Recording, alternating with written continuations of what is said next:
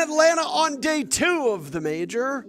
We've got some more exciting matches today. Some teams will qualify directly for Phase 2. And kind of sad, more teams will also be sent home. If you tuned in yesterday, we said goodbye to 4 teams. A couple other teams escaped by the hair on their chinny chin chin. Today, some of those teams will be in action, starting with our very first matchup, which we're just moments away from, which is Bleed versus Los. Now, hold on a second here. Let me... Here we go. It's mirrored. Bliss and SSG is in our second matchup, and then Cyclops and Wolves will be fighting for their lives in the later matches as well. Cyclops, you and I casted yesterday. Yep. They managed to stave off of elimination, but they're still in that scary spot. Wolves in the same predicament later today. Yep, we're kind of staying with this group B as well for Parker and I. We're doing some low CAG and of course elusive that, Los Bleed and elusive of that against CAG later. I'm excited for Bleed versus Los right now. You and I have actually casted most of Los's matches all the way over in Brazil. On your screen right now, you'll see the SI qualification probabilities. We're not just tracking what's happening here in Atlanta, we're also focusing on what that means for the 6 Invitational. And as you can see, the probabilities are here. Out in finals qualified for SI, for Bleed, CAG, BDS, Los, and Crest. Now, these are teams that if you look in the right side, that's out in the finals. That means they have to make it all the way there. If Bleed loses in the play-ins, they have a 0% chance. Same with CAG. BDS cannot qualify for SI. Same with Los and Crest as well. Damn, it's kind of crazy to think that BDS cannot qualify unless they get pretty far in this tournament, because you'd think that they would, you know? There was a graphic shared earlier today that said BDS's probability of making it to the 6 Invitational was only something like 44%. It is wild to think about how competitive this region is and how competitive their region is and how competitive the global regions are as well. Because you're not just competing against Brazil, a couple APAC teams. You're up in North America. You're now competing against teams from Argentina, teams from Saudi Arabia, teams from Australia. And here you go. SI qualification probabilities on your screen. The likelihood of the next team being locked in is 96%. That's GK Esports coming from Middle East North Africa's region. And then from Korea, Sandbox, one of the 4 teams that went home yesterday, still with a 94% probability as well. And I imagine, depending on which teams get eliminated next, that number could hit 100%. Teams who are absent from Atlanta, Team Liquid, 100% probability of making it. They've done it. Falcons, 99.8%, very close. And yesterday, we saw Dark Zero, we saw Bliss, we saw NIP, we saw SSG, we saw Fury, and with their win last night, Wolves all qualify for SI. And we're going to continue to see teams locking in Sao Paulo in February. And you're right, BDS 44%, so you're right on the money there. But again, still big surprise. That's the thing, like, there's so many teams that are, good at this game right now, but only so few, there's many spots at SI, right? But only so many teams can't go to SI, so unlucky. Well, you're probably wondering who's playing today. What does our bracket look like? Here it is. Yesterday, for Group B, we started the day with Cyclops and Bleed squaring off, and Bleed prevailed. Then, Cyclops went down to face the loser of Los Talon. Los prevailed, same scoreline, 7-3 across the board. And then Cyclops had a really easy 2-0 over Talon. Talon Esports only winning 4 rounds over those 2 maps. Quite a poor performance for them. Far below their expectations. They were the first team that we sent home. Yeah, and I don't think that CG is going to have that same kind of easy games today, because they play the lose between Los and Bleed Esports, and those are, I'm just going to say it, better teams than Talon they are. So it's going to be a hard day today for these two teams, but yeah, got to follow them, you and I. Yeah, we absolutely are. I mean, the good news is that in our matchup that's happening right now in Bleed versus Los is that neither of these teams are in danger of going home. Win or lose, you're still in this tournament. That's true. The problem is that if you lose, then you play CAG. Could we have a rematch? Could Bleed square off against CAG in a best of 3? That would be entertaining to watch. I think a best of 1 doesn't always give us the greatest insight into how a team is going to perform. Yesterday, Bleed were inarguably better in that best of 1 than CAG. But who knows what happens when you have to go into a deeper map pool. Los right now, obviously, I would argue the most experienced team in this group at the moment. And they're going up against a best of 1 against Bleed. And where are they going? Not Consulate, not Skyscraper. Oh, it's a long list this time. Not Argon, not Border. So where will it be? It's like put it up. Clubhouse Bank, Chalet, Cafe, the Night Haven, just laps, actually. Just laps. Now, there's some story here for Los. Because they played this map 3 times in Brazil. Won it twice, lost it once. And the thing about Bleed is that they played a single time in LCQ against Fury, actually, who's also at this event. And they won 7-0. So while Bleed, they don't get to play the map very often, they have a 100% win rate in one game, of course, winning 7-0. Whereas Los, they go there as often as possible. So it's not a surprise to see Los try and challenge Bleed on this map. Yeah, I mean, it should be familiar territory for both teams, though only playing it one time in the LCQ could be because the other teams might not be the most familiar with it, right? Bleed very well might want to go to this map, but if teams are banning it against you, especially when it comes down to a singular best-of-1, then you're not going to be able to go to it. We're going to waste no time. We're going to spare no expense. We'll get underway with our very first matchup here on the B stream. Bleed hailing from Southeast Asia. Los hailing from Brazil.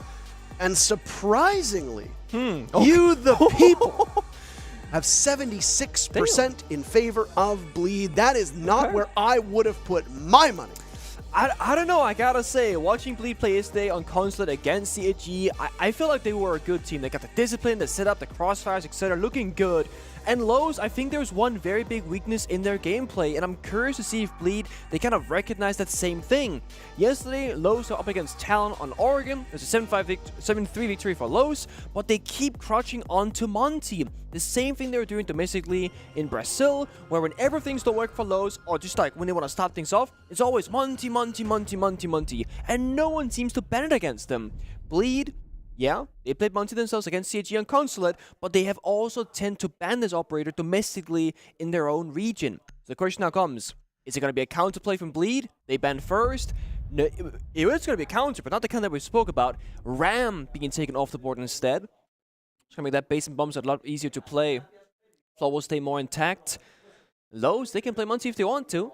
Of course, could also ban it themselves, but that's not really normally what they go for. They like the Dokkaebi bans, they like the Fenrir bans, and this time they also like the Jackal ban. I said Los played this map 3 times. It was an 8-6 victory against Liquid, a 5-7 loss against Netshoes Miners, and a 7-5 victory up against FaZe. So, pretty experienced teams there. Oh. Asami.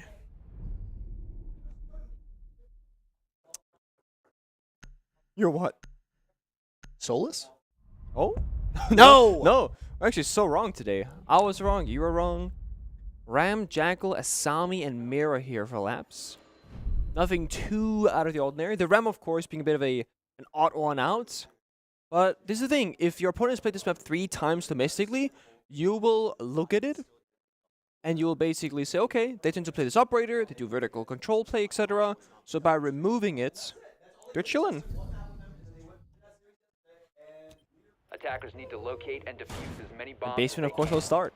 Makes sense. It supports the operator bans. We're having some fun with the cough button right now, by the way. So this is something like inside baseball for you watching at home. The 2 stream setups ran a little bit differently, and the way that we use the boxes to talk are run a little bit differently as well. On the other stream, when you hold down the cough button, which is basically like your emergency mute button, you can't hear anything. You immediately, your mic mutes, you can't hear yourself, etc. On this setup, when you mute yourself, you still hear it in your ears, and I think you can still hear it as well. I hear it as well. So I was a bit alarmed because I thought, of course, I don't want cough to come out onto the broadcast, so I just decided to hold down the mute button. I went, la, la, la, la, la, la, la, la. And I heard it. And Nick heard it. And we were told that the stream didn't hear it, and that's all that really matters. But now I suppose you did, after all. So it's always good fun. Now, what I want to see from Bleed here is they were pretty good at... So they lost the first round against CAG, and I was like, okay, they looked like they were a little bit lost. But that's also the first time they play internationally, their first ever round. And following that first round loss, they did phenomenally. They won 4 rounds of the following 5 and just took complete control. In this first round, it's that one of the star players there, Hogan, find that opening kill. He plays those intel and counter operators, the Solos, the IQ, etc. And he finds Dash on Finka, so a very high value target. Yeah, I mean, this was something that we saw with Bleed yesterday in their matchup against CAG, is that they seem to favor these early engagements quite heavily. And I mean, it doesn't always work out in your favor. There are times when you might be a bit too aggressive. You go for an early pick and you lose out on it. Finka dying early is something that we saw in that same matchup yesterday when Reaps was on that operator on attack. lose that staying power that comes with those adrenal surges, right? You also lose the nades that come. But good news, you got backup. Dots on Sledge. Hold on to those grenades. There's still some explosive capability for Los. So Maya from Lowe's had a phenomenal game yesterday against Talon. Had like 14 or something kills. Popping off despite playing that support operator of Ace. Lopen though. Yellow pin comes out, but no. Tursta, who is, it's his birthday, by the way. He's 19 years of age as of today. He finds one of his first kills here in the very first round as well. Birthday boy. Big struggles to get in the building right now for Los, which is something that we do tend to see on Nighthaven Labs. This is I would say a relatively defender-sided map as it currently stands, but its play rate is not at the level that I'm comfortable enough to say categorically it's a defender-sided map. I'd still like to see the meta develop a bit more. It is one of the 2 newest maps added. Consulate was also added at the same time. Yeah, Consulate's not a new map, I know. But it was changed. Yeah. So it's not the same map that it was before. A struggle. I mean, those can barely get inside the building right now. They got yellow pings galore. They got C4s going up, but no damage going through. A 3 versus 5 favoring Bleed, and Los might just have to walk into the breach and gamble for the best case outcome here. Yeah, and there's a bit of an obscurement as Cameraman walks right in. The Dread Mine goes off. Mentalist will follow up with Toxic Canisters thrown out. Maya, the first pick so far for Los as Cameraman trudges through. Dots on the board, another for Dots as well, and suddenly, Los with the upper hand. Things started so badly in this round for them. Dots goes down to Hoven. Cameraman still pointed up in this position as Maya goes for the defuse. Cameraman will need to get the cross. He gets the Fenrir down. Aspie on the ground. Hoven is there in a 1v1. Maya with diffuser down will now go toe-to-toe with the Solus. All 3 kills, and Maya makes it look so easy. Round 1 goes to the Brazilian squad.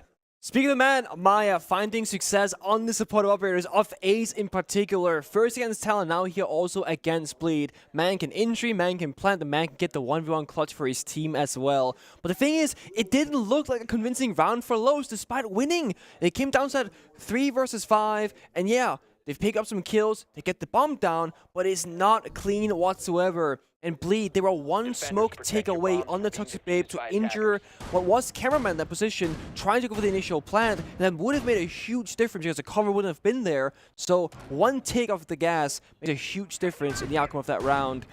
The good thing is the Bleed on the defensive side, arguably favored, and go through this bomb site rotation, go ahead. Basement didn't work out, go upstairs instead. And they can also change operators around. They were very happy to do so against CAG yesterday as well on Consulate, where they go some, in-your-face operators, go for spawn peaks, jump out windows, but also they can play the utility. They can play the barbed wires, the deployable shields, the traps, and of course this round, Aspie on the Clash.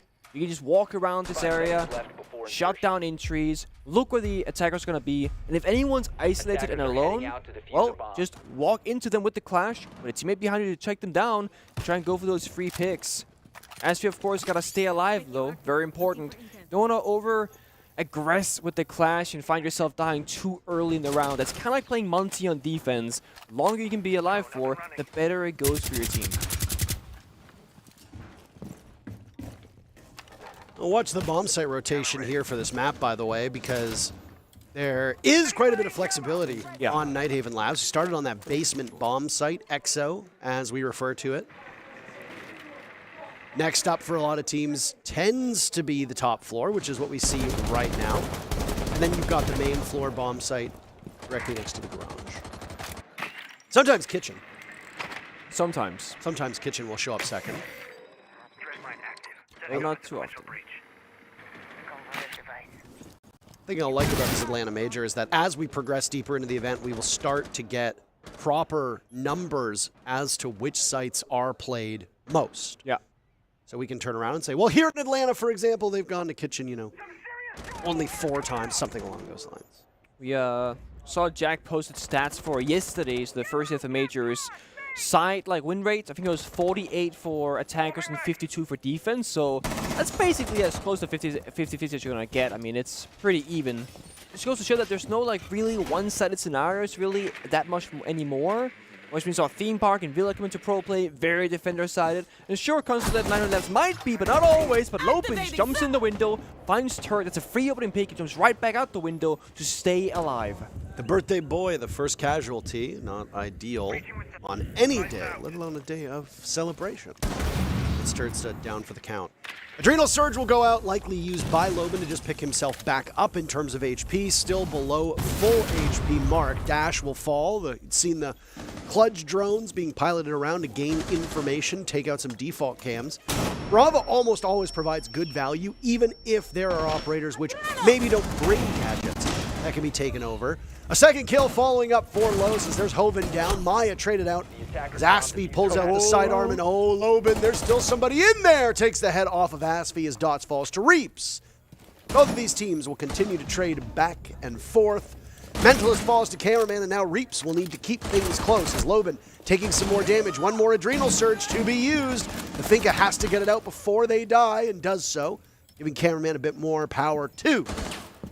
Everybody very injured at this point. They know exactly where Reaps happens to be, but Cameraman's not trying to get the diffuser down. Lobin seals the deal, and that's 2 in a row for Los. That's not pretty. A bit of panic on the side of Reaps, and I mean, when defenders are locked outside the bomb site, it's just not a good look.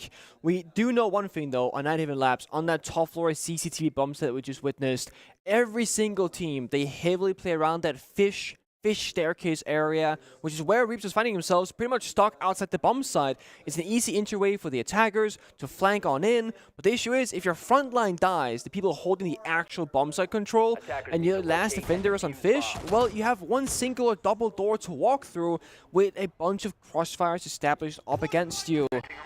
So you're completely locked out. Aspie tried to make the play with the Clash, found one kill, had to go for the reload, and couldn't get the second, and that's the issue. When you play the Clash, you play the Monty, you're basically only having 4 guns up at any given moment because the Clash and Monty are going to have to shield up instead. So when your initial roamers die on the defensive side, Clash is forced to go off the shield to even the gun numbers, but they don't get the intel. Don't get that pushback option that Clash provides your team with. Los, they find 2 rounds in a row. They'd see Blackbeard being hovered over by Dots for a brief moment, but no Blackbeard can play for this round, unfortunately. It's always a good time to see him tank a headshot and get a kill, and you go, you know what? If that was any other operator, I would have lived, but it's a Blackbeard, I'm dead. So G2 in Europe also, Doki bring it out a couple of times. When you ego challenge your opponents a bit, Blackbeard can be quite nice.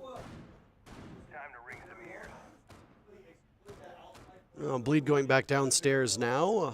How will Los's lineup change? One thing that we saw yesterday in the Nighthaven Labs that you and I casted was that teams love to bring an abundance of hard destruction. And that exact same lineup is being brought in terms of 3 ways to get in to a bomb site. You've got the hard breach cannon, or the hard breach gadgets in Lobin's hands, you've got the thermite on the board, and you've got the ace as well. Oh, Hoven. Hoven wants an early engagement on the Soulless, does so through the window before scampering off. A risky one, but I mean, catch him by surprise, try and take down the Nomad or the Buck so they can do their job of soft destruction or flank watch and get a lot of value. That's the thing though, high risk, high reward, and I think if you're down, 0-2, you might as well try and play a little bit more risky. Try and stop Los from achieving their goal of puncturing the bomb set because they have both rounds so far. It's Turd, so he'll get aggressive with this and walk away with the pick. Down goes Dots. Half of the round gone at this point, but oh, it gets worse for Los very quickly. Lobin slaughtered by Aspie, who still roams above. Turds to the first casualty for Bleed, but they have built up an advantage. Not all hope is lost. Cameraman taken out by Reaps. This is just a complete set of domination off-site. Dash, a nice shot on Reaps. Narrowing down those numbers before you can collapse on the remaining anchors. Aspie and Hoven were roaming. Looks like they've gotten closer to the bomb site as they know that the timer is ticked down with 1 minute left.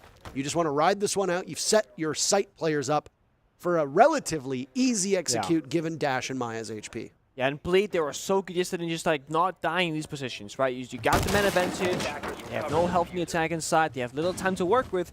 You just cannot die right now to any vertical destruction from Dash on the sledge. Just stay on the exterior of the side, wherever the ceiling isn't broken, and let the attackers come to you. And I think Astrid just proning on the floor, Mental is also in the corner, Hoven's the only person holding a risky angle, but he gets a free pick. It's Dash in a 1v3 now, and he's got no diffuser. He can drop a hatch, but it's not going to bode well for him because you're stuck in that mid-air drop animation. And Hoven, he's ready, but he gets shut down.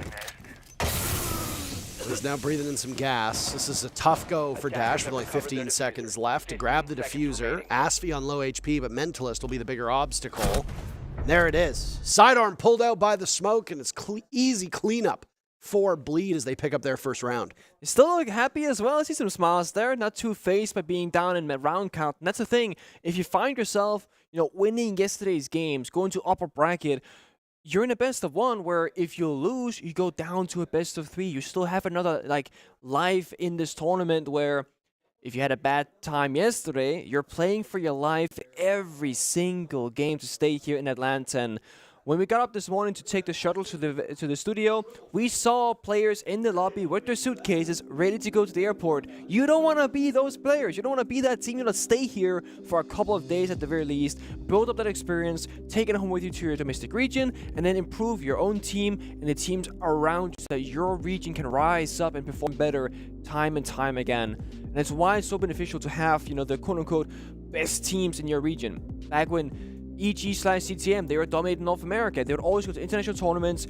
get experience, come back to North America, and scrim all the other North American teams and improve them. Same thing with G2 Penta, Empire, PDS, etc. in Europe. So having the same consistent few teams going to international tournaments to bring home that experience, very valuable.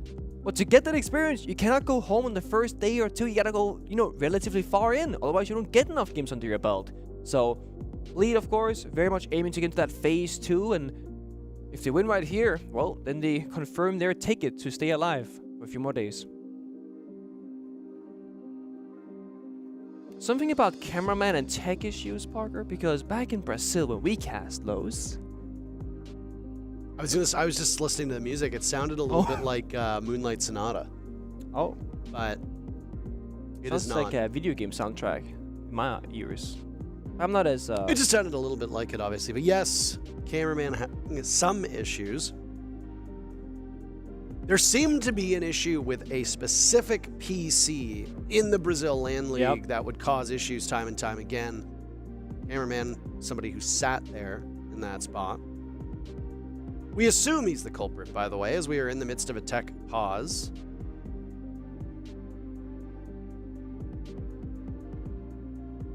I'd like to remind you that there's also a match going on the other stream, and it's actually not Cameraman, by the way, who's been removed. No.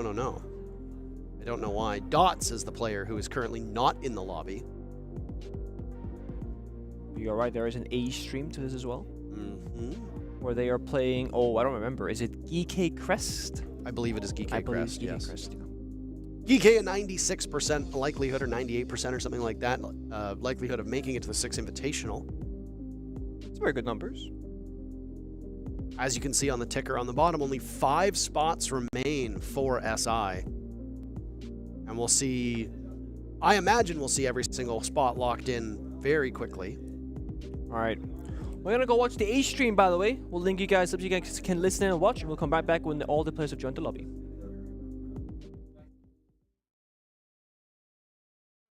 And that's the beauty of having a roster that has so much talent like Geeke does, and having an IGL-like leader that can, call things on the ball like that. Don't ask me. I don't know. Don't ask. Just don't. Don't even reference it. Can't even reference it? Nope. It's right there. Not allowed. Well, there is one mirror window on the bathroom wall. The other, we will not talk about. Thank you. We don't see it there that often, is all we'll say. But Geeke with that Capital on the board will definitely try to take control of Garage later on by a very immediate pathway. He just punches it. Just why? Why is it there? Why? Crust, you're doing so good. Why did you do this to me? Hey, now they know. They're going for plat wall. Hey, if you don't know, now you know, There's no way that this is... Okay. Did it break it? Yeah, we were both listening. We're like, was that... Yeah, it did. Listen, it all did. Right, fair enough. But, here's also the other problem. there's already a huge gap in this wall now. You know? And it's like, yeah, you can toss impact through, and like, yeah, you guys got a good set of them. But there's a lot of different ways that you can handle this bomb site. So I don't know, man. That just makes it to where you can just naturally hold a cross right there. So it's a little back and forth, but it's working for Crest, right? That impact works out, so we won't give him too much grief about it. Key is going to work in down low, trying to find some homes for his frag grenades. Yopi, speaking of homes, looking to send Key to his. Sees shifting.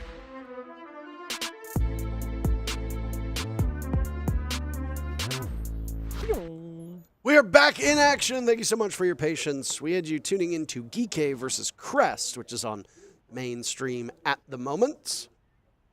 2 streams returning after their departure in the Copenhagen Major, if you remember. Attackers have discovered the location of a Do bomb. you remember? I do remember. I saw Reddit post about it. People seem to be very happy that A and B are back, so that everything's covered in good time. Yesterday was, 10 in the end, seconds a left before pretty insertion. long day for one stream. Because of delays and seconds whatnot. It happened. We're back. Only had like a few minutes pause here in this particular matchup. Bleed and Low still undergoing. Bleed won their first round just before the technical timeout occurred. Lowe's on the first 2.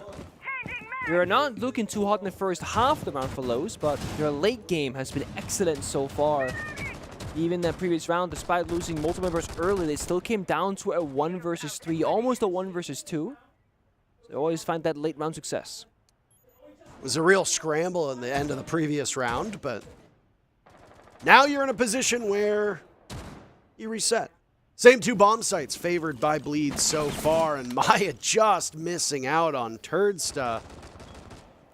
Now still hold in this position. Just giving himself a little bit of protection as that Dread Mine is not too far away. It's a classic, you know, something went wrong last time, so let's do the exact same thing but better. I guess there is one difference though. Hovens and Kite this time try and trick the wall. So you slap down the jammers first. If the EMPs and Maya go out, you throw in a Kite Claw. You try and trick something and just play around the EMP economy. 1 EMP goes out here, only 2 remaining. Second EMP goes out as well. So now all of a sudden these Kite Claws, they will find more and more value. We did see Hoban actually go for that Kite Shuffle. So the second EMP was necessary. Electro Shuffle. Electro Shuffle. It does not work out, but there's still one of those claws in back pocket. Turdsta out-dueled on the entry. Loban picking up the kill. That gives Los an advantage, but Loban finished off by Reaps before using an Adrenal Surge to pick himself back up. Reaps can be so formidable. Might have the most cursed mousepad placement. I don't know if you've seen Reeps' mousepad, but it is horrifying. We'll go back to a shot of all the players at some point. Now it's Mentalist under fire. Dots on rafters, sees the opening that was created by the Selmas, firing away as Aspie comes in to protect with Hoven right next to him. Now over towards Fish Stairs. The fish there is very important. The Tigers in the goal flank. There it is. It's Dash this time. Walking up the staircase. Finds the free kill onto Aspie. That's again. They clash down for the count way too early in these rounds. It leaves just Reaps, Mentalist, and Hoven in a 3 versus 4. You can hear that TCSG going, and it can hit like a truck, but can't hit much. All the players of Bleed falling by the wayside. Now it's Reaps dying at the hands of Maya. Los pick up where they left off. They allowed Bleed a single round, but so far they have been very firmly in control. Los up 3-1. Those, the fan vote all of a sudden looking a little bit on the wrong side there. The vast majority of fans, they thought that Bleed was going to be the winning team, and oh yeah, I just saw Reaps' mousepad for a brief second there. It is like, look, it's like mostly off the desk actually. Now, I do know that Reaps has an incredibly high mouse sensitivity, which is quite rare these days in Rainbow Six Siege. It used to be that North America and Europe, back when we had like quote-unquote 3 major regions, and Brazil, or Latin back then, we would all play like relatively slow or low sensitivity in North America and Europe. But then Brazil came into the mix, and they had this like really fast sense because they came from Battlefield. They're former Battlefield pro players. But even Brazil nowadays have gone down to this like lower, slower sensitivity. It tends to be favored by most of the Siege pro players. And then there's Reaps, who has like quadruple the speed of most players and doesn't need any of his mousepad because it's so 10 fast. seconds to insertion. And it might look cursed, but it's going pretty well for him. Domestically, Reaps is an seconds absolute remaining. monster. And this game right now, he's 3-4. So he's doing pretty decent. Attackers must Not locate standing and out by defuse the any bomb. means, but still standing in it. I mean, Bleed are still putting up a fight in most of these rounds, even if we do see Los as the superior team at this point. It's true. So, third bomb site finally being picked here. I was going to say. The Kiatchen. Don't see this all that often. Typically, Cargo is the tertiary bomb site. The thing I will say for Los, though, they've done a great job to open up all the walls in their attacking sides, but also Bleed haven't done all that much to stop them from doing so. Thatcher is open, so they're playing Mute, sometimes Kai, but no Bandit. So no tricking has really occurred, and Los are always granted a way in towards the building, into those bomb site walls, and they also do the pay respect and say, let's play double hard breach. So Cameron on Thermite, Bomb Loban on located Ace, by even if attackers. one of them were to die, they can always get the walls open that they need for both the roam clear and the site execute.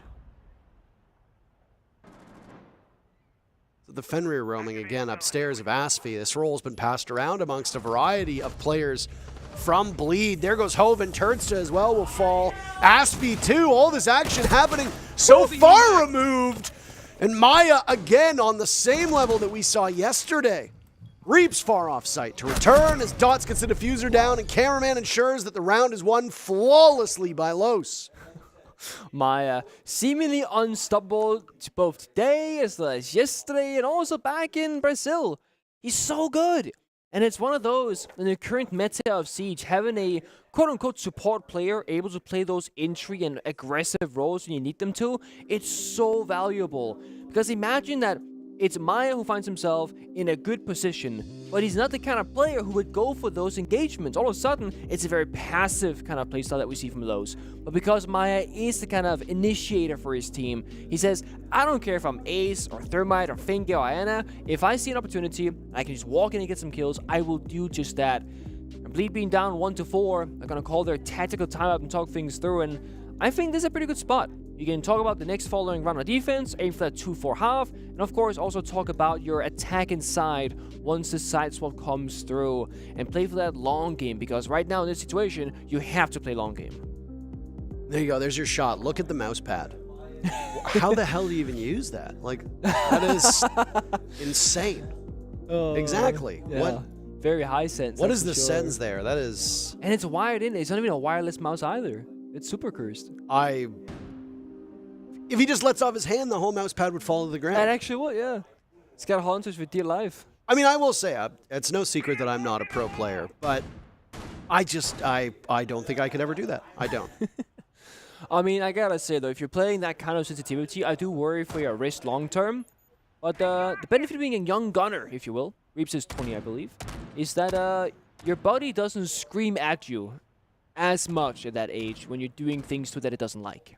But as you get older, 10 your seconds back to and your go. wrist, your arms, your elbows, etc., they will start hating you for those kind of things. 5 seconds So to go. maybe with time, Reaps will be forced to change his mouse pad, but for now it works.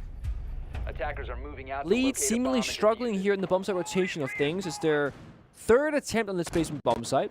They have won it once on their second attempt.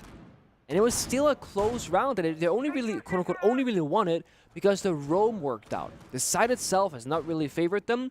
But when Turnsta and Hoven are roaming up first floor, second floor, and they get a couple of kills, that's the only way that Bleed so far has found success in the individual gunfights and catching Los by surprise. But ever since that round, Los, they've slowed things down even further. They haven't put themselves into those like difficult or high-risk positions. They're always establishing a crossfire, having two people near each other. They're droning a lot. We see it here. Cameraman way outside the building, droning towards the window, seeing, okay, it's open again. They might swing it because last time, that's where Bleed got a kill.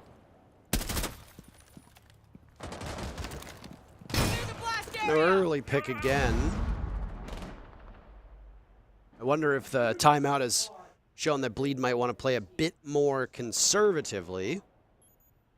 They got some roamers over this Exo site, so maybe not. Necessarily. I mean, the side itself already weakened because, again, the mirror ban is kind of punishing Bleed here. The second the wall gets opened up, there's no bandit in play, so that means instantaneously, at any given moment, Bomb Los located could by just attackers. walking through this wall, throwing some flashbangs, or in the smoke from dots maybe, and execute a plant play. It's possible, and they're still looking for it as well. Oh, Loban just walks right in, and here are the guns for Los yet again.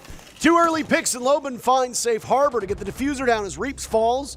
Los setting up quite well for another flawless round. That leaves Aspie and Turnstile. Loban dies at the hands of Aspie. No flawless will be there, but Aspie will now need to clutch out before getting finished off by our familiar friend, Maya.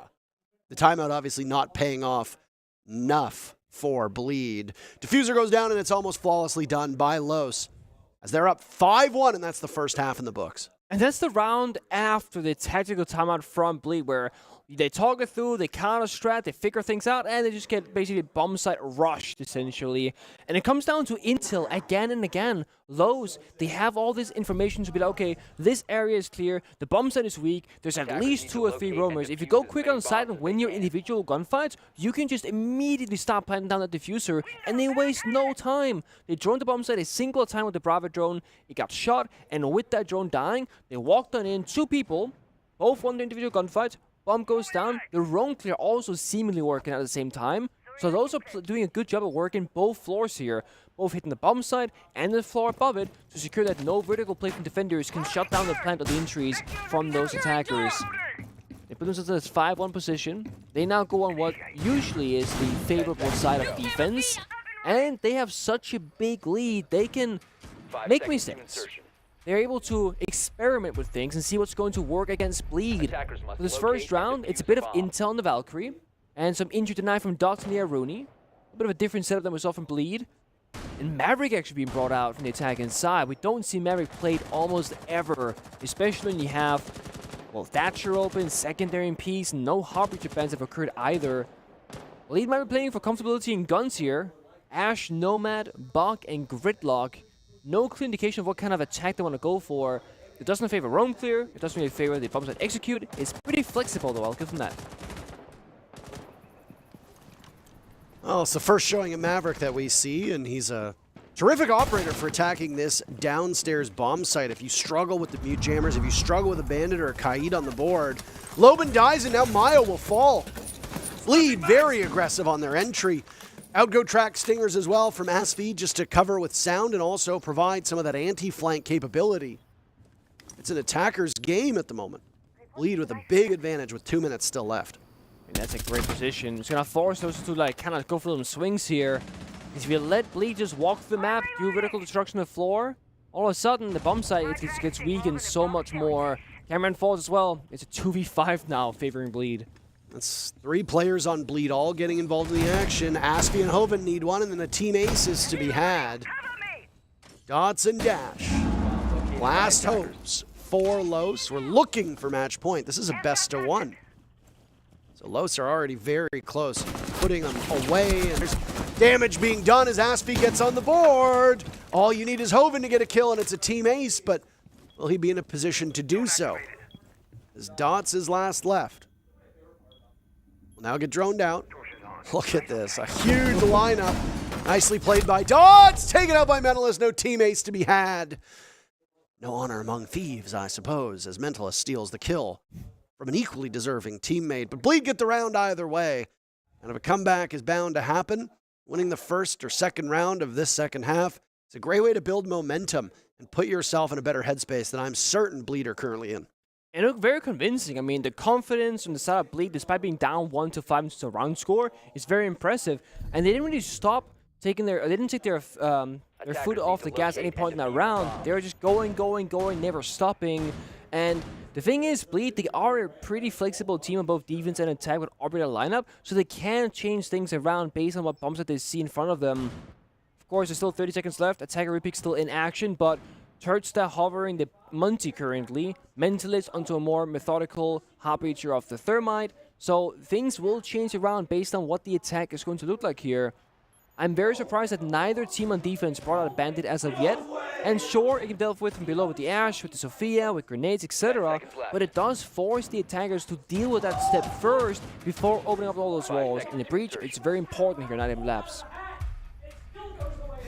Attackers are moving out to locate a bomb. So far, the bomb site rotation has almost been perfectly rotating between that EXO and Command Center bomb sites. EXO Command Center, Kitchen. EXO Command Center so far. No cargo yet. we talked about is that tertiary bomb site is often wrestled over by these teams as to where you want to go. Kitchen was won flawlessly by Los on attack. So I don't know how eager either of these teams are going to be to go to a tertiary bomb site. There's a Monty on the board as well. A staple of Bleed, it was Mentalist who was playing this operator yesterday, if you recall. Yeah. Usual attacker is going to be get the main breach open up. That's done. Now that you walk in through, garage catwalk here at the Monty and force out the player of Maya on that catwalk position, or you go across the map into the connector side and attack from the opposite side instead. The nade is beautiful. It was aimed for the barricade, perhaps or perhaps not, but it gets the kill. Because the barricades can be cleaned out by the flourish drones instead. It's a really good start here again for Bleed in the second attacking round. And Monty has still not been shown by Turdstar, so they still got that secret weapon up their sleeve. Reeps, after having the grenade do the damage himself, staring down that angle towards the doorway. Dash taking a lot of damage, but ultimately wrestling it away from Reeps now, as you can see at red dot underscope. Monty could aggress. Dots is aiming for something. There's a nitro cell there too. Kaid of Loban walking in.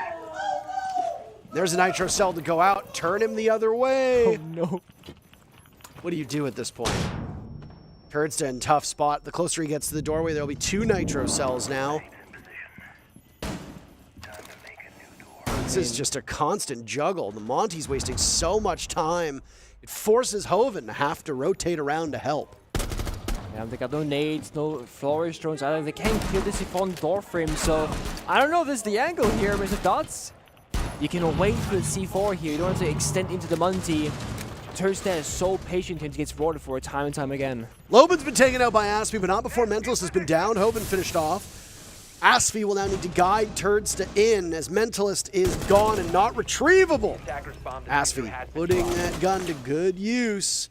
6 kills, 6 deaths, looking to break even now with 2 remaining players for Los to be found.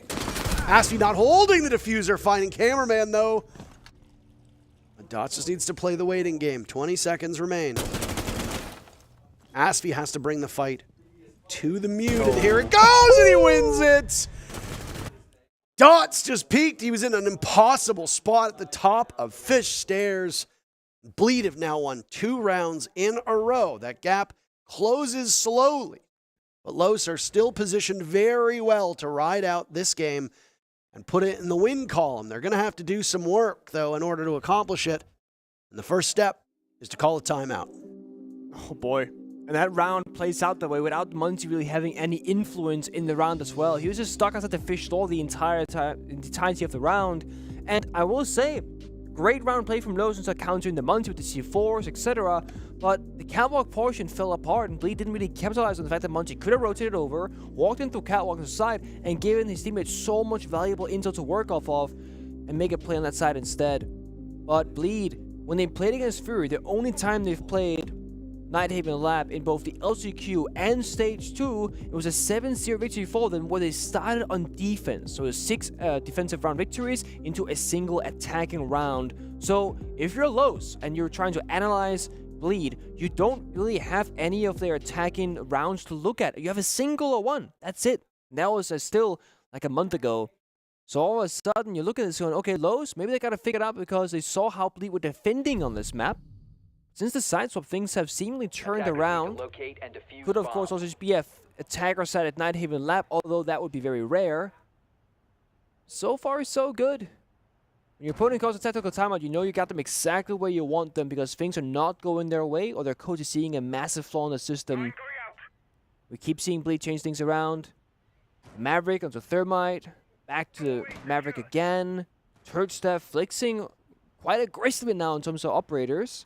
Going from entry to the Monty to the supportive role instead. And that's the thing about Bleed. They do have the classic like 4 gunners and the old guy who breaches walls. By old, I mean 23. That's the oldest guy that's Mentalist. But they do a good job at, despite having 4 gunners, they're all happy to change things around based on what bomb site, what map they're playing, and also who is having a good day. We've seen both Hoven and Mentalist and Turdstar now play the Monty. We've also seen Turdstar play Heartbreach and Mentalist as well. Ashley can be entry, he can be flex, etc. One thing that's always a constant seems to be that Reeps either dies first or gets the first kill more often than not. Every player, every team really needs a kind of player that just gets in there and gets it done. For this team, that's Reeves. So far, only a single round has been won by the defenders. That was Bleed all the way back in round number 3. This has been an absurdly attacker-sided Nighthaven Labs. It's bad news for Los and their fans, as they will find themselves on the wrong side. This round not going any better, though. Starting off with Maya dying at the hands of Turdsta. Maya at 1 point, 10-2, now 10-5. Has not really had much influence on the second half of the map. Or the downside of having one individual stepping up in some of the rounds, that when that player gets shut down or stops stepping up, all of a sudden your team is not getting a whole lot of kills. If you look at the kill count, Bleed, their top gunner on 8, bottom on 4. They're very much close together. Whereas for Lowe's, Maya sitting on 10 a while ago. The bottom is Dots on 3. The gap was even bigger. It was Maya on 10 with Dots on 1 earlier on. So more of a team effort in the kill department for Bleed. All of a individual heroics from Lowe's. Lobin taking a little bit of damage as well now. The roam being just completely cleaned off by Bleed here. Don't have a lot to win the room anymore. And most of them is half on battles the bomb side. They got Valkyrie cameras to work with, Solar Scanner as well. So they can have intel, but can they act upon it? They have one C4 on the puck of Dash that could maybe get a kill later in this round, but so far it's not been pulled out. I do like it for Los, the fact that there hasn't really been a follow-up or a loss yet. The thing with this Los team is that if you can at least wait for the push, you hope that your gun skill will carry you through whatever ensuing fray there is. Waste time, set up your anchors well, maybe have a good flank. You're obviously going to have to contend with both a Nomad and a Gridlock, which is quite obnoxious. That's a team flash, by the way, from Hoven. He vaults on in. Lobin gets Hoven. Try to say that 10 times fast. It's a trade as Turds has been down, but so too is Lobin. Diffuser was attempted by Reeps. He falls off of it. Los winning their duels. Mentalist finding Dots. He'll need 2 more to win the round for his team, but with only 15 seconds left, that might be an even bigger obstacle. I think he's boxed out. I don't even think he can get into the bomb site. He'll have to cut his own way in as Maverick. And the Nitro Cell from Dash will propel Los to match point. Oh boy, I mean, that could have been so good. If Mentalist had the cover there, the protection for the plant for Reeps, they get a post plant outside the building with the breach being closed off, and the bomb goes down successfully as well. But bit of either mistiming or miscommunication because somebody snuck past Mentalist and stopped the plant from going down. And this was kind of Bleed almost trying to replicate how Lowe's were attacking that base and bomb site. They were still actively on the roam clear while they're trying to get down that diffuser at the same time. And the thing is, it's a high-risk situation because you're spread across the map on 2 different floors. You don't have a lot of manpower to help one area. And that's what we see. If Mentalist doesn't get the cover correctly, no one else can do it for him in his stead. Plan gets stopped, and with that, the round goes to Lowe's. And on match point, up 3 rounds right now, 6-3. They're going to take us to the cargo bomb site, and that concludes it. We've seen all 4 bomb sites now between these 2 teams, but we've not seen one team themselves play all 4. No, not unless they lose this round and then go to Kitchen next. 10 seconds left. That's still possible. That's still possible. That's still possible. There are 2 more rounds to go. Should Bleed prevail. 5-1 first half for Lowe's put them in such a strong position that there's very limited room for error for Bleed. Lowe's surrendering an early pick in the previous round obviously knocked them off their stride, but they were rock solid through the mid-round, not giving away too much, and then the final moments of the round ultimately overpowering Bleed on their push. See some bandit tricking now. I can't remember, but he falls off as the Selma seemingly makes next to no noise. Missed opportunity for Los, but could potentially put those bandit batteries somewhere else and hope for the best. I do think Cameron was a little bit too late there for the wall and the bandit trick because he just arrived when the Selmas came onto the wall. A little bit too slow on his part, but that's the thing about the setup. Turds that finds the opening kill again so many times in this matchup so far. Reeps looking for a second. The aggression still being kept up here by Bleed. Not giving Lowe's that much space in this map despite Lowe's actually on defense. First pick through these 4 attacking rounds for Bleed have been exceptional. Los won the first blood duel back in the first half 4-2. That means Bleed has 6 of the 10 rounds where they have held some form of advantage. Reaps getting another, this time onto Dash.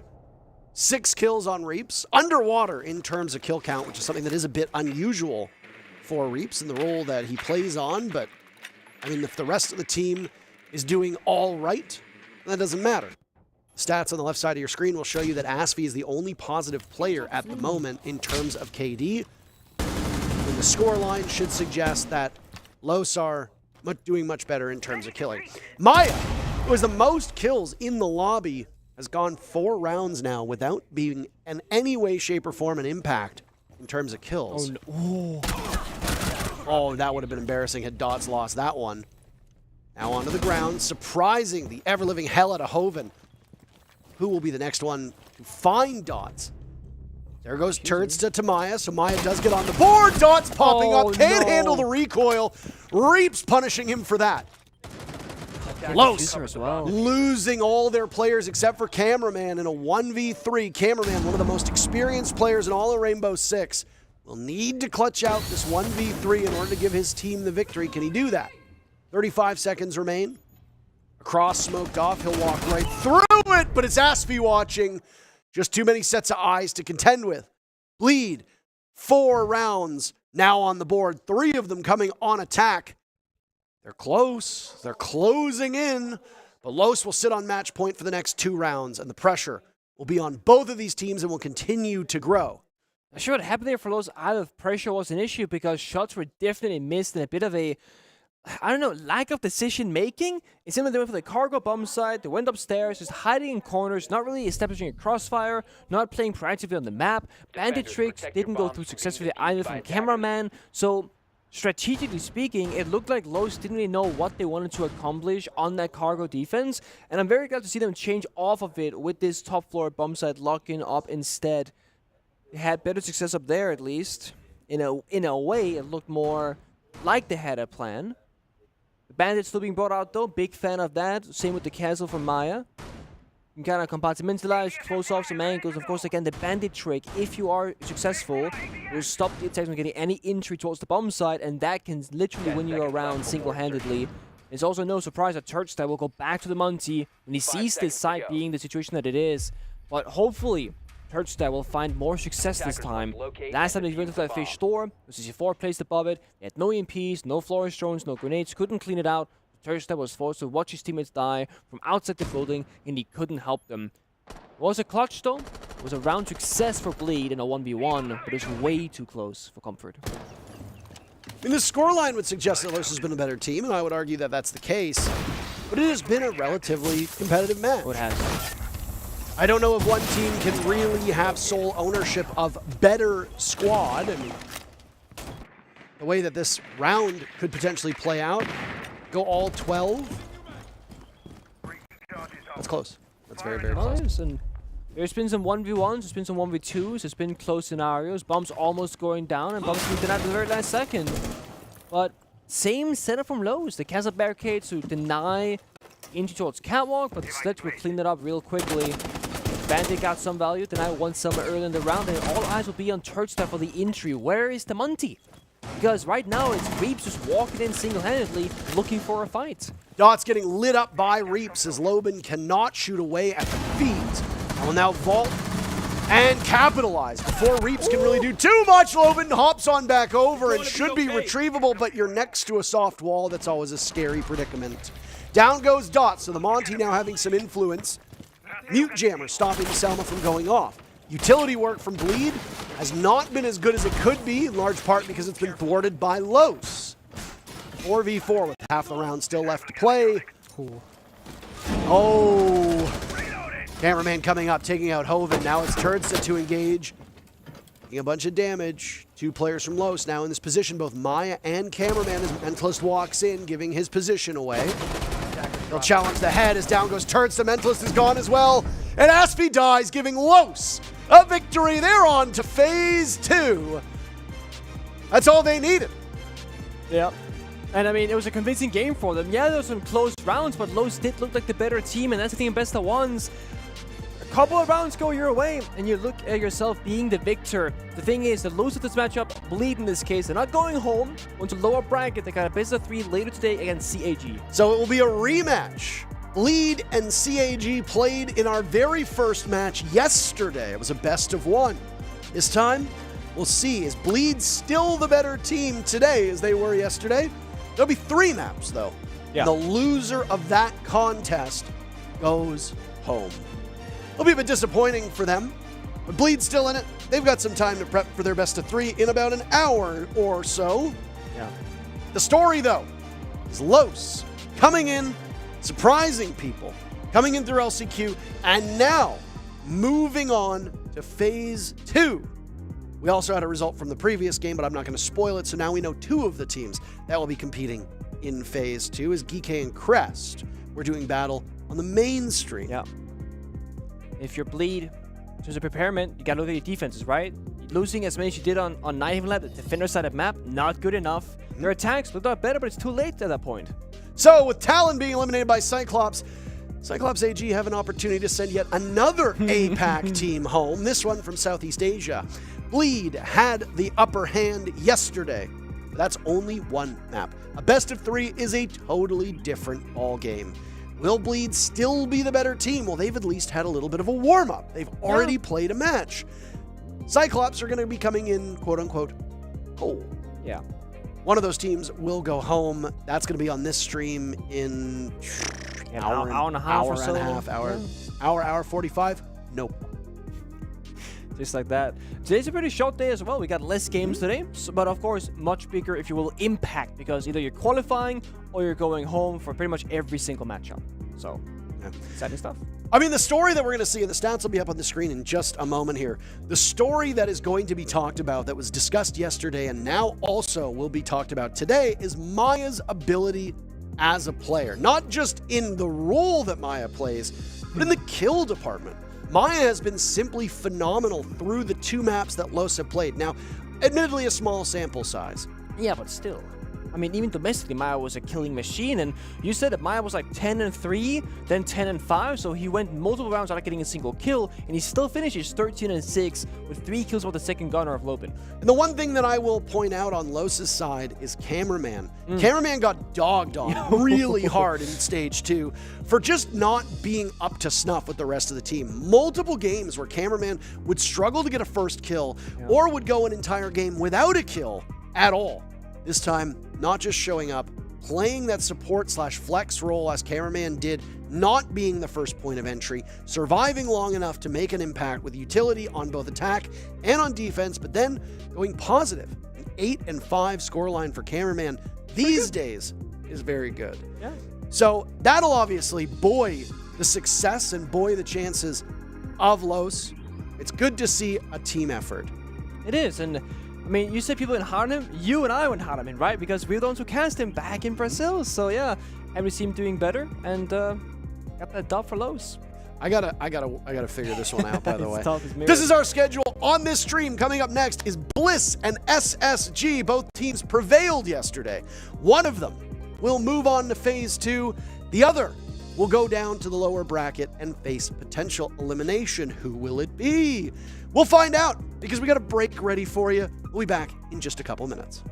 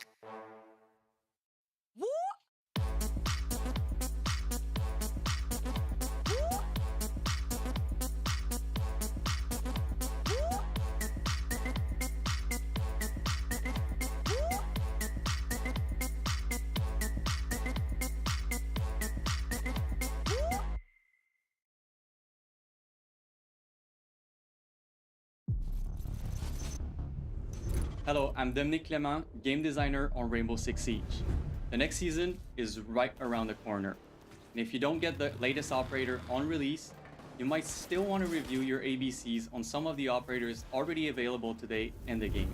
The Electric Bandit, the Wise Cade, and the Quiet Mute will be welcoming a new troublemaker into their ranks, ready to give breachers a few headaches. Working out your pulse and Solus muscles will ensure you'll be able to provide invaluable intel to this new operator. And let's not forget about Ella, Fenrir, and our other trap operators who each bring a unique ingredient that can be used in crafting some really crazy strategies with this new operator. So jump into the game and review your basics with these operators, so you'll be ready to synergize with the new operator when it comes out next season. See you then.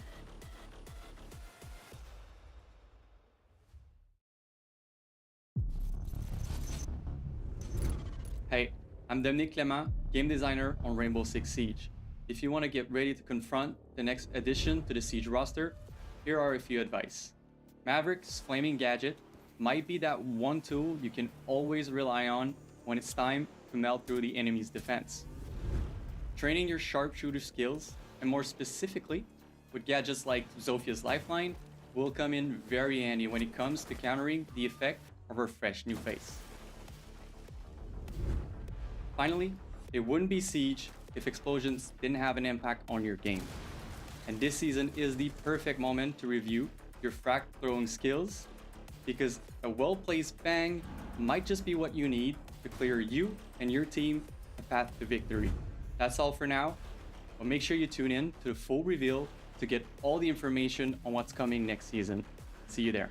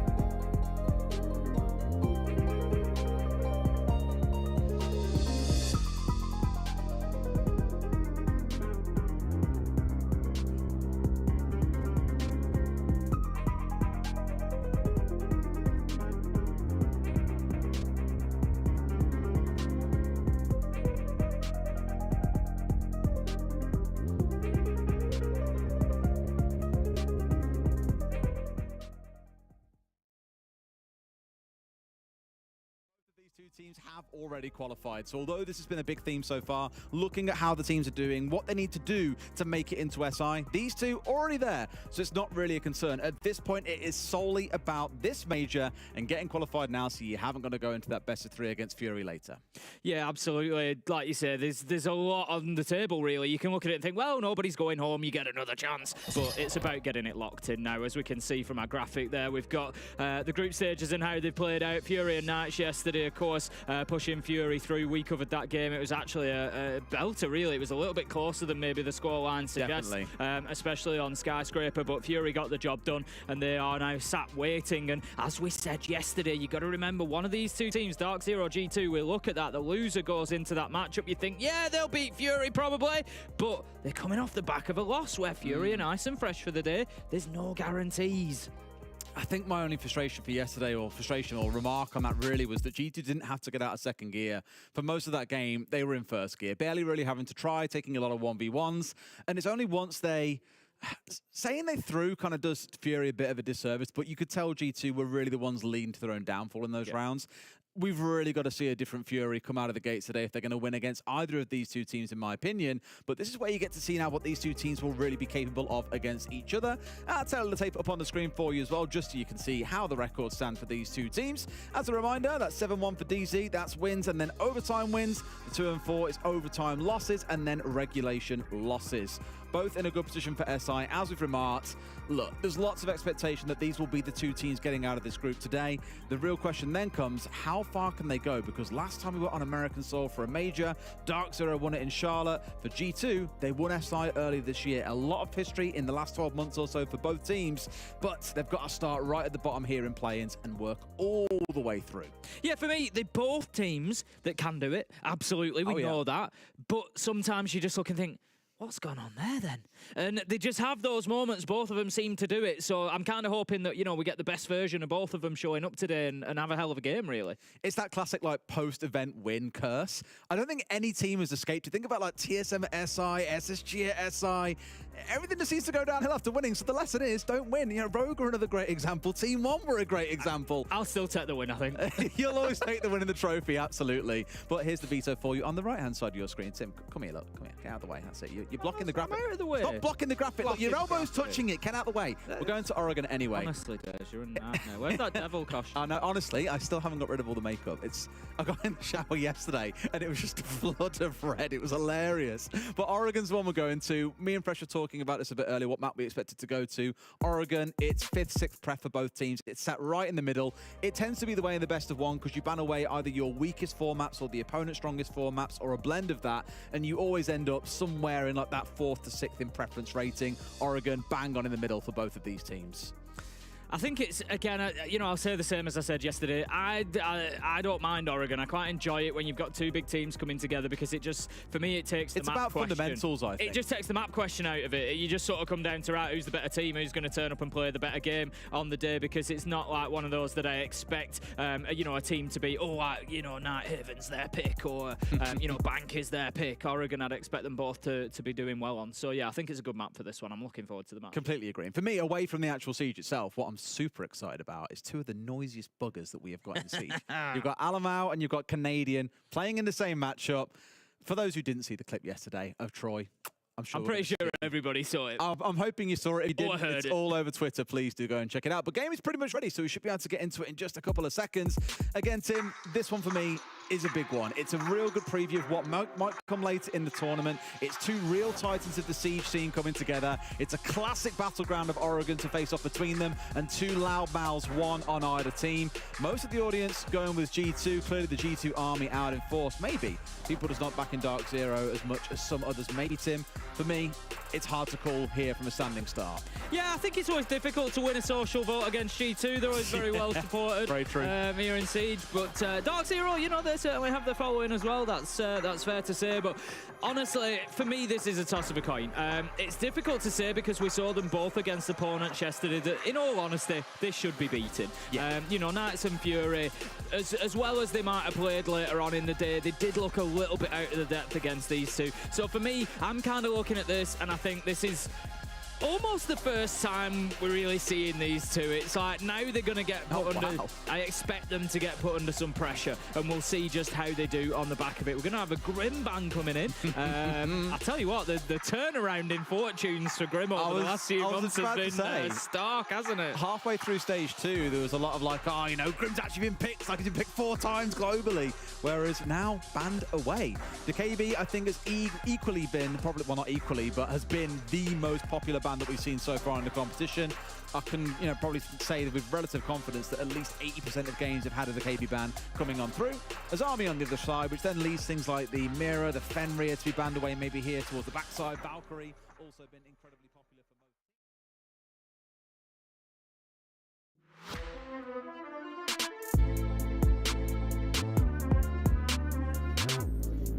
Welcome back to the Major, guys. We're here in Atlanta for day 2 of the play-ins, which, believe it or not, is our final day. We eliminated 4 teams yesterday, Mandy. Another 4 must go home today.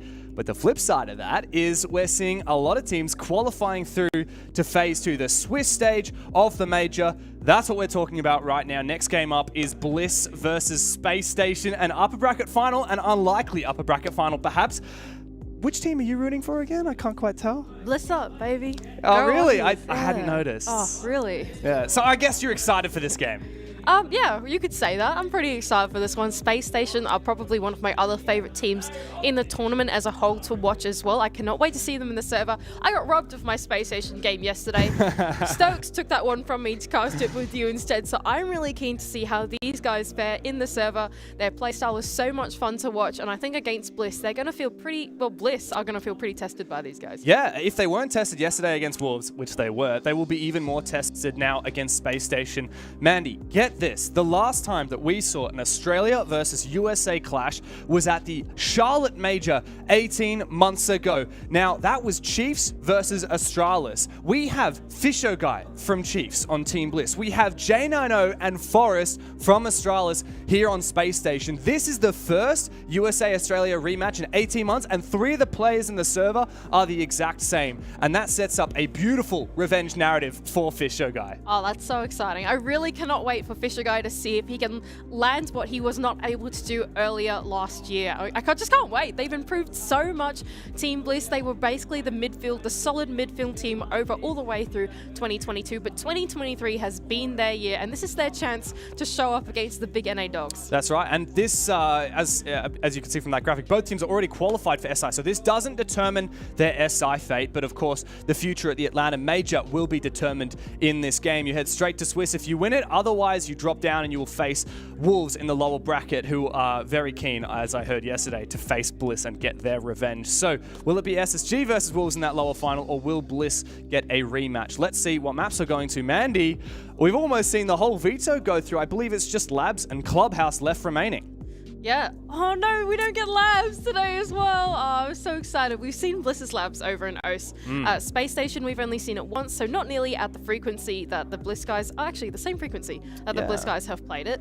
But nevertheless, we are going to go to Clubhouse. And I think the veto has played out about the way that I expected it to. Team Bliss are essentially forced to ban out, Skyscraper, Oregon. They basically don't play those maps at all. Auto bans, Consulate thrown in there, probably a more weak map for them. But on the side of SSG, they have just such a diverse big map pool range that is really hard to point out a weakness in their map pool. To me, Clubhouse, I think, is a great middle ground between these two teams. Team Bliss play it, they know what's going on, but so do SSG. They've had some pretty significant results on it recently. Yeah, to me, this actually feels like both teams going to one of, if not their very best map. But Team Bliss are actually on a 7-game win streak. They have not lost it all year long, and they have a 71 attack and 73 defense % win rates. Now, that is some crazy stats. Of course, playing majority of those games within the OS region, if not the APAC region, does skew the results a little bit, but for Space Station, it's almost as good. They have a 5-2 record this year, and that's 3 wins in a row, including convincing games against teams like Oxygen and Wildcard, who, despite not making it to the Major, have been phenomenal in North America this stage. So I think that this sets up a banger of a match, a real barn burner, a super awesome showing of what both of these teams can do on one of their very best maps. I'm really looking forward to jumping into the server for this one. Clubhouse plays out very differently to the labs that we might have seen, but I think it's going to set us up for what is a game that is going to test so many different aspects of both these teams' gameplay, especially Team Bliss, right? Clubhouse doesn't really play it like your strat lane, like we saw them play against Wolves yesterday. This one, we're going to see if they can get both the checklist stuff done, they can get their pacing right, but they can also bring in some ideas into the server, because against Space Station, it's going to be a pretty tough opponent to just do your basic things and try and get away with it. Very much so. This is a Australia versus USA matchup here. It's early in the morning over in Australia, and it is right in the middle of the day here in the US of A. I'm sure that all of the fans of both of these teams will be getting behind these guys as they fight for a spot in the Swiss System second phase of the major. Here on Clubhouse, we're getting into it. We're already seeing the bans roll through, and that Monty taken out by SSG. Clearly, they know something about Bliss that perhaps we don't. I can only imagine that might be a bit of a Fisher Guy ban. Fisher Guy does have a tendency to like to bring out the Monty for some of their attacks and some of the bright ideas that they might have trying to jump their way on into this map.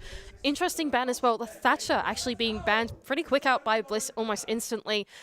Does lean into the fact that they don't really want to be playing that impact bandit trick minigame. They want to open up their defensive lineup to have more options. They don't have to force themselves to bring along that bandit, bring along that Kaid, because, well, Maverick's probably going to be the hard breach in play if it's necessary. Defenders, protect your bumps from being I love a bit of defeated by Maverick attackers. Clubhouse. It feels like he's shifted out of the meta a little bit, except for on this map and Labs, but I would love to see it. The Solus ban from Bliss. Now, this is something that we talk a lot about in the OS region, right, Mandy? And in general, in this event so far, we've seen it from quite a few teams, enabling the pre-placed drones. And on a map with as much map to fight over as Clubhouse, all of that top floor, all of that ground floor, when attacking this basement, will need to be cleared for the majority of attacks. You really want to get rid of that Solus. Yeah, that's exactly right. But what that does mean is that it does enable that pre-placed drone type gameplay. And as we get into the server, I am curious as to whether SSG have actually got a read into this idea. It does look like they are swapping off to those roam clearing operators of the Dokubi and of the Amaru as well. All 10 drones still alive for SSG too, but it doesn't look like anyone's just jumped on the cams immediately. They're going to claw their way into the building and try and enable this roam clear with the Dokubi calls, with that logic bomb, and see if they can get their way in quickly. It does seem to be a full map clear.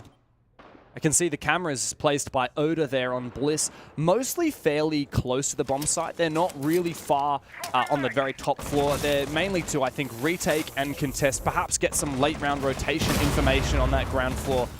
Rendo's done a great job. Oh, he's actually impact trick and done a lot of damage. Default's not able to secure the kill. Defaults has got to be extra careful. He's very low HP now, and the opening pick has already been exchanged. It's the two rookies. Wedables taking down Ashen and immediately traded by Hot and Cold on this top floor. The roam game is afoot. Well, quick entry though from Hot and Cold on the Amaru, who's completely swept in through the jacuzzi side of the map, and Faults on the cutoff is going to collect Brendo as he tries to fall off in through Secret Sage. Now, being a little more cautious on the fall off, seeing that his brother has just died, and will retreat back to the side safely. Very early exchanges, isn't it, Mandy? Very much a good advantage for Space Station early on, but still a lot of map to clear. I do think that it's quite a significant advantage, to be fair. As Kaid is banned, Hibana is in play, it really opens up a lot of hatches very easily. And I think that Space Station have a big opportunity here that Bliss need to decide how are they going to deal with it. Are they going to just sit back and wait, or are they going to start trying to contest? I think you've pointed that out exactly right. SSG, they've got a lot of options here with that double hard breach in play. Not only are they going to be able to get open all the hatches, but the ace does mean that they can open up the triple wall if they so desire. And with 1 minute and 14 left to go, they have lots of time to figure out what they want to do. Good drone work from J90 there. Bliss just spotted out and taken down, but the Dread Mine has been spotted. Fisher guys, Fenrir, very powerful in this current meta, especially on a site like this. As we can see, Brendo's Vulcan Canis is popped by his teammates to try and delay a bit of time. Still man advantage for SSG, and Bliss do not seem to be over-aggressing. They are waiting. Yeah, the idea here with SSG is don't telegraph your push, because the moment that you telegraph your push, all of the Bliss players are then going to go and reconvene over there and stop what's going on. It does look like they are posturing in for this triple take. Sage on the other side with the head walls open is going to be the main point of contest here for the defense, and with 30 seconds left to go, they're going to try and kick it all off, but through the vertical, actually not through the vertical, through the head holes. Sage is able to collect J90 down on the bottom of West Main, and the push has to come through now. That's the second kill for Sage at the end of this round. Forrest walking through the Dread Mine. He's taken down once again. Big Brother gets it done. Forrest with it all to do against 3 players who must lie in wait. Visho Guy takes down his opponent in the final kill. beautiful headshot and a wonderful start for Team Bliss. Fantastic composure there from Team Bliss as the round ticked on by. Space Station, they really could have done anything. I would say there in that final execute. They had the option to do something like a triple, a kitchen hatch drop. They could have flooded Mode, they could have gone down blue. Anything could have happened. But what was really the key there was the micro of Fisher Guy on the Fenrir. We saw on board of a Space Station like 2 or 3 of those dread mines go off, and it completely told the tale of exactly where the attack was going to be. Off the back of that info, Sage was able to collect his double kill. Not just that, but even the blue push that then followed, Fisher Guy was able to hold the cross with his teammate to prevent them from getting on into the site. And that's the necessity of that passive intel through in the late round and the micro that needs to come out from your Fenrir player. If you lose those activations of the Dreadmine early on trying to support the roam, you're not going to have that passive intel later into the round, but Fisher Guy played that really well. Indeed he did. It takes actually a lot of skill to use that Fenrir well. I don't know about you, but when Fenrir first came out and I was experimenting with it, I thought of it more as like an Ela mine, as a trap. You set, you forget. Of course, you get 5 of those gadgets. Only 3 can be active at a time, but it takes a lot of skill in particular, not just to juggle them, but to make sure they don't get destroyed. Because if they're open, they're vulnerable, of course, and when they get taken down, you lose that charge. You can't then go and reactivate one of the other ones. So if you have 3 active and they all get shot down, it doesn't matter that you've got still 2 in the pocket. Like, they're not going to be able to be activated. The skill ceiling on Fenrir is actually very high, so much so that I actually kind of gave up on using him. What? It's pretty hard. Like, I don't know about you, maybe I'm just too much of a run and gun player these days, but it's really challenging to make sure you deactivate them before they get shot. So what you're saying is you're the problem with Ranked 2.0. I play Hibana on Clubhouse, so I get at least some credit for that. You get some credit for that. You get some credit for that. That's fair enough. But, you know, I think that is certainly fair enough to say to play Fenrir, you definitely need to learn the finesse of the micro. And I think that having it on, like, you know, especially your IGL player or Fisher Guy, it's really important. That being said, I do want to flip the story a little bit to SSG. Their attack, that was a solid roam clear. They did a very nice, like, hammer and anvil type roam clear. It was just the execute phase that they didn't quite call right early enough, unfortunately. And so I think for these guys jumping over into CCTV and Cash, they are going to get that second chance to prove themselves. Indeed they will. And to most people, this CCTV cache bomb site's actually not free, but it's a far more comfortable bomb site to attack.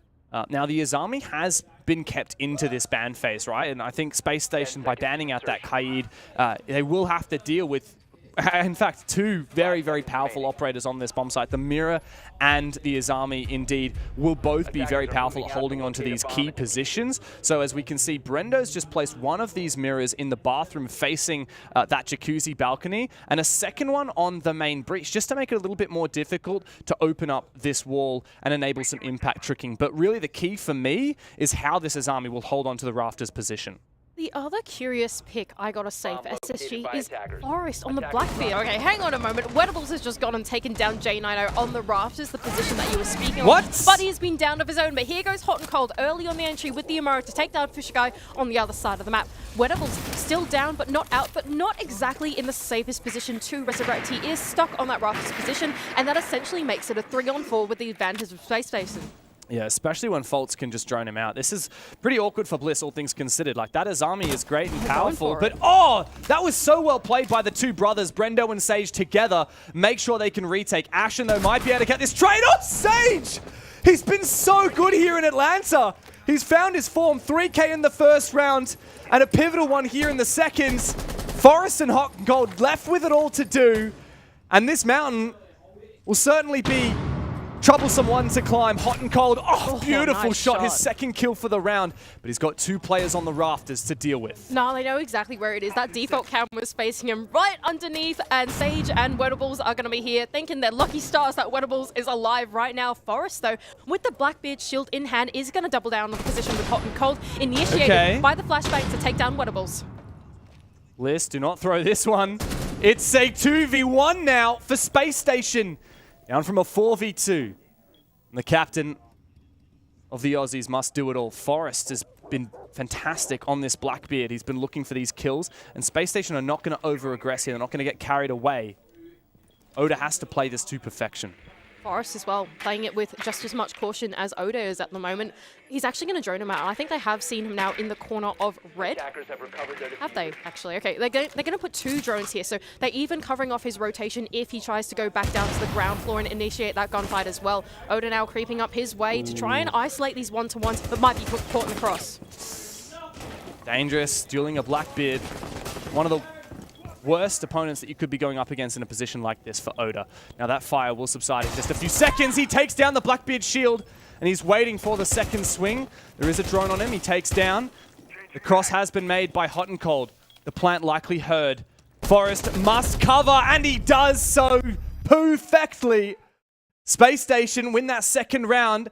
A 2 versus 4 comeback and a massive boon for the Americans. Such sharp shooting as well from Hot and Cold. The disruptor player on SSG enabled himself into the building to take down Fisher Guy. Not just that, but the shot he landed on Brendo in mini garage was like, damn, you know, SMG 11 headshot to the face. That's not so nice. That's pretty nasty. Hot and Cold getting sharp with it, and really SSG mounted a pretty successful attack in the end in the 2-on-2 situational moment. I really like that they were able to dial things back, get the drones in, make sure they didn't fumble the bag against Oda. Yeah, they did it well. 1 by 1 is how you win back those rounds. We saw this a lot yesterday, in fact, Space Station against Alpha Atheris. They had this magic about them. Even when they were in numbers deficits on attack on Skyscraper, which is traditionally a very hard map to crack, right? Especially when the defense has just a few lines of sight that they have to watch. Space Station kept making it work. There was one round, Jano jumps into Samurai and finds 4 kills and brings back a 2 versus 4. Space Station, of all the teams I've watched this tournament, seem to be the best at fighting on attack from a numbers deficit, fighting from behind. They will not let rounds go, and Bliss need to be ultra careful, especially on this defense side, not to let rounds like that slide. Yeah, that's the magic of Space Station, isn't it? These guys, in a situational moment, are probably one of the most adaptable teams, I would say, in the lineup of Phase 1 in general. They just have all these bright ideas, and that's what happens when you have players like Hot and Cold, like Forest, these big ideas, people in the server and making calls like that. A couple of new ingredients brought out this round for SSG. I like this Ying pick. Could be influential in the late round. Now we've gone to gym and bedroom. Brendo is going to contest. It actually looks like Bliss are consistently contesting the opposite side of the map on every one of these attacks. And I think if I was them at the moment, I'd be really cautious of Hot and Cold. Now, this time he's on the sledge, but 2 rounds in a row, he's played that Amaru, and he's found really early kills. He's actually been phenomenal on this entry. And speaking of great, have a look at this drone placement from Fault. So much information lapped up. They're really having to think about hitting the site here. Fultz is like, guys, we can do it. We just need to plan it out. Have a think about it.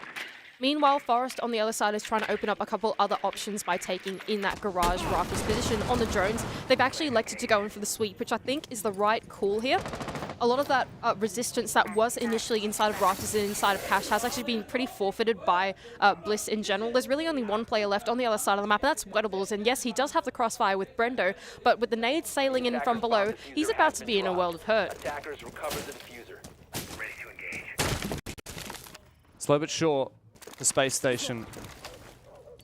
Here comes the Candela. It's actually a mini execute here under the top red position. Wettables completely flashed out. Player coming up from the bottom red stairs, and it is indeed Hot and Cold. Not through a nade from below, but from walking straight up the staircase to find the opening kill. Solid collapse there from Space Station as they actually dedicate themselves to going for this sweep across the map. Now they have full control inside of Cash and CCTV, but it's about converting that then inside of Con and in towards the bomb site after that. Here goes Hot and Cold. 1 grenade remaining in his hands down the bottom of the main stairs, but Oda seems to have his number. Dialed in, 50 seconds left to go. Hot and Cold will try and make the move. Does he have information on where this player is in logistic? That remains the question. Oda is watching the main stairs. Now Sage could stand on safe ground, but Hot and Cold is going to perfectly nade him out of position. And with that Space Station, their numbers advantage has been further to 5 versus 3, but Forest drops straight into a frost mat. I don't think he's going to be able to pick himself up as Fisho Guy holds off on the site. It's just him and Brendo remaining, but Brendo's good for 1. Can he be good for a second? J9O comes in, and now Fisho Guy must clutch once again against his opponent from a year and a half ago. J9O knows exactly where Fisho is, but Fisho Guy wins it. Forrest has picked himself up from the frost mat, and he cannot sprint. He cannot move. He must slowly but surely slug his way towards Fisho, who clutches against both of the players that defeated him in Charlotte a year and a half ago. Oh, cool, calm, and collected is the ideal of Team Bliss in the 2 versus 1. And poor Forest, so sluggish in the final 30 seconds, couldn't quite land the engagement. And Team Bliss there to take a second round into Gym and Bedroom. I really liked what call they made to actually then go and full off into the bomb site. I actually really enjoyed what Space Station were doing there to pick apart the defense one by one by one, but unfortunately just leaving it a little bit too late. By the time that they hit the bomb site, they didn't quite have the redundancy in time that they needed to actually get their way in and feel comfortable taking those gunfights, scrambling a little bit in the bomb site, and then trying to get the bomb down because, well, there was only about 20 seconds left when they decided to finally go for it. Well, that's the funny thing, right? Space Station was so thorough in that early round, It and was so cool. It netted massive results. But then Yeah. you have to continue that pace, that consistency throughout the round, right? They spent so much time clearing wettables. Amazing. Didn't lose a player, didn't lose a lick of HP.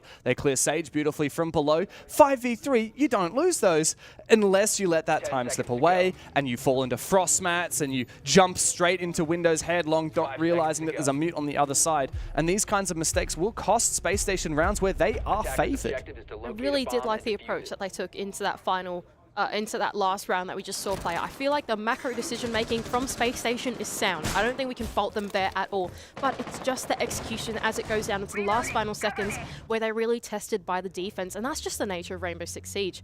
Regardless, we're going to go back down into the basement bomb site for Team Bliss. Now the bomb site have been unlocked, and here goes Hot and Cold once again early on the entry. Boots already in the building, and the buff can tear up the floor. Yeah, it's nice to see. Ooh, Oda was actually very close. I think that player, the Dokkaebi, was actually, just on the other side of that barricade. It's Ashen here. Really, the tip of the spear has not been the rookie of Ashen. It's been Hot and Cold every round. He's 6-2 at the moment. He has been fantastic at opening up the equation with these early engagements, taking down these roamers. But as you kind of described in the end of that last round, Bliss are actually not over-contesting here. They've completely fallen back to sight. Yeah, no, not at all. They're once again leaning into the anchor hold here for this bomb site. They switched out the position of the Fenrir, though. It's no longer on Fisher Guy. Fisher Guy's decided, we need smoke.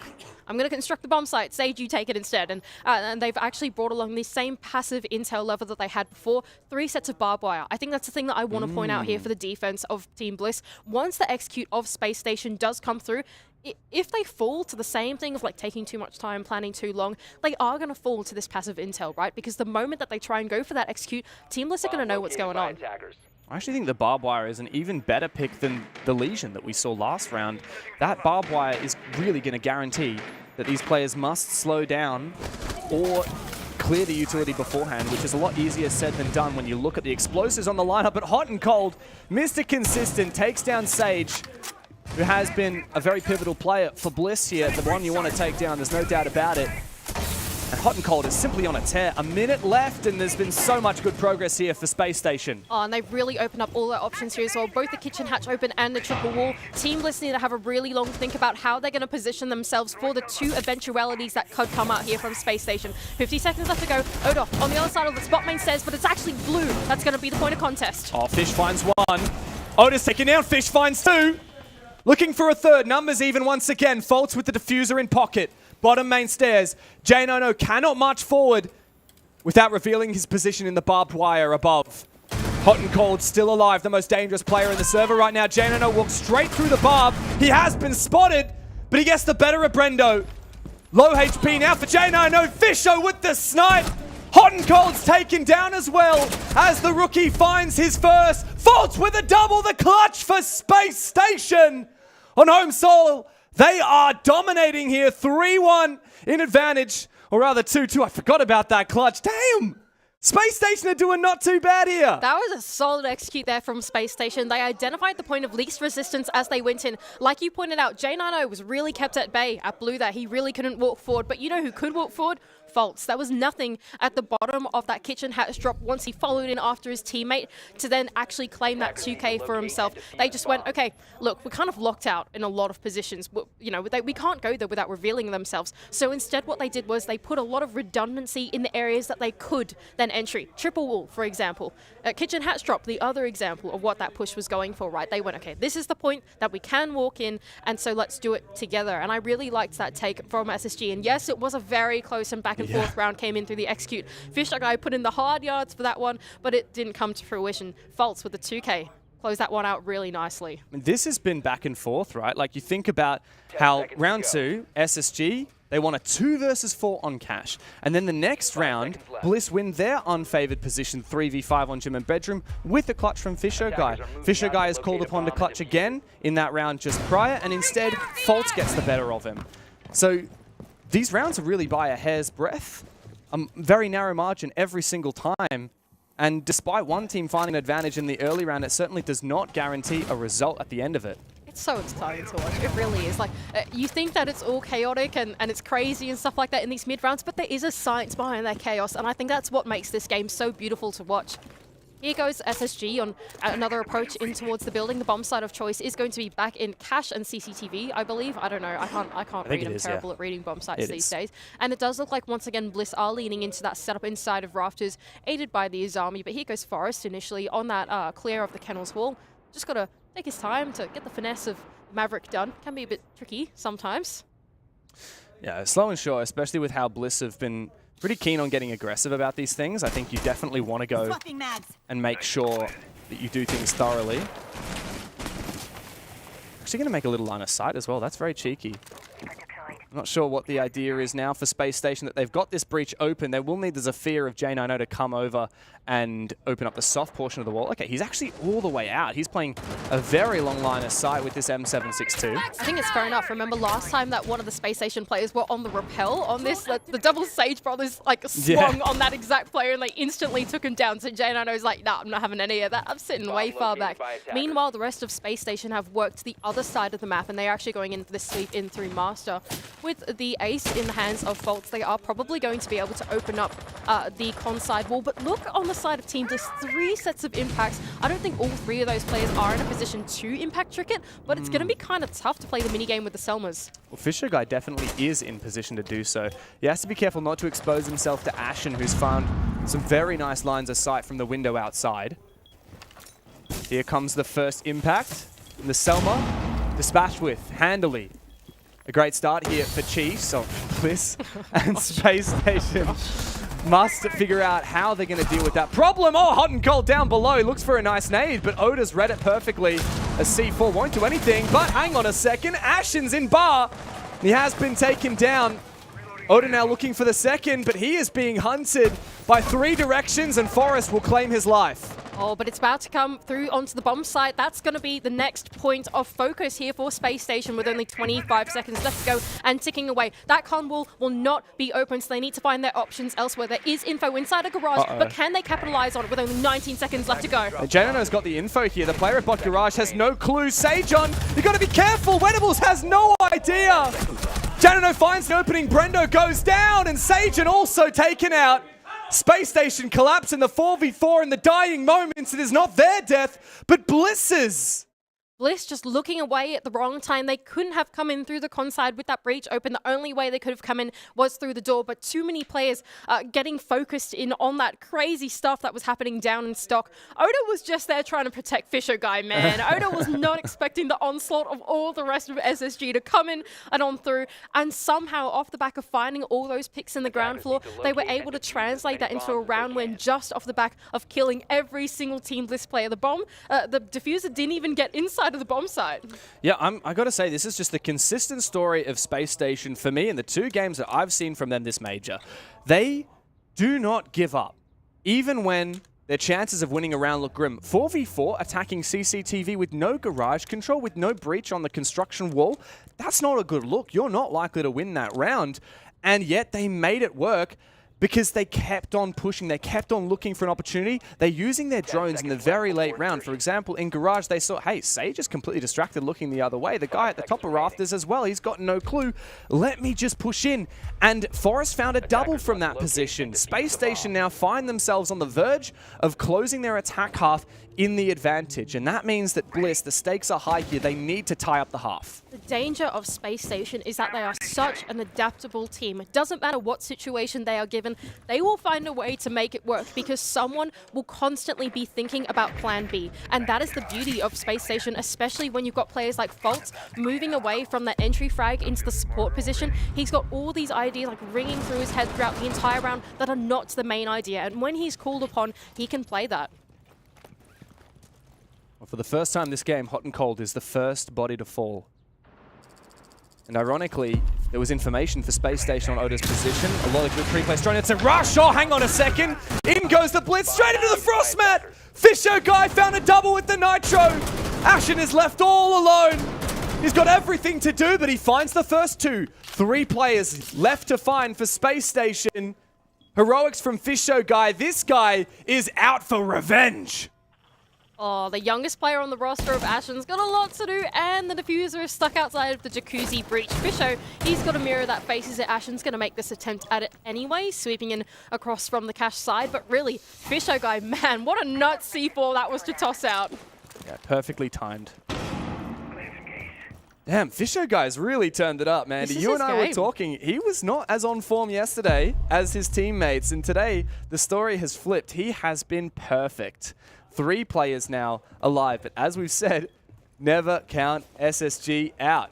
Ashen will not give up. He will not sit and take an impromptu tactical. He will move in, and he is immediately taken down by the man of the hour himself. Double digits for the Fish. 4K in the round for Fisher guy. What a massive round from him. They tried to go in for the jacuzzi rush, but not too well planned out when you've got a shotgun and a C4 on the other side to meet you. And Fisher guy totally ready for that. He gets his 4K and he's like, look at his face. He does not care. He is does cool, not care. calm and collected. Bliss are looking at their monitors with a renewed intensity after tying up the half. 3-3 on defense. It's perhaps a little bit less than some teams would be after on Clubhouse, but Mandy, I admit, after seeing Bliss's attack comeback on Wolves yesterday, 4 attacks in a row, I would not be surprised if they can keep pace even in the second half. Clubhouse is a different beast though.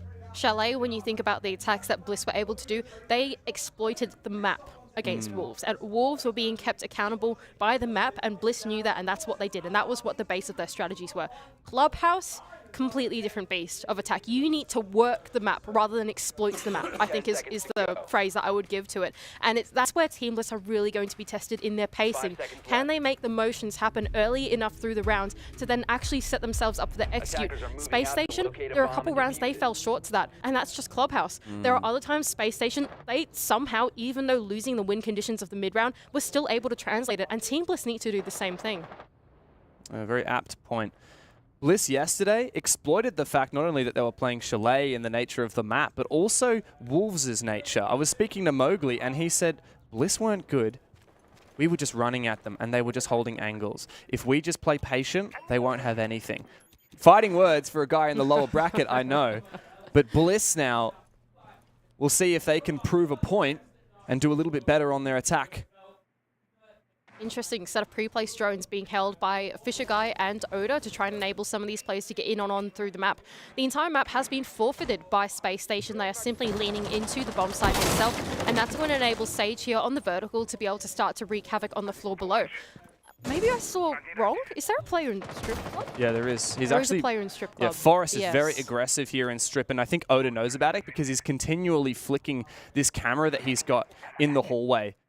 And he knows that the player has not left, but he also doesn't want to push it. This is the thing we were saying about Bliss, right? They're happy to just wait and be patient, but the danger here is that time is ticking.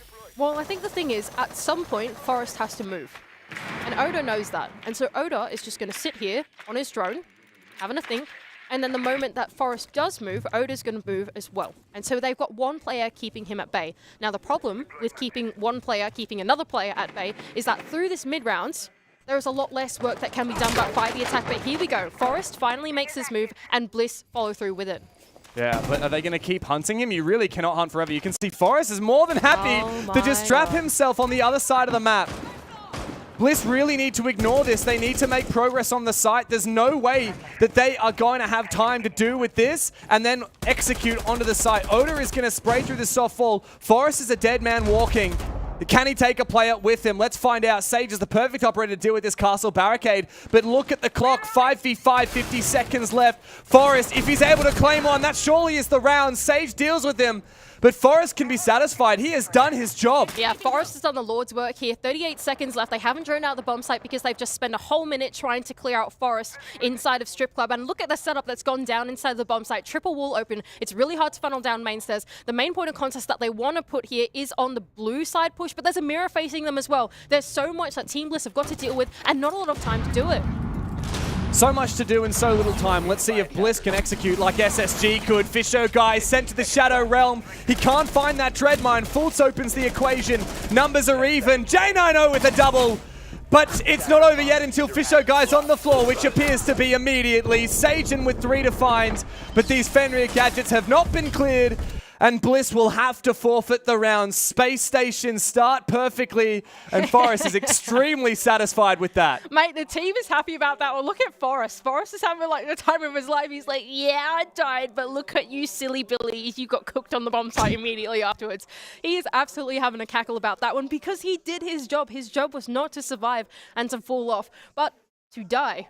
To die valiantly. And he did that to perfection. He wasted a whole minute on the clock through the mid-round, and Bliss went, oh damn, there's a whole bomb site left to go. That is not so cool. It's really smart from Space Station. I think that they identified, I don't know whether it's a read from in the game, I don't know if it's pure instinct or whether it's counter-analysis from watching the Wolves game yesterday, but Space Station said, look, Bliss have been tested if they can deal with aggression. Can they deal with decision-making? Making the hard decision of, do we go and hunt Forests, or do we leave him to his own devices and focus on the site and watch for his flank? And Bliss failed that exam. But it's only the first round of attack. Well, let's hope that they can pick one back up in this next one. It is over in CCTV and patch, which does play out a little more simply for the attack. The bomb site is exposed, of course, to the exterior of the map. A lot of your points of entry are significantly closer in towards the bomb site in comparison to that basement bomb site. And I think that Team Bliss will find a little more comfort having gone over to the secondary bomb site.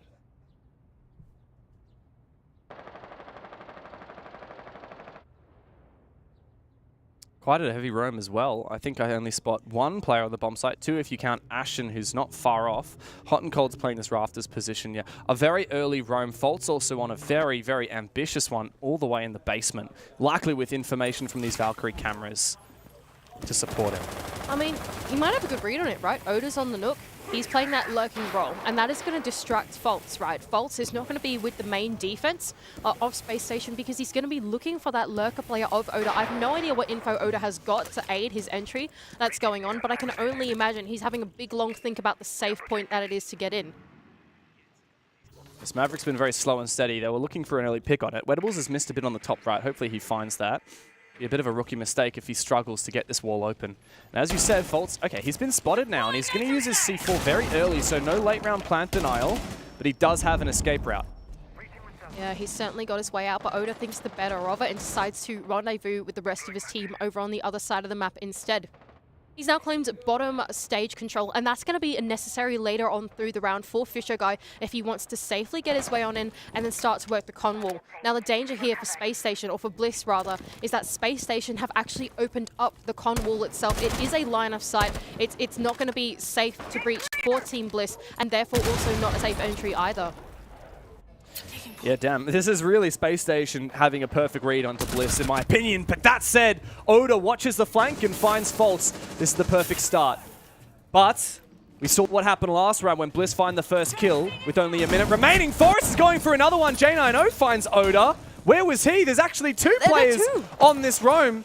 Bliss need to identify that the side is weak and they must hit it now. Yeah, they need to go for it. That's exactly right. It's a 2-on-4 on the bomb site. If they go for it, it's going to be Brendo on the breach, who can surely make a play from out here, right? But Sage is going to go in through the belly of the beast. Oh, no, what? There he goes! Brendo in with a knife onto Ashton, and top right, he's going to go for more. Oh, and he finds one on the flank. But Hot and Cold has staved off defeat on the bomb site. He is now the last man standing. He makes it a 1v1. The MVP for America up against Sagen, but Mitch doesn't lose those. Bliss have once again tied up the score. Really nice stuff there from Team Bliss. They identified really quickly, there are 2 on the flank. What's going on? We have to hit the bomb site. And the player that was in the playmaking position was Brendo on the breach. Like, sure, he was in an unwinnable gunfight. Well, a less favorable position. Yes, he had to take the 2 versus 1 on the player on the rafters and the player onto red. But by the time the rest of Team Bliss realized and they jumped their way onto Con, they distracted at least one of those players. And Brendo sprinted in, Ash made no brain or whatever they call it, and knifed someone in the back to open it all up. That was a great call from Bliss through the mid-round. I gotta say, it's very quick thinking to be able to knife an opponent like that. Like, you're going up against a shotgun. Both of you probably like, you know, shut your pants for a second and just quickly hit that knife button. You're very lucky it landed. Oh man, Brendo. He's going to have a laugh about that one afterwards. That was a good round. But here goes Space Station. They decided to throw a curveball at Bliss, and they're going to go over to Bar and Stage as their next bomb site of choice in through round 9. And it does look like they are going to translate their defense upstairs, aided by that mirror of Forest. Does look something a little bit similar to what your typical gym and bedroom defense would look like. Attackers are heading out to And that means Bliss have a lot of decisions to make, which has proven to be the challenge. Fortunately, they were able to make the split-second decision at the end of last round to, hey, there's 2 players off site, let's rush the bomb. But this time, they've got to decide, okay, how do we clear the top floor? How much do we clear? And at that point, where will we plant? How do we execute? How will we prevent the retake? And there's so much information gathering. Have a look at this, Mandy. Valkyrie and Echo on the board. Oh, a lot of info gathering, like you pointed out, for Space Station. And that does mean that, like you said, if Team Bliss leave it too late, well, Space Station are going to know exactly what they're going for off the back of all that information. Brendo on the other side of this is going to look for his sweep across the map as Wettables puts this immediate pressure over onto the Jacuzzi side of the map. But of course, he's going to be met by the mirror winner of Forest on the other side. He's keeping a pretty keen eye on the entry. There's no Ace, no Hibana, so it's actually not going to be that easy to clear that mirror window. However, there are a set of smokes on Fish, so options are available. Well, I think the idea here for Team Bliss with the lineup is that they don't necessarily need to sweep the map if they don't have to. If they can just make sure that there are no players on this con hatch, which Ashen is currently there, then they should be able to go for a safe plan on the stage if they can. And that's what the strength of the Nomad is of Brendo. If Brendo can land an air jab to lock out any players from coming back in through con, then the rest of Team Bliss are going to feel pretty safe. Oda spotted for a brief moment that Valkyrie roaming down in the basement. And on top of that, we also saw previously one of the Yokai drones found and destroyed inside a cache. So Bliss have made quite good headway in this mid-round, but they have lost the opening pick. Hot and cold, he's going for quite a jog. He almost finds a second kill, but a little bit too ambitious as Fisho shuts him down. Fisher guy's like, whoa, where'd you come from? And he does a 180 flick and he manages to turn around and get him. But now that stock control has been given to Bliss, it's about making the conversion right for them. Yes, they could in this position potentially go for a flank, but there's so much info on them, like you pointed out earlier. Not just that, but because con control is still in the hands of Space Station, they cannot go for the plant because the win conditions are not done. If the hatch is still being looked at, which is exactly what Ashen is doing, there's no way they can make an entry into the bomb site. They need to send someone upstairs if they want to go for this plan. 2 logic bombs remain for Fish. He's going to have to use them. He's opening up a plant spot, but that will be vulnerable to Ashen from above. They need to deal with this Wamai. Someone is watching from far away, and that somebody is Brendo. He manages to find the first, but not before the trade comes through from Forest. Who will watch as Forest and Janano hunt from above, looking for the player? Oda finds them both! Wettables to close, and Bliss, for the first time, have taken the lead. And on Bar Stage as well, such a finicky bomb site to sometimes dissect and pick apart. There was so much info there for Space Station. Their push was completely telegraphed, but Bliss executed their plan so well. I actually really liked what Space Station did, knowing that the conditions for them to retake was actually to kill Brendo on the roof, and they sent like 2 people to try and jump out on him and do that. That was such a back and forth round. That was so cool to watch both Space Station and Bliss seeing if they could get a step ahead of the game, but some really sharp shooting from Oda. He realized as soon as Brendo died, oh damn, Fisher guy ain't safe anymore. I gotta look up that hatch and shoot them. And he did that to perfection. The thing is, Oda misses either of those kills, round's over. Exactly. That's exactly what I was gonna say. If Oda just doesn't shoot them down, Fisher guy's dead. Like, what can you do? I did like what Fisher guy did with bringing along the Dokkaebi though, right? Because you're on the Dokkaebi, cool, you can't get on the Yokai drones immediately. And that's when they executed, and that's when they went in for their plants. And I just think that Bliss had really thought a step ahead there in the execute, even though Space Station were on the ball with it. Yeah.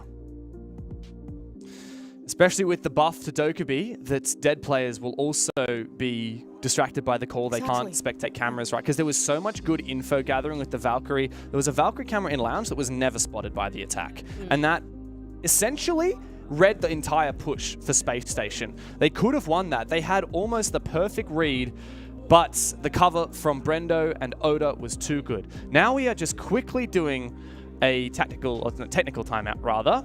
I judge by what we were looking at on the players that there's something wrong with one of the Bliss PCs, but they're sorting that out. As you can see, the admins ensure that none of the players talk during these technical timeouts. So this is not like a pseudo-tactical timeout. This is chill zone. This is a test of how... The chill zone. Can you keep your cool when you just have to simmer and sit in a round like that? Space Station are 2 rounds away from being sent to the lower bracket. They're the ones who have to get on their bike. Yeah, that's exactly right. And Space Station as well on their defending half. Now, as I understand it, I could be wrong here. Oh, no, we have a second monitor I can see. They are going to go down to Church and Arsenal. It has been unlocked for them again. Sorry. Oh, yes, no, you can spoil that. Yes, spoilers, they are going back down to the basement. That was a pretty notoriously difficult bomb site to attack, I think, for both teams. Well, it was the round where Forest went for that massive Roman strip and just baited Bliss. Yeah, exactly. And I can only imagine that Forest probably won't do the same thing again. You know, that's something that you bring out once, but then second time come around, surely Bliss are going to be on the ball with it. You don't want to do it twice, right? So instead, Space Station are going to want to lean into just playing the bomb site. Of course, with the absence of the Thatcher, it can make it quite tough to open up. Actually, it's not that tough to open up all the hatches because Cade's banned as well anyway. But it does mean that, you know, you probably don't really want to lean into that extended roam. You know, you don't have Solus, that kind of thing. The bomb site itself is already pretty tricky to get into when both Azami and Mira are up. So I can only imagine that Space Station will feel pretty comfortable going back into that bomb site and hopefully evening up this scoreline. Yeah, it's funny when you think about it. Of course, we were comparing Chalet, which Bliss played yesterday, and Clubhouse, which we're seeing today. Very different maps. Chalet much more attacker-sided, and the result of that game was incredibly attacker-sided. Here, Clubhouse can be a lot more even and often skewed towards the defense. But I think with that Solus banned out, like you said, the Habana's in, the Kaid is banned out, it actually lends itself a lot more to the attack, because how do you roam when there's no Solus and we have all these amazing pre-placed cameras? How do you play heavy wall denial and hatch denial when that Kaid is banned and the Hibana is in? Secretly, I know this is probably not too secret, but I secretly want to see Bliss like bring a lot of hard breach, you know, like bring along stuff that's gonna like really cut down on the bomb site and actually take the time to do it, because if they don't have Forest going and loitering around inside a strip club, right, and like doing silly business, surely through that mid round they can spend a lot of time like taking down stuff, right? Well, that reminds me a lot of what we saw on Space Station's attack. Do you remember when we saw the church wall completely opened up by Ace? On top of that, they've got all the hatches, they've got hot and cold on the buck mincing up the floor. The idea, I think, can work really well for Bliss's playstyle, because Bliss did that sit and wait kind of playstyle yesterday against Wolves. If you open up all of the walls and the hatches, you can just afford to sit and wait, assuming you've got the time to do so, because players are usually going to have to expose themselves to those lines of sight. Well, to add another layer of overthinky, as we like to do. We love it. We got a technical timeout. You have a license to overthink right now. Overthinky time. Yeah, to add another layer of overthinky, even if you bring along the like extra ranged hard breach to take down like your mirrors and open up all the walls and stuff, you then need to like unbox the next layer of the onion, and that's Mirror and Azami, you know, Azami and Fenrir in particular. as well. Fenrir. That's like, even if you open up all the walls and you have a look inside of the bomb site, the inside of the bomb site has another layer. There's another layer of hard wall that you cannot shoot through anymore, right? They switched the bomb site. Curveball lattice. They're going to gym and bedroom instead, and I don't know why. I think this is a good idea, Mandy, because I mean, look, I like the idea that you had said about the layers of the onion, if you will, but Bliss would have had all of this time thinking about ideas to attack that. Of course, they couldn't be discussing it in that technical timeout, but you can still think. They can't stop you from thinking. They can never stop your ideas. And Bliss have now thrown a curveball by going to their 4th different bomb site. They're taking us around the world. After losing on Cash and losing on Bar, they're going to try Gym as the final bomb site. Interesting. I don't mind this from Space Station. Throw a curveball at Bliss, like, test their problem solving even more, because Space Station, probably one of the teams with the upper hand in adaptability here in this tournament. And I really think that, you know, at any second, Space Station can come online with a brand new idea and a bright one and take that down. I think Gym and Bedroom gives a lot of flexibility for them to do so. I think it's a good read. Bliss will have to deliver. I'm always going to keep a keen eye on these rookies as well. This is Weddable's first ever LAN event. The same thing can be said for Ashen, but they do have quite fairly different stories. Ashen, fresh 18-year-old, the youngest player at the tournament. He has not been playing in competitive Siege for a very long time, not at this level at least, whereas Weddables has been on mid-tier Australian teams for a very long time. He's 23 years of age. He's actually older than Brendo and Oda, his teammates. And he plays a supportive role, as we can see on this Thermite. Now, you mentioned a lot of hard breach. We have both the Thermite and the Ace. Interesting. Well, you need the Ace, right? As soon as you open up this wall with the Thermite, you can't really put a Thermite charge on the mirror window that is behind it. That's what Forrest is doing at the moment. So you got to get the Selma on. He's going to try and chuck out this Nitro Cell, but just miss. He's sort of collected it back. Oh, he's actually going to jump through the rotate hole. What's going on? Weddable's is having a watch of that, and Forrest goes down. I mean, did you not watch the Wolves games yesterday? You don't want to be making aggressive plays against Bliss. They love to sit and wait. And now they have the advantage early on in the rounds. And if they win this, they will take match point. Ashen, though, he does reply, and he's taken down the final hard breacher. He's retaken this mirror position, and he has a lot of options. The flashbang, Wedables goes in for it, rookie on rookie, and Wedables finds it. J90 and Hot and Cold with it all to do as Bliss collapsed on the bomb site with over a minute to go. Hotten's in a good spot, especially with the Azami as well. He can now plug up that angle going out into the balcony, and Weddles is going to be taken down by J90. Hot and Cold now in a really tricky position to dislodge as well, aided by the Kiba barriers to get behind the mattress. Meanwhile, Brendo is going to find a bit of a tussle with J90 inside of logistics. He's got a mirror window of his own. These two last defenders are going to be really hard for the remaining players of Team Bliss to dislodge. Genino evened up the numbers advantage, and overall, I'd say the advantage sits with SSG. Brendo is now droned out. This mirror is clear. Hot and Cold, lucky to survive. He's retaken this position. He's so close to exposing himself to that window, but he knows he has Diffuser in his clutches.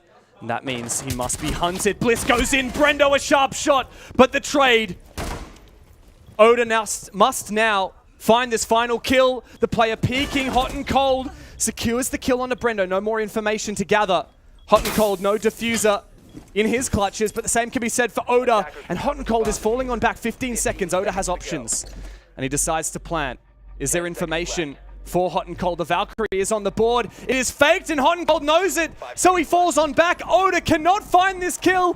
Hot and Cold will continue to run, and Oda will force this plant down. 7 seconds is a hell of a long time when Hot and Cold is looking for you. He whiffs it a little bit, but he secures the kill in the end. A massive clutch for the veteran, and Space Station have put us on break points. Oh, so well played from Hot and Cold there in a 1 versus 2. He baited out that second plant to come down. He came back up running through the stairs, and Oda was like, oh no.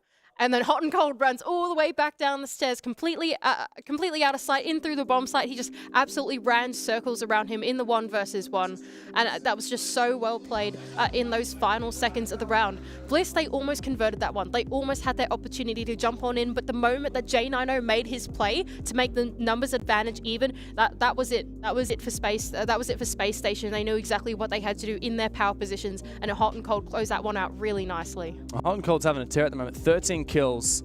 Fisher Guy's pretty close to him, but unfortunately, as you can see, he disconnected and reconnected, so he's only got one death and no kills to his name. I think Brendo must have reconnected as well. There's no way he's got 1 death and 2 kills in the 10 rounds that we've seen so far. So not a complete scoreboard, but a picture is painted here. Nonetheless, this has been a tight game, determined by these narrow moments, by the 2v4 from Space Station in the first half, by the 3v5 from Bliss immediately following that, by the clutches we've seen from Sage, from Fish Show, and now from Hot and Cold. I gotta say, Hotten and J90 is probably one of my favorite dynamic duos in general, I think, in the game at the moment. Just J90 has this magic ability to be in the right place at the right time and doing the right thing all the time. He's that player that plays like liquid. He just does what the team needs to happen inside of the server. Hot and Cold is the polar opposite. He's the player that, you know, is doing things that are not necessarily evil. They're not mission critical, right? That's what J90 does. But because he has a player that's already doing that, he's then enabled to do that. And when you have that like deadly duo like that, you open up so many options in the decision tree, both on the attack and the defense, because you have a player like J90 just doing the right things and enabling his team.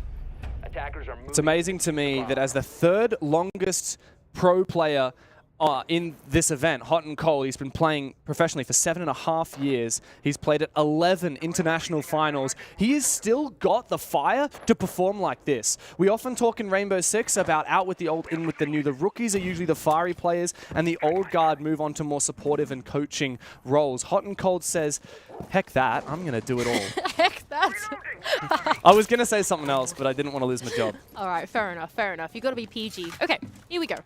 Forest is actually choosing to bring out the Bandits, which I don't think is going to work too well against this lineup of Team Bliss. It does look like they are leaning into the Maverick trick instead of Wettables.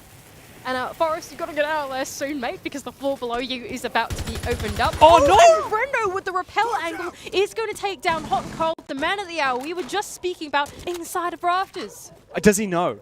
Because this now must turn into Saving Private Hot and Cold for Space Station. You cannot afford to lose your Wamai on Rafters this early on a CCTV defense. This is such a pivotal power position, but Space Station are not over-aggressing. They're so concerned. They've got some information from Ashen, and I believe... Yeah, Forrest is going to peek this. Will he find the kill? The concussion? Bliss have read it perfectly. They're doing everything they can to continue talking up the pressure on Space Station.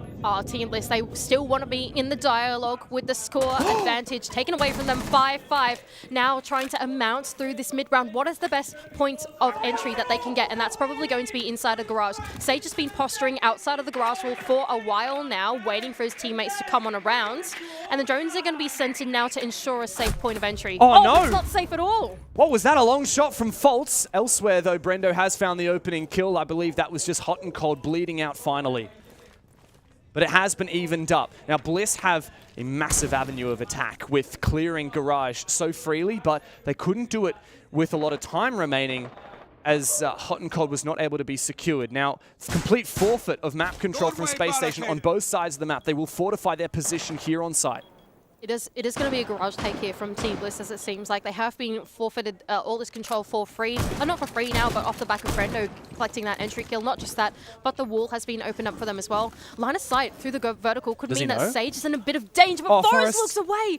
Oh, Forrest, terrible timing for him. So unfortunate, but it does mean that Sage gets away with his life for now and is going to have his line of sight trained on this angle. Sage knows this could go either direction. And this nade could be perfect. Let him cook. Doesn't find a thing, but the C4 sinks on Fish. 10 seconds left for Bliss to pick it back up again. As a nade sails over, Sage finds Fultz eventually, but Forrest is in the perfect position to make the play. Brendo shuts him on down again. Ashen cannot deny the diffuser, and now he must deny the match point. Wettables finds one, the trade through eventually. Brendo to hold in the post plant. With Ashen plenty of time remaining, he uses the yokai, and now he snakes into this position. Brendo. Oh no, Brendo. You can't be affording Ashen the opportunity to clutch. He's going to be able to stick it. Space Station. Match points. Ashen with balls of steel.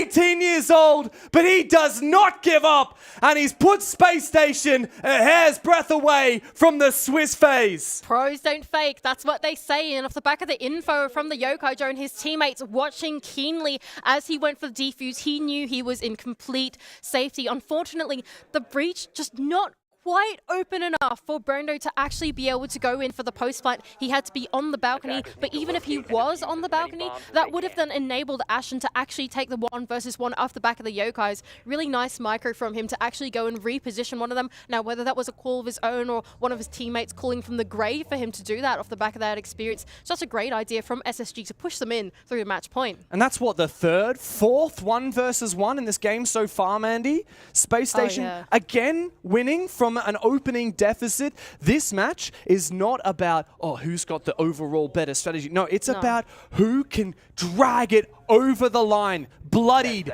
battered, but desperate to not give up this first place in their group. Space Station and Bliss will never die without a fight. And now Bliss stare down match point against them. If they lose this round, down it is to the lower bracket where a hungry set of wolves wait to meet them, desperate for revenge. And the danger of this round is that we are going to see Space Station go back down to the basement bomb site, a site that has been pretty tricky for Team Bliss to attack so far. But here goes Oda on his early stint off the back of a pre-placed drone inside a bathroom, knowing that there is no one in Strip Club, and it in fact has been completely barricaded off. So opening up this barricade will telegraph his position to Ashen, but Ashen is really the only point of contest here for Space Station. Oda knows it. Bliss are very slow once again. Do not want to concede an early advantage, and Ashen is able to take down that drone. Have a look, 4 drones left, Mandy, for Bliss. That is not many when you got over 2 minutes left in the round and there's so much util to clear on site. I would say in the first minute, Space Station have won this phase of the round. I think I would say that as well. Like, yes, they've given up a lot of the map, but the amount of stuff that they're bringing in through the mid to late round is going to be pretty dangerous for Team Bliss. Like, yes, Sage is going to be able to play the vertical here on the sledge, but he probably has to worry about Forrest on the other side ripping a C4 at him. Same thing with J90 with a C4 of his own as well. The Team Bliss have got a lot of motions to go through if they want to land a basement execute. This is a slow attack from Bliss, even bringing the Maverick when there's no Kaid on the board. And any other hard breacher would have done a faster job, but fortunately, Wedables knows how to very efficiently deal with that hatch. J90 waits with the C4, listening for the footsteps. There's no Valkyrie this round, but he's still got ears. This is so dangerous. There's a double C4. Both of them trained on the position of Sage at the moment in through the vertical. He has to be so cautious about it. You can see he's standing purely on the hard ground, looking in through the hallway. But by doing that, it doesn't mean that you can then go and clear out the back of Arsenal. That is still going to remain a safe haven for the defense. Time is ticking, Mandy. This is not a good look for Bliss. We've seen this story before far too many times. Too little and too late. 5v5 still in the server, however. We need to see blood drawn for Bliss shortly. Otherwise, Space Station will likely take the round. It does look like they are posturing now for a efficient hatch shot. They've got 40 seconds left to do it, so it's going to be a measure twice, cut once type approach going into the bomb site. Still 3 smoke babes up for faults as well, so getting that plant down in a safe spot is going to be really tough for Team Bliss. It's go time, it's now or it's never, and J90 will kick it off. A fantastic open up for Space Station, but they don't need to make a move. Brendo finds one, Fisher a second. And Bliss have the advantage now, but 20 seconds time is not on their side. Another nade. Oh, is this what they needed? Is this what they deserve? Hot and cold in a 1v4, cannot even find the first. Wedables puts him in the dirt. Overtime is on the cards for the second time in Bliss's tenure. We go to OT here in Atlanta. And a textbook execute there for Team Bliss going down into the basement. They knew that they had to jump into the belly of the beast, and they decided to make that beast weaker. 2 of those grenades sinking in before they even stepped foot into the bomb site was such perfect play from Team Bliss. They knew that if they sent Fisher Guy down that hatch, Fisher Guy was dead.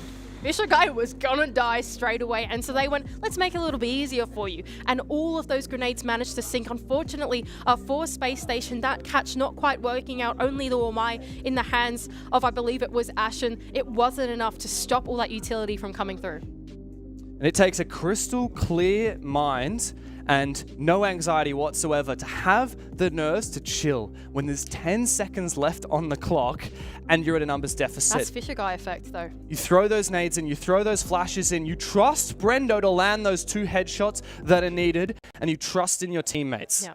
That is so the effective Fisher Guy, though. Fisher Guy is an IGL that trusts his teammates through and through. That's Fisher Guy with the diffuser in his pocket, and he's got his life in his hands, and he goes, Brendo, you take it. And he puts it in the hands of Brendo, and he's like, cool. You know, like that is the effect of having such a cool, calm, and collected IGL on your roster, calling an execute like that, saying, guys, I'm screwed, but help me out. I don't know if you heard this, Manny, but I bet everyone at home heard this. A couple of rounds ago, we heard the Ace stream game also go to OT. Okay. We're like 2 meters away from Des and Ace, Yeah, and I don't know if you guys know this, but Ace is a very loud man. I think he must have a little bit of American blood in him because we're going to overtime. he literally said, we're going to overtime. overtime. I almost cracked up. Yeah, me too. So now we've got bangers on A, bangers on B, and one of these teams will be sent down to the lower bracket. We've got the Aussies with the best performance we have seen from any Australian team in over 18 months. The last time that we saw a team from Australia and New Zealand make it to a major, it was, well, aside from Bliss in Copenhagen, it was Chiefs back in Charlotte, and I believe it was in Gävle, Sweden, where Fisher Guy 2 maps against a battered OXG playing with their coach. That's not the story of this. This is not our Aussie team just winning because there's a team with a sub. No, they beat Wolves fair and square. They're keeping pace here with SSG as well. Here goes Oda on his stint in through Strip Club the Lurker for Team Bliss, and he might find Ashen on the other side, seemingly unaware of his presence. Meanwhile, the rest of Team Bliss are looking to clear out the map, which has been pretty well held so far by Space Station. They have extended up all 3 floors. Oh, no. But here goes Oda on the cutoff onto Bolt. Oh, he might no. find the second one onto Ashen, taking the duel a little bit of his HP away, but Hot and Cold is there for the trade. Every one of Space Station says, I will not leave you to die, my brother. I will come back to get you. I will not let you go down silently. Oda has been taken out. A repeat of this basement bomb site now for Space Station here in OT. Bliss desperate won it at the end of last round, but by such a narrow margin. Now a 4v4, quite a change of pace, early engagements. But Oda to go down, that's probably one of the best operators to do so. You still have nades in pocket, you still have your hard breach and your soft breach available. I do like this adaptation here from Wettables. I think he's seen the adversity that Sage went through in the mid-round last time, having faced the 2 C4s, and is going, okay, I'm going to jump on the buck, so we have extra sets of flashbangs, and we're going to be safer as we go down into the basement. Now, the danger of this is that they have lost 1 set of grenades on Oda, right? And last time, the grenades were so instrumental in making this execute work for Team Bliss. They need to find other avenues and options in finding picks that are not collecting them with utility.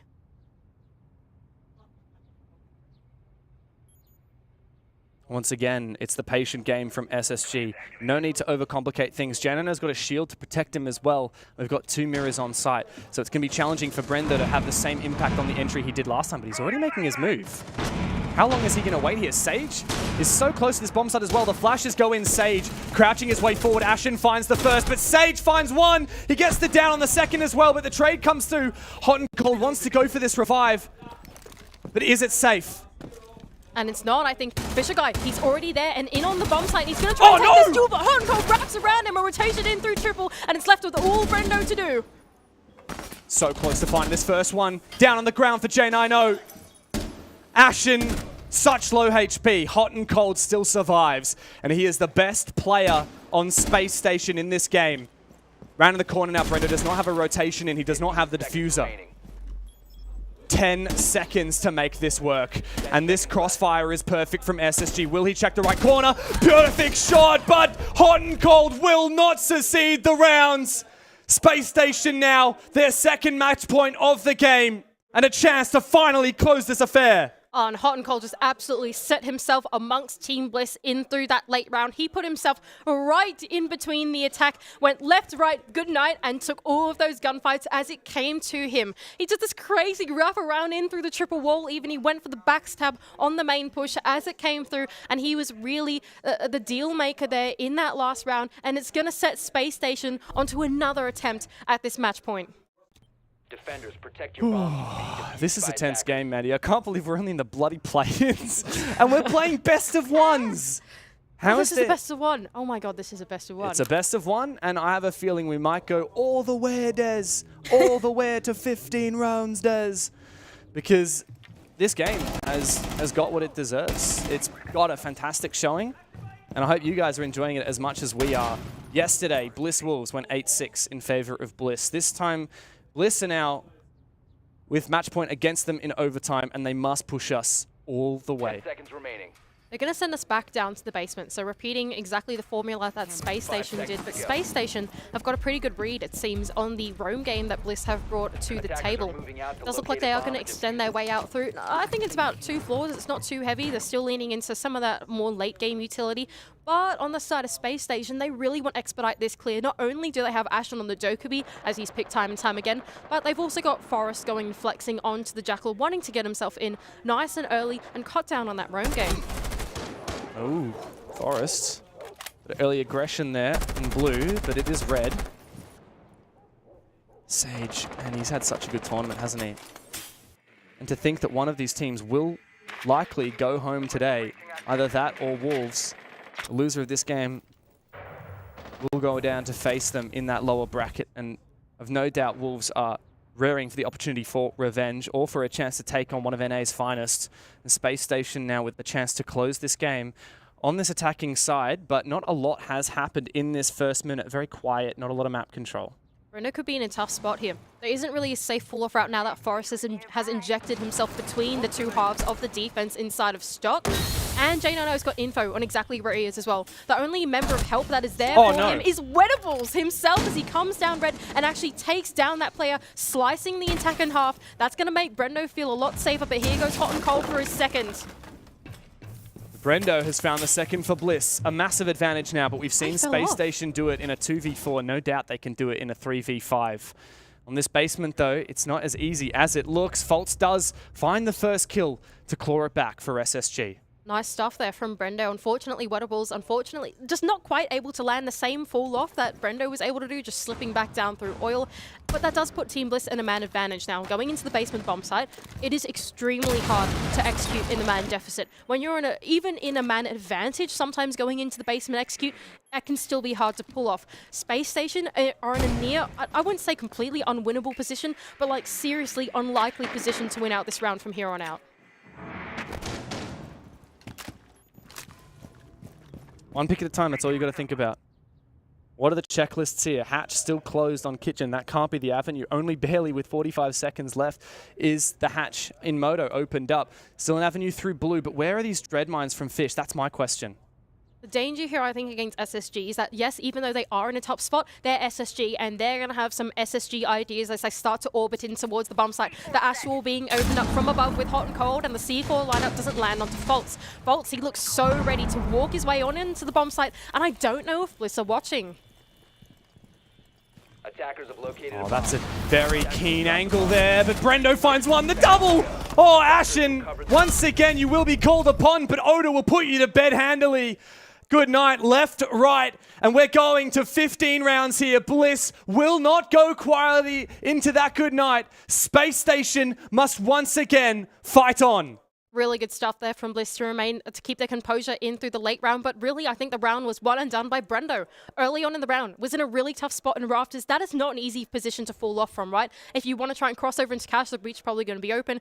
You want to jump back down into Rafters, J9O's there on the doorway waiting for you, but he takes him down, and he gets away with his life before Hot and Cold can come in for the trade. And even at the end there, as the execute came in through, Brendo, being back on the safety of the bomb site, just holds on to the 1 point of execute that they have going for them and can completely shut them down. Massive round from the younger brother.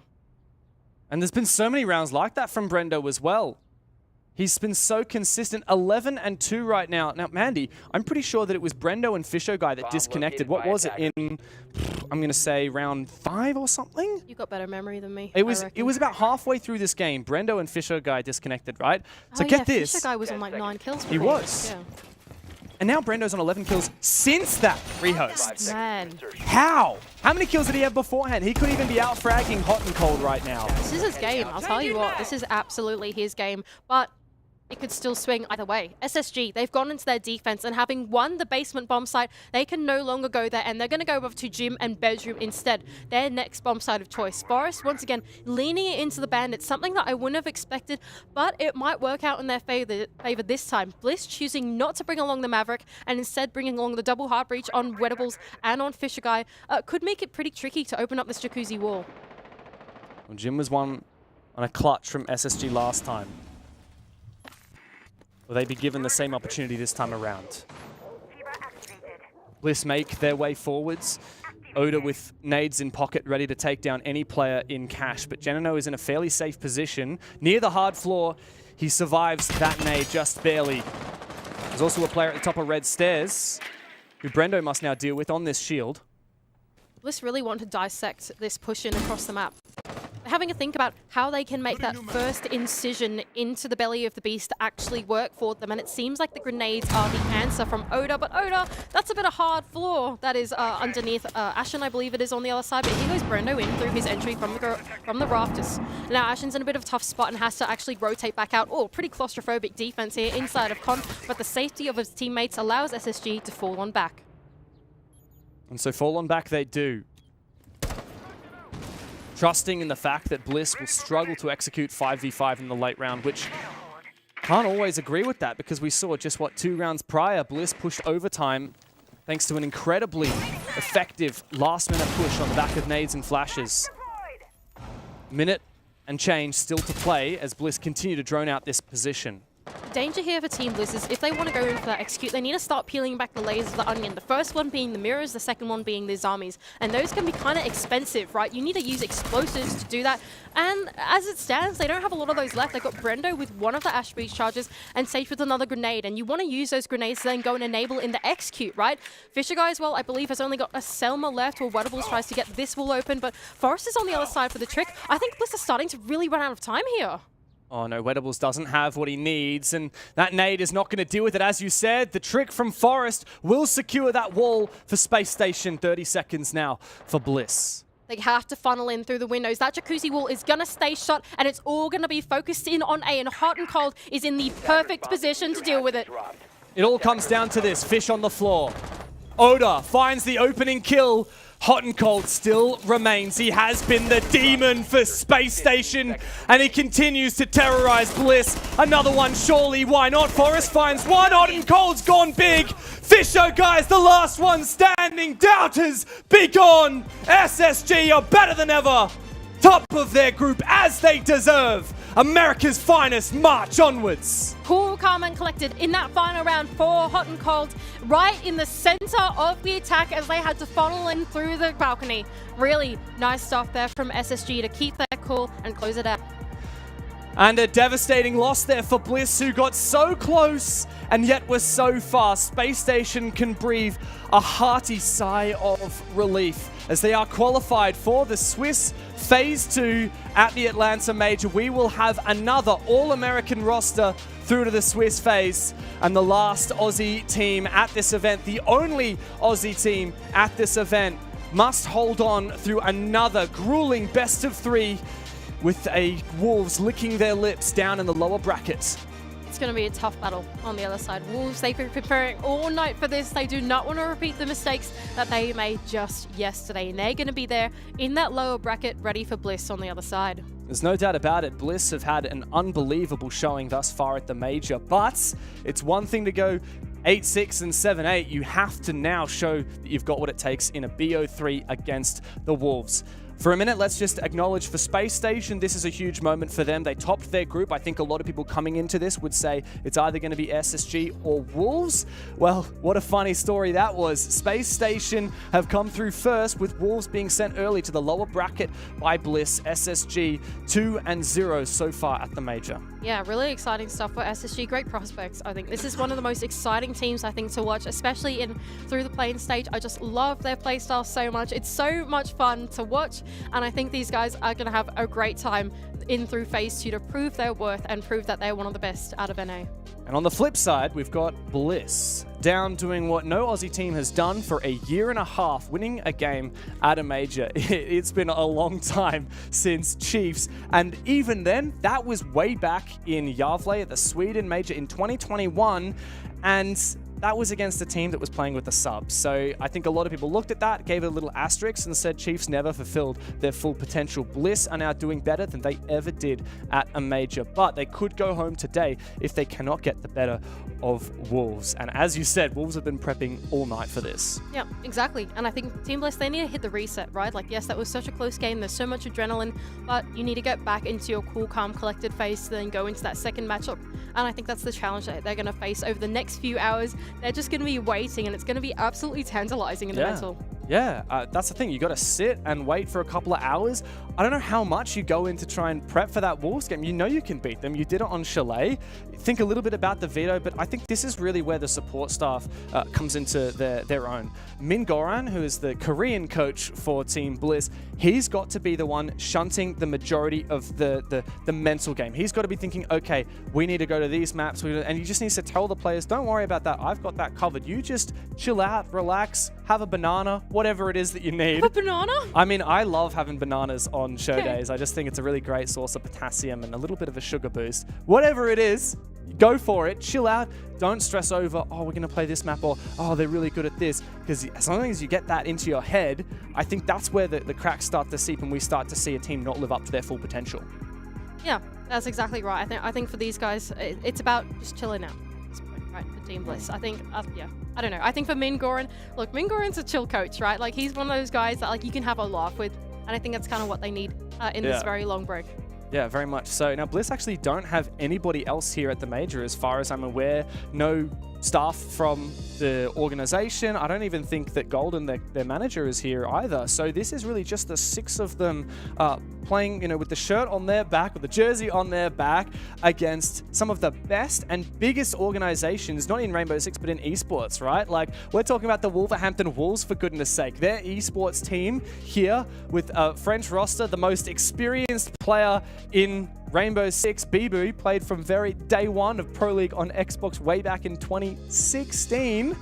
He's playing up against Bliss, a bunch of ragtag Aussies with a dream to try and make something happen. Now let's look back at that match that just was an 8-7 for Space Station and have a look at that. Brendo 18-10, hot and cold 19-10. I'll tell you what, there was no cold at all today. It was all hot. Yeah, that's exactly right. Hot and cold was certainly pretty warm in the server today. He just absolutely wreaked havoc into Team Bliss. There were just some positions that hot and cold were in that you would never expect him to be there, right? He's one of those players that is just so hard to dislodge because he just runs around rampant, he does his thing, and he knows how to make plays like that. And on the flip side, Space Station as a whole, I think a very well-rounded team. No one below 8 kills. The same can be said for Bliss. In fact, overall, I just think that both of these teams have really stepped it up. Yeah, there's been some clutch moments. Hot and Cold has had a few. I can't remember which other players on Space Station had clutches, but we definitely saw one from Sage and one from Fisher Guy. And overall, I think a phenomenal game. I think both teams have a lot to look back on and say we maybe can tune that a little bit up, but overall, pretty happy with that performance. Like, that was a really tight game between two teams playing at their best. Yeah, that's exactly right. I think that was a very back and forth game, and I think we can only be pleased with what the stream beat has brought us once again today. Next game, though, is going to be on the stream. Bleed taking on CAG, an Apex showdown. Will Bleed come out on top? I know we're Bleed fans because, SCA gang rise up, but CAG is certainly the crowd favorites at the international stage. Very true, but Bleed have been amazing in the Asia League, and they really stunned a lot of people yesterday as well. They actually took down CAG already, so I think that that's going to be a fantastic showing of two really good teams. If you're not familiar with them, I highly recommend you give it a watch. If you are an Aussie or an Oceanic fan, there is actually a Kiwi player, New Zealand player on Bleed, Turdstar, so we actually have 3 out of 4 games here on the B stream today with Oceanic teams or Oceanic players on it with the 2 Bliss games. And of course, that's the one that we will be casting later on today, Wolves versus Bliss, and I cannot wait. Absolutely. Super excited for that one. The rematch of the day. Very keen for that. But of course, Bleed versus Cyclops is coming up in just a moment.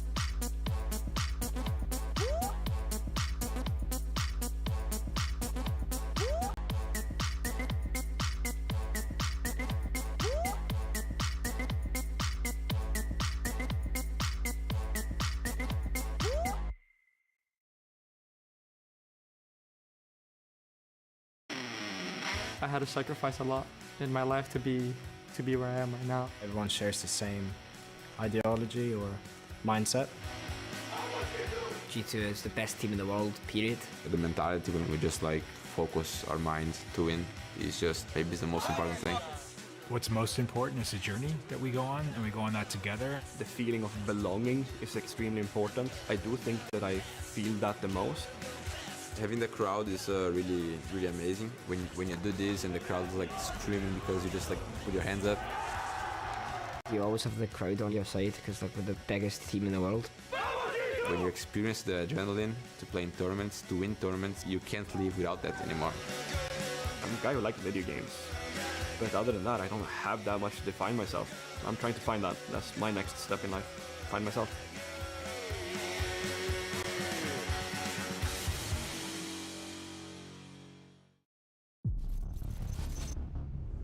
Hello, I'm Dominique Clément, game designer on Rainbow Six Siege. The next season is right around the corner.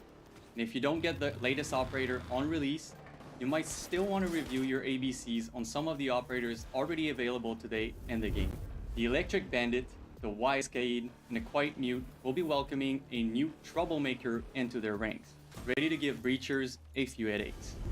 Working out your pulse and Solus muscles will ensure you'll be able to provide invaluable intel to this new operator.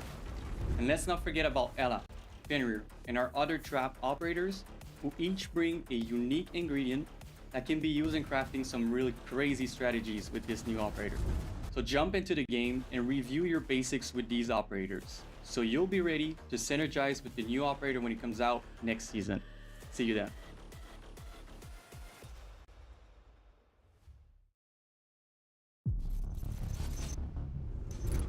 Hey, I'm Dominique Clément, game designer on Rainbow Six Siege. If you want to get ready to confront the next addition to the Siege roster, here are a few advice. Maverick's Flaming Gadget might be that one tool you can always rely on when it's time to melt through the enemy's defense. Training your sharpshooter skills, and more specifically, with gadgets like Zophia's Lifeline, will come in very handy when it comes to countering the effect of her fresh new face. Finally, it wouldn't be Siege if explosions didn't have an impact on your game. And this season is the perfect moment to review your frag throwing skills, because a well-placed bang might just be what you need to clear you and your team a path to victory. That's all for now, but make sure you tune in to the full reveal to get all the information on what's coming next season. See you there.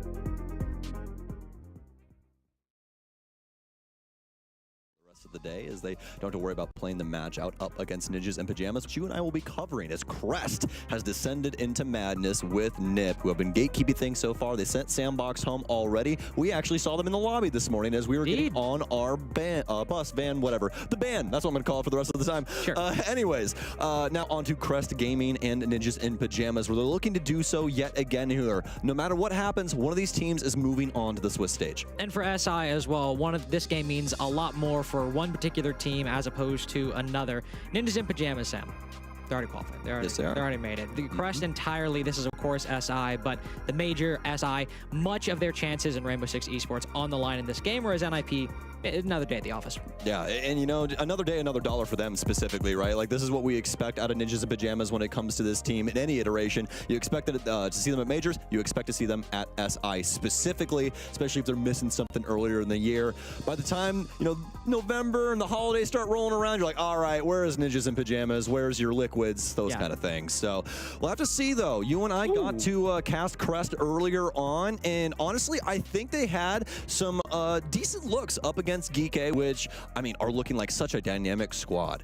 And that's the issue with that earlier game, is that there were some things for Crest, yes, but really it was just Geek outplaying them every step of the way. Did Crest look fine? Yeah, but Geek just looked that much better. And unfortunately for Crest, they're going into a similar situation where NIP very often just end up outclassing their opponents. Always a difficult position to be in for a team coming in from Japan or Korea or something like that. Of course, to talk more about the SI probabilities, mentioned earlier, NIP, they're already in. They are more than qualified. They are fine. And for Crest, it is not looking likely. Even with a win to send NIP home, a lot of things need to go right for Crest to have a chance at making it. Yeah, we were talking to our league ops earlier, right? And I think they were saying that the doorstep right now is around 390, Something which... like that. If you win this whole tournament, you get 350. Yeah. So just to put that into perspective for y'all, it's a tall ask. It is doable, obviously. You know, that's why we got these percentages. But for Crest, it's going to be a really long road, and it starts here in this lower bracket best of 3. And of course, we have the map video coming up right now. We'll throw it in on the screen, and there are, I'm sure, some surprises to figure out. And sure enough, I'm looking at map 1. And map 2. I actually didn't even really process map 2, to be entirely honest with you. Yeah. Because And they picked it. Chalet, if you missed it yesterday, was a dominant stomp. Unbelievably strong showing from NIP against Sandbox. The only round dropped was extremely weird. And if you just count that out, it was basically a 7-0. But Bank, even though, of course, they lost it to Geek, it was still a 7-8, one with a lot of big moments, and one that was a 7-8 loss, what ends up being the first seed of this group. Well, you know who we're going to end up talking about a lot inside of this best of 3, right? It's going to be Cons, baby. It's going to be Cons. We're back. Our boy. Yeah. Him and I, really big fans of Cons right now, and it's because he can do it all. Up against Crest, I think this is going to work out extremely well for them because, like we were talking about, he can kind of fit into really any role that you want. You want him to play something like a Monty, he can do that. You want him to play Ace, he can do that as well. Just so many different, feathers in this guy's hat. So very, very excited, especially with the rest of that roster. And the fact that Crest had a pretty decent game on Clubhouse today all makes for a pretty interesting best of 3. Of course, they did pick Bank, as we said, and we were really nervous about Sandbox's Oregon pick yesterday against NIP, and it ended up being an extremely close affair. So even though we might be worried about the Bank pick, considering we saw a lot of good stuff from NIP on Bank yesterday, it is still a comfort pick, and that might be triumphant. Of course, I do believe we have, thankfully, the game coming up in just a second. And boy, Chalet to start.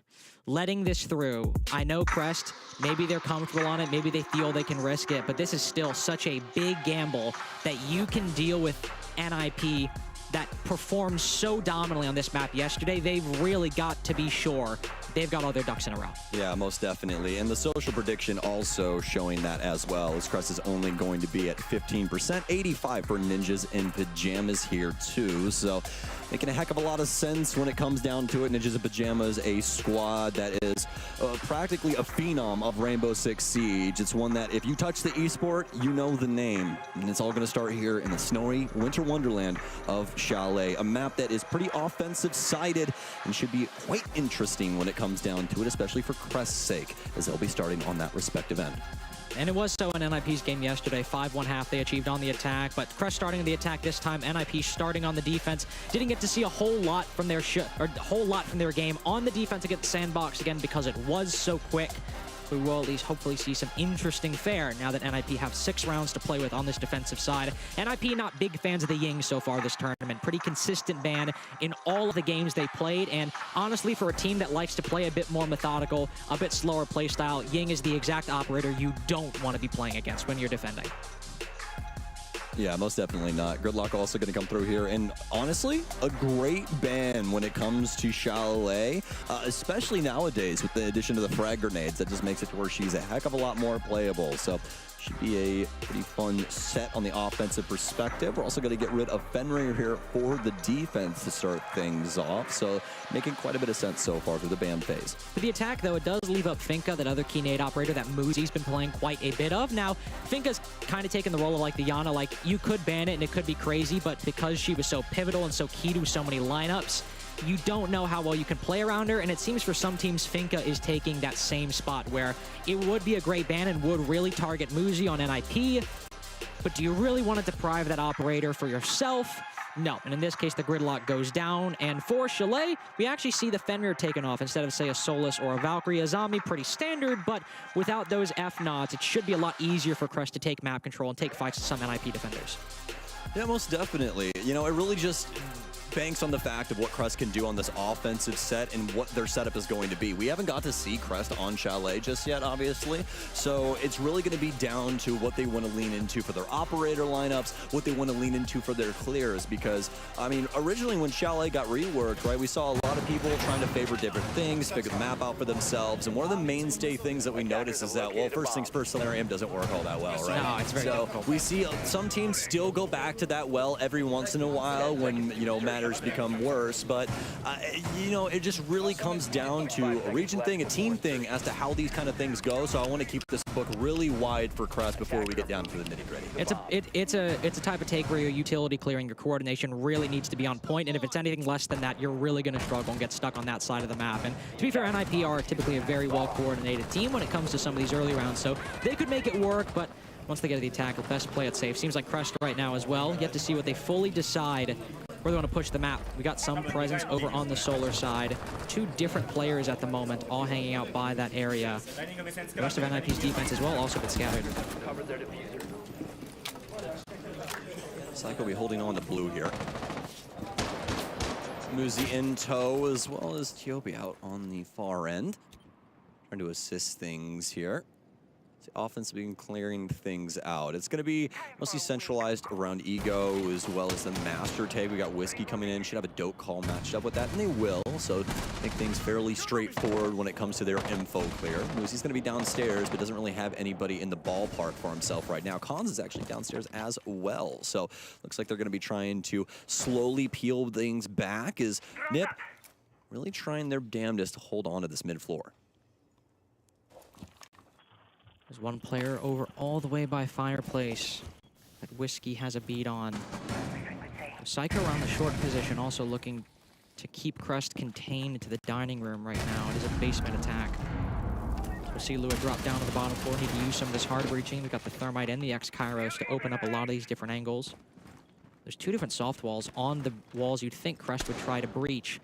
So a very aggressive stance taken by NIP, looking to deny wine control by Crest for just about 30 to 40 more seconds. Cons in particular with a shotgun. Crest really have to be careful. Flashes go in. He'll detonate the smoke as he'll lose his line of sight. No pocket reinforcements though. This hole will remain open.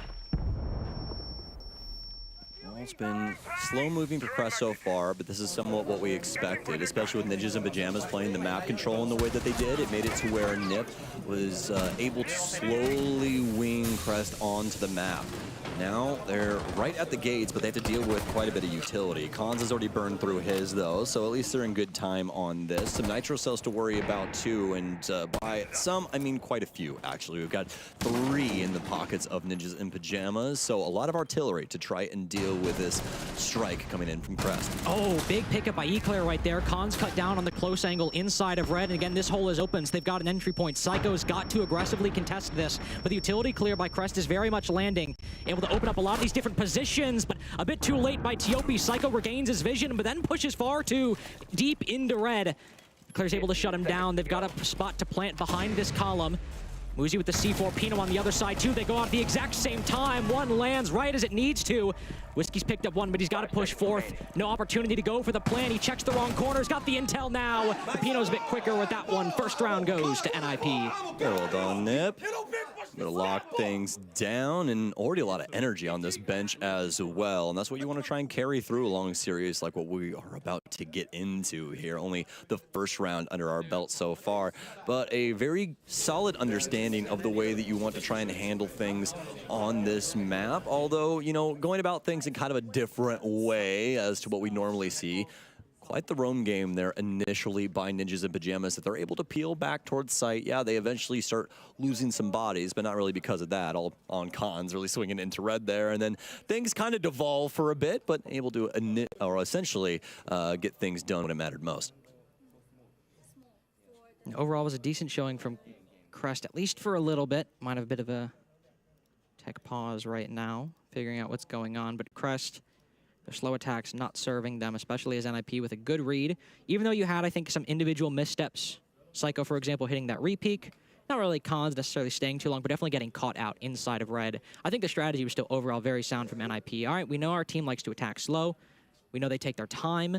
So if we give them these little mini games that they've got to figure out, they've got to work a little bit more to take the red hull, a little bit more to take dining, or at least feel uncomfortable in that area, should end up forcing them into a position where they don't have enough time to execute, and it's all going to come down to 50-50s, where NIP, with players like Muzi, like Pino, or even Cons in that particular position, can often outgun, get a man advantage for NIP going into the execute. So solid strategy to win some of these Chalet defenses that I think should be easily replicable on future bomb sites. Though Crest, I will say, very, very close to the wire there, and still able to find a way inside of the bomb site is very admirable.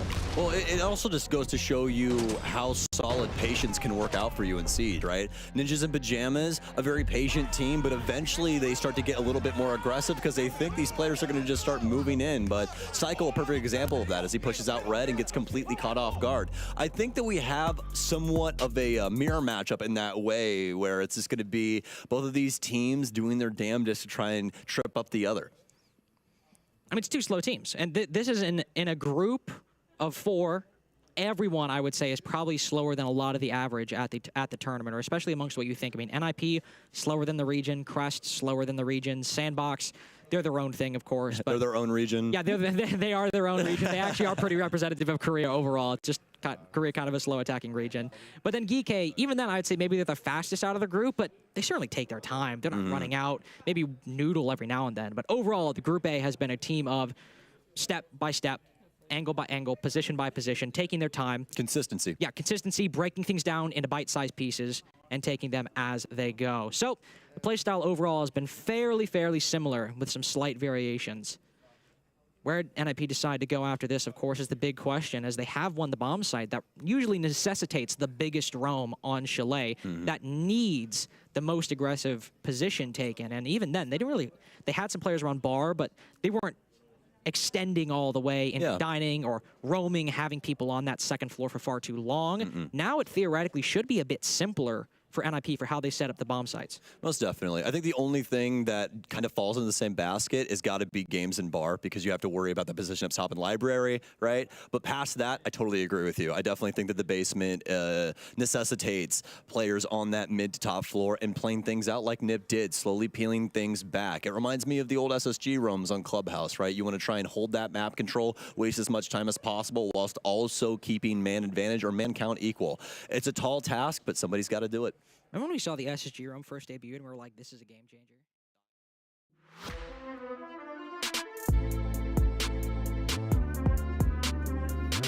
One more team will be sent home. One more team will go through to Phase 2. CAG versus Bleed, the rematch. But this time, 3 maps. 1, 2, 3. Almost gave him the middle finger. I'm sorry. Don't do that. Don't look at that. Don't look. Hey, don't whoa, look. whoa. I'm of age these days, okay? I just turned 26, Parker. Okay? 26? Yeah, I know. I remember when you were a baby. Yeah, but if I'm 26, what does that make you, huh? 400 years old. Oh, okay. I was going to say 21, but friend. As you see on your screen, this is Group B. You've been following it along. We have been casting most of these matches. We did the Bleed Los game earlier today, and as you can see, Los won. Now that pushes Bleed down to face off against Cyclops. Cyclops yesterday defeated Talon 2-0. Yep. push Talon out of Atlanta and out of the event, they have an opportunity to get their revenge on Bleed and do the same thing to another region, mate. Not the same region. Yep. Cyclops are from Japan. Bleed are from Southeast Asia, from all over, in fact. This is the tale of the tapes for you. Yep, and I just want to point out yesterday when there was that, when CIG were playing against Talon, they were a different kind of team than from the first matchup where they played against Bleed. They were confident, they were in the enemy's face, etc., really going at it, and this is like Cyclops that is more methodical and a little bit slower to the punch as well than previous tournaments, so it's a better look in my opinion for CIG. Honestly, I think this will be a great best of 3 between these two teams. I agree, honestly. Like, if Cyclops shows up the way they did yesterday against Talon, then this could be a completely different ball game. As you can see here on the bottom of your screen, an almost 100% chance of qualifying for SI should Bleed win this match. Yeah. Cyclops are also in the hunt. One is 86, the other is 68. The loser will not make SI, period. So not only do you get booted out of Atlanta, they literally forcefully evict you from the state. I see it. A helicopter comes down and picks them up and they get flown away. It's crazy. It's just like But you also don't go to Brazil. Here are the maps for you. Border, Cafe, and Consulate will be the 3 maps you play on. So Consulate, that's the literal rematch map because that's where they scored off like yesterday in the first best of 1. And then it's surprising that Bleed they pick Border against CIG because CIG yesterday they beat Talon 7-1 very dominantly. And Bleed said, you know what, that's fine and all, we don't care about that. And then Cafe is the first Cafe of this entire tournament, so that's always exciting to see. Like to see it get debuted. Yep. You and I have not done Chalet. We've not done Skyscraper. We've not done Clubhouse. We've done Labs. We've done Border. Well, I've done Labs. I've done Border. Yep. No Cafe, obviously. I haven't done Oregon. We did a bank. Yeah. Consulate. Yeah, you're right, actually. We've done the same couple of maps. Also, to note that with Cafe being played here, because there's a second map, that means all maps will have been played across the entire tournament so far, already in day number 2. So, yes, first Cafe, but also it confirms all 9 maps in the map pool will have been played only 48 hours into the tournament. That's pretty good. When does Villa play? Oh my god, when does Theme Park play? Oh god, when does Coastline play? No, let's not go back to Coastline, okay? When are we going back to Favela? We've never... Actually, it wasn't... That's not true. You played a pro match on Favela. I have? Are you sure? I don't think I have. Were you not active in... No, I played back then, but I didn't play a map on... We never scrimmed it either. I don't think we actually played in Pro League. Really? I know NA did like Serenzy's team. Milen, no. I think Kix's team played on Favela at one point. I think so. NA liked it more than EU did. I know that much. Can't say. Operator bands are rolling in. Ying taken out first by Bleed. Monty will join next. I like the Monty ban a lot. Yeah, but we need to look at who banned it, right? CIG have been the team to ban it almost every single game so far, which is so unlike them if you look at the last couple of events. But again, sometimes Monty that you think goes well when you play it is actually an issue for you. And also, we saw Bleed in the first matchup against CIG on Consulate. It was Bleed who played the better Monty and actually won a couple of rounds on the attacking side. But with this being Border, it's not a common Monty map, I would say, so it's still a bit of a surprise here, whereas the Ying, the Asami, the Valkyrie, much more common stuff for a map like Border, the Intel, the Asami to hold security, and of course, Ying has become his operator that on every single map, by pretty much every single team, is either banned, or if not banned, played in the majority of the rounds on the attacking side. So, no big surprises there. It's gonna be Bleed on defense, Cyclops on attack, and nothing really too out of the ordinary here to start things off. My eyes, personally, I'm going to be looking at Reaps, obviously a big name on his team. He's had a, honestly, average performance so far in this tournament. Haven't had that super big star, kind of big kill game really so far, but there's still time, of course. And then Tursta. It's his birthday. Again, we gotta say, he just turned 19 today, so happy birthday, Tursta. And what better present than to actually go to the second phase of the major by winning here in this best of 3. We're just gonna say happy birthday every time he comes up, huh? We have to. It's once a year, Parker. No, we do. Wow, that's crazy, isn't it? If you wouldn't you want us to wish you, and the fans wish you a happy birthday on your birthday? You would. I suppose that could be nice. Yes, exactly. Early Lion right now, as very first round will start upstairs on Armory. Just a bit of joking going on between Cyclops and Bleed, with Reaps and Arkely talking to each other about reportedly selling intel. Hoven picked off early by Black Ray, who's already made his presence known at top of East. That's very So quick quick. pace and not really dealing with the Solus too much. He just punishes him and moves on. I mean, this looks like the same CAG as yesterday, where they want to get in the building quick on border and choke up their opponent on those first initial footholds like East Stairs, Security, Break Room, etc. But then the big difference from CAG now than just like 6 months ago is that when they get this early advantage, they slow things down. They don't overextend and overexpose themselves and die shortly after. They maintain the lead and utilize it to build a bigger one throughout the entirety of the round. And that's why we see Black Ray, when he got that kill, he peeled back, hopped on cams, shot him on an air jab, just waiting for his teammates to get back into that support position. That's where they are now. The half round to go, they're looking at 90, looking at Office, but Bleed, they want to swing back as well. Just explosions going off all over. As there goes some of the wall, there goes some castle barricades. The things that were designed to keep you safe are gone, one of which the floor underneath Mentalist becomes lava. Darkly shoots up the nade, and Black Ray is good enough for a second kill, repositions in his chair. Has an act of confidence, and he's got the Warden of Turdsta also located. Arkley, the first death. Zasfi under 90 gets that one. Back over into security, looking towards break room. Turdsta's in archives right now, the only person on the bomb site.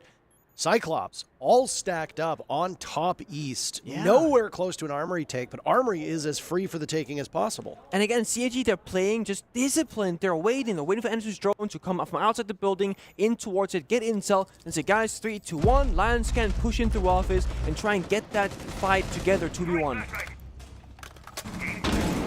Numbers are continuing to go down for Cyclops after losing a second player. Asfi is on flank, gets spotted though by Anaton. The birthday boy himself. And a 1v3. Smart glass is on. Not flashed whatsoever. No follow-up immediately from Cyclops. Another flash will go out. Turdsta's immune at this point, but Drone, they know he's in the corner. It's like a trapped animal at this point. He's just gonna have to fight his way out, and they just stack up from Cyclops. Far too much for him to handle. CAG take the first round. And this is a scary thing. You see how CG they played border yesterday. You saw the 1-7-1 against Talon. You pick it today, but the downside is when you pick the map, the opponent chooses the starting side. And we all know, or should know at least, that on border you don't want to be on defense. You want to be on the attack. You have so much control because the map, well, it's relatively small on border. There are so many easy ways in throughout the building and so many long lines of set that favors those scoped in weapons that attack us more of than defense. And that's why we see most attacking teams, they're going to care about East Stairs, they're going to care about security and break room, and they just work from there. Because those 3 areas off the map, that south portion, they will give you avenues to every single bomb site. Customs, armory, ventilation, Telos archives, it's all kind of working off those 3 starting positions. And we saw Talon, the reason why they lost so badly against Cyclops, they didn't really play for those important areas. So CAG showing us that they could do border yesterday, they can do border today as well, and it's really up to Bleed to counter here, either from studying the game from yesterday, or just saying, okay, what is it that Bleed can find out throughout in the middle of these rounds what the weaknesses are from CNG's attack right now. That's the thing, Valkyrie's banned out. You have very little intel on the defensive side to make those decisive decisions as to what could the weaknesses be. Are the flanks open? Well, they simply just do not know. F-Not ready to go. F-Not, known as the Dread Mine to many. Got obscuring device thrown out by Fenrir that will stop you from having the ability to see more than a couple feet in front of your face. Wasn't really much of, I guess you could say, an influence on the previous round, Nick. Not at all. However, smokes and glass, smokes and Osa, and Amaru to go, yeah. Finka, Osa, I like this. I love Japanese Rainbow Six. Yep, I mean, Cyclops. How many glasses have we seen at this point? Just a couple. There was some in the G2 There DZ was one in the earlier, G2 game, yeah. There's Alamau. He didn't really get very far with it, but they tried. But it's Oregon. It's a bit more of a closed-off map, I would say, where a border, because there are all these like long lines of sight, glass that we can see through the smoke, can get a ton of value. And if you play 2 sets of smoke, like with the Osa of Anaton, you can really enable Suzuki here. They're already using those smokes. Now Anaton is in, but he'll be nearsighted, worried about an impact or a nitro cell, shooting away to try and gain some way of fighting back. And I like how quickly Bleed fell off. took the vertical play, Okay. excuse me. Arkley with the only kill so far for Cyclops. The teams trade out. Advantage goes in favor of Bleed as Cyclops assert themselves at the top of Metal. Now it's Black Ray with his 4th kill. Equalize. Finding one of those dread mines. Talked about the Fenrir not being particularly valuable so far. It's been paying off huge in this round. I mean, Blackberry is so good right now. Just finding kill of a kill. But the real question is, Anderson with 2 ulti shields in pocket, 2 smoke shields to enable Susu C. They could easily go for a plant here, but they're still rotating around the map on the security and main stairs side of things. So it's awkward now. Anderson with Case on one side of the map with no backup, and last 2 members on the opposite security main stairs. Blackberry has an idea. It's also a bulletproof camera that he could have shot out quite a while ago. Suzu sees the Warden. They weren't expecting this. It's Hoven in a 1v3. Anderson nowhere to be found still with the Case. A mystery as to where he will emerge from. Hoven knows there's one on Metal Detector, but you do not want to engage with that glass as the other 2 players come in through Fountain side. Hoven playing by Metal. He'll lose line of sight towards Fountain, taking the engagement with the glass. This is good. Now back towards Fountain he'll go, but for a brief moment he'll be flashed. Anderson getting diffuser down. Hoven gets spotted by Black Ray. That's 6 kills and 0 deaths for Black Ray. A great start for him, a great start for CAG, and they're up 2-0. And I like the fact that Black Guy, he was playing the Amaro, but he didn't feel like he had to utilize the gadget because he was not really flying in the window, flying up the hatches. He took security control by pushing up the long hallway from office, and then he just sat in there, found 3 picks, played around his team for the rotations, and I like that. Because I feel like some players, they'll play a particular operator, like the Blitz or like the Amaro, and feel like they need to go for a rush play because that's typically what you want from that kind of operator. But sometimes you can just play the gun. Sure, you have your gadget, and theoretically, you should pick an operator for the gadgetry usage, but you don't always really necessarily need to do that. And I think that round in particular is where Black Ray just using the gun, having it up, waiting for his team, not feeling like he has to be the playmaker himself, was the right play for him. 6-0 now, as you mentioned. He's done a phenomenal job in the first 2 rounds, getting entries and then being very stable for his team, never overcommitting to a too aggressive of a play where he might find himself dying, and he's just, again, waiting for intel. Cyclops definitely in the driver's seat. Lee did go back-to-back on Armory, but now things will change up to go in that bathroom Teller's bomb set instead, where now it's about the verticality. You're going to extend upstairs, play in office, play Armory, play archives, etc. And they also have some intel below, a Pulse, Tursta with a C4 in pocket. And Cyclops, not saying they're not going to respect it, but there's no IQ available for them. They don't have any counter intel for the Pulse, and that could be troublesome for them later on if they don't clear downstairs first. Turds will hopefully gain some significant value with that Pulse that you just discussed. A Bravo on the board means that we need to talk about the gadgets that can easily be controlled by the Kludge drone. One is those proximity alarms that Reaps brings as a secondary gadget. The Wamai discs can also be taken. Bulletproof camera by Asfi, including those dread mines. Can't take the frost mats, can't take the shield, can't take the castle barricades, can't take Pulse, unfortunately. Unfortunately, yeah. Imagine if you could just control all of those. Yoink, mine now. Yoink. I mean, if you ever make like an that's interesting to see for a spot. It's like on the break room side in the soft wall. Turdsta was reading him, that's why. Yeah. You'd hear the Pulse scanner, and then it was the Pulse who tossed it up. Proximity alarm giving Black Ray's position away. Needs to be very careful about how he engages over towards east. More information, and he's just looking the wrong way. Reaps with the entry kill. It's the first death for Black Ray. And that right there was indeed an overextension, but they thought East Steps was clear. Default cam wasn't even shut, they had no real intel. Chibisu could have followed for a trade maybe, but chose not to. Playing on that finger, maybe trying to play a bit more conservative with the grenades in pocket still, and 2 more finger charges to go. Don't want to die early in the round as finger in that kind of position. But it's really slowed CHGs down here in their advance. Kind of locked out of what they want to achieve, because remember, it's a downstairs bombs on bathroom tellers, and they're dying upstairs. Arcully now next in line. He finds the castle, a Mentalist, after Reaps had died earlier.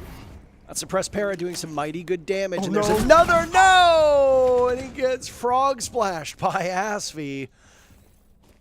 Could have been a very easy pick for Arcully. Instead, they have at least a read as to where this is. Hovind giving his position away as well upstairs in office, but the disappearing act through the hatch back towards the bomb site. A full reload, ready to engage what comes next. 30 seconds remain, and Cyclops having an advantage of 1.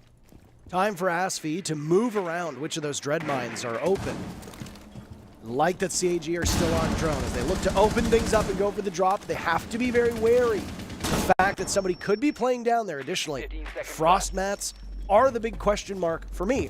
Suzu will drop, just narrowly evading it as down goes Hovind. Asfi could stop this in its tracks, but Anaton has coverage from the window. CAG is up 3-0 in this match. And again, such a good understanding of what CAG they need in that position. They have 3 members on the office hatch, all seemingly looking to drop. But no, it's about using their utility, the grenades, the flashbangs, opening up the window from the hatch, and then Anaton rotating from outside balcony down towards the bomb site's window, saying, I'm going to cover the window towards the hallway, and the last guy either stay on the hatch or drop and cover the planter. And they really just have a checklist saying, okay, we need ABC, let's make sure that we have ABC before we get going. And that right there is exactly the biggest weakness of CAG in the last 2.5 years in international grounds. They didn't do that before, and they would lose these kinds of rounds that they should be winning. But now, it's a flawless 3-0 for them so far, and it's forced Bleed to take their tactical timeout already here in map number 1. And look at the scoreboard. It's not all that great individually for Bleed either. Every single member on 1 single or kill, with the exception of Asfi, who has 3. That's not a whole lot. Black Ray, as an individual, has the same amount of kills, basically, with the assist, as the entire team of Bleed so far. It's a tough start. Well, yeah, I mean, this isn't really the result that you want, especially given that this is Bleed's map. Yeah. This is exactly what happened against Talon in yesterday's match with CAG, if you recall. Yep. For those that didn't follow along, CAG got blown out by Bleed in the very first match on the stream, 7-3 in favor of Bleed. CAG did not look like themselves. They come up against Talon, the Korean team that was competing and fighting for their lives. And on Talon's map of Bank, CAG wins 7-3. CAG then goes to Border and wins 7-1. CAG did start on defense in that matchup. And they went 5-0 through the first 5 rounds on Border defense, suggesting that while yes, Talon might not have been the most practiced team on this map and winning only a single round on Border would suggest that, that CAG are quite comfortable on defense. The fact that they've already got 3 rounds on attack bodes very well for what happens when the side swap comes in. Oh, it does. And I think confidence for a team like CAG, and even for Bleed as well, very important, because these are, I want to say at least experience, because Cyclops, they have made a lot of international grounds, but for Bleed, they are a new international team. You want to get some rounds in the board, get some, momentum, so to speak, going, get those creative juices flowing, saying, guys, go for this swing, hey, let's make a play over here, etc. Because when you're starting on defense, you don't have to problem solve the same way as you do on attack, so Bleed, this could just end up being a warm-up game for them in the best of 3. The first map gets surrendered, unfortunately, and it starts showing up on the server. But the benefit of best of 3 is you can lose the first map and still be A-okay for the last 2. But of course, try and stop CAG, slow them down, have some confidence-inspiring rounds would be the goal here to Bleed. Church, they're going to find that drone, reinforce the wall, cut off the rotation. It's again a vertical hold because the bomb site is downstairs in ventilation workshop instead. And I do like this verticality setup because it forces CAG to deal with the top floor hold and the primary hold as well. You can play more around the map. But Bleed, they keep falling single-handedly, not having those trades going their way. They got to fix that in this round. I mean, how do you diagnose Bleed? How do you diagnose the issues at the moment?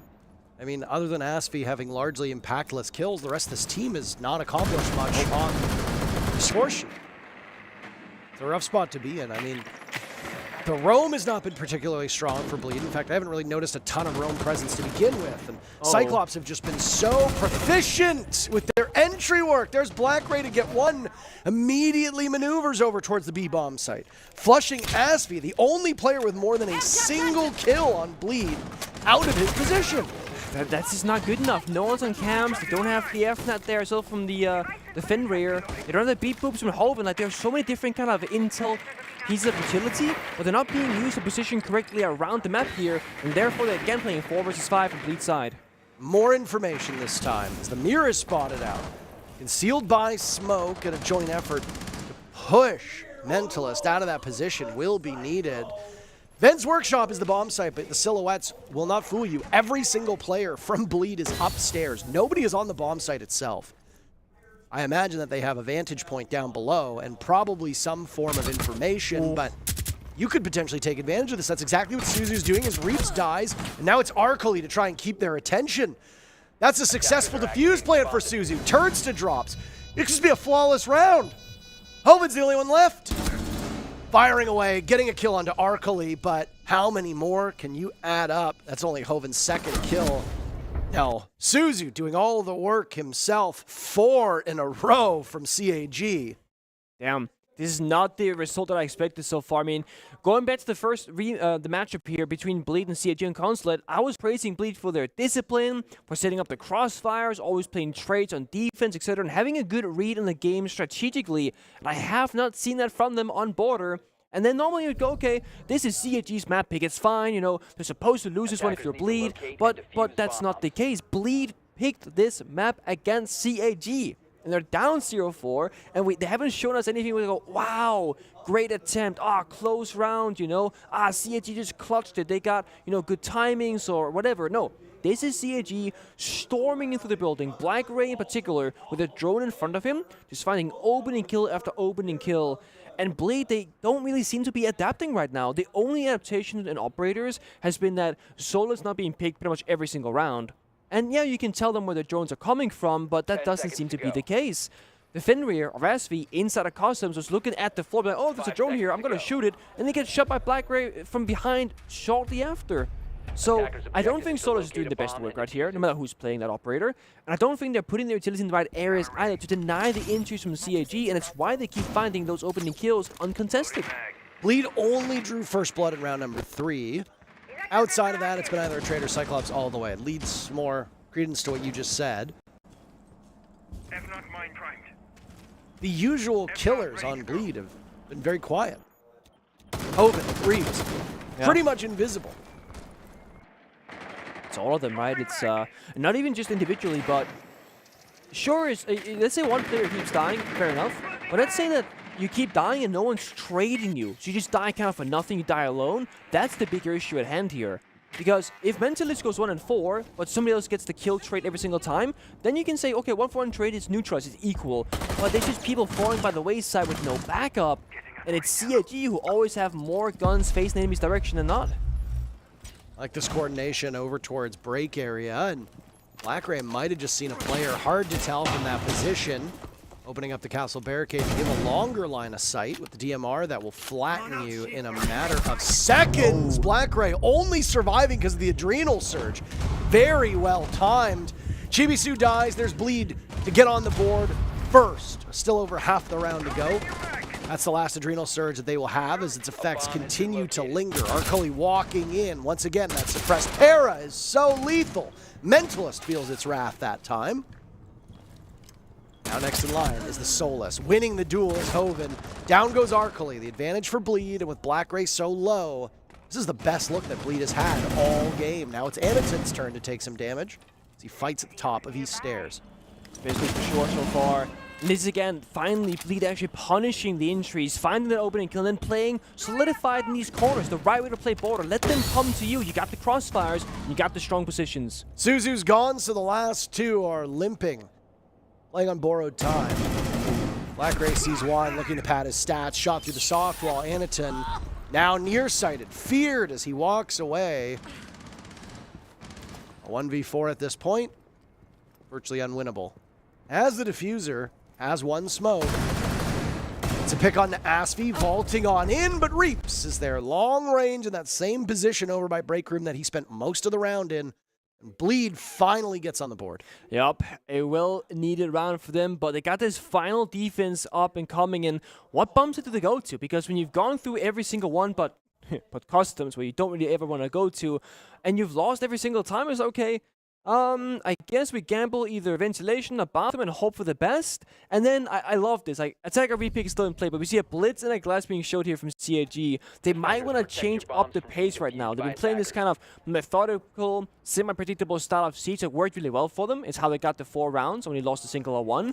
But now Bleed are expecting this same kind of pace, the same kind of speed to be repeated in these rounds. And then all of a sudden you see CAG, Lion, Blitz, Glass. That's not going to be a methodical, slow push where they care about getting map control and entries. That could very well be a direct site rush execute that'll be over in 20 seconds if the bomb goes down favoring the attack, or if they can shut down that plant attempt, then lead in an excellent position. Now, Turdstar is playing Lesion. Those Goo Mines could gain them some incredible value here, depending on where they are placed on the map. Same thing with Hover on Solace. If you can see where the plant is going down, shut it down or call out at least, that could be a way into this round. But there is not a single C4 on the board for defenders. There's no smokes as either.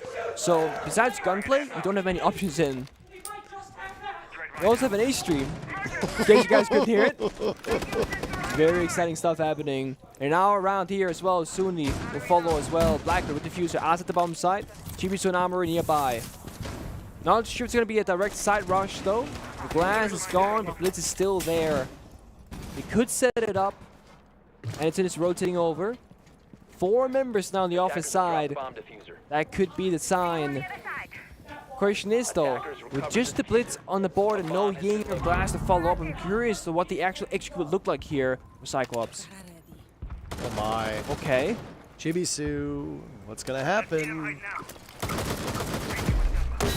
Smokes to go in, and suddenly Anaton's in the midst of the bomb site, and in the midst of the smoke, he doesn't have access to it. Suzu is getting the diffuser down. Arcali dies to Reaps. Reaps is still there. Suzu gets it down, and Anaton is next one in line. Black Ray 1 kill, but Mentalist gets both. Suddenly, nobody's watching that diffuser. Chibisu and Black Ray need to get in a position. An endless clown car of players can hop out of that window. Chibisu holding from above. Black Ray not too far removed, trying to get baited into this by the... Oh my! A nice shot by Reaps, who now hops onto it, and that's a clean sweep. Bleed plays that one perfectly in the post plant, and they pick up their second round to close out the first half. That is not how that round was supposed to go. Both the Hibana and the Blitz didn't seem to be able to find the window to jump back out after the bomb went down because they were stuck inside their own smoke grenade. No one's repelling upside down the window for the post plant. Chibisu and the Arrow actually got in top floor, but doesn't have any eyes on diffuser, doesn't have a great post plant position, and more importantly, the last 2 attackers from Cyclops don't have any way to help one another, as one is deep inside the building above the site, and one is outside the bomb set window with no lines of sight to one another. And Bleed, they get that important final defense round. They get a 2-4 half, which is the wrong side to be on, but they buy themselves enough wiggle room now as CAG are not going to be that close to match point. They can now play on the attacking side, they can make a couple mistakes and adaptations, and still have a great shot at winning this first map. And this is an attacker side, or attacker favorite board, I would say, more often than not. So we should be expecting Bleed to find more success in general on this side swap. The big question is, what kind of style will they bring to do that kind of job? We saw CAG go for mostly methodical rounds, but they did try that last final rush. Bleed in the very first round, they will kind of do what CAG did once. They'll play the Osa and the Glass combined with the Finger Lion. One thing here is there's no actual heartbeat on the attack inside, so you are limiting yourself on what kind of execute to go for. Normally, this would indicate that you're forced into an archives attack. You don't necessarily need to breach any walls. Whereas in Armory, you do need to breach that exterior wall to get access to the bomb site itself. If yesterday's results against Talon are any indication, then Cyclops should be relatively strong on defense. I know I referenced them earlier, but for those that are just tuning in or maybe weren't listening at the time, does that bearing 9 look abnormally large, by the way, on your screen? It does look abnormally large, actually. Why does it actually. look so big? It's in half the screen. That is humongous. All right, well, either way, Cyclops against Talon yesterday went 5-0 on their first 5 rounds, and Mentalist is going to walk right in. This is the same thing that confronted them before. First kill goes to Turdstar. Nitro Cell looked like it was going to go out. There goes a pocket EMP, and it takes out Mentalist and the shield as well. The Gambit works off for the first pick. Now somebody else has to get into the action. Anaton taking out Asfi and his own teammate, Suzushi. Reaps posted up on vents, firing away as Hoban manages to get it down. Nade goes out, kills Chibisu. Anaton to try and save the round. Can't even find a single kill. Bleed get 3 in a row. And that is how you attack Archives with the Glass and the Osa. Much quicker, much more decisive as well. And honestly, it just looked like they had that figured out from the very beginning. They picked those operators without any hesitation. They are prepared for their attacking side. And I also want to say that that's preparation right there. That's how you execute that so cleanly, and Bleed looking good while doing so. And that's Border for you. When you bring out operators like the Blitz, like the Glass, the Ying, the Osa, etc., you can pretty much rush every single bomb site if you want to, as long as you got the right read, information, and setup, and they had exactly just that. Now, when you do that on your first attacking round, you are setting the pace and the tone for the entire half to come, and CAG, they have to be aware and a little bit afraid, actually, of a potential side rush on every single bomb site going forward now. So if you're Bleed, the best thing you can probably do is don't go for a rush immediately after, because that's pretty much predictable. Now, the exception would be if you have drone on the bomb site, you know it's clear. You can, of course, still go for a rush. But keeping the opponent guessing as to it's going to be a faster or slow round is always going to be beneficial. And the reason for that is, if the defenders expect a side rush, they're not going to be roaming very far off the map, far away from the bomb site. That means that if you don't go for the rush, you can get free map control. Whereas the enemies think that you would never ever dare to rush, they would spread themselves thin and stop the injured players from getting inside the building. Bleed, they got the Blitz. They got the Glass, they got the Armor and the Lion. If they want to go fast, they very well could, and they're setting up for right now, because here they go. Yeah, and it could be another quick one. As out goes the smokes. Bleed has a good idea, but Turds does, Gambit fails, Aspis does as well. Mentalist next in line to take some damage as he's tucked away. Vaults on over, and 30 seconds in, it's just Hoven and Reaps left. I understand what you're trying to do, and I do like it from a spectator standpoint, but did not seem to be as well practiced as it could be. Now a standstill for presumably the final 2 minutes. Arkley took a lot of damage, but other than that, Cyclops are in fine form, still holding control of the bomb site, and most importantly, the diffuser is in the thick of it.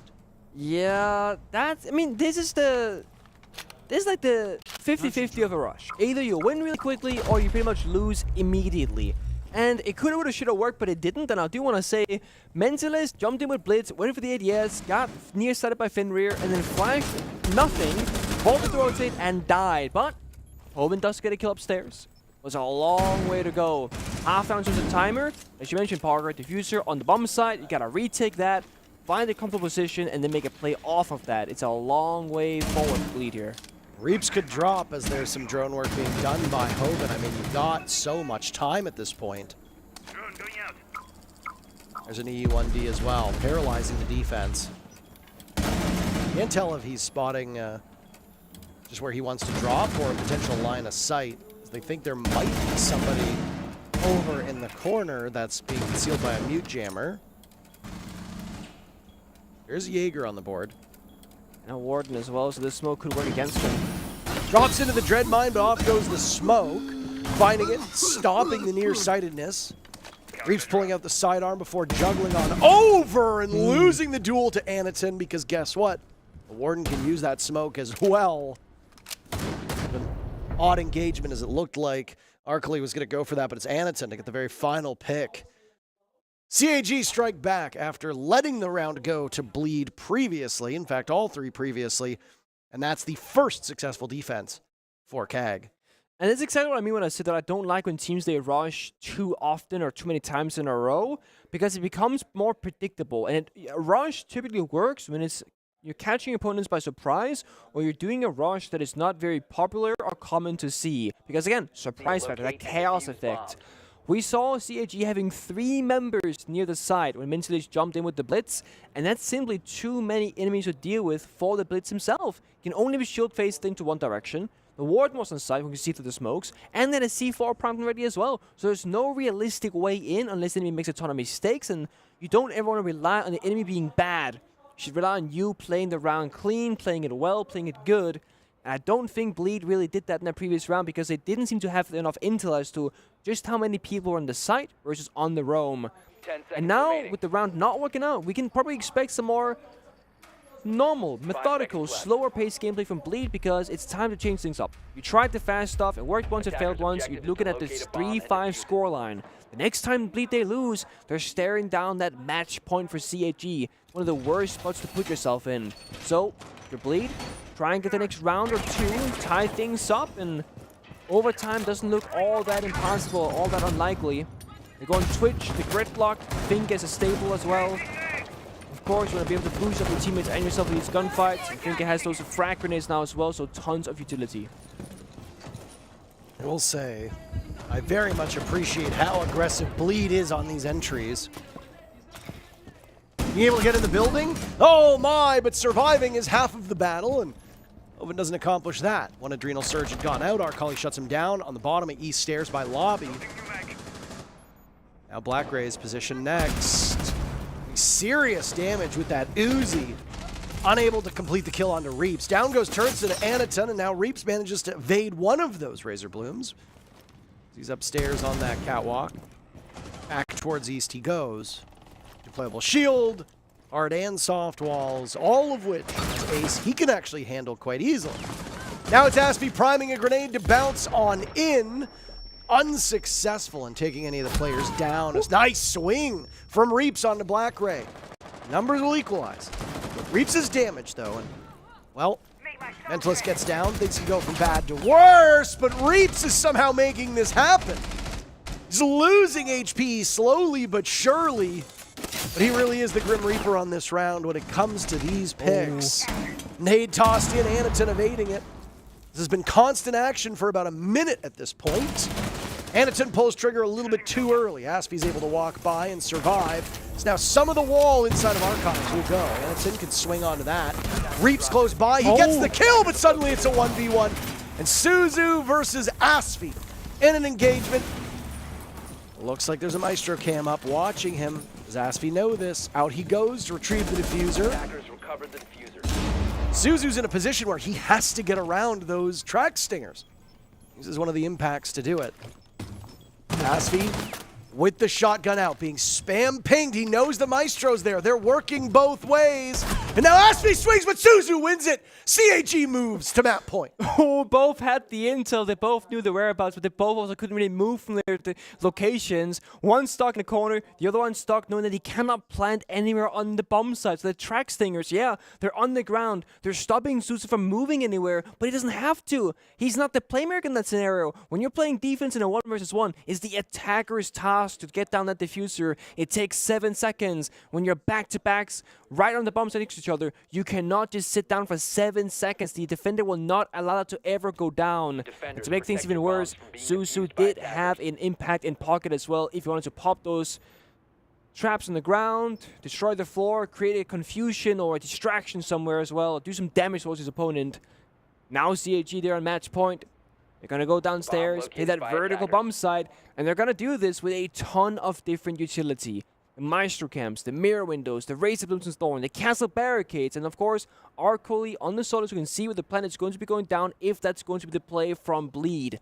So far, it does appear that Bleed, they want to play around the objective very heavily. They want to try and get to that bomb site, try and get down the diffuser as comfortably as possible. And CAG so far have done a great job at not allowing that to really happen. They spread themselves out across the bomb site, fighting security, fighting these stairs, going for flanks, and just saying, you know what? We don't want the bomb set to be a 5 versus 5 fight because we know that you guys on Bleed will win that. We'll just try and take, you know, a 1-for-1 trade, make it 4v4, make it 3v3 because we know that we're stronger in those numbers. That's ugly.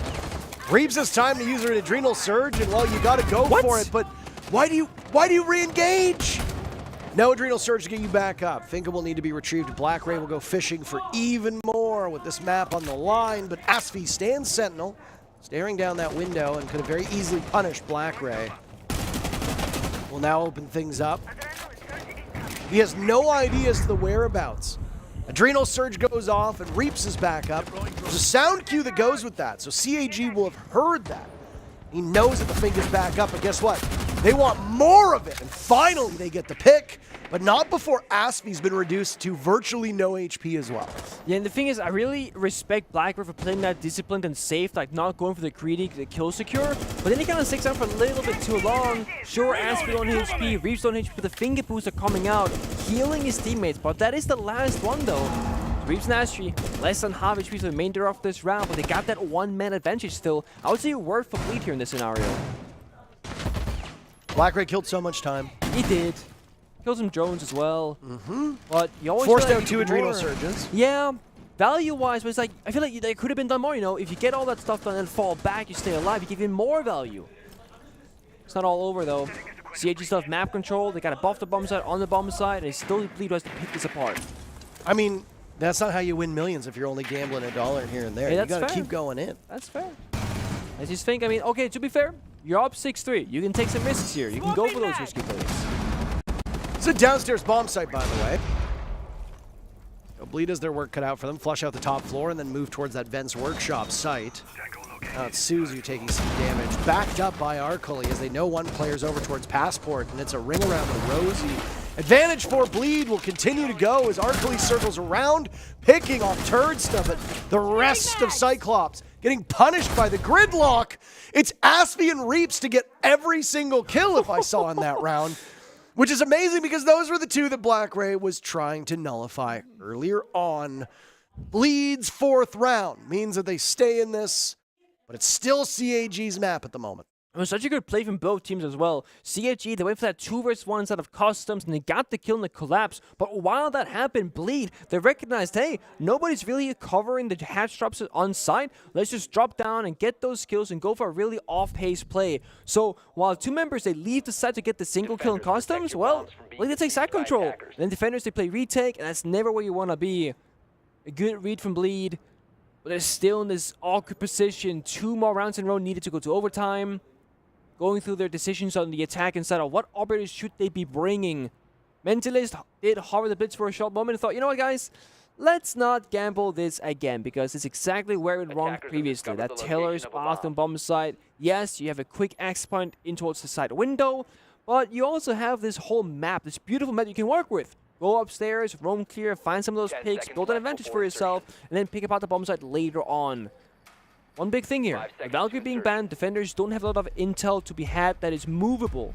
Valkyrie cameras, while they cannot move them around, you get 3 of them. They cover so much area. But Anaton on the Echo can change this, because those yokais, they can hover around. Relocate them, gain into top floor, first floor, Pantana, etc. And this also just speaks to the read here from CAG. They're expecting a roam clear. They are not, but at the same time, actually, they have 1 Yoka for the roam clear, 1 for the side rush. They're preparing for both cases.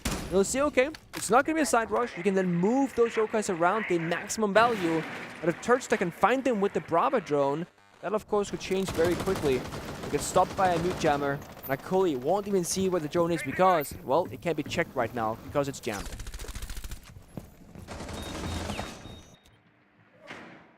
Just right now, just balancing on the razor's edge for Cyclops. Cyclops still have their timeout available. Yeah. Settle things down if they so choose.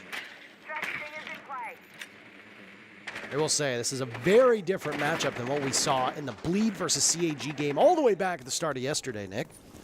And that both of these teams are taking their opponents very seriously. CAG are far more restrained, playing more of that style that helped them topple Talon last night. I like to see the coordination, and frankly, I like to see the growth in this team. Yeah, I think growth is the right term because it's definitely signs of improvement and again, just adaptation on the fly here, something that we don't see very often from CAG. And again, the Yokai is getting good value, spotting out Reeves, stunning him as well. But Hoven on the flanking side of security finds a to Anaton. That's now Echo off the board. Those Yokais can still get intel, and they can't shoot any longer. Most of the action in this game has been coming early. It's left very little scrambles at the last minute other than when we saw CAG on their attacks. Bleed starting things off by killing Anaton is obviously not ideal. Those Yokais might still be there, but you've taken somebody very critical to your success out of the action. Now Reeps is looking for more, not too far removed from the bomb site. He's at the back of Workshop. One player from Cyclops sitting in the bathroom. Oh my, nicely tossed nade by Reeps, who's just been getting better the longer this match has gone on. First kill for Cyclops in the round is Arcoli on the Hoven. Chibisu from above, punishing Mentalist. That's Diffuser down. Now it's Aspie to join in the afterlife. 2 kills for Cyclops to send this one away. This is Bleed's map. Arcoli reducing the numbers even more. Reeps has been stellar so far with 3 kills, but he's going to have to do all of it in this round. Picks up the Diffuser for good measure. Silhouettes from Cyclops above, 20 seconds left. Reeps will find a safe position by the bathroom door, and they will taunt him as they go for the drop. Chibisu is there to give coverage with Black Ray playing the tight angle, and there goes Reeps, and there goes Bleed on Bleed's map. Cyclops, 7-4, will take map 1 in this best of 3. I want to tease that was for Bleed. I mean, they got that early advantage. They were looking good in this final round, but then all of a sudden, out of nowhere, CG said, you know what? Enough is enough. Let's run in towards our opponent and just get those kills. This was a big bounce back for the team that looked a bit embarrassed yesterday against Bleed. Is it the buff of the wiener dog? Right there on the table. Well, no, because the dog was there yesterday. Yeah, it was. Yeah, pet that dog. Unfortunate result for Bleed in round number 1 of this best of 3. Unfortunate result in round number 11 for Bleed. Yep, and I mean, just had some issues, and they'll have to course correct for Cafe. You're too slow to the punch, right? I mean, it took them, what, 5 rounds before Bleed got on the table, and it's way too long in these series because it's the first to 7. So down 0-5 or down 0-4, you just gotta get on the board a little bit quicker. That's map number 1 in best of 3 series, so they can take this practice map, if you will, and do better on Cafe. Yep. And now our first look at Cafe is what's next. Hold on a second here. You're hiding? Ooh. There we go. I was just trying to play with that. Cafe is up next. We'll dig into what happened on map number 1 and set the scene for Cafe in just a couple moments, but we have a break ready. Sit tight.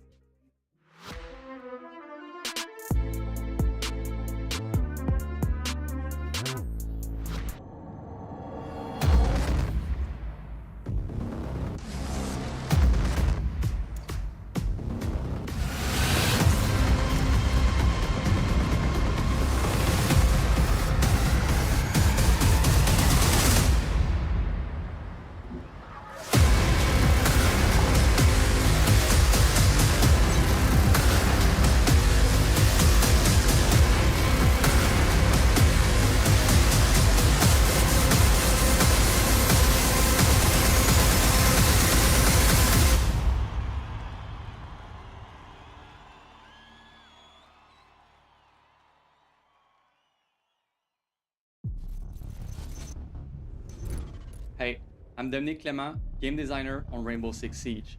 If you want to get ready to confront the next addition to the Siege roster, here are a few advice. Maverick's Flaming Gadget might be that one tool you can always rely on when it's time to melt through the enemy's defense. Training your sharpshooter skills, and more specifically, with gadgets like Zophia's Lifeline, will come in very handy when it comes to countering the effect of her fresh new face. Finally, it wouldn't be Siege if explosions didn't have an impact on your game. And this season is the perfect moment to review your frag throwing skills, because a well-placed bang might just be what you need to clear you and your team a path to victory. That's all for now, but make sure you tune in to the full reveal to get all the information on what's coming next season. See you there.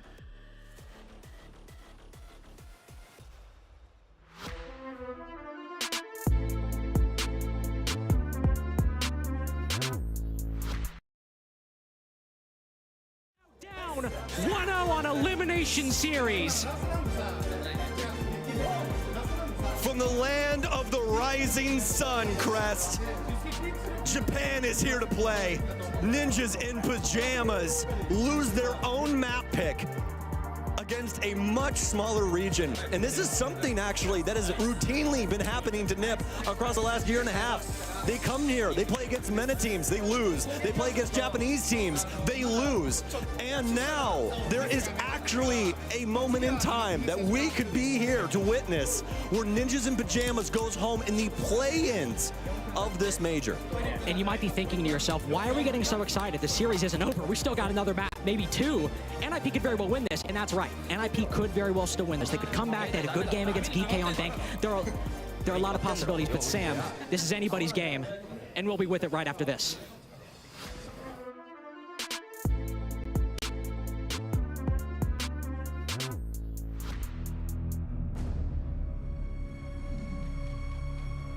It's time to make history!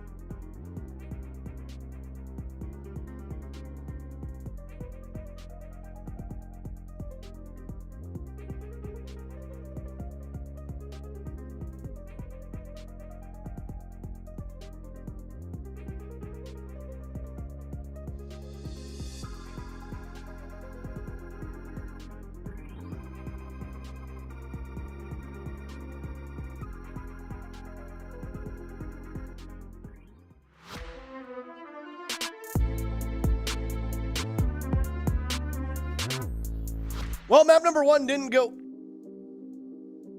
According to plan. For Bleed. What were you doing? Just Apologize for big him. ears. Apologize for him. This was a long day yesterday, and I woke up tired this morning. Then I had caffeine, and I'm like, whoa! All the place. Map number 1 did not go the way for Bleed, whose map we just played on, unfortunately for them. Fortunately for us, it was an exciting game. And Cyclops came out ahead. As you can see, those are the stats on your screen. And we are ready to go to the one map that has not been played so far here at all in Atlanta.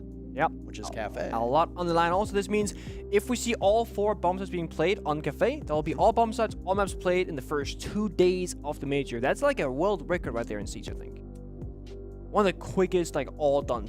Gotta be. Tell me this doesn't sound like Moonlight Sonata a little bit. It sounds a lot like it. It sounds very soothing, so I'll tell you that much. Right here.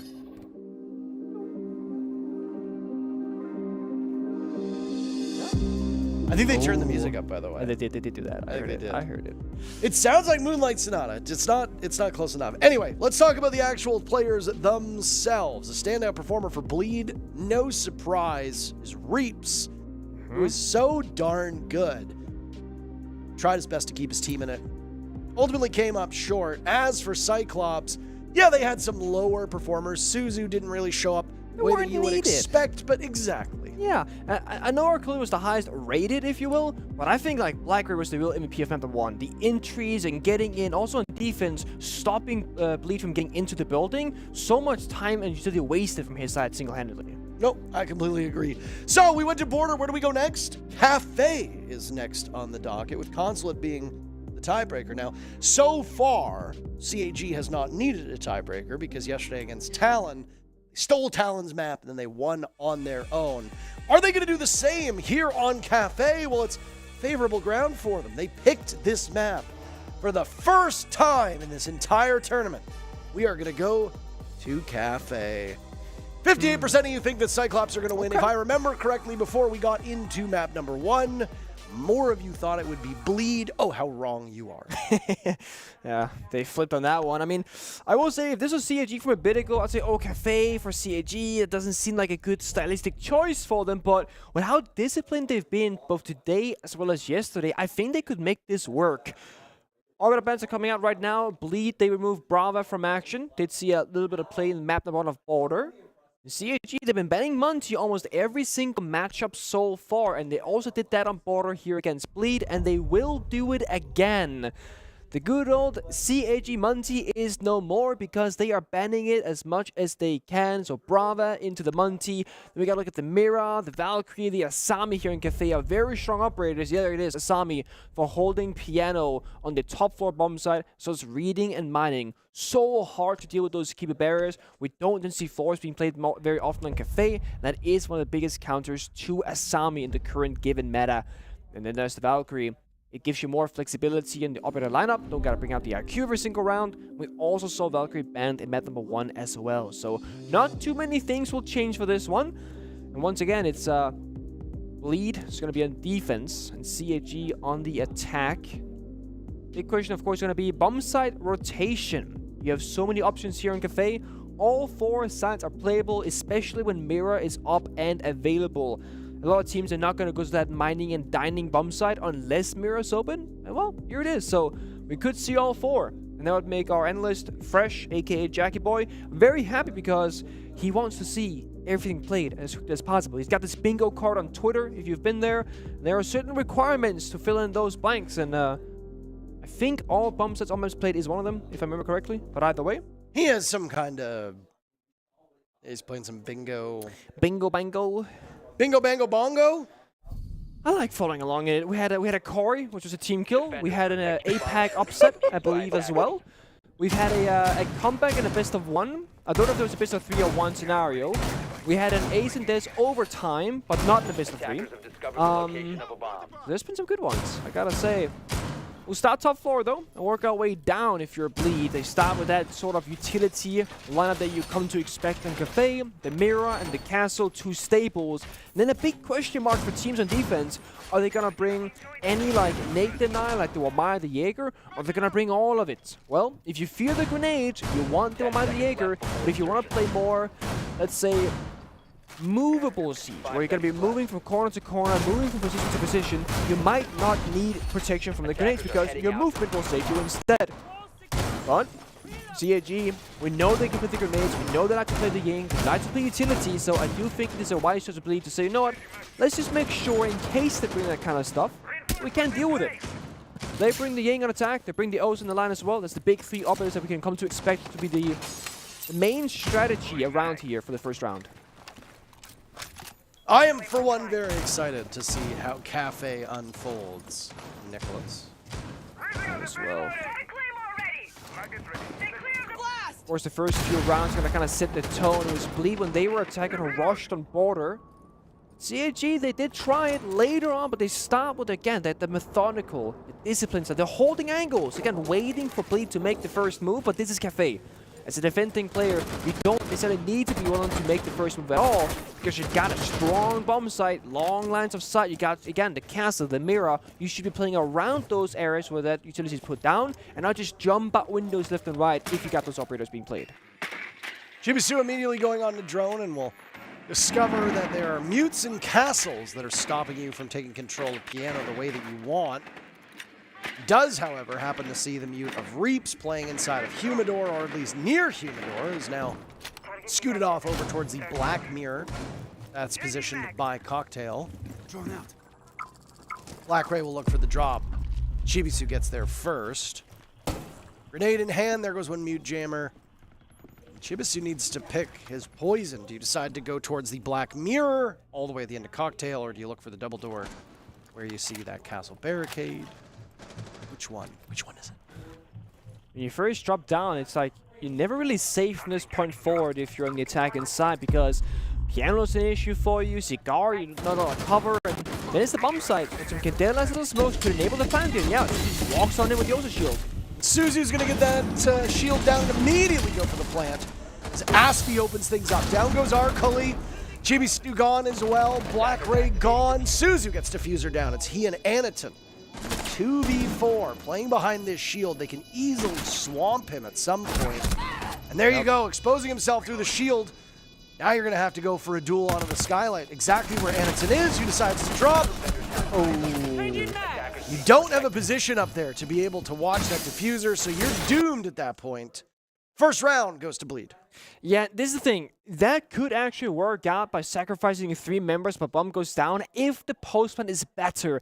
If they could see the diffuser plant from the skylight, there's a chance that the member of the skylight, the Ying in that scenario, can actually win like a 1v2 or 1v3 or maybe a 1 versus 4. But they plant what's called default plant spot. When you walk from that new balcony drop, you just walk straight into the right, hold F and plant. And you cannot see that diffuser from anywhere except for inside the building, Piano and Cigar. So the skylight player, who's the cover, he becomes practically useless. Gotta drop down the skylight, give away his position, and basically, you know, fall mid-air with 3 or 4 defenders looking in his exact direction. You're not gonna win out in those scenarios. So while it was a nice off-pace, quick play from CAG with a decent read in the situation, they simply lost 20 bodies trying to get the diffuser down and didn't have the correct or strong enough post-plant position to do anything about that afterwards. That's also arguably the strongest or second strongest bomb set for defense. It's usually the reading library being number 1, and then top floor being number 2. And then it's a toss-up. You can go downstairs to kitchen and kitchen, that's what Bleed is doing right now, or goes that mining and dining bomb site. Kitchen and kitchen is a very awkward one to play out, I would say, because you can't really roam on this bomb site. And most attacking teams will simply go top floor, clean that out, go first floor, clean that out, break the floor apart, which the buck and the ramp here from CAG very much kind of show us that that's what they're going to do, and just go for a bomb site plan down the dining hatch. It's that simple. And there's not a whole lot of things you can do on defense strategically to stop the attacks from getting there. Yeah, maybe a good C4 or maybe a good timed flank up a staircase, but if they get down to bomb site 5 versus 5, attackers almost always win. And what a beautiful nade from Arcully, just taking Aspie off the round very quickly on. They needed that opening pick in order to get some good footing here early in the round.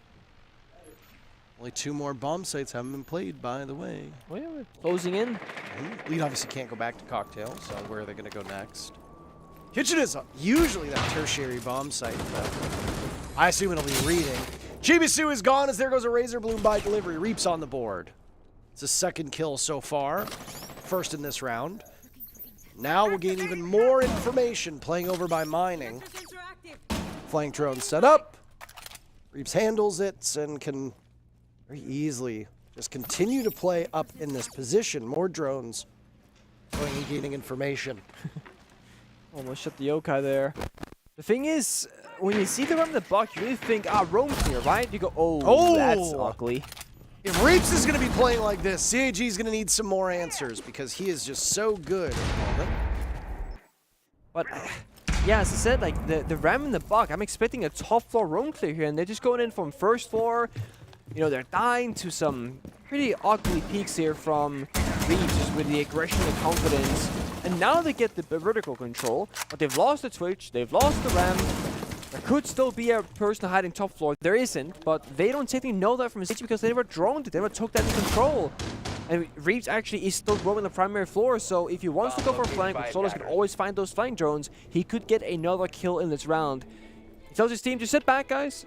Play for me. I can go for a flank. If the exit comes around from the hatch drop, I can always flank them and stop them from getting down that diffuser. But somehow, someway, BlackRay is so sharp in this matchup and finds that kill and shuts it down.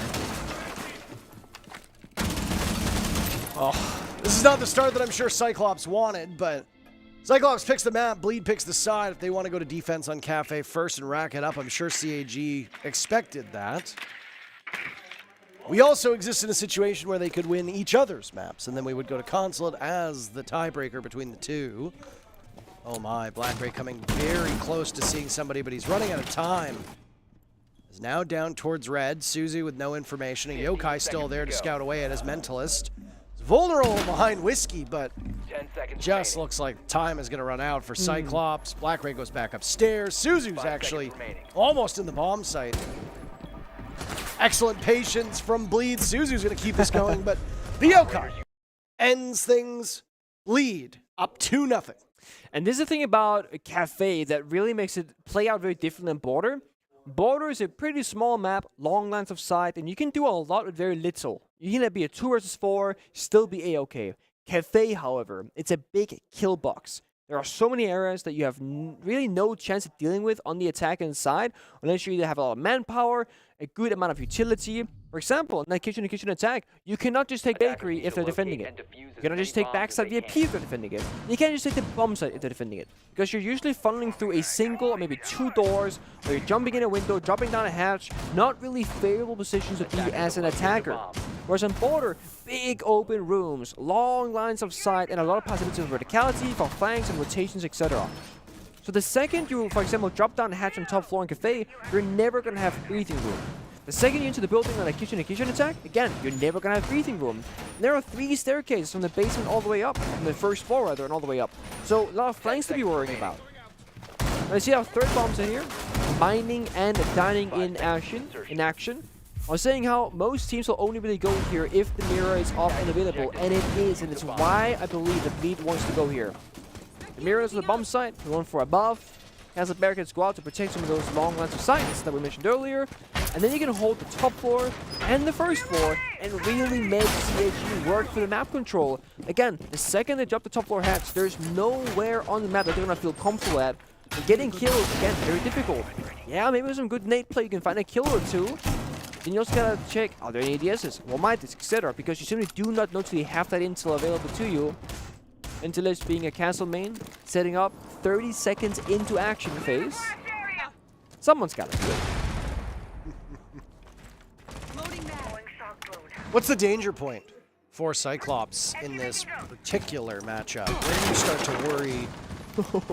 I mean, this is the issue that I have with Cafe. The second you drop these hatches on top floor, that's when you gotta worry. Because you never have any real safety.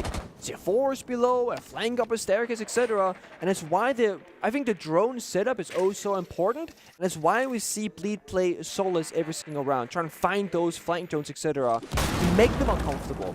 You see it right now, CG half down is burnt almost. No one's inside the building. They're still joining Cigar, they're still joining Cocktail, etc. And just figuring out, okay, where are the mirror windows? Where are the jammers? Where are the players? The second they drop onto red stairs right here, they're always going to worry about engagements, flanks, etc. So now, it's just go, go, go. It's going to be a stressful round here for CAG. Made it into the building. Next step. Mirror window on that same wall over by Cocktail that was discussed earlier on. This is a mining, dining defense. A nice swing from Reaps. The Nitro Cell goes up, but nobody is there to catch it. Once again, Bleed opening the scoring in this round. CAG will have to go back to drones. They've got quite a few of them. 6 drones available. Reaps now being watched by Pillar. Potential re-engagement to be found. Protection with that castle barricade right next to Reading Door. All the while, the rest of Cyclops are going to have to walk Anaton towards the bomb site. Anaton's the one holding that diffuser. Whether they'll be able to get in there or not is anybody's guess. Havoc being wreaked onto the floor. That means that the ceiling above Bleed destroyed away. And now it's a nade from Black Ray. Oh, and they'll find it. Could have easily shot away at the foot of Reaps. I don't know why he didn't, but Black Ray goes for the kill confirm instead. Adrenal Surge goes off, just under 20 seconds. Turnstile on the board. Black Ray falls to Asphy. Cyclops being swallowed alive. Suzu's the last one standing over by the red stairs window. Time continuing to go down. 1 kill for Suzu, maybe a second. No, not to be found. Mentalist collects the last kill. Bleed is up 3-0 on CAG's map. I love the fact that Bleed, they're in that 4 versus 1. So, you know what, guys? Just run at him. Choke him out. Don't give him any of these, like, comfortable seconds in the last half of this round.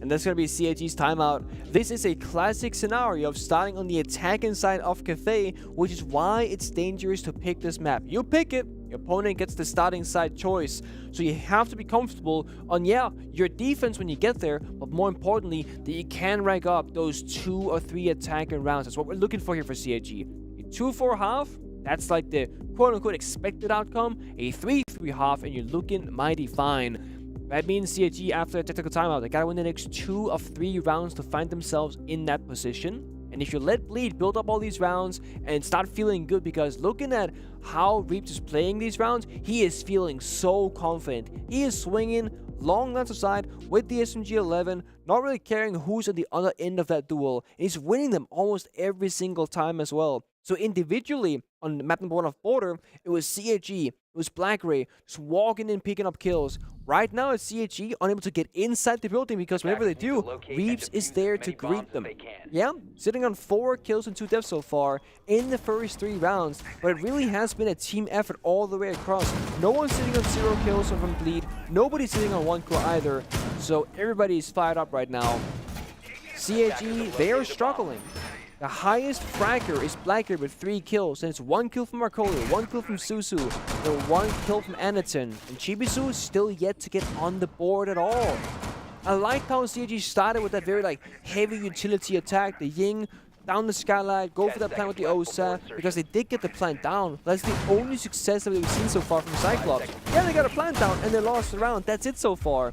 So now we gotta set adaptation, especially once the coach behind them has said his piece and said, you know what, this is what we should be doing. These are the problems. And immediately we see utility, we see Flores, we see Capital, but also still the Amaru that found them success on Border could do the same thing here in Cafe perhaps, if they can use it correctly and find those openings. Always a troubling sign to see a timeout called so early on. And competitive standpoint, I would like to see CAG get back in this matchup, as they have been absent so far through those 3 rounds, Nick. They have. Start up on the roof and bring a completely different set of tools on the right-hand side of your screen. You can see the lineup as the rest of the round unfolds. Steady as she goes for Bleed's lineup, as they're going to bring a bevy of operators that we're used to seeing. Down goes Suzu. The Capital will not be able to unleash fire nor smoke, but to trade back from Black Ray. Get the trade at least. It's not all over, but you lose one of your most important operators off this round because you don't pick Capital with the gun. The Para, not a bad weapon by any means. Bravo also have it. But you want the fire. You want the smoke to enable your teams to get into this bomb site. Now that's gone. Black Ray, yeah, he got a kill. He's going to need more, though, in this round. But more importantly, the teammates around him, Arcoli, Anaton, Chibisu, got to get on the board here and find some kills of their own. They got some Lion Scans to work with and Finger Boost as well to help them get there. I mean, having the Goyo on the board does at least ensure that there will be some fire, maybe just not the way you're thinking of. Reaps was in trouble in the humidor. What little remains of him is now punished. Cyclops have a rare lead so far here on Cafe. I don't know how much they're going to be able to accomplish over the next minute and a half, but they are in a great spot to do just that. Still plenty of tools at their disposal. All three Adrenal Surges, I should specify. Yeah, that really is it. The Lion Skin, there it is. The man count lead is gone now. It's just finds the head of Akuli instead. A 3v3 Haley favors defense because, again, there are so few ways into the bomb site, and each and every single one of them is covered by an F-net from Finvir, so they'll always know if Cyclops they approach the site itself. Turdsta's still back in Cocktail, playing off that panel. Not too far removed from Hoven. As there's a flash to the toss. Mentalist yet to die so far through these 3 rounds, but I spoke that into existence, didn't I? Advantage goes back in favor of Cyclops with just about 30 seconds left. Final remaining players from Bleed in a very similar spot as to where they were before over by Cocktail. Ooh, Turdsta sees one of them and will need to peek onto this as Chibisu aggresses. Anaton is down for the count. Oh. That super shorty of Hoven hits like a truck. And there's one left as Hoven gets all 3 of them. Bleed destroying CAG as they're up 4-0. Hoven with the on-the-floor double kill, the shotgun back-to-back secondary. You wouldn't think that could pack a punch, but with the changes about 5 months ago or so, these shotguns are lethal. Bleed, I mean, they're up 4-0 right now, and you always got to go back and say, are the map picks wrong? Did the teams mess up? Because this is completely backwards. Bleed pick Border, they get destroyed. CAG they pick Cafe, they are currently getting destroyed. And Bleed are just running away with this second map right now, and it's a quick one. These rounds are not getting played out fully in time. Usually they're decided in the first minute and 20 seconds or so. In CAG, you can tell there's a bit of desperation here. They've gone through so many different operators, the fast, the slow, utility, the entry, and nothing is working whatsoever. Only Black Ray, the only actual member getting anything done right now. Chibisu got a quote-unquote kill last round, but there's somebody else who got the injure, so he just confirmed the kill. So therefore, he's still 0-4. Kitchen and Kitchen last time, postling around from CAG, didn't go for the full roam clear, kind of just walked around, 2 members died to reach in the roam clear, and then it did vertical play. But again, the round is basically over. When you want to attack the Fae, you're looking for those 5 versus 5s, clean entries. Not losing members early is the #1 thing to worry about on Cafe, and so far, CAG, they cannot get to the building with all 5 members alive. Bleed are doing a great job again, stopping them in their tracks, whatever they want to do. It's going to be a slow one for CAG though. They just cautiously approach the building, but oh, look at that! You see the sledgehammer, the Nate Cook, the red ping comes out. What? Oh, he doesn't get it? How does he miss that? Well, he's so scared. Look at this man. He knows the door is open. Turdsta's coming for him. Scout with the yokai first. Uh-oh. There goes the yokai. Turdsta could have followed up on this, but doesn't, which maybe wasn't an ideal situation to find yourself in. Now Arcully will have to expend an aid to do this.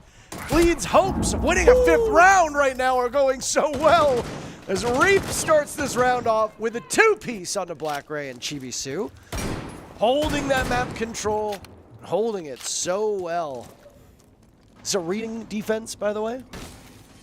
Kitchen defense. Kitchen defense. All the way down I was bamboozled. The silhouettes can be deceiving sometimes. Especially on this map. Oh, yeah, especially on this map. I mean, you're looking up top. Reeves is just destroying the roam clear completely. I mean, they're coming for him 2 people at once. He just shuts them both down. He's half HP. And then again, now, the round is statistically over, or strategically over, should I say. There's no realistic chance for CG to win this round unless Bleed make a massive mistake or CG go for a crazy clutch of a round. And they're completely locked outside the building. Wedding window is Akoli. Last suicide Bakery double door. No one's in the building until now. The defenders, they don't care about Bakery. They've gone upstairs from Hoven, made vertical construction on the floor. And they're playing that second line of defense. It's beautiful to watch. It's completely locking CG out of this match. And there goes Arcully now as well. Suzu and Anaton, the last 2 remaining. Chibisu yet to get a kill through these 5 rounds. Suzu's only got 1. Arcully in with 1. The offense for Cyclops has been so poor. Reaps collects a 3rd, and how about a 4th? No, there goes Asfi. Reaps just buying time. Anaton finds them both. Winnable, but Turdsta says no. The birthday boy gets the job done. 5-0 for Bleed to start off this cafe map. Yeah, we might need all 3 maps or a yawn from Turds that in indirect disrespect. They're saying, you know what, this is too easy. We got some banter in in-game chat right now as well. I know you guys can't see all of it, but I didn't really understand it, so I can't really paraphrase it either. See you later, Curry was said. I guess not a... Might be somebody's name. Yeah, no. Could be an inside joke as well. Not over yet, buddy. Oh, the buddy. You know, buddy is one of the like most disrespectful ways to be like friends. You know. Okay, buddy. Bud. Okay, bud. Budster. Okay, pal. Yeah, pal. It like makes my blood boil when people do that to me in video games. I'm like, I'm not your buddy. But I mean, the first time these 2 teams played yesterday, that was on Consulate. The third map here is also Consulate. And I personally am a big fan of just seeing teams actually rematch on that first map, but in a best-of-3 scenario, where is the decider? Because then you really get to see the evolution of the teams in the 2 days they've been here, but also in a best-of-3 scenario, how Border played out made us expect Cafe to not be a one-sided game for Bleed, and I'm really curious where that leaves Consulate, because both of these 2 teams, they have literally played each other on that just 24 hours ago yesterday, and now they're going through that knowledge of how they both played it, what they've learned in the interim, and how they're approaching this best-of-3. I will say though, if Reeves keeps playing like this, that is definitely going to mean that Bleed is going to have a great chance, both on Cafe as well as Consulate if they need to go there. So far, nobody can seem to shut him down. Curious to see what their approach is going to be here, because they just look very disjointed. It's almost like the cracks are showing in the armor. CAG looked so good yesterday in their second matchup, so good at map number 1, and now we're kind of seeing the old version of themselves where they're not playing together, no trades are coming through, very disjointed, no clear like visual approach here, strategy, what they want to achieve. They're just kind of fishing for kills right now, rappelling out of the building. Yeah, I mean, that cohesion that we saw out of them. Yeah, it's gone. It's gone! It's really disappointing. And obviously, the scoreline is showing just that. Bleed could very easily accomplish a 6-0 first half. There's been very little from Cyclops so far that we've seen. Okay. That shows us that could be the case. Suzu dead early yet again. That's the Capitao, who will have no impact for the second time. Yep. And again, you pick the Capitao for a specific purpose typically, and then he just dies. Both of those 2 rounds gets picked up. It's not a good look again. And I mean, we have top-down view, we have what you guys see in the first-person view. I can't tell you what CHG they look like they want to be doing, because they're just solo playing right now, and they are going to get 2 kills here. But it's individual heroics again. The team cohesion is still not there to support this push. Tibisu outside the building, tosses a smoke grenade, no follow-up. So they get the kills, but no map control for it. Now Mentalist on red stairs. He could be a difference maker as Cyclops wanders on in, and there you go. 2 kills from Bleed. Cyclops losing it again. Now Anaton is down for the count. Black Ray will need to clutch out. Oven and Turdsta, the last 2 for Bleed. Cyclops pull off a 1v2. Black Ray has looked like one of the best players so far for Cyclops, but that's a tall goal. We'll have to contend with limited information. He sees where the mirror is. Doesn't want that engagement just yet. He'll save that one for later. Instead, Turdsta is the intended target. Playing inside a train. Joining part of this map between the sites, and Black Ray doesn't see it to the right. A 6-0 perfect half for Bleed. Yeah, and again, it just looks like there's no communication ahead of time. Our Coley goes to the double kill, a risky play, and everyone knows that that's probably what's going to be happening because he got a good flank timing off. But then nobody makes a play off of it. 10 seconds go by, then we see Chibisu jump in the bumps of window, sprint into train, and just die with diffuser in hand. It's like, what was the train of thought there? That's the bomb side, you don't have train control, you know there's at least 1 defender in the area of the map, but you don't have any intel on where exactly that's going to be. And even if Chibisu ran on in, you can't plant the diffuser. And it's not the most confidence-inspiring situation when your player who's 0 and 5 becomes your greatest asset for entry playing. Just run into the building, get some kills. You told the guy who's 0-5. I'm not going to believe it. And I feel like Chibisu himself are not going to believe that to be the case either. Match point. 6-0 for Bleed on the second map. And it's a CAG. They are going to play Clash on a kitchen and kitchen hold. That definitely is a way to start things off. because typically we don't see Clash played on Cafe, and especially not on this bomb site. We did see, I believe, it was Foxay from OXG in stage 2 of the NL here, who did do like a Clash clutch, where he did we call it the bikini body, right? You do the 180 shield swap, 180 back, get the kill with the primary weapon. And Foxay actually clutched around 4XG with that play. He was very proud of it on Twitter. It's a good clip from him. But that's not usually what happens when you play the Clash. We'll see what CG can do. I hate to kind of say this, but there's always a scenario in best of 3s where is it actually worth for CAG to expend so much effort and energy to try and make a comeback when you're down 0-6 when you could just take it to the third map of Conflict, reserve that energy, and go again? Not saying they're going to do that, but it's just like, is it worth the efforts? But Arculi says yes. Take down the top gunner of Reeps. Finga as well. And it starts CAG off on the right foot here in the first round of defense. That's what they need, but this could be a very long road to walk back. The only way that Cyclops wins this series 2-0 is by winning 6 rounds in a row and then 2 in overtime. I mean, prior to Bleed doing it, I would have said it was unlikely. But both of these teams have now streaked in their respective matchups. Cyclops did it against Talon, if you remember, in yesterday's match, winning 5 to start off border. It's possible, as unlikely as it may be. It's hard to see Bleed do it. I think I personally only ever witnessed one 6-6 side half, and I think it involved Team Liquid. I believe I was casting it. I could be wrong. All right. Ooh. Anaton forced off of that position as a nade gets dropped into his lap, but that's what the Clash does. Protects you from that explosive damage. Wandering on back into the kitchen bomb site. What's next, though? I mean, Buck's going to get jumped on right now. The vertical plate's Hoven. Open the floor, get those lines of sight, but the front side take here in Bakery might not be what they actually want to go for. Because again, our Arcoli's got to shut down those X-Kairos, stop the beach from going through. And Bleed, they're playing this very cautiously, very slowly, but they don't have the time to work with. Hoven, who's on the box, has been most of this run on drones so far, and there's still more stuff starting to go around. Again, yeah, you're destroying the floor, but you're not finding any of those players. No target acquired here. Just fishing for hopefully a misplay from CAG, but they're not making it. They're playing far back. Well, 30 seconds left, and the action is going to get fast and furious right now, benefiting Cyclops, as there goes Asfi to Black Ray. Kurds does 7-1. What an impressive number. And he's got to have to deal with the Wamai. He does so. Down goes Black Ray. Who is next? Looking over towards Closet.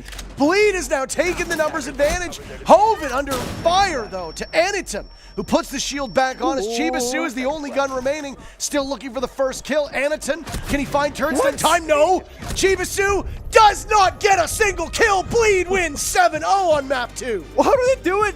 They're down so bad in numbers with no map control. They walk in Bakery. They just go for the plant, and they get kill after kill after kill. And the Clash does not matter in that round. That was supposed to be Cyclops' map? Absolutely. Excuse me? Okay. I mean, we get the match that I want to see. The rematch on Consulate, where things started off in the very first match of this tournament yesterday morning. Unbelievable. 1 kill for Suzu, 0 for Chibisu. Not exactly the results that either of those players likely wanted. What a fast cafe. Goodness gracious. Yep. And I mean, the comeback is all building up, and now all of a sudden the momentum, that mental advantage, is now in favor of Bleed. Yeah. There's a lot to diagnose with that. I'm sure Bleed is very happy with that performance. Cyclops has some soul searching to do as we reset for the very final map. Loser of Consulate goes home. Will it be Bleed or will it be Cyclops? We'll find out in a couple minutes.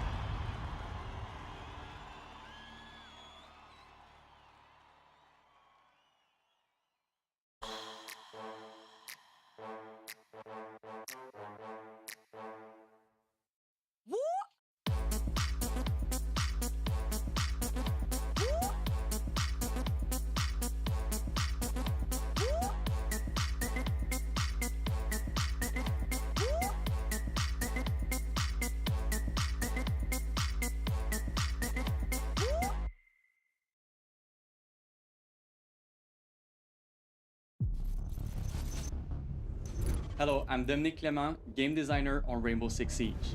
The next season is right around the corner. And if you don't get the latest operator on release, you might still want to review your ABCs on some of the operators already available today in the game. The Electric Bandit, the Wise Cade, and the Quiet Mute will be welcoming a new troublemaker into their ranks, ready to give breachers a few headaches. Working out your pulse and soleus muscles will ensure you'll be able to provide invaluable intel to this new operator. And let's not forget about Ella, Fenrir, and our other trap operators who each bring a unique ingredient that can be used in crafting some really crazy strategies with this new operator. So jump into the game and review your basics with these operators, so you'll be ready to synergize with the new operator when it comes out next season. See you then.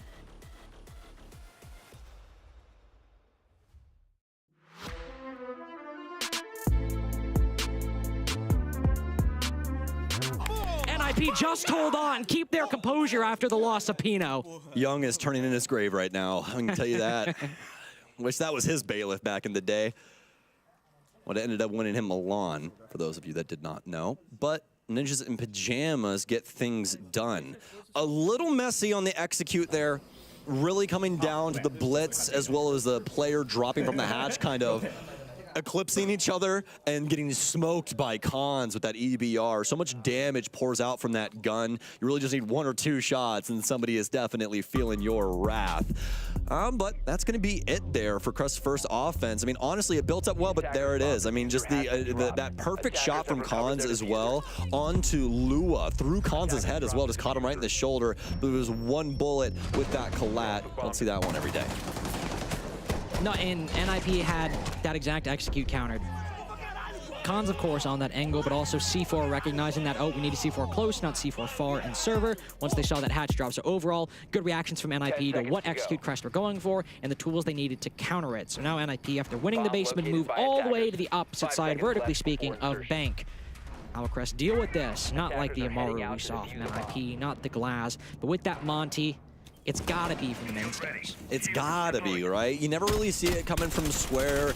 Monty kinda has a difficult time sometimes when it comes to the janitor area, depending on the positioning. Like if you don't have somebody on north windows to play counter angles or something like that, you can run into some problems. But you could see this, honestly, might be a position that we might actually see Lua push, because they're gonna put the Mira in here. So they could actually just have Lua clear that out too. So actually, this is gonna be pretty wide as to the way that they can apply themselves to this overall setup. At least right now, Lua's definitely concerned with that lobby side, but if they do take care of that stock shield, yeah, no, that's the default position to play, but if they do take care of that stock shield with that Mira, he could very easily apply pressure to that Mira playing that position if Crest were to take control of the vending hallway. But right now, the Hibana, the Monty, or more specifically, or more broadly, ranged hard breach and Monty. It's the combination for the spiral side. Yeah, and that's the thing. That's the key thing about this top floor site. And the first step for, it doesn't matter. Your ranked game should have this step. You break that wall. Always. You should break elevator wall. And if you're not breaking elevator wall, you're trolling. That's what you're doing.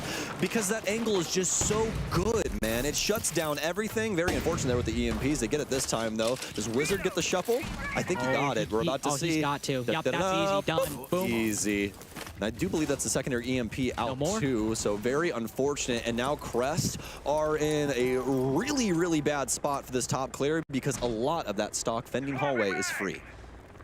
But here is that interesting position. Is that hallway free? They can't hold the long angle in main lobby, but if they do go for that rotate, they've still got the utility to deal with that stock shield. Yes, they do. They could still cut it off just from a different position and far less safe for the attack. Oh, but they're not doing it on good timing right now. That's the problem. Minute 10, yeah. The rotate's just not happening at this point. Yeah, the decision's not being made. You can definitely tell that this is more than likely their setup in general. This is what they go for. Pino's going to take quite a bit of damage. I think that was from a frag grenade at a Zero. Now they're going to start pushing up Blue. Impacts out. Lua's got so much damage dealt to him. They're trying to swing in on him. He's very low on HP, so I'm surprised he went for it in that regard, but it's going to be 2 kills going the way of the green as Ninjas in Pajamas bodying Crest initially, but Crest fire back. 45 seconds remaining. This is still doable, especially with Tiopi here on Banana. He's got someone directly to his left, and Pino on very low HP. There's a lot to be said still in this round. All quiet. Just holding. Tiopi finally goes for a swing. Gotta pick the diffuser back up to keep all their options open. One playing close. He's so focused. Oh, the Warden now turns. Tiopi doesn't Claire doesn't check it, but Tiopi gets the trade. The single player from Crest, who's kept them alive in round 18, now pushes forward, but he's got to be the one to put the bomb down. Zero and Echo needs to cover. Is he inside the building? Yes, he is, but he misses the Echo. Cross completely. NIP widen their lead even further, holding on to CEO. Very well done from Nip there to keep their patience and force them to try and get the objective down. And that's where they're able to capitalize on things. Ovia sticks it, able to not only pick up that kill, but also transition that into the last Crest player over on the quad windows. Crest getting completely thwarted on their initial game plan, getting that elevator hall open, but still somehow, some way, able to get some pretty impactful kills that led us down to a clutch situation for Ninjas in Pajamas. I might be wrong. I just checked real quick. I think if NIP were to win this, this would be our first 3-map series of Atlanta as well. I think.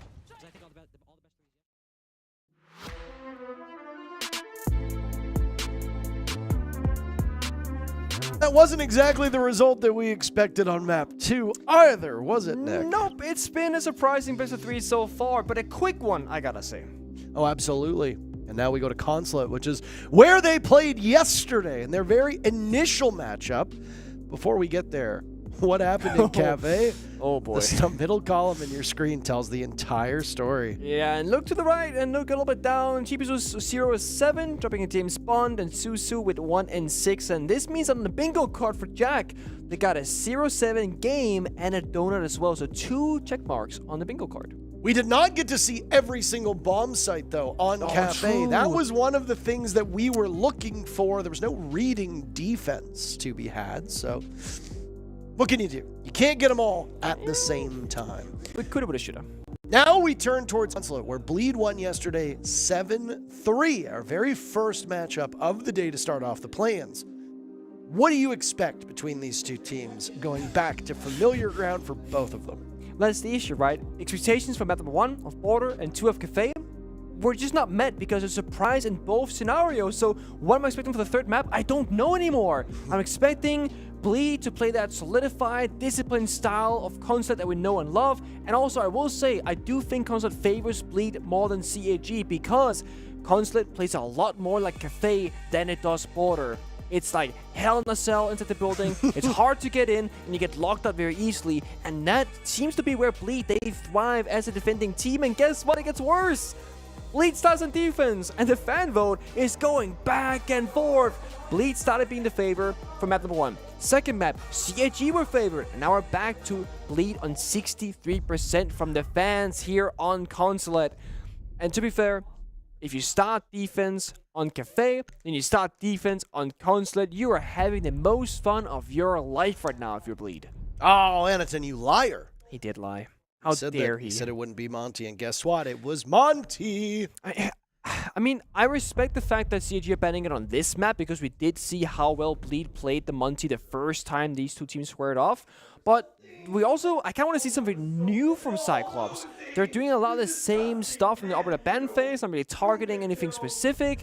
And in the in-game rounds as well, it seems like CAG, they have a couple of ideas. But when something doesn't stick for 2 rounds in a row, they're like, okay, now what? So while they have been building up their strat folder and their adaptability, of course, it's still early days for them. They can only go so far and so deep into that strat, but because it hasn't been built up over that long of a time period, Bleed will start again on the favorable side of defense. They go downstairs to the basement first. CAG on the problem-solving field right now. And I'm trying to catch the in-game banter here. And it's the most, like, calm and relaxed conversation in-game ever. Because then we saw, like, Dark Zero G2 earlier, and they were talking some mad smack to one another. This is very friendly, very family-friendly as well. I appreciate these guys. They're very wholesome. Yeah, is that? Kill them with kindness, you know? Agreed. Yeah. Agreed. All right, by attackers. I'm in the basement. Let's go back to yesterday. We'll talk about the bomb site rotations that we saw on Consulate. CAG started on defense. They went to Garage first. When Bleed defended first, they went to Console Office upstairs before switching to Garage next. So, watch and see how these sites unfold. All 4 bomb sites on console do tend to get played if teams have a comfort level, at least a decent understanding of it. And given that it ended up being the map yesterday and we're showing it again, I'd imagine that, yeah, similar state here. Oh, you'd expect that. I will say that CAG very spread thin across the lineup here. Chibisu just doesn't know what's happening around him. When he gets shot the wall, gets injured by the goo mine. He was 0-7 on Cafe, and now with this death, maybe not. He's still alive. Oh. Wait a second. Asfi will get the finish. 0-8. There you go. Yep. In the last 8 rounds, Chibisu has gotten 0 kills and 8 deaths, and he's Sledge here. Normally, that would be a cause of panic because he's dead. But Blacker is smart. He brought a backup soft vertical destroyer in the Ram operator. They can still get the job done inside of Piano, get those vertical lines to the floor towards the bomb site, but it's still a long road here in the first round for Cyclops. They have no easy way in, but might not need it because Hoven, he eagerly swings the breach and gets shut down immediately. So back to even footing as now next attempt will be walking into that breach. Black Ray still has 2 of those booty drones for Ram. Suzu attempting the plant but falls off of it. There goes Arcali as smoke rains out. And they're actually just using the boogie drones to conceal the sound. Black Ray's tossed 2 of them in. Suzu's been dropped though and will crawl into the smoke and ultimately die. Cyclops getting the diffuser down. They've only got 2 players remaining though. Could it be a Pyrrhic victory for them? Oh, Bleed's not moving a muscle. They're not going for it at all. There they do. They line up. Black Ray finishing him off. Asfi trying to keep their attention outside, playing around it. And he sees one as Mentalist hops on the diffuser. Okay. He's going for the counter disable, shut down at the last second, and CAG wins it in the post plant. I mean, I respect Asfi going for that flank. Don't go out the yellow door, just fly out the window and run around instead. I will say CAG, that was a heroic planned effort, and I cannot believe it went down. Yeah, the boogie drones went down, they made a lot of noise, but the red ping and yellow ping was there on the defense. I feel like they could have shut down that plant either from above in Piano or by swinging through those smoke grenades. Maybe they thought that CAG had a glass in the board that could see through the smokes, but we know that they did not. Trucks are able to go out as well, but it didn't do enough damage in time to shut down the plant attempt. And the post plant, unlike on Cafe in that first round, was actually great. You can play outside the building, outside that good old breach from far, far back, and shut down any attempt at a counter defuse. CAG, they needed that round desperately, especially after losing Chibisu early, playing from that 4 versus 5 position, but evening the numbers pretty early on because Hoven was not paying respects to the breach being opened up. And that can easily be your downfall. You win a 7-0 game. It was oh so easy. You get a bit of an ego. You get a bit of overconfident. And then you go for plays that you don't necessarily need to be making in those rounds. Bleed, go from downstairs all the way to the top floor of CEO instead and change things around. And this side is more about holding on to map control. You see the shields being put down on the admin visa all the way up top floor. And that's usually the #1 area of the map, on the east side at least. And then likewise, on the west, you have the yellow staircase as well. That's the other crucial spot to be holding on towards. That's where Hogan has put down those Fender gadgets, the barbed wire, etc. as well. It's the only real ways into the bomb site here for the attack inside. We saw Mentalist with the exact same upper lineup last time these 2 teams played. Is him on Tashanga. Has the fire, can shut down the CO window plant and stop them in a rush. The Twitch drone getting so much value. Fenrir gadget gone. Goyo fire canister gone as well. So now yellow stairs much weaker for the taking now. It could be an angle for CAG later in this round. They did do it last time, so if the prep work from Bleed has been made, they should be expecting this. Nade is primed and ready. But so many different informations here. Yellow pings, red pings, sound, etc. Nade goes out. It does a little bit of damage. It doesn't confirm the kill. Just missing out on Mentalist, doing a little bit of damage. Setting hot breach. Now Suzu will open things up ever closer to that projector bomb site. Chanka was brought by Mentalist in yesterday's matchup, if you recall. It's also the same first 2 bomb sites that were played by Bleed.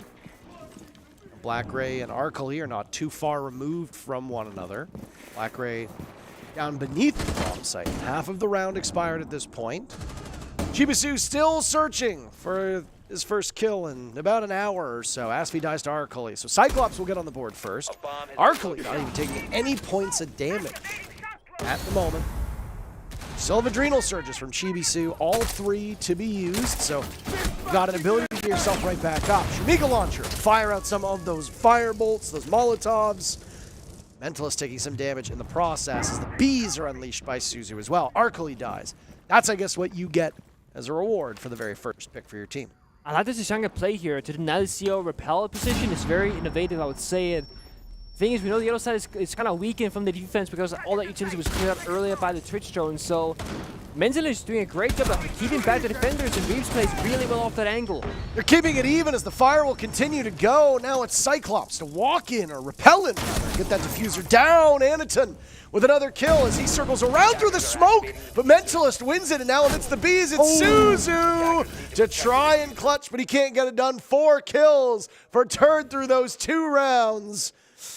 Oh boy, and it's again the same scenario where the Tashanka buff to the gun doing 60 damage now instead of 49, really shining through for Bleed and for Mentalist. Because yesterday, the exact same execute happened from the side of Cyclops. It's the bees, Grim on the Zero Repel, throws out the bees, rappels on in, tries to go for the plant. And Mentalist, in that pretty much 1 versus 2, finds the cover and then finds the plant shortly after. This time, it was a shotgun player of Mute who got that kill instead.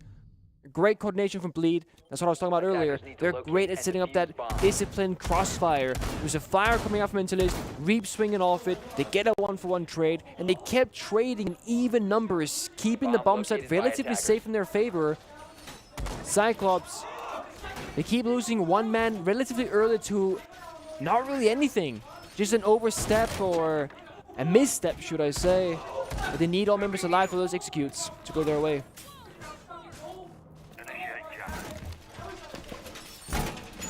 It's the exposition room, aka piano. That once again was the 3rd site that Bleed went to, so they are following a very similar rotation. Obviously, they've swapped out garage and console office. But yeah, I mean, I guess things are similar enough, and it doesn't really surprise us at all. No. Pulse being brought by Turd down below. Calibrate all set. Gotta get that intel. Turd-sta, yeah. Turd-sta. So Citizen wished him happy birthday with a turd emoji. So he also plays the meme. It's kind of rude. Yeah, you know. There's a smiley face on it, so it was a happy turd. Of course. Of course. Well, that makes it all the better then, doesn't it? Yeah, smiley faces have a big impact on the context of the message, I would say. Anaton with 5 kills so far, competing against Turdstow with 4. Just through 2 rounds, that's quite impressive. Chibisu, no kills through 9 rounds so far. Might even be longer than that. If we go back to round number 1, I can't remember the last time Chibisu got a kill in map 1. We got some, we know that much. See you again, CG. I like that they're taking their time, not really, again, risking anyone dying early. Using their drone intel on those 2 so far, reaching from lobbying towards that piano area of the bomb site. So they get some lines of sight, some pressure. It's gonna force a response and Bleed, rotating around, establishing a crossfire again. Ashby rather, from bottom spiral stairs. Gonna help Mentalist here on the bomb site. He's the anchor player, pretty much alone though. And the vertical control is still favoring Bleed. They can see most things from above. It's down to CAG to find a weak spot or a blind angle. And they got smokes to work with. They could do this, actually. Turds just got that Nitro Cell primed and ready. Still in back pocket. As explosives will go both ways. Chibisu tossing out the nade as it blows up some of the floor. Now it's Reaps to be the first to die for Bleed in this round. Anaton continuing the good work that he's done so far on Consulate. His team relying on him to get a lot of these kills, and oh my goodness, another on a Mentalist. Turns to use that C4 to punish Suzu. Hoven now, looking to capitalize off of that goo mine, and fortunately pulls trigger a little bit too early. Now it's a nice yourself to go, but Chibisu's died to Asvi, still searching for his first kill. What a mess this round is. Black Ray giving an advantage back to Cyclops, as it's Asvi and Hoven. Hoven. Chaotic round. Oh my, Anaton taking some damage to Hoven. Arcoli now softened up too. Arcoli and Black Ray both quite low. Bullet or two will be all it needs. Arcoli, you didn't even just see the Valkyrie there. Asvi last alive, a nice play, and he's got both of them with so little HP. Bleed get 2 in a row and take the lead. It was constant action for a minute and 30 seconds straight. There's a back and forth for both teams, and it really comes down to the pulse downstairs, getting the C4 kill to shut down the plant and buy Bleed enough time to retake through Yellow Staircase in toward Piano. And again, the intel game is excellent. The Valkyrie cams, constant yellow and red pings, they play well off the information, and Cyclops, they could not stabilize in that round. And it's again, it boils down to very simple things. Where is the IQ to counter Valkyrie? One operator can make a huge difference in these rounds. And yeah, Anaton playing the Twitch last round with the DMR, did a great job at denying some of the utility, but didn't find the cameras. Bomb located by attackers. That was an issue for them later on. We gotta keep talking about it, I guess. Chibisu really having a hard time, and when we watch him and spectate him in first person, we can tell he doesn't look all that comfortable. He's kind of just walking around, looking the wrong direction, not really being a cohesive unit with the rest of his team. So I think if you are Cyclops and able to identify that Chibisu was having a rough game, putting him on a support operator to just drone and support his teammates instead of being an entry or a second entry might be the way forward. Now Chibisu is back on Finka, where yeah, you got grenades and adrenal surges, but if he keeps dying early in the round, you're not gonna be able to utilize any of that at any point in the round. They go back downstairs with a very similar lineup, the mirror window, the smoke canisters, etc. But what they want is a different result. Last time they let Cyclops plant that bomb and play post-plant successfully, and it's how they got their first and so far only round victory. Drones going in and immediately being shot out as the discovery phase continues for Cyclops. They open up that garage panel quite easily as there go logic bombs as well. So an early expenditure of utility from Cyclops to try and pin down these players from Bleed. I don't know how successful ultimately they've been. Turdstra roaming from above. He gets spotted by the drone. Now it's Black Ray to die to Asfi. Lead getting on the board first is a good sign. Could propel them to a third round in a row, and there's Reaps with another almost getting Chibisu as well. Finka immediately vaulting out and using the very first adrenal surge is, well, not much of a surprise. And it's just Reaps, he's everywhere right now since Cafe. Always roaming with that SMG-11 in hand, looking for blood, looking for kills. Usually finding at least one. He goes back upstairs, drops to the bottom spiral, looking for more. Got the C4 in pocket as well. And it's CHG again. They got a problem solve. They need to make all the first moves right now, but they're locked outside of the main areas. And Chibisu, he's done it. He's gotten his first kill in, 10 rounds. He's on the board, ladies and gentlemen. Of course, now he wants more. And there it is. A yellow ping, a second volley. He is back in action, baby. Fire on all cylinders as Chibisu picks up 2. And there goes another adrenal surge, just giving him more HP in the process. The drones will meet their maker at the bottom of the stairs as the mute jammers block that signal and prevent them gaining further information. So instead, the focus for Cyclops with 1 minute remaining is to blow open as much of the floor and use that with your own eyes. Minute to go. 3 versus 3. Attackers still very much in this one. They got smoke grenades, as well as flashbangs. There's only a mirror window in their way right now. Bit of vertical construction buff could, of course, render it useless. Hoven, C4 in pocket as well, could deny the plant if they attempt and go for it. Gotta go soon, though. Time is ticking down, but they want to ensure that everybody's in the right position to go for this. Where does Chibisu go? Is it going to be the flank or is it going to be yellow stairs? Because they gotta play together. Oh, the answer is more caliber-based destruction, isn't it? Okay. Removing one of those bulletproof cameras as here come the smokes out of pocket from Anaton. Attacker smokes, not the other way around. 1 gas canister for Mentalist will go on to the opening with only 10 seconds left. There's gonna be some damage done as the Nitro Cell connects with Suzu. Chibisu dies, and Anaton, in a vain attempt, will sit amidst the smoke. Getting eerily close to pulling it off, but bailing off at the last second, and Bleed will find their 3rd round in a row. Beautiful utility used there by Bleed. The smoke goes out, denying the entry, and they think, okay, what if they're already past the smoke? We're gonna run through it in just a second. C4 gets tossed out, perfect timing, denies the plan to the moment he gets in through that breach, and they also get to confirm that, yes, they were indeed inside the bomb site. They are looking for that play. You guys can't see it, but Reeves just said, I owned you, Arcoli, in chat. And again, it's such nice disrespect. I owned you, Arcoli. Attackers need to There's locate no, and defuse yeah, the nice three flick, bombs not they gonna can. lie. Look at this. He says, I own you. Yeah, nice flick, by the way. That's that 1600 DPI. Like, it's the most Jesus. wholesome trash talk I've ever witnessed.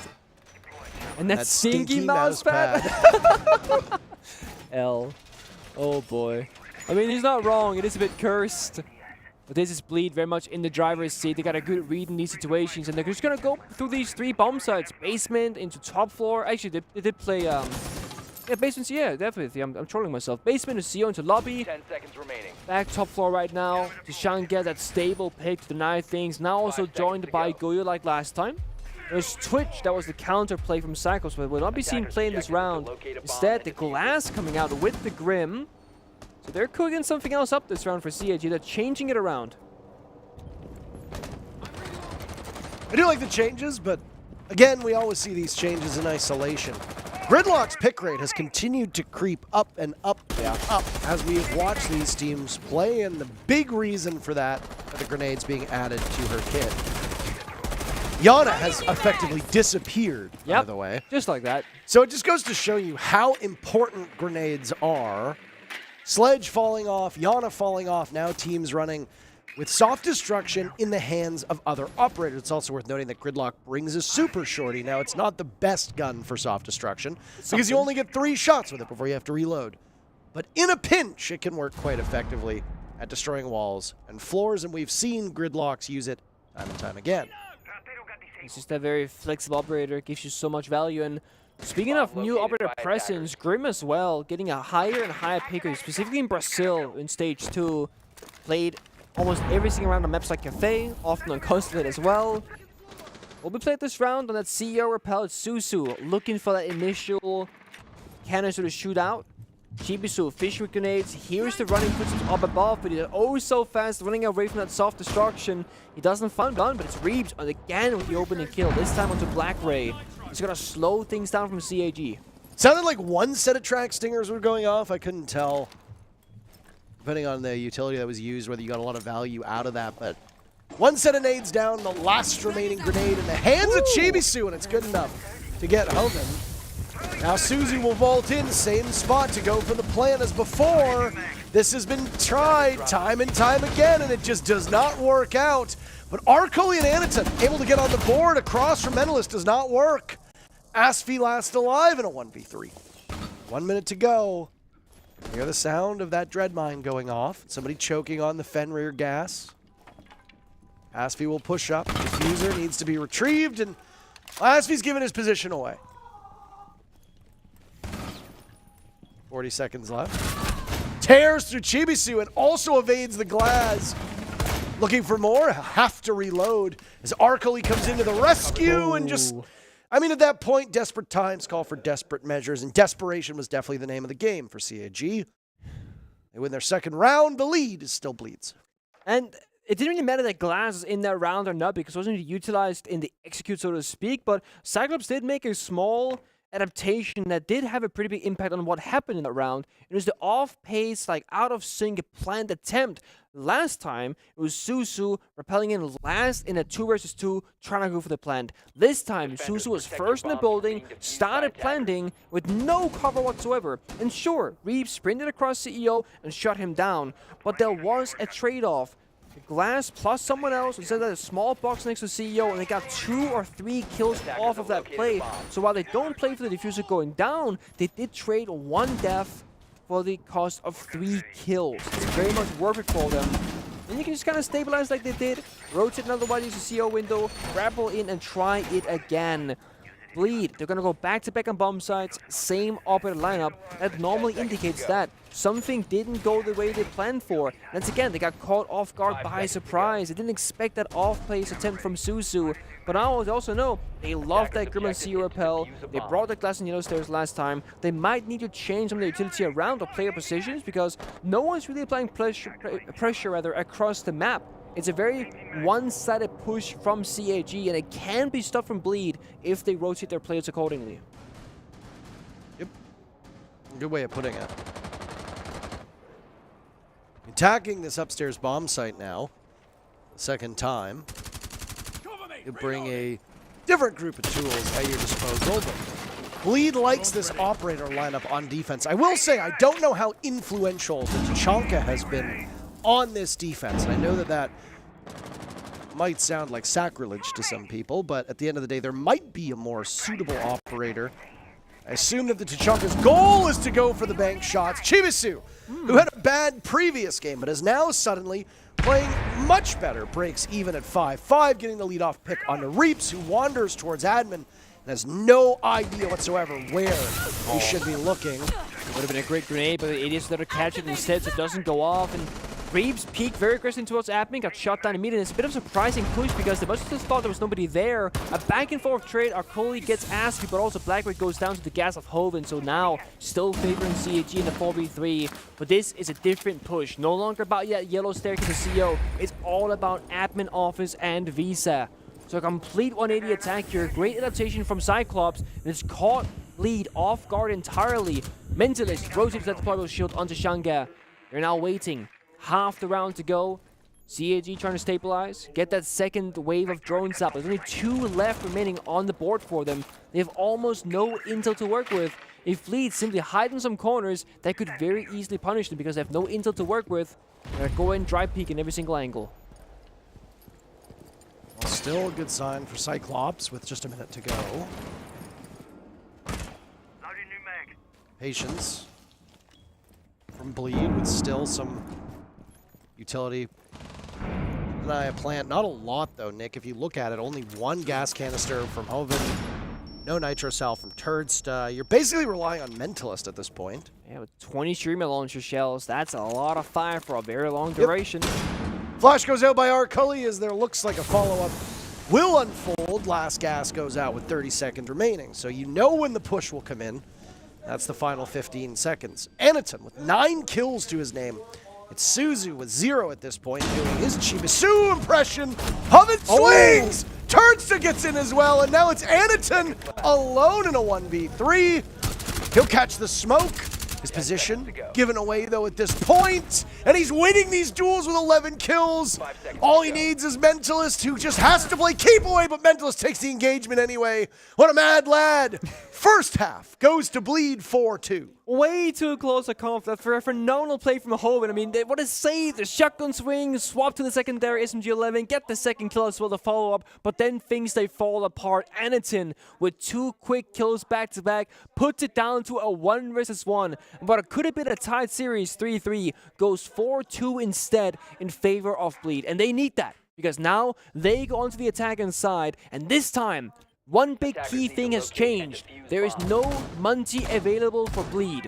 When they played against each other yesterday, it was all about Munty being played every single round for Bleed.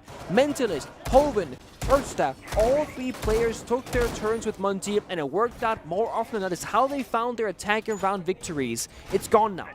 And yeah, you can try and something with Blitz maybe on Osa, but it's just not the same. So Bleed, they're forced into a more conventional style of playing Consulate with quote-unquote normal gun-based operators, but one thing I think that favors them, they love playing the IQ. So if Valkyrie or Echo gets brought out by Cyclops, they have no reason not to just bring Turdsta onto that operator of IQ because he tends to do it every single time it's needed. So CAG were missing themselves. Whenever a Pulse or a Valkyrie was brought out, they could not find the cameras. So Bleed's difficulties should lie elsewhere. One thing will stay the same though for these 2 teams. They both start in the basement. And I think it's a great place to start. You have less things to worry about. You only have to worry about the basement floor itself and the singular floor above it. Top floor is just this kind of like unknown territory where you don't have to worry about it unless you're roaming very deeply across the bomb site. That's not the case right now. To Bleed, they gotta make their advance, approach the building, get those drones out and choose where are they going to be entering from. But Blackbeard, he loves that run out the meeting balcony. Hasn't found anything so far. Because everybody from Bleed are playing very safe up on the roof, going down that yellow skylight. There's a present roam up top floor. So they're gonna meet each other soon enough. Owen's actually going basement instead, surpassing the roam. He's past the enemy lines here, gets a jammer as well. Expecting somebody here on the yellow staircase, but we know, well, there's no one here. Yeah, not as quick of an entry as we might have come to expect. So now Bleed will themselves possibly have some attacker-sided struggles. Reaps had a very good start, but has cooled off since then. It's been a team effort. Almost everybody on the attacking side of Bleed with 5 kills to their name. Hoven gets one on Anaton. That was the star of the previous round. But they lose Asfi first. So Bleed suffering the first blow, though it is a trade. Neither team had a big advantage. But if you trade the mute for the gridlock, I would say the gridlock in this instance is more valuable. Being able to players, right? And it's an 11 kills, Asfi on 5, so there's many ways to break that down, but I do agree with you. The utility that the gridlock provides for this particular round. What an operator. I wanted just an unbelievable operator. It's so simple, yet so effective and so noisy as well. But Blackray with the rotations, he's got the flank unlocked, doesn't find anything, that runs back down the Visa staircase. Says, you know what, I tried something, didn't work out. I'm gonna go back and play with my teammates and utilize that 4v4 position, because if you die here on the roam, you put your team in a less than favorable spot in that 4 versus 3 that would be. Still 45 seconds to go though. Self-destruction, very quickly dealt with because Ram is on the board here. It's Turks that doing the damage. But now they got into the building as well. Yeah, just a huge amount of soft destruction. Arkley watching long range. As Reaps holds on to that diffuser, where do you go next? Bleed cannot get bogged down in this. They will ultimately stall out unless there's something they can do. Suzu still without a kill. Down goes Reaps. That's the diffuser surrendered. Mentalist doing some damage, not before being finished off himself by Suzu, who gets on the board. Hoven and Turnstone, last 2 remaining. Flashes go out, but the clock is not your friend at this point. They'll race down in the same position, but Cyclops just slaughtering them, and the clock will give the round to Cyclops even if the bullets don't. CAG within 1 of tying the game. And this is exactly where the lack of Muncie becomes an issue for Bleed. Normally, if Muncie was open there, they can just walk in the breach, walk in yellow door, and start getting down a plant or force the defenders, out of their comfortable corners by, pushing them away with the Muncie. That's not possible any longer. So they just sit far back on Cyclops and then wait for the execute, and it never really arrives. There's no smoke grenades. There's no OSEN plate. There's no glass. There's no easy way into that breach or yellow door. They're completely locked out. So, if you're Bleed now, you can't just play fully objective unless you change your arbiters around for, again, like the OSA, the Blitz, the Glass, something like that, because Ying is banned out. So you kind of need to play for kills. You need to build yourself an advantage somewhere, and the only way to do that simply right now is simply in man count. The basement, it's hard to do that. Console is a very big map, a ton of different rooms. We saw Blackray running across the map with rotates everywhere, so hard to catch him. You lose the opening engagement as one side of Visa. You're already playing from a man down early on if you're Bleed. With gridlock, Ashby falling previously. Bombsite goes upstairs instead though. You can play off the repels, play on the yellow skylight, play off the spiral skylight as well. If you don't want to enter the building, you don't have to right now. Not at least to begin things off with. But eventually, you gotta get in. Otherwise, you can't get that diffuser down or even attempt to do it. Bleed, again, they bring that stable lineup. One big difference here, the IQ instead, but there's no real gadgets to find of value. Maybe the Grisma minus Mela, you don't get caught by surprise when entering a door, but besides that, no camera, simply. So that first track stinger goes down to prevent a run out from that yellow door, by the way. I don't know if you witnessed that. But, I mean, if you're going to bring a Nomad and a Gridlock, which some teams do, in this case the lineup only has a Gridlock on it, no Nomad included. Might as well use one of those track stingers to prevent a run out, especially if you're going to go with any kind of vertical play, right? If you're going to hang on the windows. And Consulate, before its rework, used to be defined by that vertical play. Now, in this case, things are a bit more standard. It's a bigger map. It's easier to enter, which means that you don't have to necessarily worry about being cut down from a run out or a jump out, though they still do happen. Drop the skylight and drop the hatch as well. So Bleed the advance throughout top portion of the map, and it looks like CAG, they've mostly fallen off this top portion of the map, which is surprising because it's only been 1 minute and 20 seconds into the live action of the round. But maybe a yellow retake. We see the enemy member is creeping on up, looking for a play, but the line stops them immediately. So if Bleed don't have intel here, might be in for a surprise. Track Stingers are of course gonna alert the attackers if they get shot or meleeed out. With a Calamity though, what's on the table? It's mostly Hoven here with soft breaching charges, or the secondary shotgun from Aston and the Gridlock. But the bomb site's right below them, and it's mostly clear if they figure this out, they can just go for a plant. There's another nade tossed on down now as well. Asfi used all of the track stingers at this point. So much secondary utility being done, and I really like the fact that we are seeing all this soft destruction being brought on this map. It's very purposeful. Reaps outdueled by Suzu on the stairs, shotgun in hand. Suzu only 2 kills so far. Hard to argue their importance over the last 2 rounds. Now it's Anaton to continue to add to the tally that has reached 12 kills. Cyclops yet to suffer a loss. Mentalist and Hoven, the only 2 remaining for Bleed. They're falling apart. I mean, why does Reaps go down the yellow staircase before the teammates are ready for an execute? Like, they got the vertical control, they're top floor, but they don't get to execute whatsoever. Now they're locked down. It's a crossfire established here. Trade, surely. No. Not yet. Oh. Mentalist, the last one left to toil now inside a piano. 15 seconds to go. Bullet tracers to go by. 10 seconds. It's effectively over at this point. A nice pick on Anaton, but ultimately completely impactless. Tie game. CAG win 2 in a row on defense. I'm not really feeling these Bleed attacks right now, and it might just be, again, the Monty crouch worked out last time, but a good ban here from Cyclops stops him from doing it again. Bleed will call timeout, and I think this is exactly where you go. You're back tied in round score, it's 4-4. You're gonna end up on the attacking side until this game ends, unless you go to overtime. So, they gotta figure out the problems right now, and the good thing is, CAG won the last 2 rounds, basement and CO defense. They can pretty much guess with like an 85% likelihood the next bomb set is gonna be, wait, I'm trolling my notes again. They played lobby, didn't they? There was just lobby that was played. So, they played lobby. So they can expect it to be a top floor hold here from the side of CAG, because that Archives Taylor is not really played all that often. And just say, okay guys, let's focus on this next round, build that 1-round lead, get the 5-4, and then go from there. Because right now, it's all about the next round in isolation. It's the 3rd map of the best of 3. Energy levels are going to be a little bit lower.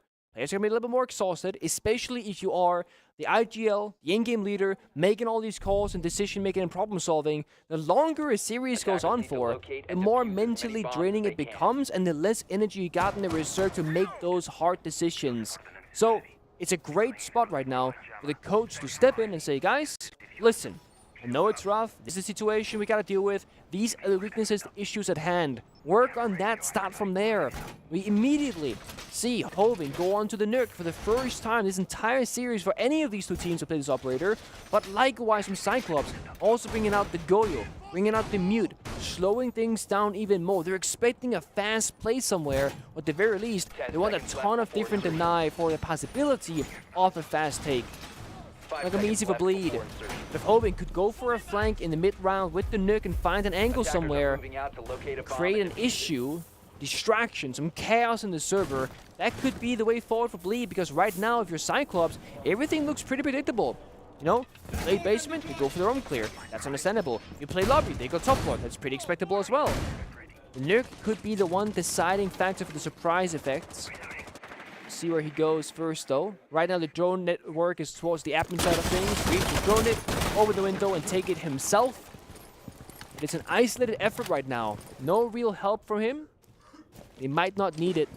Nate goes out, rappel on in, so you see he has no intel here, but he gets inside the building single-handedly, not using any of his teammates' resources.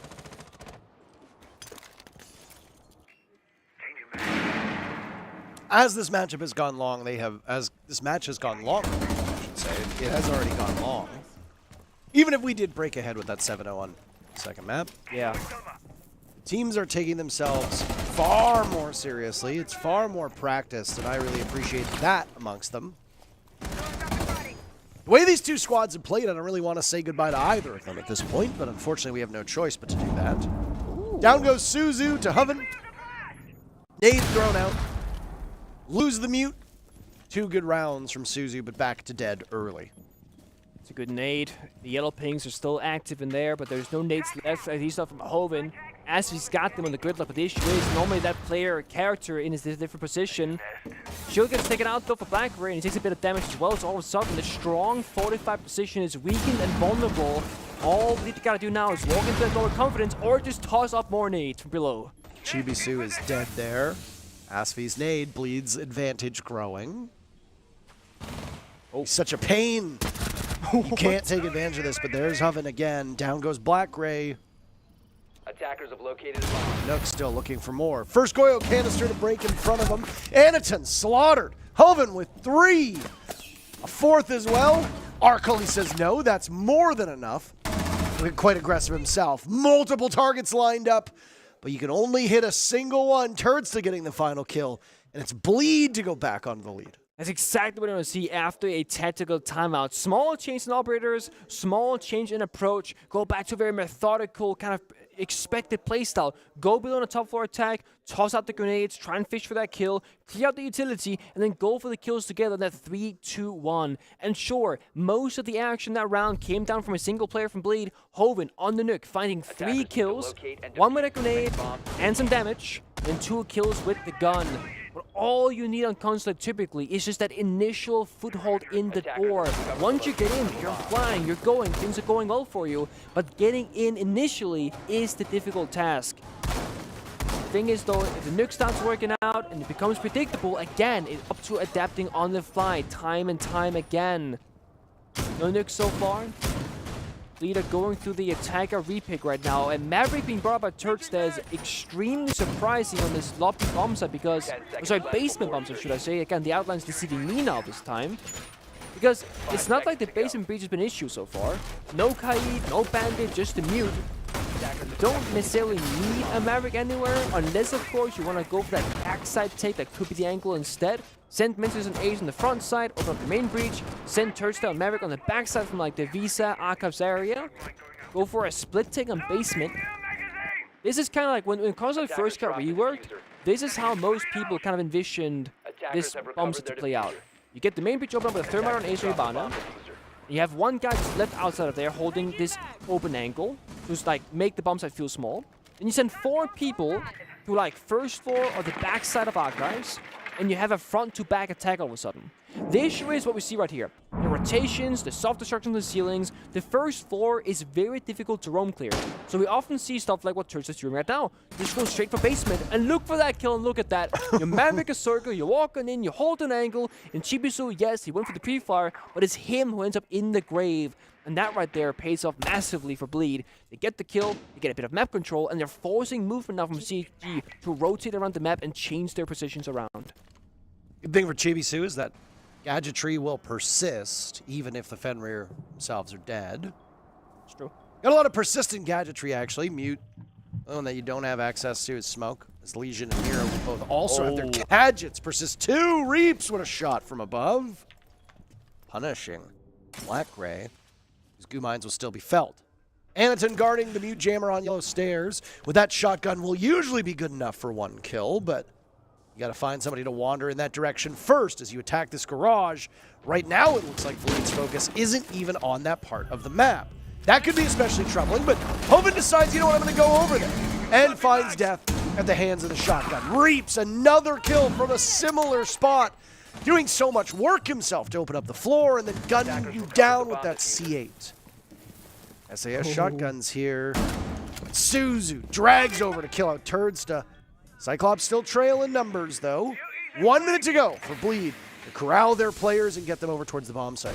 I appreciate what Turdsta's doing to flank there, but wait for your teams to get ready for this execute first because they got vertical control, hatch open up, breach open up, and now they lost that backside pressure. The players on the attack are very much spread out. Mentis in the breach smoked off, they're going to go for it. Down the hatch they go. Mentalist just living through that gas. Suzu will need to go in to try and stop it as Mentalist attempting the plant. Reap's doing a lot of damage, but it's Asfi to get the last 2. And Bleed moved to 1 round away from phase 2. And all it took was a tactical timeout. Their coach with some input said, guys, this is the problem. Fix this and don't worry about the rest. And they've looked so much better since round number 8 after they lost in that round. And now Cyclops, they are down bad. They're facing match point and they will call a very late tactical timeout of their own. They got to win 2 in a row just to take us to overtime and then win the following 2 of 3 rounds to take this map and take the series. CID, we've said it many times, I'll say it one more time. They usually make every single event since 2021 SI, every major, every SI itself.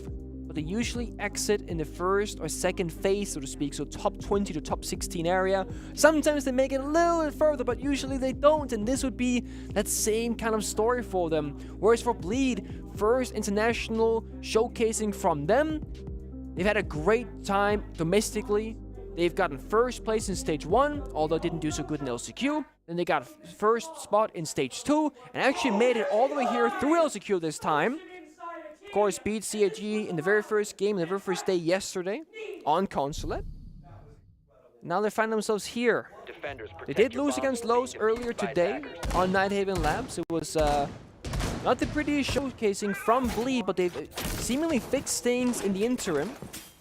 That small downtime between maps, or games should I say, about an hour and a half to 2 hours. A lot can happen. A team talk, a pep talk, some motivational speeches, and of course some strats being discussed, the change in maps that you're playing. And that's 7-0 on Cafe just a few, 30 or so minutes ago. That's really what got them into this position in the first place. Now just one round could be the difference maker between them going into this phase 2 of the major. Basement bomb side again, attempted from CAG. Last time was that opening pick and turns from the backside that started things off hot for them. But Reeps, 2 kills in the mid round on block. That vertical destruction is what sealed the deal. Well, Cyclops finds themselves on the razor's edge. One thing cannot be argued: if this is the end of the road for the Japanese squad, they went out a lot better than they started. That's true. 7-3 scoreline was not exactly the debut that CAG wanted. They've lost Black Ray now. That's where things get really troubling. Black Ray as a player has been able to take over games so far in the play-ins, but won't have much influence for the remaining 2:30 of this round. Pretty much snowball as well. I mean, if this happens and I'm on the roster, I'm like, guys, you feel that pressure, like it's slipping away, right? You lose that first member, so now I could imagine Cyclops. There's 2 things that can happen. Either they play far back or they play far forward, but a C4 gets the job done. And that's Buck, the most vital player on this attack in bomb side to deal with. Vertical destruction mostly gone now. It's only Asmat secondary shotgun and Gridlock with the only soft destruction, because third on IQ, he actually has a Claymore instead of soft breaching charges. 2 Claymores, actually, his Mentalist, or well, 2 sets, rather. His Mentalist had some available as well. With the Gridlock, there's lots of anti-flank potential there, some more destructive than others. Good use of a Nitro Cell, though. Suzu picking up another kill early on. Half the round on in. Soft destruction needing to be done through those DMRs, which were buffed a while back, that allow you to open up the hatches and do more with them. Which is a nice change. Yeah, in this round in particular. And again, Gridlock secondary shotgun, so much value being had. You said it earlier. I feel so good. Yeah, you feel validated. You're right. Because I feel absolutely validated. There's no denying that. Sledge Bach? No. Bach and Gridlock. That's the duo these days. And you see right here, it's not pretty and it's not quick, but it gets the job done. Suzu doesn't have access to a Nitro Cells. It was used early on, but there's still one in the pocket of R. Cully. Where it will get employed, I imagine you're going to save it for the post plant, because if you look, Cyclops is absent an operator to deal with the post plant. There's no Maestro, there's no Chonka, there's no Smoke as your main culprits. So now instead, you're going to rely on Arcully to do that. He needs to live up to that point. Down goes Mentalist. Suzu firing back. Turns to walk on up. Hoven falls as well. Turns with 1 kill. He's the last one left. Huge round from Suzu. To keep themselves alive, they just need to stop Turd Stuff from getting out of this position over by Yellow. He hears footsteps above. Has to be worried about the same floor. And Suzu with a 4K. CAG still in this match. Yeah, so one team of Bleed, 1 round away from going to phase 2, and CAG 1 round away from getting themselves into overtime. Some of the most important rounds right now this tournament for both these 2 teams. Well, the most important round, should I say. Now the difficult choice comes to CAG. What bomb site do you go to? They lost the previous on basement, then they won it. So everything is open but basement bomb site. They can go piano, they can go Tilos Archives, they can go top floor as well. But they've only found success downstairs, really. So it's a tough decision to make. They go for lobby. Of course, they can spread themselves out quite thin here. Start top floor, fall back to first floor. They can play a C4 in basement. They play that same similar lineup. Yellow of Chibisu is stable for lobby. And it just gives them, again, more intel on where the entries from the attackers might be coming from. Those Griswold mines might not get you kills, but they do give you a ton of intel if any attackers trigger them. And when Hoven's going back onto Nuke as he currently is, that could be the difference maker. Because if Hoven finds a gap somewhere and thinks it's clear, walks in, bam, Griswold mine, all of a sudden he can't see, he can't hear, he might just get found by one of the defending players. Turtsta is going to go into Brava in the last few seconds to attack a repick, and if you can find some utility here, Griswold mines from the Fenrir, the Griswold mines from the Ella, you can maybe ground Hoven away into the bomb site here. That could also be a way for them. Anaton, bit of a silent killing here, 15 kills to his name. Didn't quite realize that till now. Of course, Hoven for Blade staying on 12. Need to reload. There's the two top gunners for both of these two teams respectively. I expect overtime in this third map. You're gonna go all the way, yeah? We're going all the way, Dez! They did go all the way earlier in their game. They did. I'm not gonna spoil what happened, but it was a banger. Both the Bliss and SSG match and the G2 DZ match that we were treated to earlier were both spectacles, and this one has been quite lopsided in the maps that were won. Obviously, Border was won 7-4 by CAG, and a 7-0 on Cafe. Now we're looking at what could be a 7-5 or into OT we go. Heartbreak for CAG would be if they win this round and then ultimately choke it in overtime. All that effort and work just to lose in overtime anyway. Susu and Reaps, they're about to fight it out. Who gets the opening kill? Again, this could be the final round, or at least what takes it into overtime. Reaps will lose his vision, but for a moment, hopefully not his head. Suzu's bullets and impact will do some serious damage. Hoven not too far off as well. Really battling that Dread Mine. Black Ray eliminating Mentalist. As Bleed's entry is falling apart. Asfi down by a grenade. His own grenade. Reaps is there to do some serious damage. Right now by Long Desk, still in this spot. Asfi will need to be recovered. Hoven and Reaps, worse for wear, but ultimately this whole team is wearing it well at the moment. Asfi, I mean, he's crawling for help. Crawling as best as he can.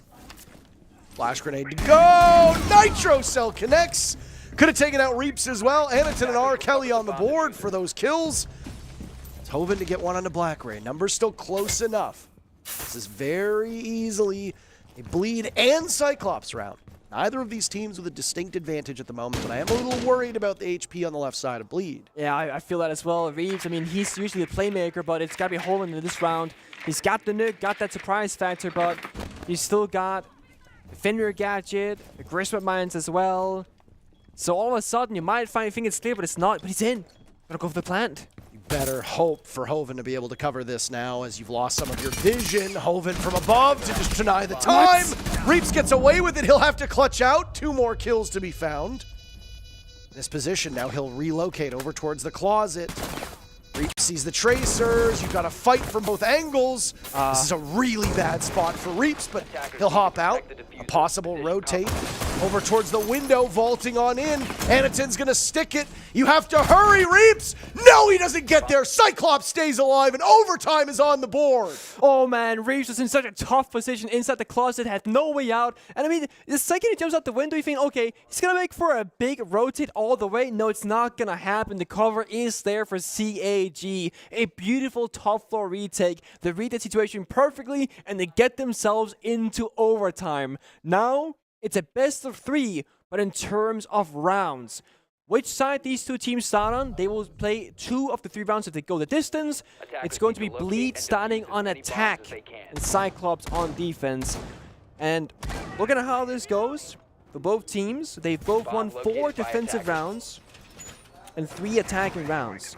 So a pretty even situation here, but it has been defense coming out slightly ahead. Anaton now, 17 kills. An incredible performance right now, keeping his team alive in this. They're going to go back downstairs to the base and bomb side, where they've had the most defensive success so far.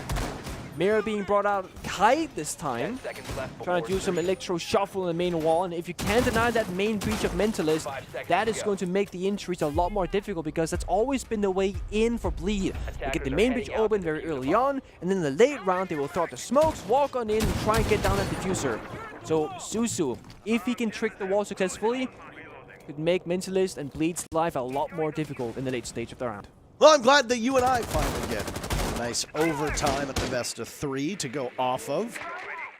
Bleed will waste no time, though, going back to the same position they were on. That's never really a bad thing, but Asphy dying early is very definitely a bad thing. And Aniton uses the Nitro Cell before losing his head to Reaps. That's 18 kills for Aniton, by the way.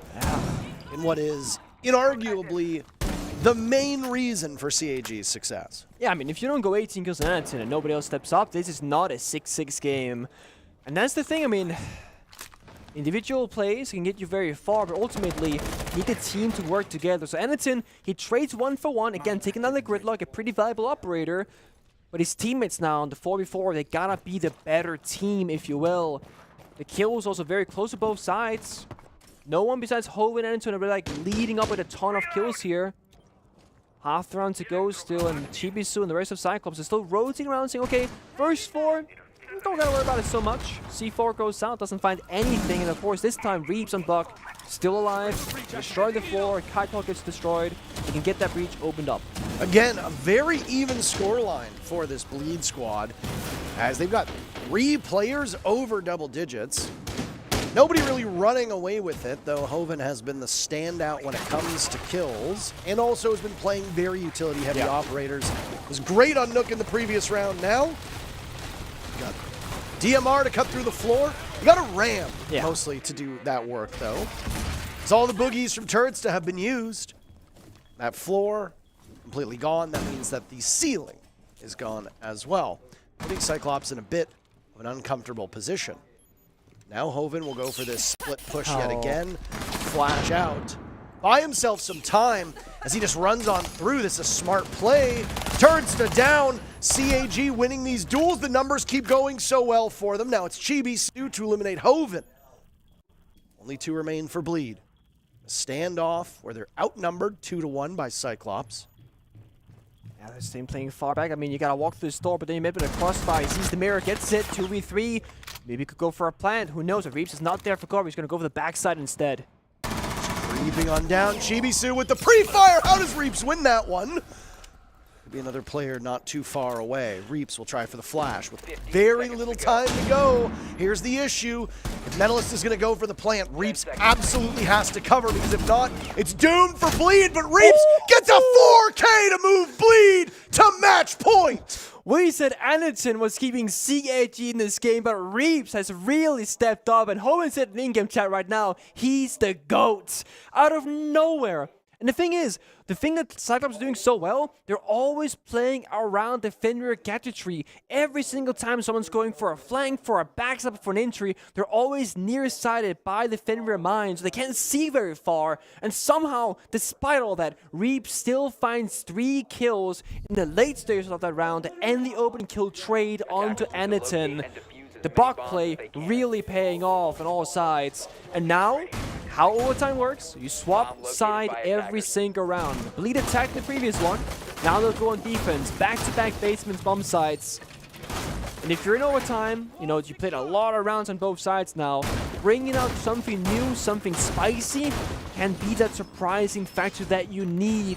We saw Cyclops go for some fast takes on border, as did Bleed themselves. On Cafe, it was mostly pretty standard stuff from both sides. We have not seen much of that craziness, like chaos, happening on Consulate. So seeing the glass now, will he commit to it? Yep, 2 seconds left. Aniton will lock in the glass. Blackgray changes the Dokkaebi. They have 2 sets of smokes, as Susu on the Thermite will bring a second set as well.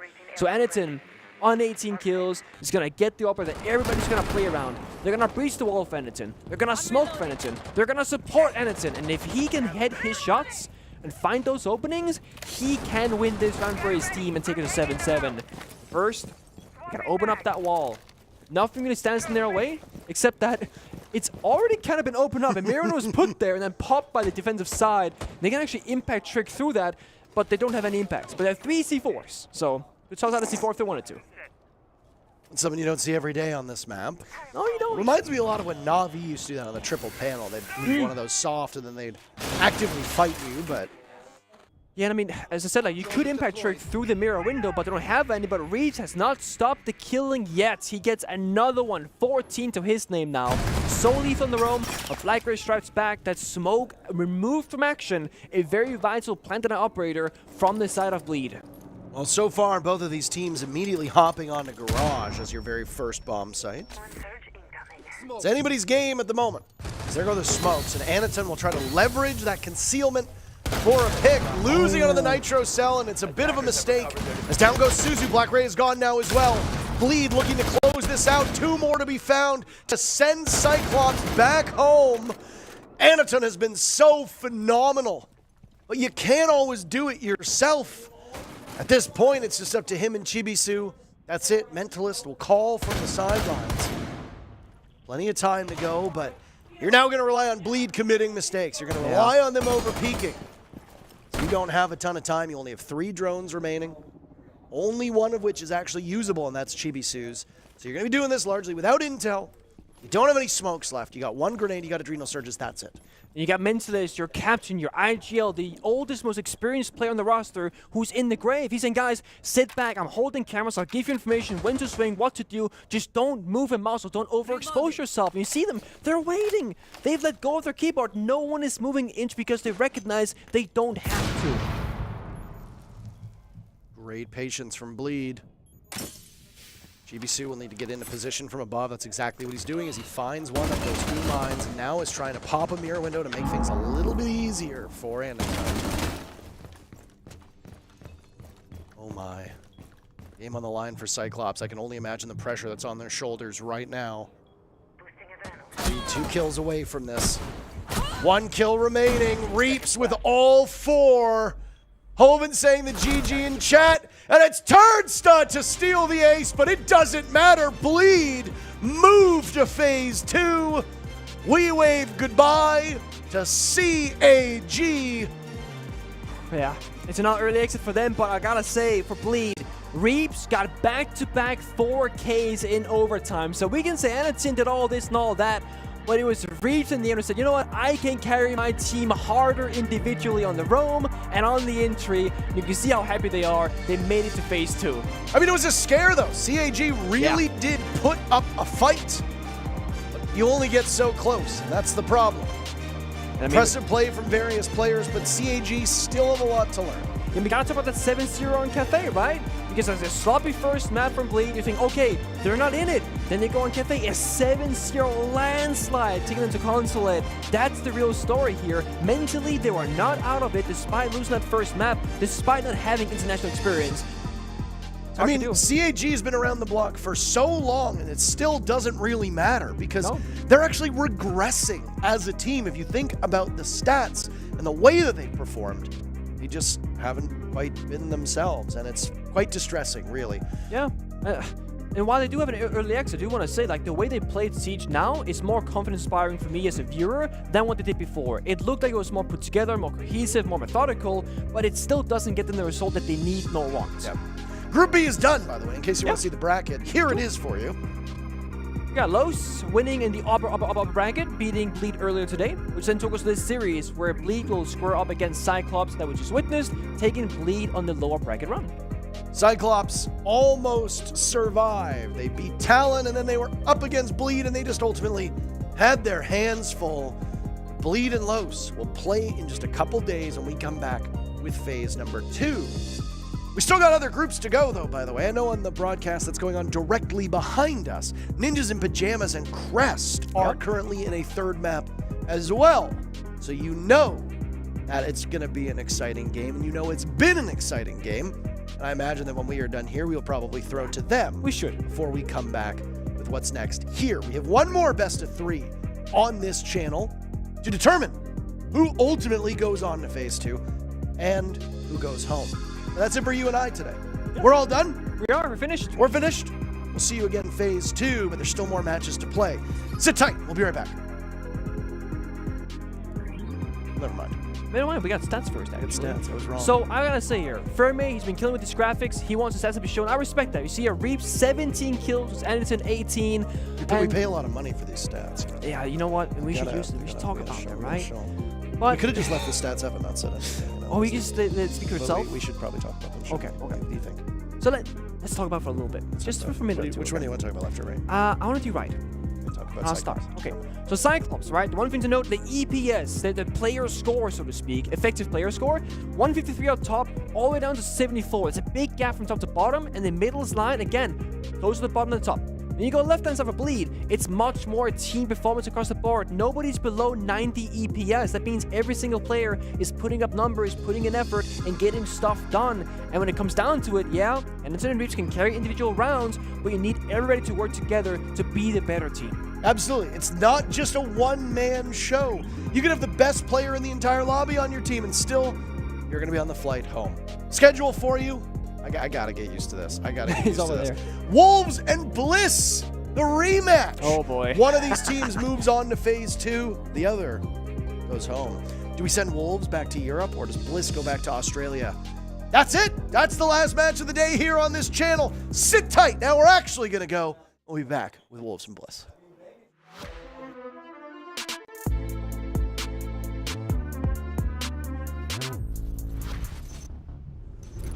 Hey, I'm Dominique Clément, game designer on Rainbow Six Siege. If you want to get ready to confront the next addition to the Siege roster, here are a few advice.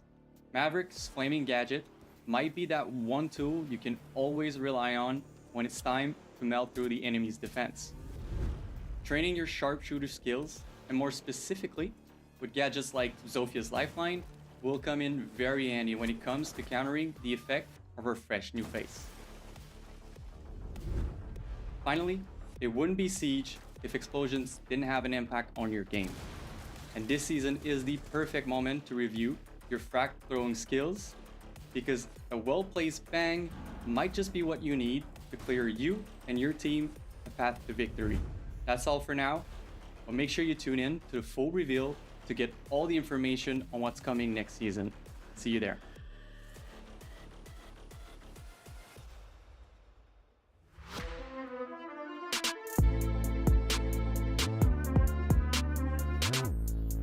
Of the key buzz, it'll make moving through the map harder for NIP and get Crest closer to, I think, what they envisioned NIP's attacks would look like alongside this Cade if they can land the trick properly. But with the Solus later, that's where I also want to see adjustments, because that's been an easy pick for NIP. Drone active. Wizard is on an absolute tear, by the way.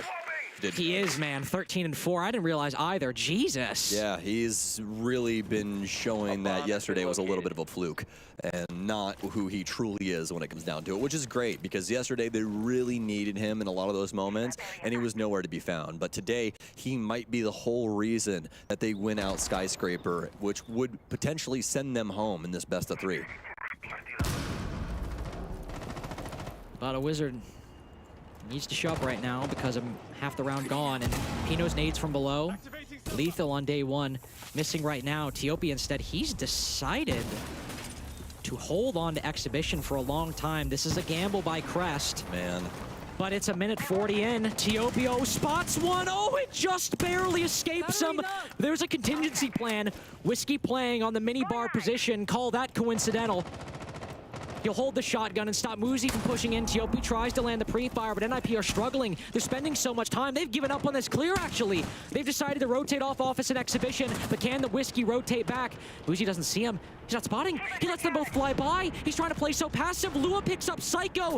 Is Muzi gonna push on in? Pino certainly is. Yes, he finally finds Whiskey. Down goes the Cade and Geisha. A big trade for Zero, though. Actually, Tiopi inside of Drum.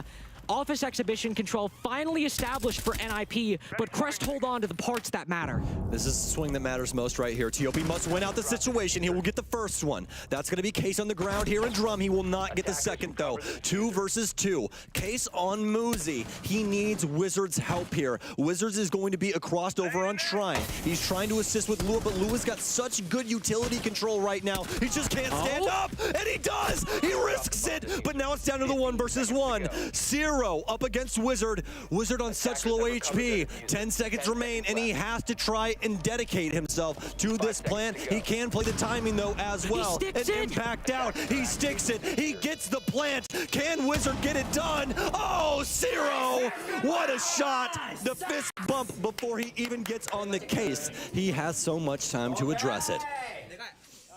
A key round when Crest needed it the most. The early round game was solid. The call was made to stay over on the office exhibition side of the map with half the round wasted. Always a little bit of a risk, but NIP rotated at the same time. They weren't punished for it. But also importantly for Muzi, only catching one of those rotating defenders, not catching Tiopi, who ended up playing close on that drum door and giving Crest the advantage they so desperately sought.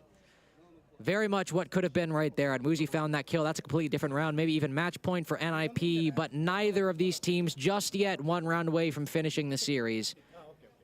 I have some tech timeouts right now, and honestly, that might be necessary as we're starting to get a little too crazy for my blood.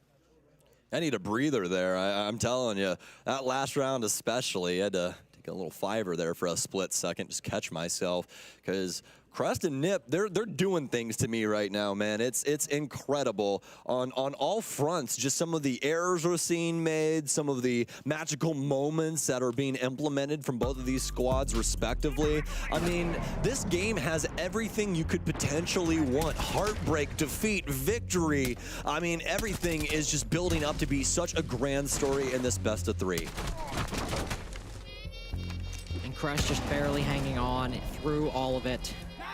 Sometimes realizing their potential, sometimes just barely falling short, but still dazzling with every single comeback and every single victory.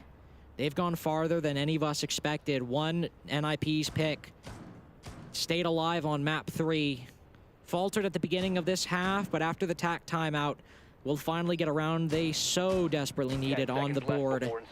And now move over to office and exhibition and try and apply those very same lessons to this defense. Tiopi also no longer on the Solus.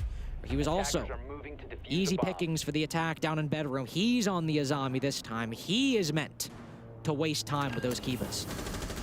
Yes, indeed. Crest. Pretty interesting strategy here. I like these rotations that we're seeing through the walls. We see a lot of teams usually end up reinforcing these just to make sure of, you know, potential rotations if things do get shut down. But it's really just an opinionated thing. We sometimes just see like a single panel there and then a rotation on the side. It just really depends on the squad. But Crest went completely around that. The entire area is soft, which is pretty unique. We'll see how that works for them. Ninjas in Pajamas now trying to address this map in kind, and Muzi going to be the first one to try and do so. Quick control established down beneath black stairs. Nobody from Crest playing over there. So it's not kills Muzi is looking for.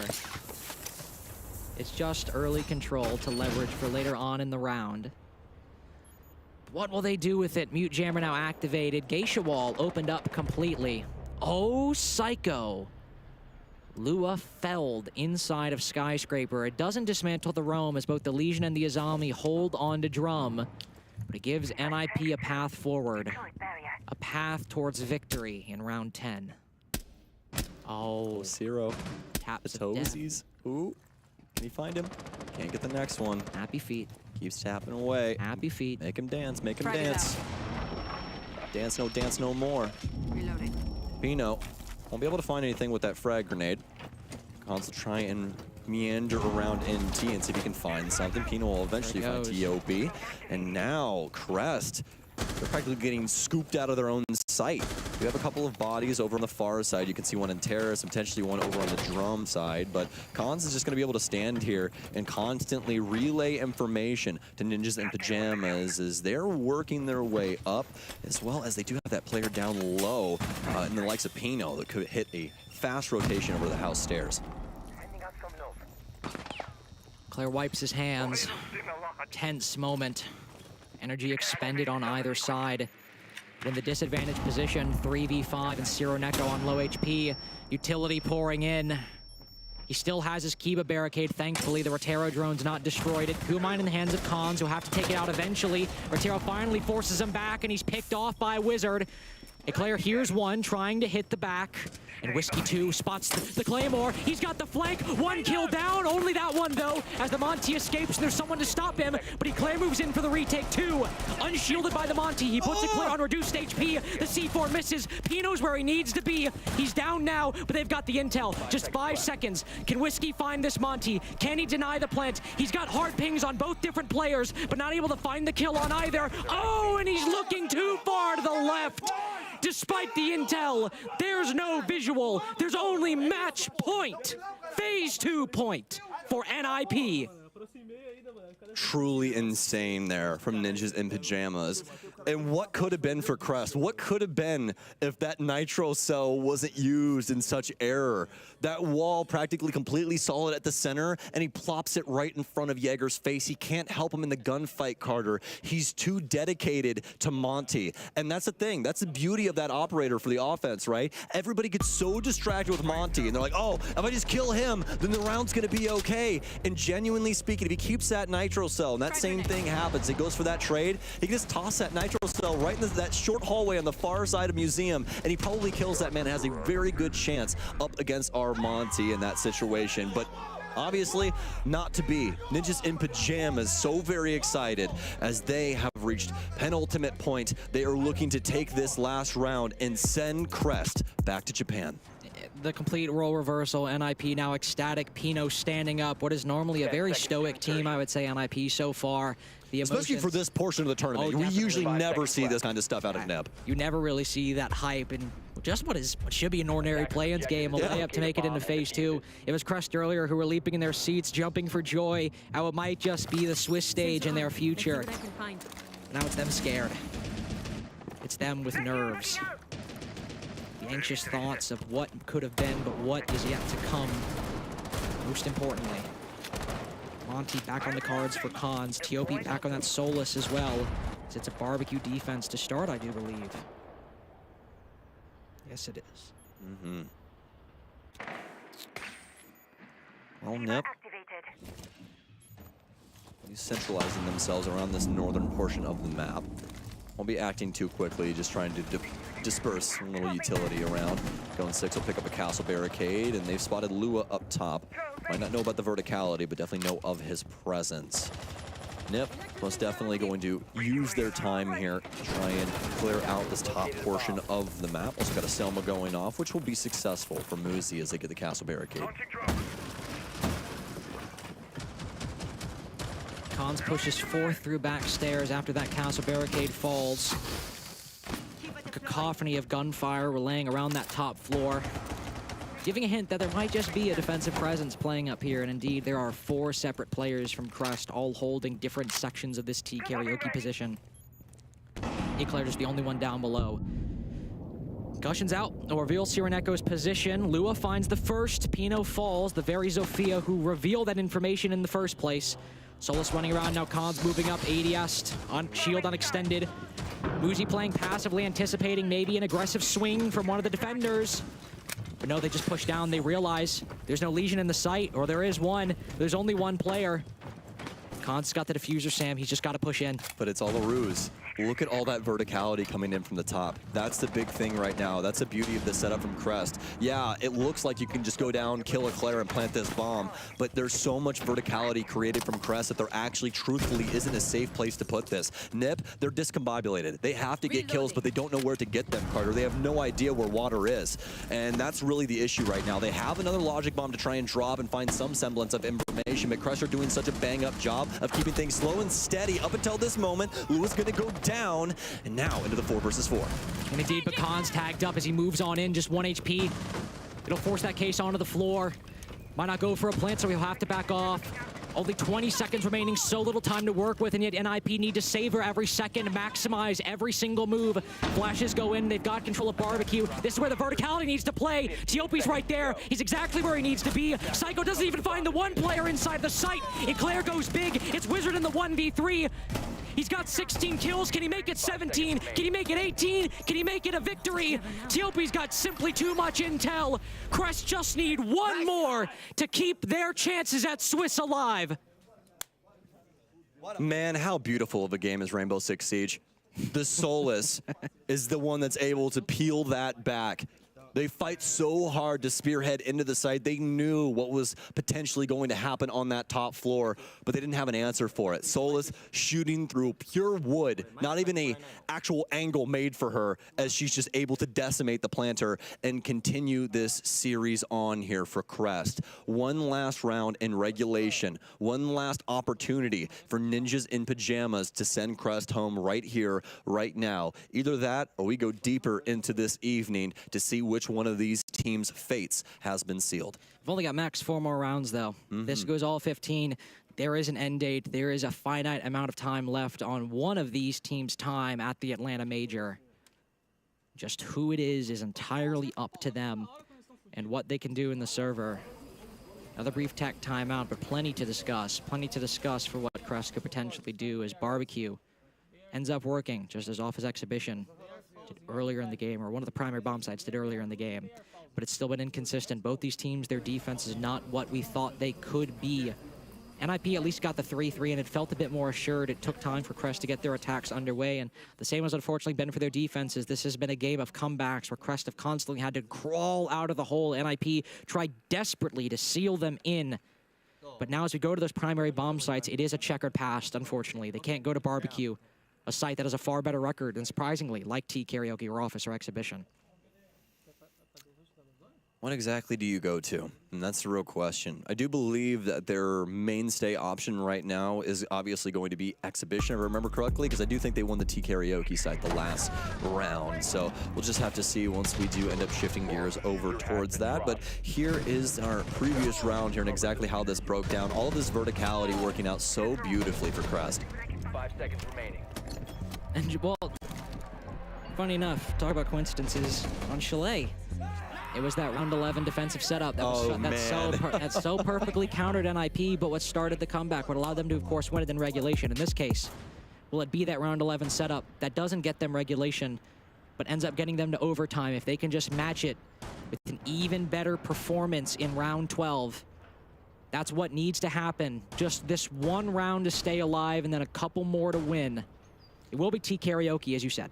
The fact that Wizard, you know, obviously Pino getting quite a bit done here as well, but the fact that Wizard is really the reason that NIP is in this game in the way that they are is so impressive from him. It's been a really hard-fought game for a lot of these players. Crest is no slouch, mechanically or strategically. I mean, we've been seeing a lot of things and things that, you know, that I know a lot of players wouldn't even go for. That rotation over to get the Claymore and timing on Shrine, that's those things that are the intangibles, right? And Crest have that under their belt. And with an Iron Fist, too, it looks solid every time. And that even goes back to earlier on Bank when they were doing some high-flying things that you and I are both like, holy crap, man. What is going on? Yeah, exactly. Nobody would expect you to try and swing on somebody in square, let alone Muzi, and win it.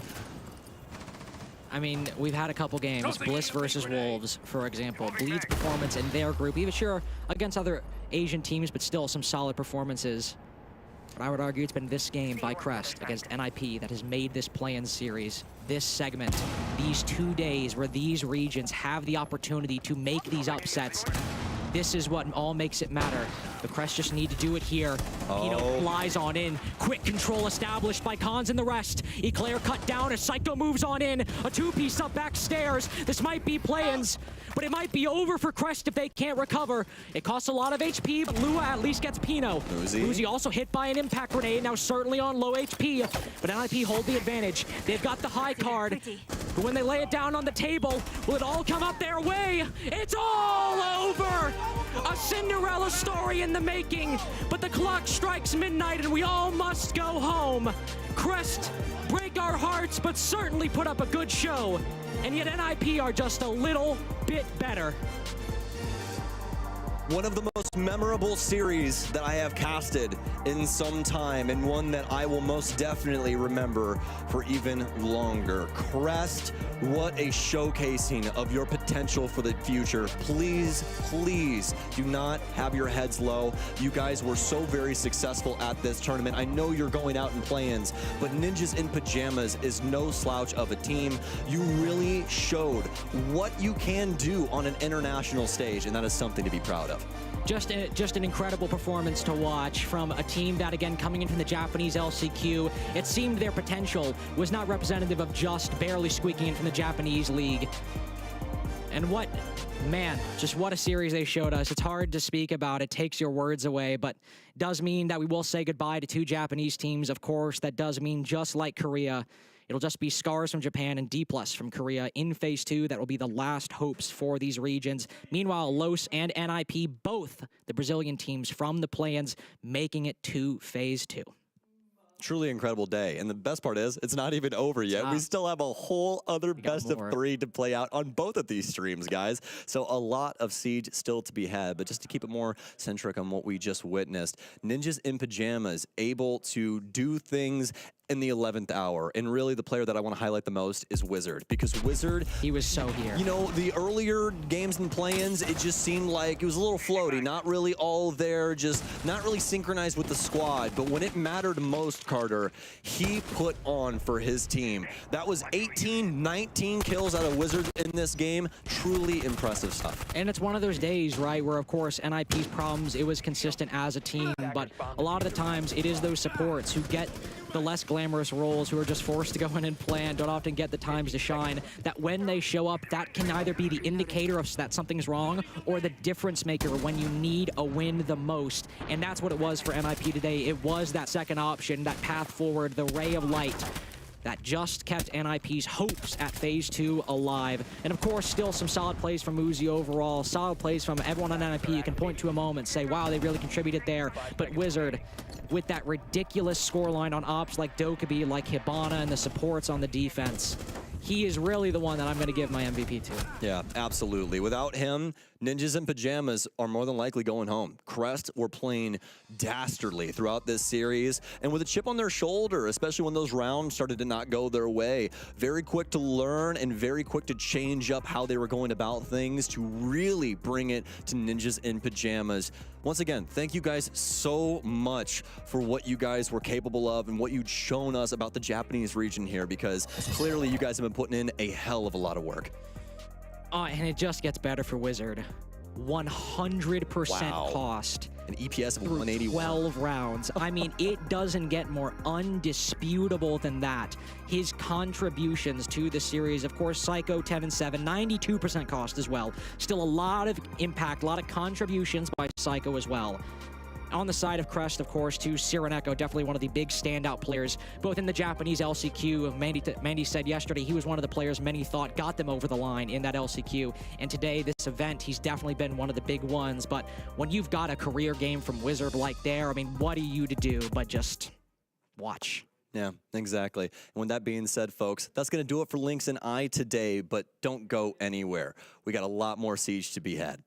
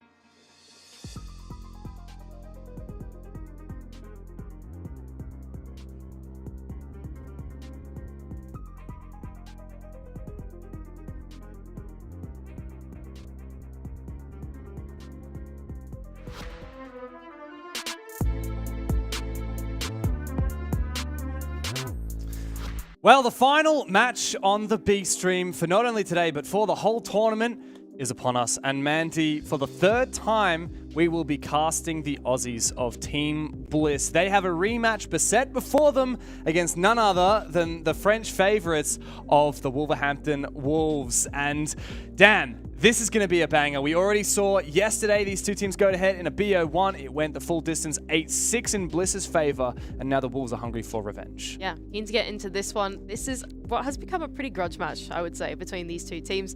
Mowgli had some choice words for Bliss at the conclusion of the BO1 that happened yesterday, but can he back it up?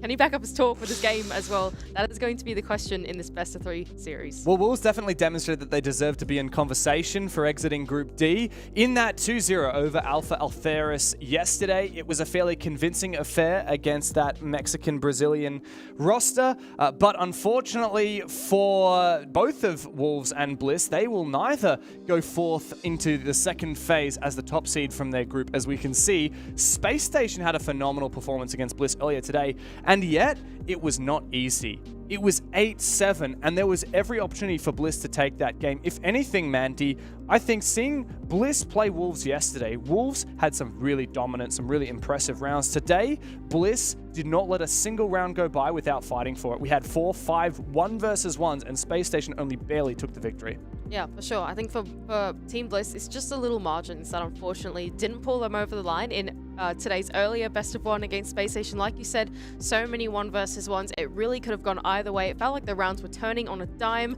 Will it be the same against Wolves? I don't know, but I hope that in these few hours that they've had to reset, they can clean up their mistakes, get their head in the game, and chill out. That's right. As you can see here, the tale of the tape. Now, these teams both have competed in their own respective leagues. Bliss down under in Oceania, where they are back-to-back champions. But Stage 2 was anything but easy. They lost their opening game against Kelton's Knights, which is essentially just a roster of retired pros who have banded together and don't scrim, and Bliss lost to them. So everyone was saying, hang on a second, maybe we're talking about a very different Bliss in Stage 2. Of course, they lost Jigsaw, who got picked up by Koi, exported over to Europe, and yet he's not here. He didn't make it to the major. Koi are down in the dumps, and here's the veto. Mandy, let's get straight on into it. This is going to be fun. I'm actually so keen for this one. Cons, Labs, and Clubhouse are the 3 maps that we're going to go to. Wolves, they have played Cons once. Team Bliss, their map pick is Labs. They've also only played it once in Stage 2. And so there's really nothing that these two teams know about each other's map pick. They've only got one pod to have gone back and looked on. So I can only imagine these two teams are probably playing into their own strengths. They've had this map workshopped behind the scenes. They haven't shown their cards, they haven't opened up the playbook, and they want to bring in something brand new to stay away from elimination. Isn't that amazing? We have the 2 newest maps in the game and the 2 newest maps in the map pool alongside the oldest map in the map pool, Clubhouse. This is going to be a fantastic matchup. Wolves playing Consulate, we know nothing about what Bliss do on that map. Bliss playing Labs, we know nothing about how Wolves play on that map. And if we get to Clubhouse, we saw Bliss play that this morning against Space Station, 8-7, a phenomenal result against a team as strong as America's Finest. But let's also not forget that Wolves had a chance to sit, chill out this morning, leisurely watch that map, come up with some counters, and be ready for that decider later today. I think the philosophy going into both of these initial maps and perhaps even going into Clubhouse is really to play their own game for both of these teams. They're not exactly leaning into each other's weaknesses or strengths or anything like that. They've gone to a map that they go, we workshop behind the scenes, they know nothing, but we know our game, and they're going to trust in it, and that's what they're going to bring into this. They have no idea, Wolves, how strong Bliss might be on Consulate. Same thing with Team Bliss. They have no idea whether Wolves have actually gone and workshopped this map behind the scenes, but obviously because that has slipped through in the best of 3, you know, something must be going down, right? That's they right. must have something cooking. Well, of course, compared to the BO1s that we have seen from Bliss the entire stage long and the 2 games at the major, a BO3 is a very different beast, and we're getting stuck into the newest map in Rainbow Six, the reworked Consulates. And Team Bliss and Wolves will go head-to-head. Yesterday, it was a 70-30 split in the favor of the French. Today, the Aussies have 7% more support, but there is no doubt about it. This is a David and Goliath matchup once again. Wolves are the clear favorites, and Bliss must prove that yesterday was no fluke. They have to do it again. Just sounds like some more Aussies have woken up around this time for the BO3 to come through instead. Team Bliss taking on Wolves in a best-of-3 series. How exciting it's going to be. In the first ban to jump off for Team Bliss is going to be Li Ying. So they do want to take away some of that disruptive execute capability that Wolves might have on the attack. And the Monty, actually a repeat ban for what SSG did earlier today. I might be quoting that one wrong. Yeah, no, you're right. But probably taking away one of the tools that your support players like to use. I look back on Fisher Guy and think of how he's been able to enable some of his attacking strategies on top of the Monty, and they just want to cut that out. They don't want to have to deal with that. Interesting, that Monty ban, because we haven't seen a ton of Monty from Bliss, but it's also, funnily enough, I looked back, Copenhagen Major, W7M also banned it against Bliss, and Bliss got smashed 7-1 in that game. So clearly, a lot of these international teams favoring banning Monty against Bliss over other operators, and there's a lot of other operators you might want to ban out, especially now with Wolves starting on that attacking side. Consulate is not an easy map to attack. But fortunately for them, Bliss have banned out the Solus, enabling a lot of pre-placed drones, and we're already seeing the special drone squad, as you love to see. You love to say, Mandy, both the Twitch and the Flores in this opening round, at least for now. Yeah, another thing to point out as well with the ban phase going through is that, well, you've got a lot of your roam clearing operators left in the game as well. Consulate can be quite a challenging map to play in through the mid rounds, right? There are a lot of rooms that you need to clear. And so by the time that you actually head your way into the building, having stuff on board like your Jackal, like your Lions, that kind of thing, can make the difference as you clear in through the map. First bomb site of choice for Team Bliss is going to be the one on the ground floor, of course, replacing out the old lobby and piano one. Has now turned into Expo and piano instead, with lobby being sliced off in half with the new rework. I gotta say, I'm glad you know the callouts, because I've played a whole bunch of Consulate, but my callouts are still a little bit shaky for all of the new rooms. A lot of this map, we've seen new rooms placed in, or old rooms have been split into multiple new rooms, and Expo is a great example of that. But this bomb site, we haven't seen a lot of Consulate, at least not in our regions that we've been casting, but I've seen a surprising amount of this lobby, or rather press, and I think it's called press instead of piano, whatever it is. Expo, like I said, I don't know the call-outs, I'll be fumbling my way through it. This bomb site here, not favored in ranked in my experience, but clearly quite effective. And wow, P4, great value early on with that Twitch drone taking out so much utility on the bomb site. Does look like Wolves are looking for their usual MO, immediately putting on that pressure and focus in towards the bomb site to see what they can collect. But the Bliss are actually putting their pressure upstairs instead, wanting to hold on to their vertical game from up and looking down below. And that's why it's pivotal that some of these Wolves players have jumped on this rappel, over on this yellow side of the building to try and take care of business over here. Look at that, Selma's already placed here on the wall into the bomb site. Will this mute jammer impede the direction of that Twitch drone? It will not, and so the Twitch drone could take it down and open up this wall. Fortunately from Oda, he's got impacts and he can stave at least a little bit of that breach away, but P4's gotten so much value out of these drones. Now information, now Mowgli moves on in. He's looking for the opener, but Oda has moved away and he's found one, traded on back again, but Wolves sustain a numbers advantage. Danger mode here for Shinka, though, as he tries to make his way on into the bomb site. He's worried about the vertical pressure above. And speaking of, that's Fisher Guy that suddenly comes to life, active in the server. Brendo to double down onto Deadshot as well. Now 3-on-2, although the bomb is going down for Wolves. Nearly half the round remains. And this 3v2 in favor of the defense now is flipped upon its head, as they must attack themselves. Mowgli in all kinds of pain at the moment, caught in the dread mine. He is afeared. Brendo's found the first. Low HP Mowgli, which way to watch? Too many angles, too many players to deal with. The first one dealt with handily as the Azami of Brendo looks to protect himself. He has the time to make this one work. Mowgli must reload, but Brendo's good for 3 and good to close the round for Team Bliss. Oh man, great retake from Brendo as well. Just coming in from the top floor and then coming back down in through the spiral stairs and taking down the players that he needed to make sure they could actually get their way safely back into the bomb site and take down the diffuser. Really nice stuff there from Team Bliss to retain their composure. I think after that first series with Wolves, surely they know that they really cannot extend that much through the map, right? Because the moment that they give up the bomb site, Wolves are going to jump their way on through, and we saw them do that in that first round. Oda was really ready for it. He was on one of those more self-sufficient operators of Legion to make sure he had that passive intel for them actually coming in through Zulu and trying to make a quick entry onto the site. He then comms that to Fisher Guy, who takes care of the vertical, and then Brendo goes in for his massive retake back down the stairs, and Bliss just playing a little bit more closer together, I would say, and a little bit more in towards the bomb site is kind of what they need against these Wolves attacks. I think the big opening for Bliss there is that their awareness that Wolves are going to be going for things like that on the bomb site so early in the round. We talked about this a lot yesterday on Chalet. How many rounds did we see Wolves go for mini rushes in the mid-round straight onto the site? They say, look, Bliss, you're trying to hold the other side of the map. You've got this crazy extension. We don't really care. We see the single point of failure on the bomb site as if we kill this player, we win the round. They go for it. And so Bliss's willingness to be aware of that and their keenness to retake has aided them immensely. Retake strategy is not something that you normally see as well in Rainbow Six. Perhaps one of the better bomb sites for it. That's press room and exposition room or whatever it's called. Is it exposition? Yeah, I think so. Yeah, very nice. Is it press or piano? I don't know. Is it actually? I don't know. I don't know if it actually has an official call out, but I think I almost never use the official call outs. Yeah, well, that's the thing. Well, in the old consulate, the room everyone called piano was actually technically called press. But it has a big piano in it. And it has a big piano in it. Well, fun fact, we're in a technical timeout, by the way, if you're wondering why we're having a bit of a chin wag. But on Cafe as well, the room everyone calls piano is actually called Cigar Lounge. Yeah, but then there's also Cigar Shop. I know. And then that's not cool. I've heard people call piano, the room piano, cigar. And I'm like, no, that is not right. That is confusing. If you want to call it lounge, I will allow that. But only if you call cigar shop. Yeah.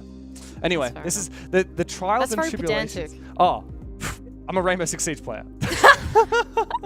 No, I think the big thing about Consulate is that because you've got the like half-sliced rooms, right, and like lots of like your nooks and crannies and corners.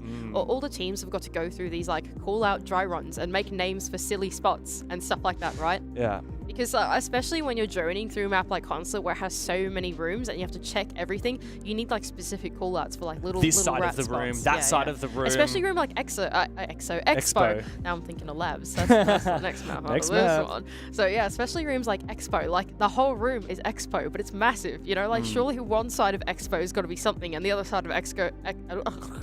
Yeah, good luck. Expo's got to be something else. Fast. You know. Yeah.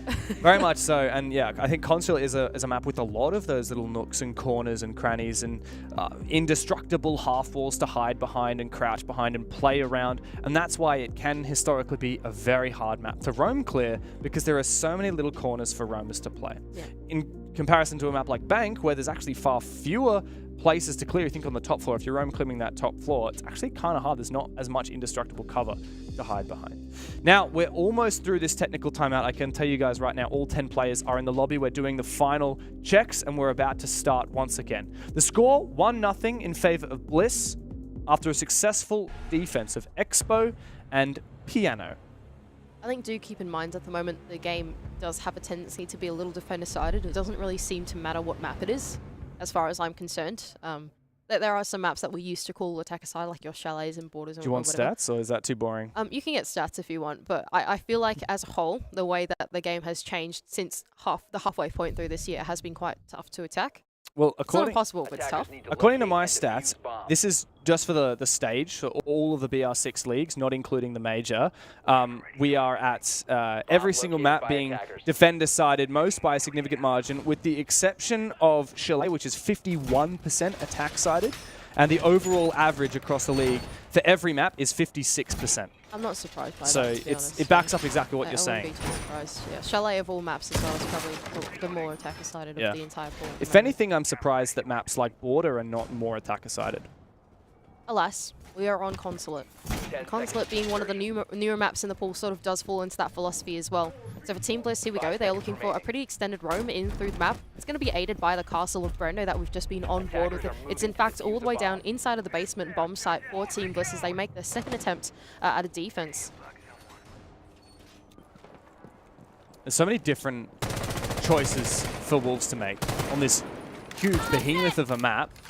Do they look to push from the front? Do they look to push from the back? Do they look to full roam clear? Do they look to partial roam clear? Do they want vertical game? At the moment, breach on the main garage wall. Wettables has the ability to impact Trick, as I think he did manage to successfully do it the second charge, yet has remained intact. I think the first goo mine was, sorry, the first impact nade was just off to the wrong spot. I kind of like that. Delivered.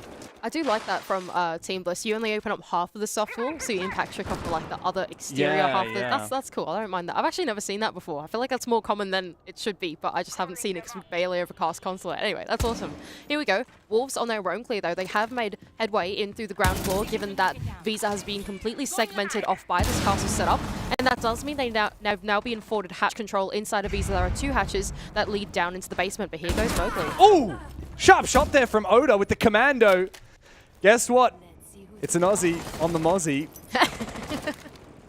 And he's already found the opener. Mowgli's gone down. Bibu looking for an attempted refrag.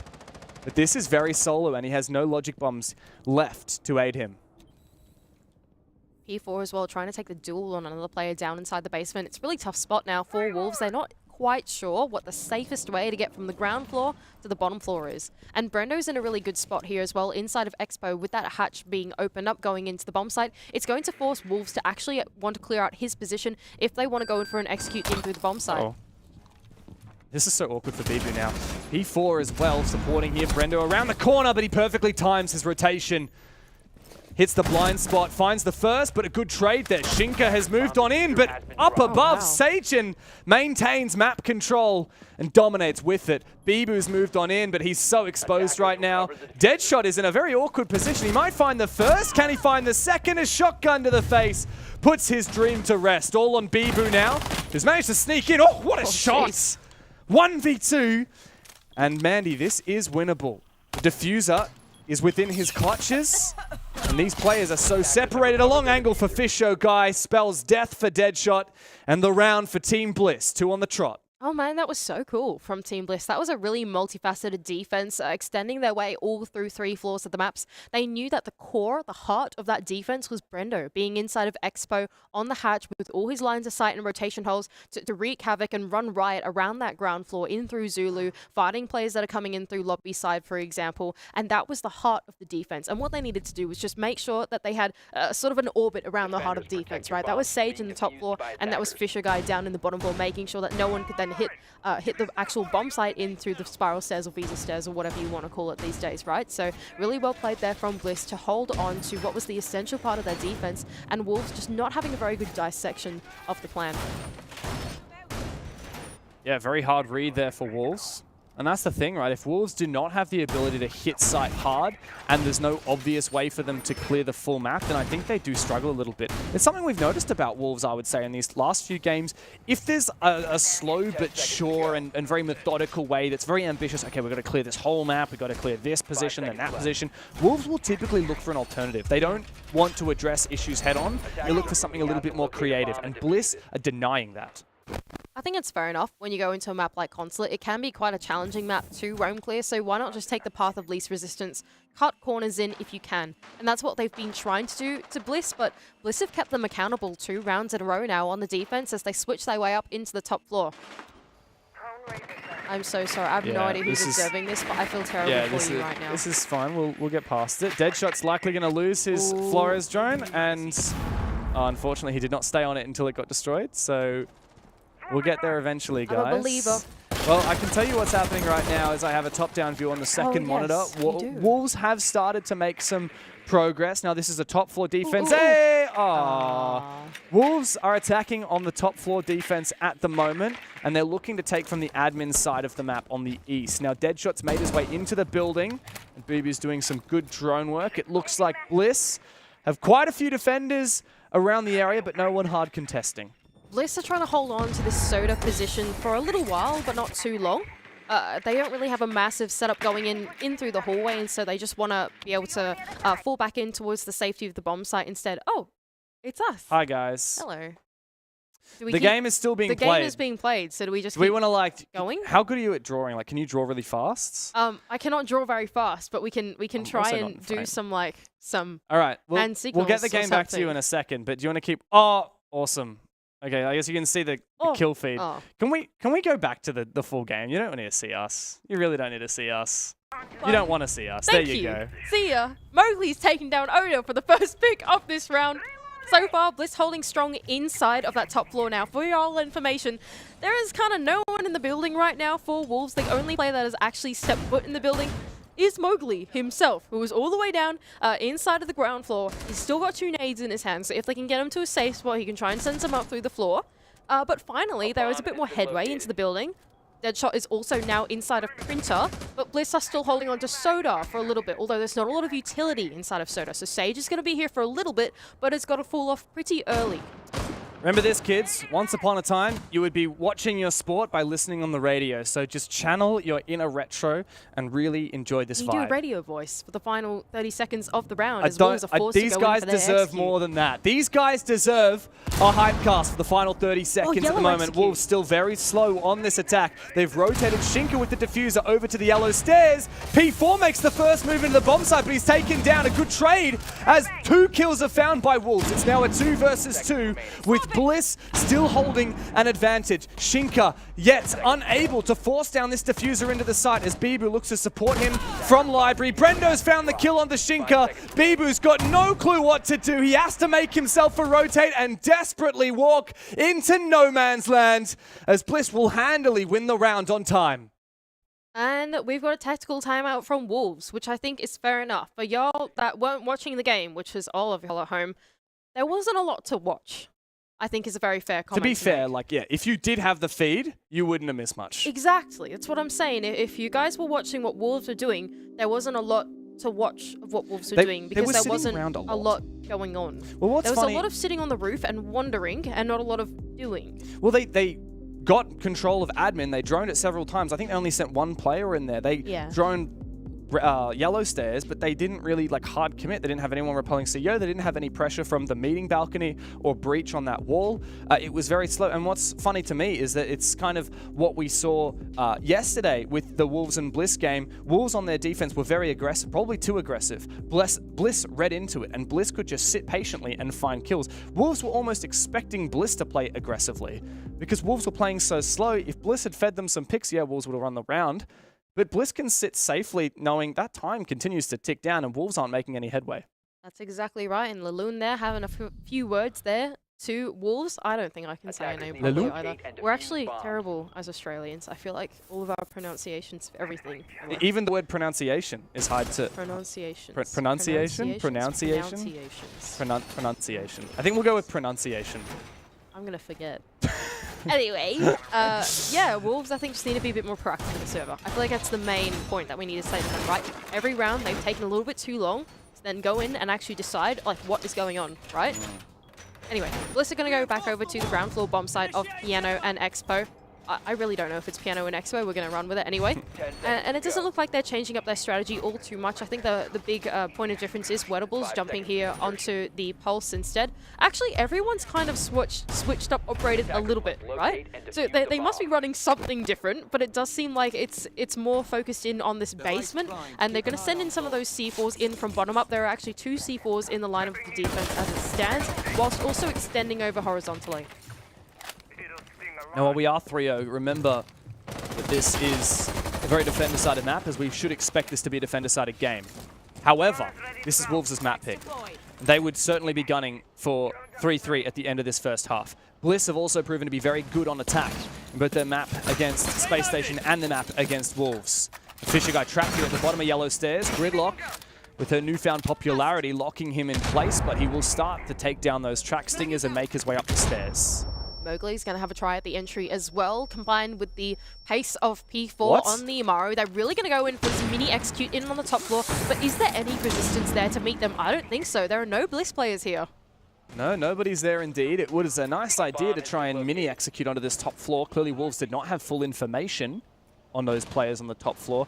But I think Bliss are pretty chill with that. They're actually rather holding the basement. Wettables is getting all kinds of information. Oh, he's so lucky if this will work.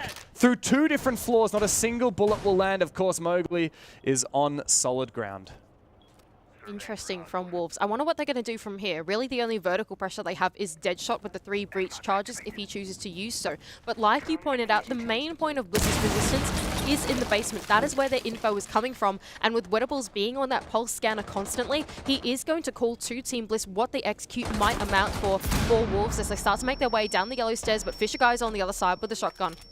Yeah, but there's a shotgun on the attack as well with Bibu and that super shorty. Wettables needs to help. Wedables does, but he's giving information at the moment. He can call out whether the player down below is looking to push. Fisher guy feels a bit of pressure from that grenade, but he still holds on to his position. No gas, no util of any kind to try and support him, but Brendo finds the first pick, and now Mowgli must deal with this player on the stairs. Fisher guy still remains in position. They're giving up. They're not doing this anymore. They're like, okay, there are 2 players here. We don't want this anymore. Take the point of least resistance. And okay, apparently it works anyway. Mowgli to take down Sage in on the ground floor. And here comes the execute. Shinka to actually be taken down by Odo as he tries to put the diffuser in the bomb site. Ibu's got to hold the stairs, but Fisher says, look at your shotgun, look at mine, which is better? P4's found one with that Amaru's SMG-11 on this top floor. He's got a shotgun of his own, and he's hunting for something more. But Fisher guy, 5 kills in the game, gets the better of him. Mowgli, 1v3. No information, a lot of damage from that C4. No chance of planting here. Diffuser may be in pocket, but time certainly is not. And Wedables is safely down below with plenty of information to call. What a shot there. But he must do it now with the pistol. Fisher guy a third on the round. Bliss up 4-0 in the map. Oh man, he's so chill about it too. Oh, we just got a smile. We got a Fisher guy rare smile right at the end there. He was like, oh yeah, I'm cool. I'm collected. That's rarer and then than we gold. jumped over to Mingra and given him a fist pump, and he was like, heh. And he did a little Fisher guy smile. That was sick. That was such a good round there from Bliss. They remained composed in the clear that Wolves were doing. I mean, they didn't need to do too much in terms of being super proactive in the server. I think the main point that we were on board with was, of course, a 2 versus 2 situational moment of Fisher guy and Wedables like dueling P4 and Mowgli on the other side. But really, that was about it in terms of proactiveness for Team Bliss. Wolves just took a really long time to get things done, and even when they decided to go and try and get things done, they were like, nah, you know, we're not dealing with this. We just want to jump on in. And it just feels like Wolves have a aversion to problem solving. They just really don't want to commit to an idea. They just yeah, it's alright. It's a lack of commitment. I mean, it sounds like we're troubleshooting relationship problems at the moment for Wolves. But they do have relationship problems with these executes. They have great ideas, but sometimes you just have to commit to something because they spend a lot of time telegraphing and then they rotate off. And Bliss is knowing that Wolves are rotating off, and Bliss always, even with their resources spread thin, are capable of preventing these quick direct pushes on the bomb site. Similar defense as well for Team Bliss as they go back down into the basement bomb site. Just segmenting off once again that Visa side of the map and making sure that Brendo is in his stronghold inside of Expo. Meanwhile, though, for Wolves, it does look like they are looking for that top-down clear. P4 is going to be the first point of entry inside of admin, just sending him a couple drones now to try and get his entry of Deadshot in. A C4 to bring out from Oda on the other side. Doesn't quite connect. P4 ready for that one. Meanwhile, Bibu on the top of yellow stairs is looking to try and claw his way in and take down the players in the top floor. This top floor control has seemingly been easy to gain for Wolves. They don't have full information at the moment. I love the ram pick though. Could really deal some damage, but of course, there's a lot of floors to take control of, Manny, before they can make good on this utility. And previously, this garage cafeteria was a real fortress for Bliss. It looks like that Soul Roamer has also fallen off safely as well. Yeah, both of them fallen off actually back into the ground floor. Now, of course, the heart of this defense is Brendo inside of the ground floor, but with vertical control now given to the attack, P4 can start to get the Mars Rovers on the floor, sampling up the floor, seeing what's going on down below, and that's where Brendo's going to be in danger, but Sage to collect the first one onto Mowgli is a good start for Team Bliss. Very much is. Sage only takes a little bit of damage for it as well. I'm not sure where that went down. Last I saw, Sage was down near lobby, rotating back from piano. I believe he's still roaming in that ground floor as well. Man, half the round gone, Mandy, and Wolves still don't even have ground floor control. This is a basement defense, for goodness sake.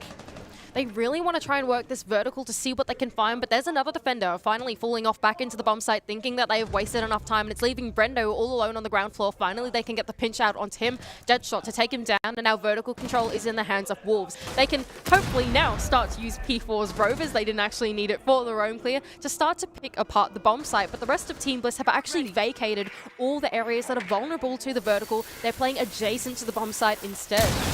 The question is 45 seconds long enough to breach this main wall, to get vertical pressure, and to start executing onto the site? They could do it. They could definitely do it. Shinka with his 2 smokes could certainly make an execute play work. Oh, but there's a bit of a tussle going down inside of Spiral as well.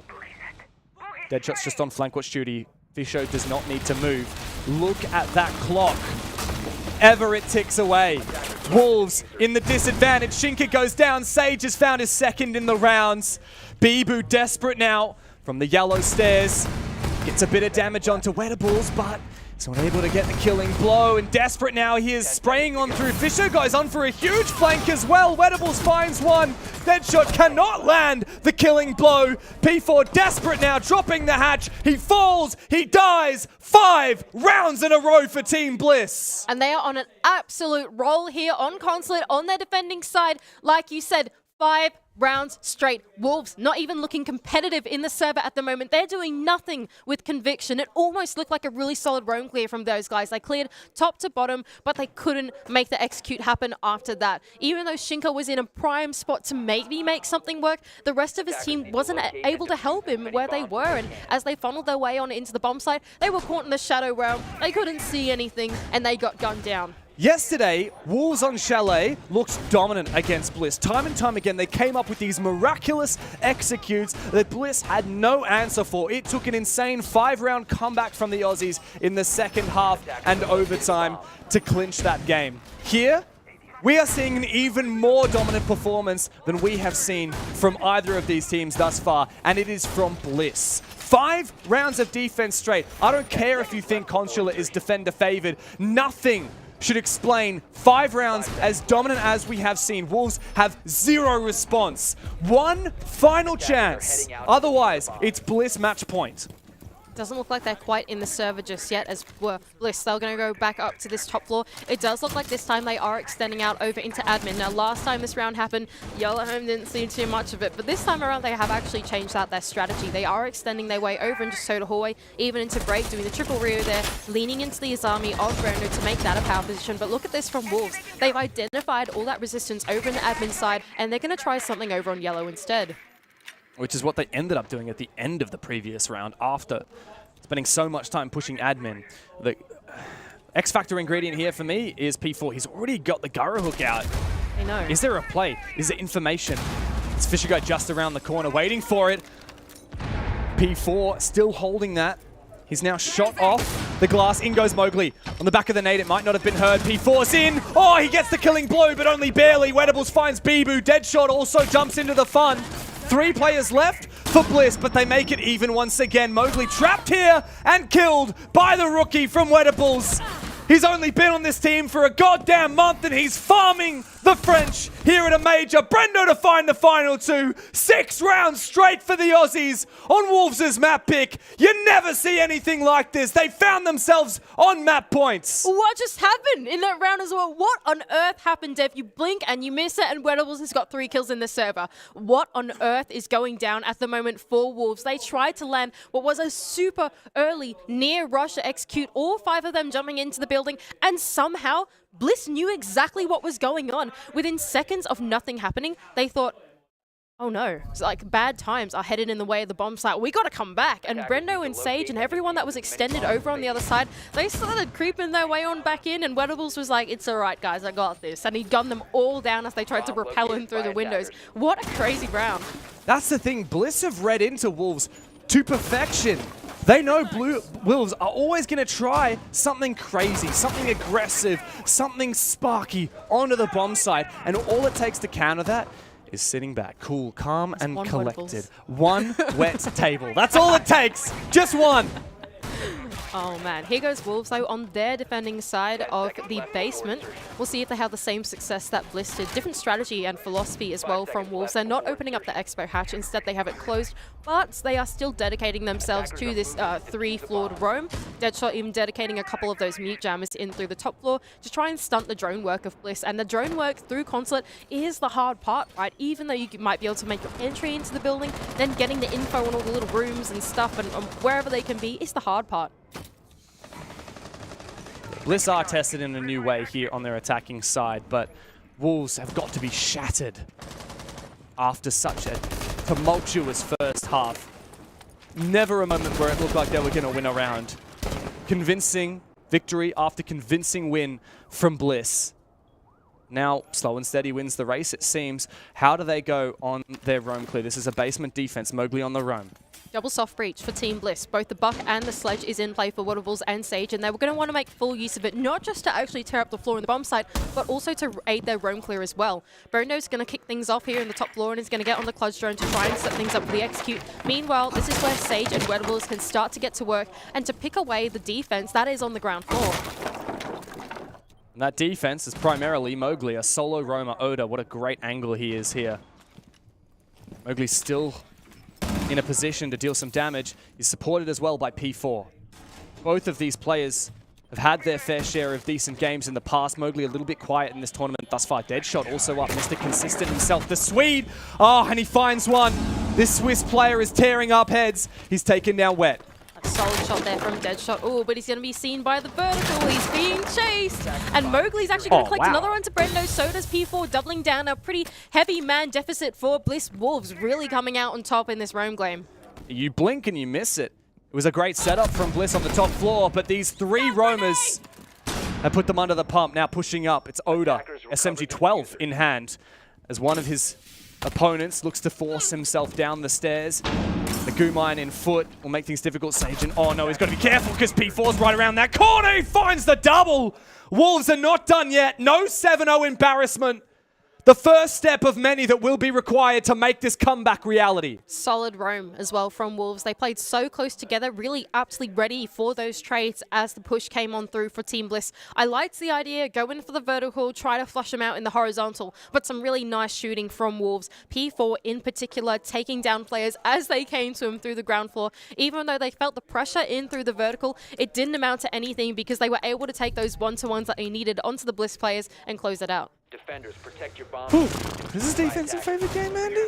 Maybe. I mean, like, Rainbow Six is the tale of two halves. It is. That's what we say these days. And you have no idea. I swear, the amount of 5-1 or like 1-5 comebacks that we've seen this stage alone is like, oh damn. But have we seen any this tournament? I don't think we have. Yeah, true. I don't know. This is a different level. We've seen a 6-0, right? Because we almost had a 7-0 that I think ended up a 7-1, if I recall correctly. Maybe it was one of the Knights games, perhaps. I think they struggled a little bit.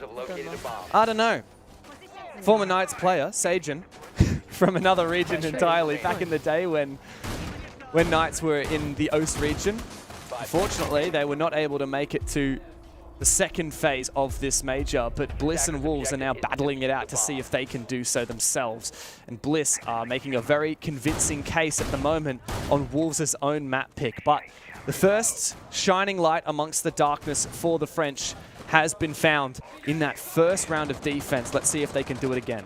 And Wolves are going to send us up to the top floor bomb site, having successfully defended the basement and looking to extend their way over into break room. They're going to be contesting that admin side push, which is what Bliss seems to be looking for at the moment. Getting an early breach onto meeting does allow them an entry in and will set themselves up for later, but that's not going to be the first point of defense here for Bliss. Sorry, the first point of attack. They're attacking now, gosh. Anyway, they've still got a lot to deal with. Indeed. Oh, I like this. Fisher going on the 0. That's a really well-placed Samcam as well. A lot of information to gather. Drones in to support. No Solus makes that a whole lot more difficult to counter. Great work from Wettables, just slowly but surely clearing away this utility. Barbed wire gone. Checking out what's going on now inside of bathroom. Another Azami Keeper barrier dispatched with as well. Here goes Oda. One of the first moves in the building on the Ace himself, and he's going to be able to open up some of these walls inside a break room and allow a point of entry in. The main point of resistance that Bliss are going to meet here if they want to dedicate themselves to the crossover is that Soda hallway. Not only is there a shield there with all the ADSs, but there's even the Azami being actively played by Mowgli. He's got one more of those Keeper barriers in his pocket, and he can use that spontaneously to lock out Team Bliss. What a shot from Mowgli as well. That's what we need to see a lot more of for Wolves to get in the game. Oda never had a shot there, never had a chance. Mowgli still survives. That Soda setup still very pertinent. Wettables is completely out of Rotero drones. This is an interesting pivot. Fisher guy with the diffuser in hand is going to put some claymores over on the CEO side of the map instead. I'm anticipating that Bliss here have seen the resistance that's going down inside of Soda, and they're like, okay, let's try and do yellow instead. That's Brendo hopping into the building, making his way down yellow, checking for any flankers. There is Deadshot on the other side he has to worry about. Sage can jump in as well and try and make something work from meeting. And Nade could enable that. A sound cover perhaps, or just clearing one of those key positions. He's waiting for a peek. He actually has a very long line of sight to work with as well, deep into split. Wedables is rotated over. This is well and truly telegraphed for Bliss. Wolves know what's up. They certainly do, as Wedables is going to send in a flashbang, but is it enough to dislodge the player on the other side of Fisher Guy, who is the danger man? Sage finds the open, and Mowgli finally goes down P4. He's the man of the hour! He found the last 2 kills to close the previous round, and now he's found the pivotal one. Diffuser cold on the ground. As of the 5 bodies of Team Bliss, Wolves got their second on defense. Yeah, it seems like this is going to be a defender-sided game, Dev. I think Team Bliss are facing the exact same adversities that Wolves were facing when they were on the attack as well, spending a lot of time loitering outside of the building, not really getting all too much done aside from opening up the main breach into meeting and going for some of that pressure there. They didn't quite dedicate themselves to the admin take. Now, all credit to them, I can understand that. That is a point of a lot of resistance. There's a lot of stuff going on in the hallway, and inside of the hallway itself, it can be a really tough spot to then like send in utility, right? Because it's kind of like perpendicular to where you would throw it inside of break room. So they're thinking, okay, no, we don't want to do that. Let's go to yellow. But by the time that they made that call, they'd completely telegraphed that push. Wolves completely flipped their defense around to facing exactly where they were coming in from. And P4 to take down the planter really sealed the deal. Let's have a look at this Bliss timeout. Funnily enough, it's not their coach Mingoran doing most of the talking. It seems to be the players themselves. Interesting. We often talk about seeding order. Now, Fisho is clearly the IGL, but he's second from the left. Wedables, the rookie, and the second most vocal player on the team. He's in the middle. You've got the 2 brothers on the far side, Brendo and Sage. Do you have any insight or thoughts on their seeding order? Wedables in the middle. Jigsaw wasn't in the middle, was he? No, he wasn't, but I think they play very different roles, right? Jigsaw out, Wedables in means that you lose your entry fragger. That being said, very talkative entry fragger, but you replace him in with a talkative support player instead.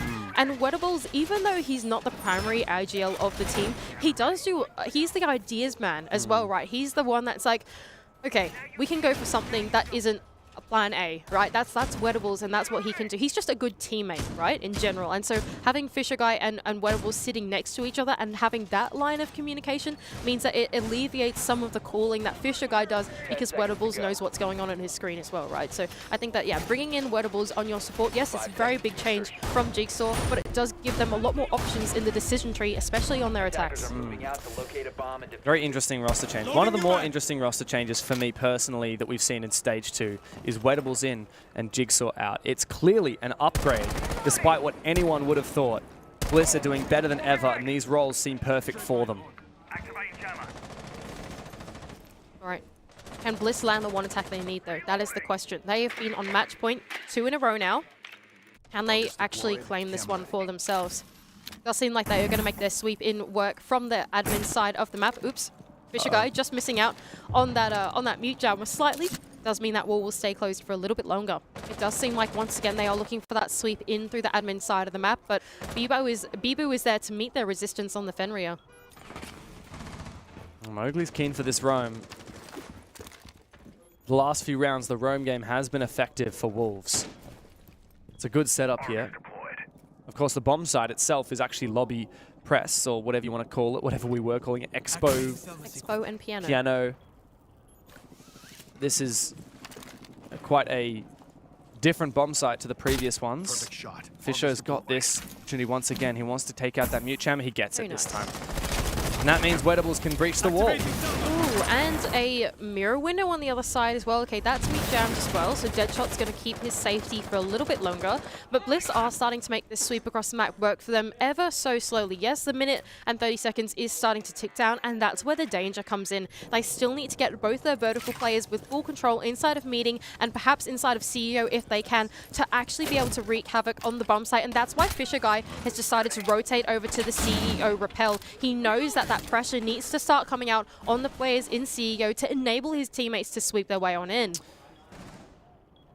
How do you flush out this position though? Bliss, very slow at the moment. Brendo must be the tip of the spear and he must have an impact. Sejon looking to make something work from the yellow stairs. Oh, that's a lot of damage on the P4.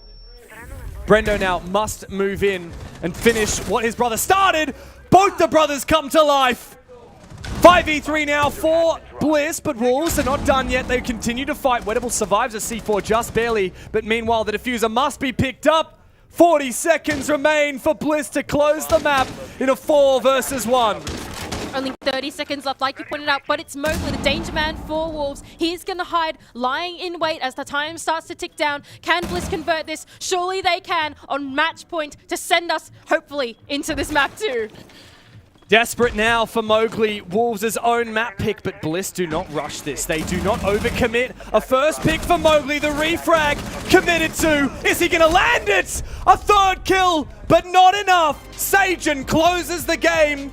And Bliss dared to dream, dared to imagine themselves taking down the Wolves a second time. Map 1 is in the books. Wolves picked it, but Bliss took it away from them. And next up, we go to Laps. Wolves had absolutely no idea what they were facing when they picked Consulate. They thought that they were pulling a rabbit out of the hat, something that we have not seen before, only once before in EUL, but Bliss can show up on their own map pick, on their own one, and it's such a beautiful sight to watch for these guys. It is. Everything that Bliss have been working on in the backgrounds all of this time. This roster change. Waitable is looking more comfortable than many players I have seen make their major debut. Let's remember, all 5 of these guys, when Jigsaw was on the roster, 4 out of 5. The only one that was not a debutant at Copenhagen was Fisher Guy. All 5 of them, they looked absolutely rattled in Copenhagen. That was not their game, not their time. They got 7-1 by W7M. This time around, it's a completely different game. They've just beaten the Wolves 7-2, and now for the second time, they have a chance to make it into the Swiss system. But map 2 is coming up very shortly, so stick around.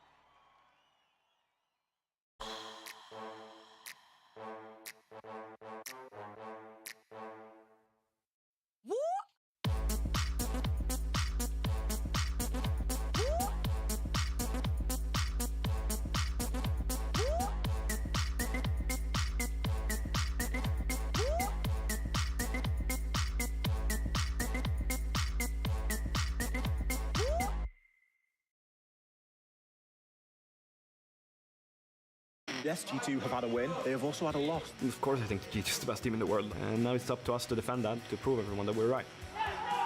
When I'm in a tournament, I don't care about the nationality of the enemies. I play every game like it's the same game. Good luck, guys. There's a lot of up and downs, but with this new MAD roster, I believe we can create something. Life is just like, it's a constant growth. It's mostly just kind of knowing yourself and not being afraid to just pick on yourself and get better. There's nothing better than seeing your top players pop off and your top players perform. That's where the magic really happens. I think that M8 is one of those teams that we will really struggle against because they understand things the same way we do and they have equally as talented players. We don't really have a rival. The only rival is ourselves, so as long as we get over that, there's no one in our way.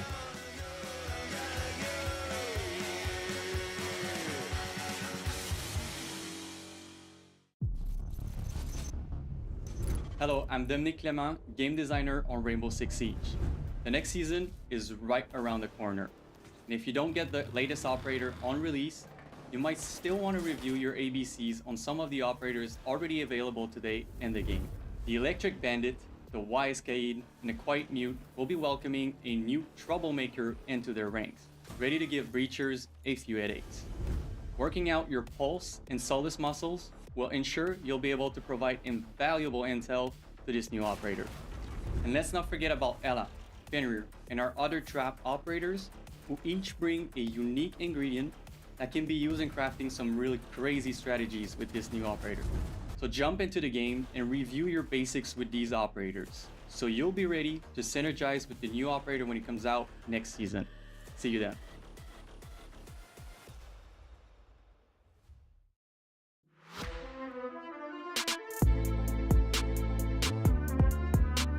Stay down, my son. Down a second time he goes. Dark in a great spot here to stop this plant going down. They need to remove him first. Yep, Lycolis and Dark both on very low health, though. Is Dark going to get him on the swing? Absolutely not. Pamba able to go in, get aggressive. He could find another here in Lycolis potentially, but no. BG Man's got his bands back. He's got him on the cover. He managed just to pick up Pamba. 17 seconds left to go. Lycolis cut down with the few hit points that he had. It's all up to BG Man. He's taking the peak. He knows where they're coming from. Out goes the impact. It's not going to do the job. He swings, he fires, he misses. He still keeps searching, seeking. He knows where the cover is. He gets one. Surely he wins this. No. He's the head and misses. Can he find his man? No! NJR gets the plant, gets the kill, gets the round. Dark Zero fight back. It's 2-3. Massive out of NJR there. It really looked for a second like that should have been done and dusted, but no. Massive pull off the back of the diffuser to close things down. Keeps them in the conversation. 3-2 going to be that scoreline now, rather than a 4-1, which would have felt terrifying as a prospect to fight back against as Dark Zero. But here, like I said, still in the conversation. Boy, oh boy, big round for Dark Zero there. Fury, again, still not making it easy. No matter what they seem to do, Pamba gets himself up into piano, but BG Man there is covering and gets the kill. BG Man, big round for him, and I think maybe even a little bit of frustration. He saw the head of Ibana, he saw NJR, it was one shot, but he just missed it. So difficult sometimes, you know, in those tight situations. You've got a zoomed in scope, you're trying to move around, you just move a little bit too quickly, or maybe not enough. We'll see it. Just NJR, see the traces going across the top, gets away with it, but that's how it goes at this level of siege. Gonna be Dark Zero take the round, and what a matchup we've got. But I like to see this from Fury. They lose the round, but it's still smiles, still laughing. You know, and that makes them a difficult team to beat, because you're not gonna get in their head mentally. You sort of see that maybe they've got the opinion of like, look, we've got Dark Zero in an elimination match here. We win this, we go through to phase 2. You know, there's no pressure on them. That's it. When there's no expectations on you, there is no pressure. Whereas I think for Dark Zero, there's an element of, look, we're Dark Zero, one of the hallmark NA teams, like we should be, really getting through to the main stage here and breezing past Fury, and Fury making it hard for them. That pressure will start to mount up. The longer this game goes on, the longer that Fury stay relevant. However, last round of the half here for Fury on the defense. Dark Zero's last chance to crack this head wide open and get a 3-3 split, which would be very welcomed. I'm actually curious, I've never really thought about it too much, but they're in a good spot there where they can't obviously zap it from the outside or destroy it from the outside, but as soon as they try and plant on bins, that canister is so easy to just destroy and deny the bins plant outright. Yep, it's very nice placement, and it's something that they're definitely going to have to deal with. We saw this last time, Rash just deploying the track stingers at the top of West Main stairs. That's going to prevent that flank coming down, at least for free anyway. There will at minimum be an audio queue of somebody shooting that out to try and move down. Rice is going to relocate round to the front, potentially looking to use the nades to clear that Goyo canister maybe. He's just going to strafe across, needs to be careful he doesn't overexpose himself, and I think, yep, that's exactly what he's going to be doing. Nade in hand should get rid of that Goyo canister. They're dying to try and get it out. It's still there. I was going to say really the only option here is to use nades. I have to go through 2 nades just to clear it out. But it does probably also illustrate a little bit to the side here on what the intent is going to be. Exactly that. You know a bin plant is coming in, that they've got a bit of gadgetry to play behind here, mainly looking in towards 2 more nades. The flash is on hand too. So that's where Fury need to be respectful. They've got C4s in back pocket, 2 of them. They've got impacts to play behind. Still a lot to deny if Dark Zero do go for what looks to be a pretty telegraphed execute. This is not great for Fury though. Pamba's been able to push up into electrical corridor here, so he's got a really good cross.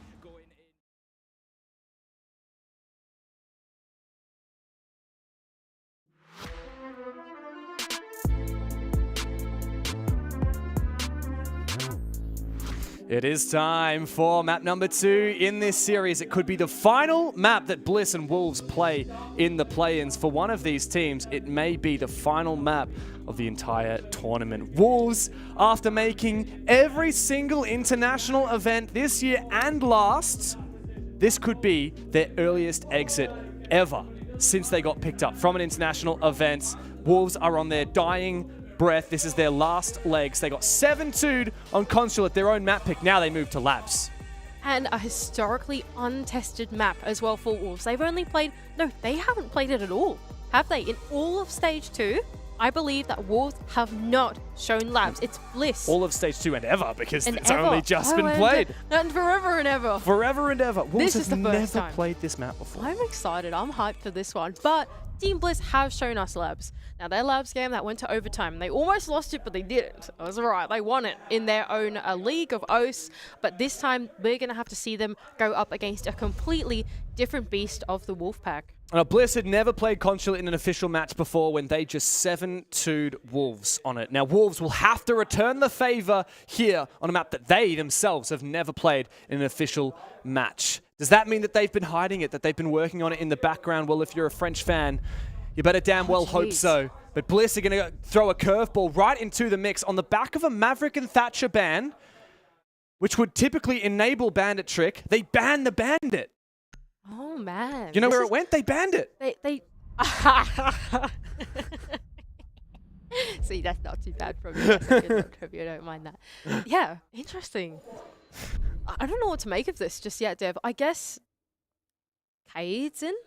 Yeah, I mean, it's very strange, right? Like, Kaid is in and mini EMPs are in. Yeah, That's okay. That's the mini I game. get that. Okay, I'm going to go off that. I reckon that's a good point to make, right? Because the Kaid is in, but you have mini EMPs. But landing those mini EMPs onto the Kaid can be quite tricky, right? The radius of the EMPs, the little ones, means that they're not super consistent for taking down your Kaid, right? So I don't mind this from Bliss. As soon as they take out Thatcher, yes, they take up Bandit to make sure that they don't have to play the mini game against the Bandit Trick, but instead are going to rely on their drone work to try and disable some of those Kaid claws. It does mean it's a bit more of a finicky mini game to be playing, if you would so say, because it does rely on intel, but it's one that they're going to rely on instead, and that's probably why we're seeing stuff like the IQ and stuff like the Brava come through. I think it makes a lot of sense. 100%. I was actually going to say, I think that the operator you want to pick with these bands, with Thatcher and Maverick Band and Bandit Band as well, leaving the Kaid very powerful, you want to pick that IQ, you want to pick the secondary EMPs. Now, there are secondary EMPs on Fisher Guy,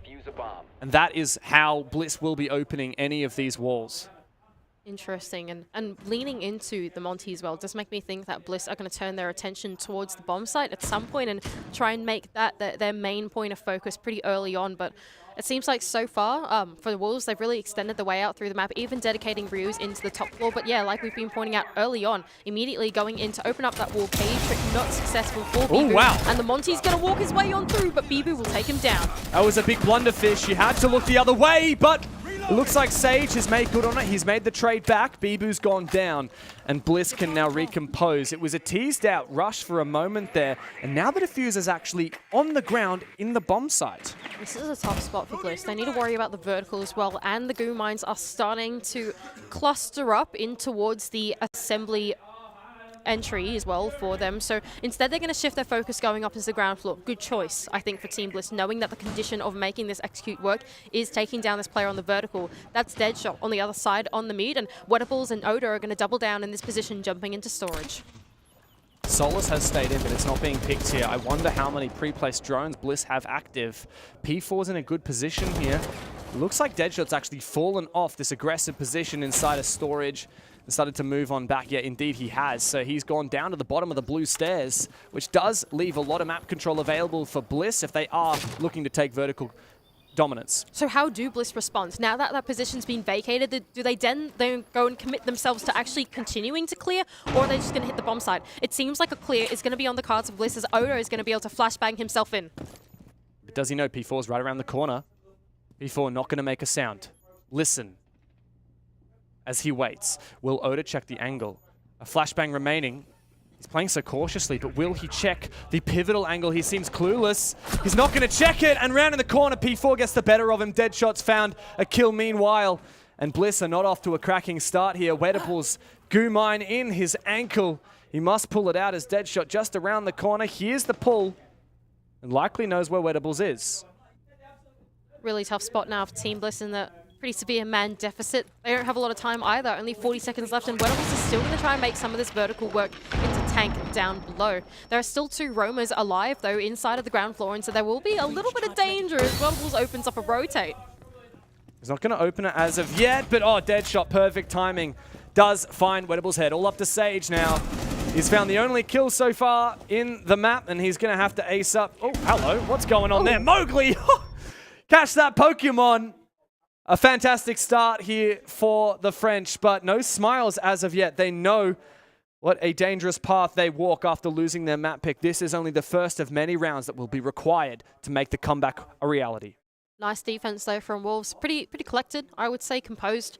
They knew that even though the breach had been opened, that they took down the big player, right? That was Bibu taking down the Monty, and that really stalled out the push that Bliss were trying to go for. They really wanted that Monty inside of Assembly to collect all the info, activate the Fenrir gadgets that would have been active so that they could go and take them down, right? And I think that by taking down Monty really early on into the round, Bliss had to do some problem solving through the mid round that they just couldn't quite achieve. They went for that roam clear, but without enough info, they just got taken down one-to-one gunfights that honestly I can barely imagine that they were probably looking at their opponents, right? So really well played there from Wolves to retain their composure, knowing they still had the win condition of the round through the vertical and played it really well.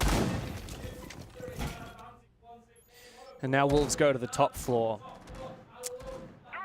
Mira, Valkyrie, Fenrir. That's a dangerous combination. Good information gathering, good power positions, and it's going to be so challenging to enter into the site. Now, what is the play for Bliss when it comes to opening up this main IT external wall? It looks like 2 Electroclaws may be committed to the same wall.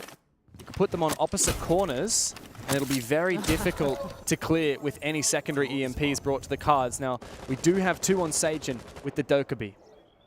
I mean, in theory, it's going to be pretty tough to win this minigame, I think, with Bibu dedicating both of his Electroclaws to the wall. But it seems like they're going to go for it anyway. Fisher Guy feeling confident enough to do it. He's actually taken one of them off the wall. Has Bibu over on the other side. And Fisher Guy thinks the better of it. He thinks, okay, because only half the wall's electrified, obviously 2 here. And he's going to go over to Connector instead and try and get that open first. Yeah, that's a really good read, Mandy. That's a really specific and clever read from Fish. So now he knows that the external construction wall can be open for free. The dangerous part is he only has 1 hard breach remaining. Now, remember, Wettables is also available for extra hard breach. But how are these EMPs going to go? Okay, the second one's gone on, but I believe this should detonate successfully. Oh, no, the trick was good for Bibu. That's massive. That's both EMPs down for Sage as well.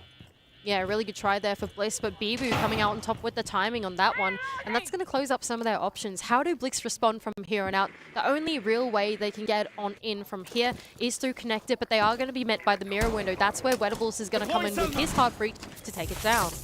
Is he C4ing over the top? Oh, wow, that's a lot of damage. Not the kill.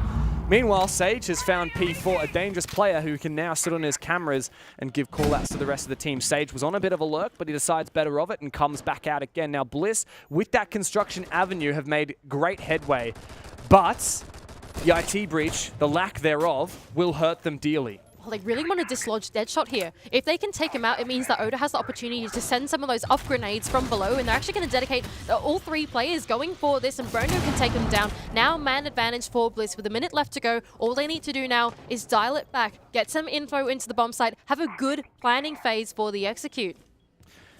If you were watching the Bliss SSG game earlier today, you will remember how many matches, how many rounds in that match were 3v5, were 1v1.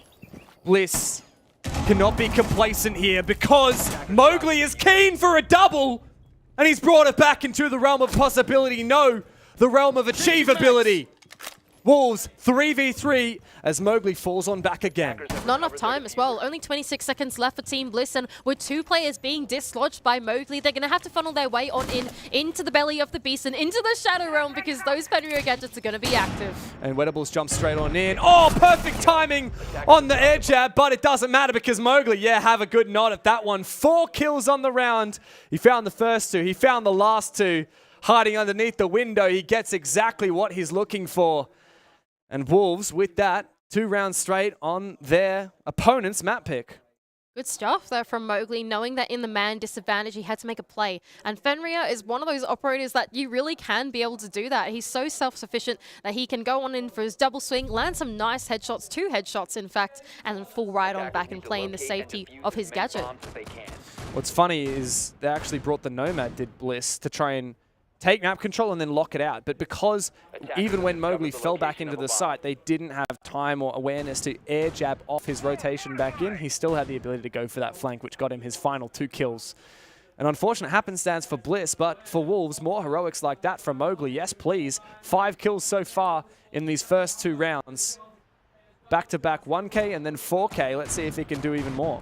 Beyond for something in the second map. Look, if Bliss are going to go like 5-0 on cons, are Wolves going to reply with the same? Because that would be a monumental elimination series if we got the same. I mean, what, it was 6-0 for Bliss. A flawless defense half on Consulate.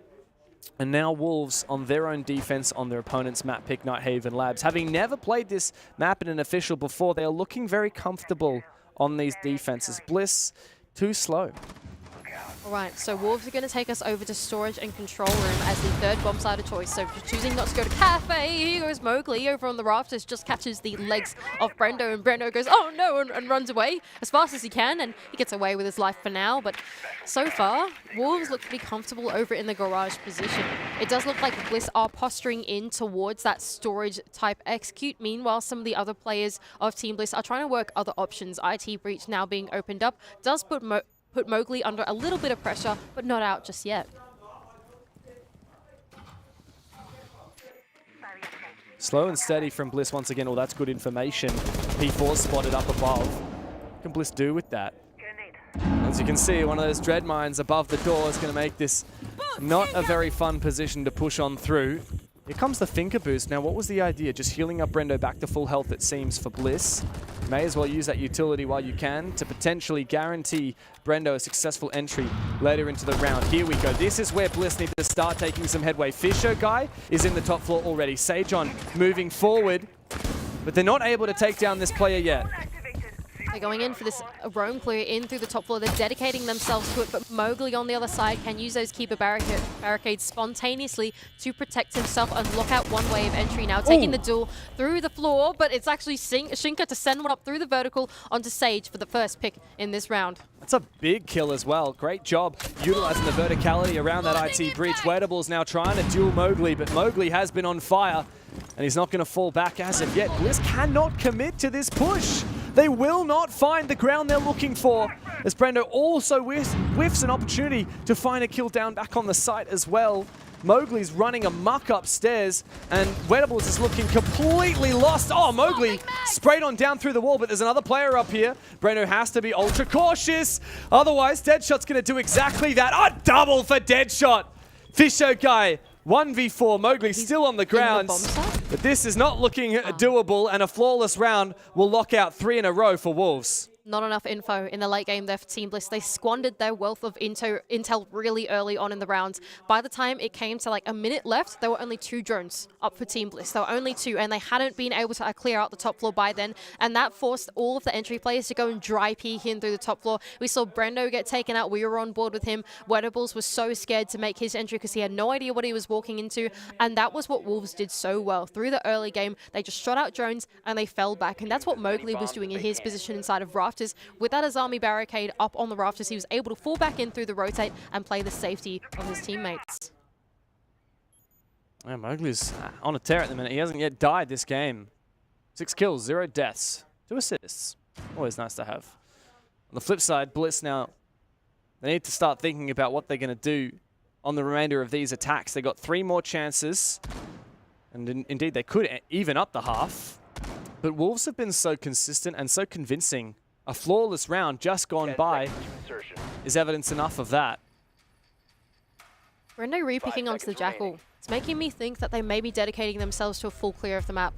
They want to make use of that vertical with Sage, then put the pressure on the bomb site and then go for something. There's no more Monty on board for Fisher Guy, for example. They're probably not going to put that early site pressure on as we saw them do it last time. And I mean, look at this wall. There is a Kaid and there are 2 mute jammers on the wall. Oh man, they really want that to stay close. Yeah, this really does force the issue. Bliss must realistically get vertical control if they are to open this wall. With no Thatcher and no Maverick, it's nigh impossible to land enough EMPs to do so otherwise. Brendo's going to be the first one in the building on the Jackal, of course. You want that operator inside to use his gadget to full effectiveness. And there we go, he's going to activate it. But there is actually a player loitering around in the top floor. I believe that is the mute of Deadshot on the other side, inside of Electrical. Okay, he knows. You heard that C7E. Oh, Deadshot's been so good, but what a shot in return from Brendo. Opening kill now for Bliss. And Wolves need to be careful. How do they play this roam? Do they fall off? Do they commit? It's been a great tournament so far for Brendo. He's really lit the spark for Team Bliss, especially here on the entry as he makes his way on in, traversing in through the top floor. The remaining player on that top floor has now fallen back into the ground floor. In fact, there are 3 players still situated inside of the ground floor, but that's where Sage is going to come in on the vertical with that sledgehammer to dislodge any positions that are vulnerable to the vertical pressure. There's still so much more of a roam game going on. Wolves are really committing to contesting. Oh, no. What happened there? Mowgli almost lost his head. He shoots some shots the other way, but Oda has once again missed an opportunity. Drones fall one by one. Half the round remain, but only 3 drones, and P4 is now taken down Oda. This is devastating for Team Bliss. They cannot dislodge this roam. Just missed him. Fishogo just missed Mowgli on the cutoff as well as he makes his way inside of Garage, but there goes Sage, taking down P4 there on the vertical. Shinga, he really wants his teammate to come back into safety, but Mowgli, I think, is going to dedicate himself to this roam. He is now pretty much stuck in Garage unless he can fall off through the hatch. Here goes Fishogo, though, on his duel onto Mowgli, and that's going to put Bliss finally at a man advantage. 4v2 is exactly what you need. 50 seconds. Maybe that will be enough.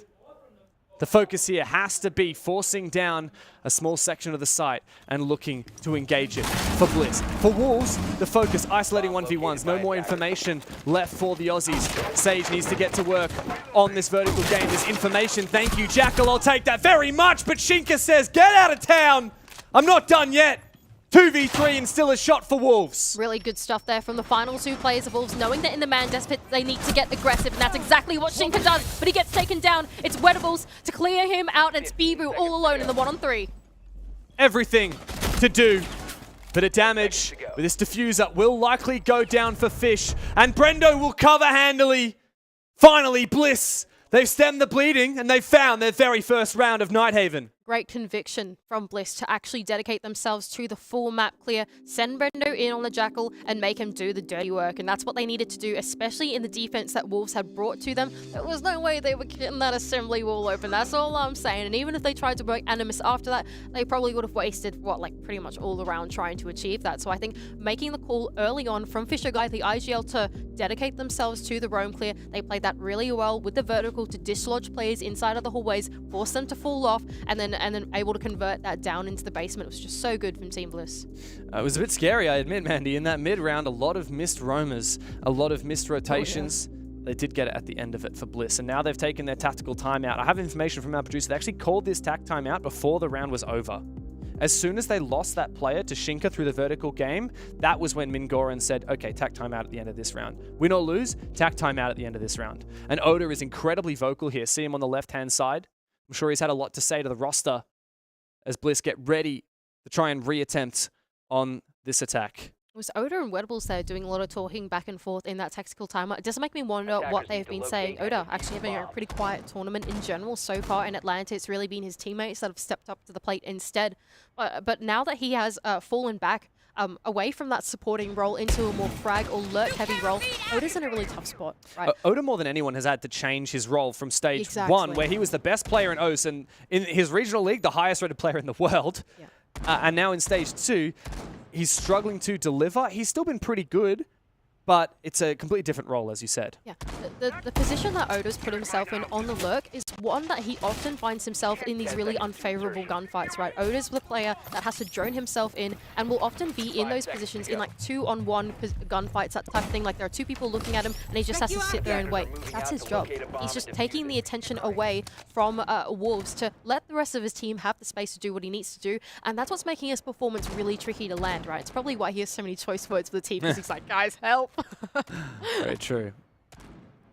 Wolves might be leading here, but Bliss have finally had their first sigh of relief in this map. Now, if you don't want to hear any spoilers for the A stream, close your ears right now, because I'm about to tell you. It's been a good day for APAC. Fury have won the first map of their game against Dark Zero. Bliss have won their first map against Wolves, and both now are just a single map away from making it to the Swiss phase. Ooh, exciting. Imagine if Possible. Already 2 APAC teams have qualified to phase 2. We'll see if we can get 2 more.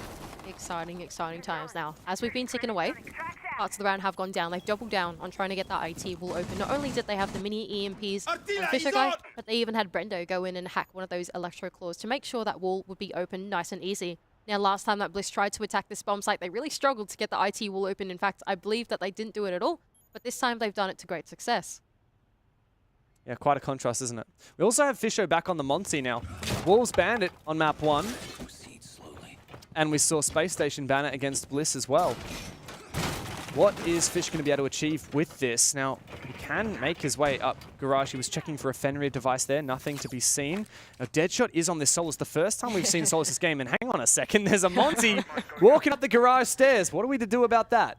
Yeah, Deadshot's just realised, I've just let someone walk past my line of sight. Not like he could shoot Fisher Guy anyway, but now Fisher Guy is on the top of rafters, giving all the info to his team. And oh, look at that! Wedables can actually capitalise off the back of the Monty pressure coming on through to take down Mowgli. That's a devilish angle on the upside-down rappel. And now Brendo, thanks to that mirror window being knifed by the Montaigne, can hold this tight angle, and Shinka is forced back into a really uncomfortable position. Tough spot though for Wolves, for Bliss to actually convert it from here. What are they going to do about the mirrors? They don't have range hard breach this time around. Wedables was the only hard breach on Thermite. Fisher Guys switched out to the Monty. So they have to rely on the Monty as the crutch to funnel the way onto the bomb site. And Fisher Guys actually going to flip his take completely and go over to the blue stairs. Ironically, Deadshot has done the same. On his roam, he's rotated from being near Garage to being near the bottom of these blue stairs. He has been spotted, however, on a drone, and Oda's coming around the corner. Does he have the information? He's in the perfect position. Deadshot knows about it, but doesn't land the critical hit. And now, Bliss spring into action. P4, the last man standing. Let's see if you can make magic with this MPX, mate.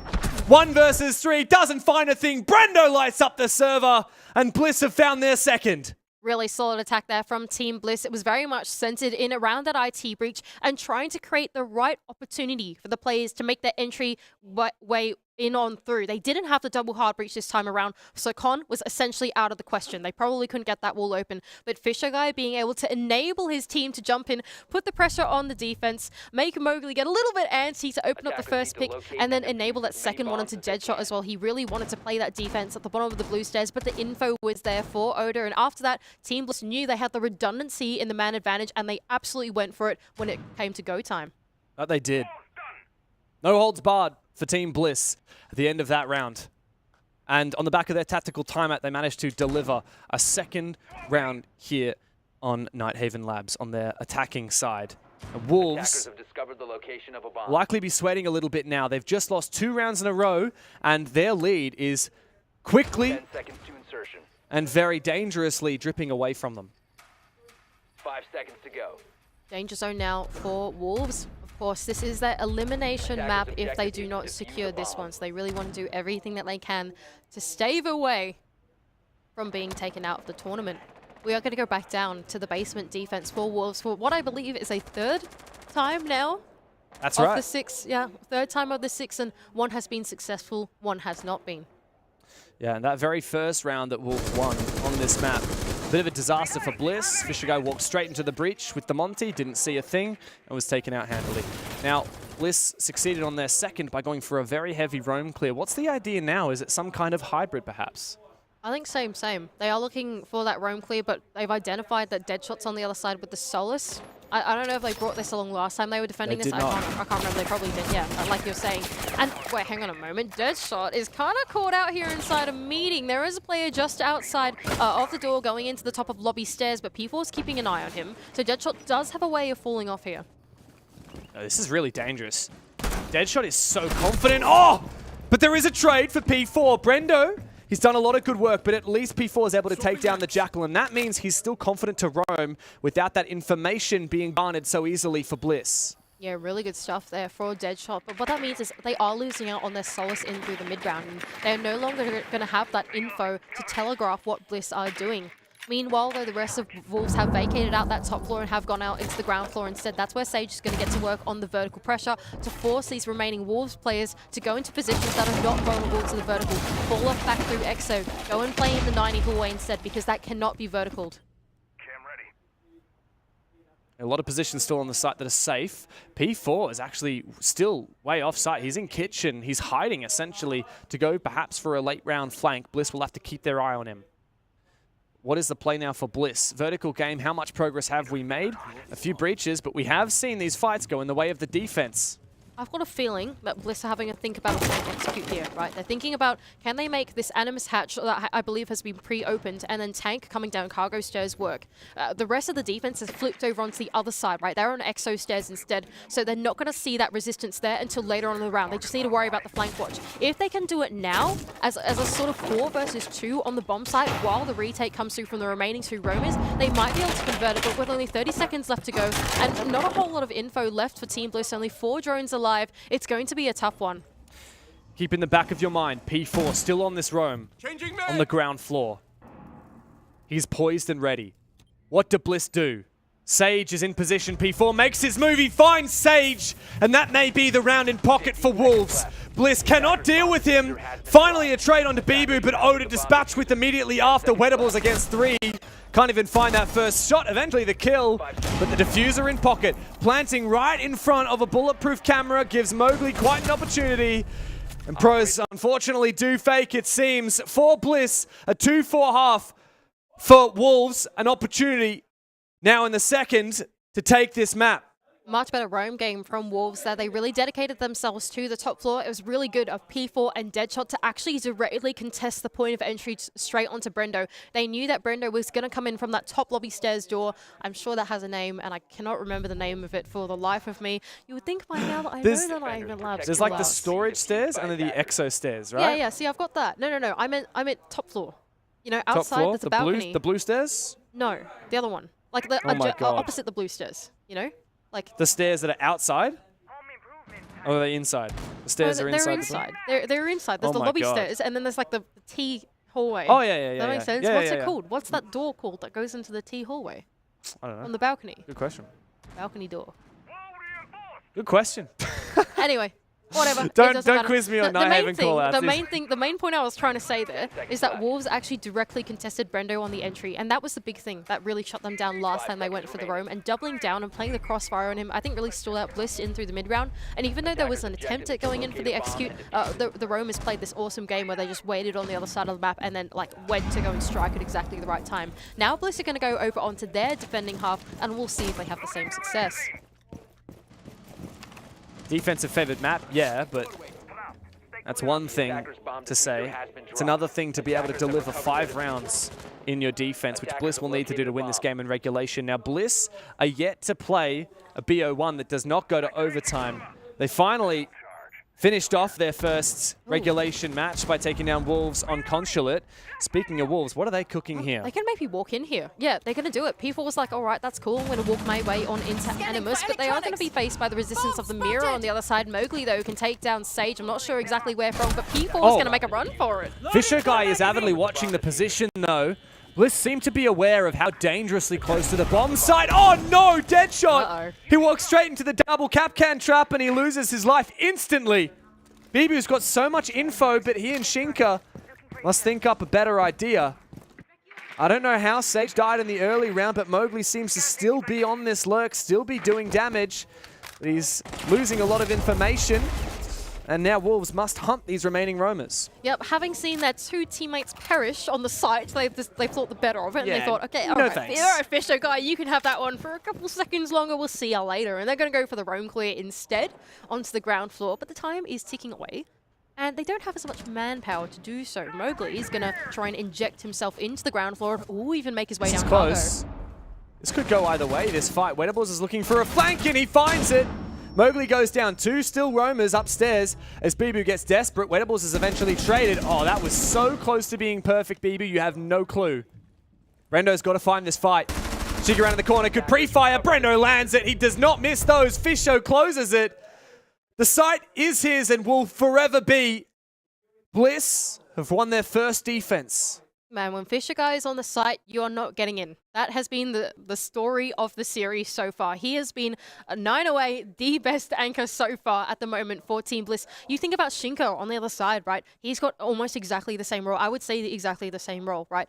Aside from not being the IGL, of course. course. But, you know, he's the one that's hunkering down on the bomb site, making sure that rushes like that can't happen. And both of these players, their counterparts, actually play that role so well. You can only imagine Shinka watching his two teammates die on the bomb site like, I've seen that before. Just got to taste of my own medicine. It's very true. And the thing is, Wolves, we've talked about this so much, but they love to drone out the site and see if they can just rush. And it worked for a couple of rounds against Bliss yesterday on Chalet, and they were beautiful. They were amazing. They were dominant. But Bliss have read it.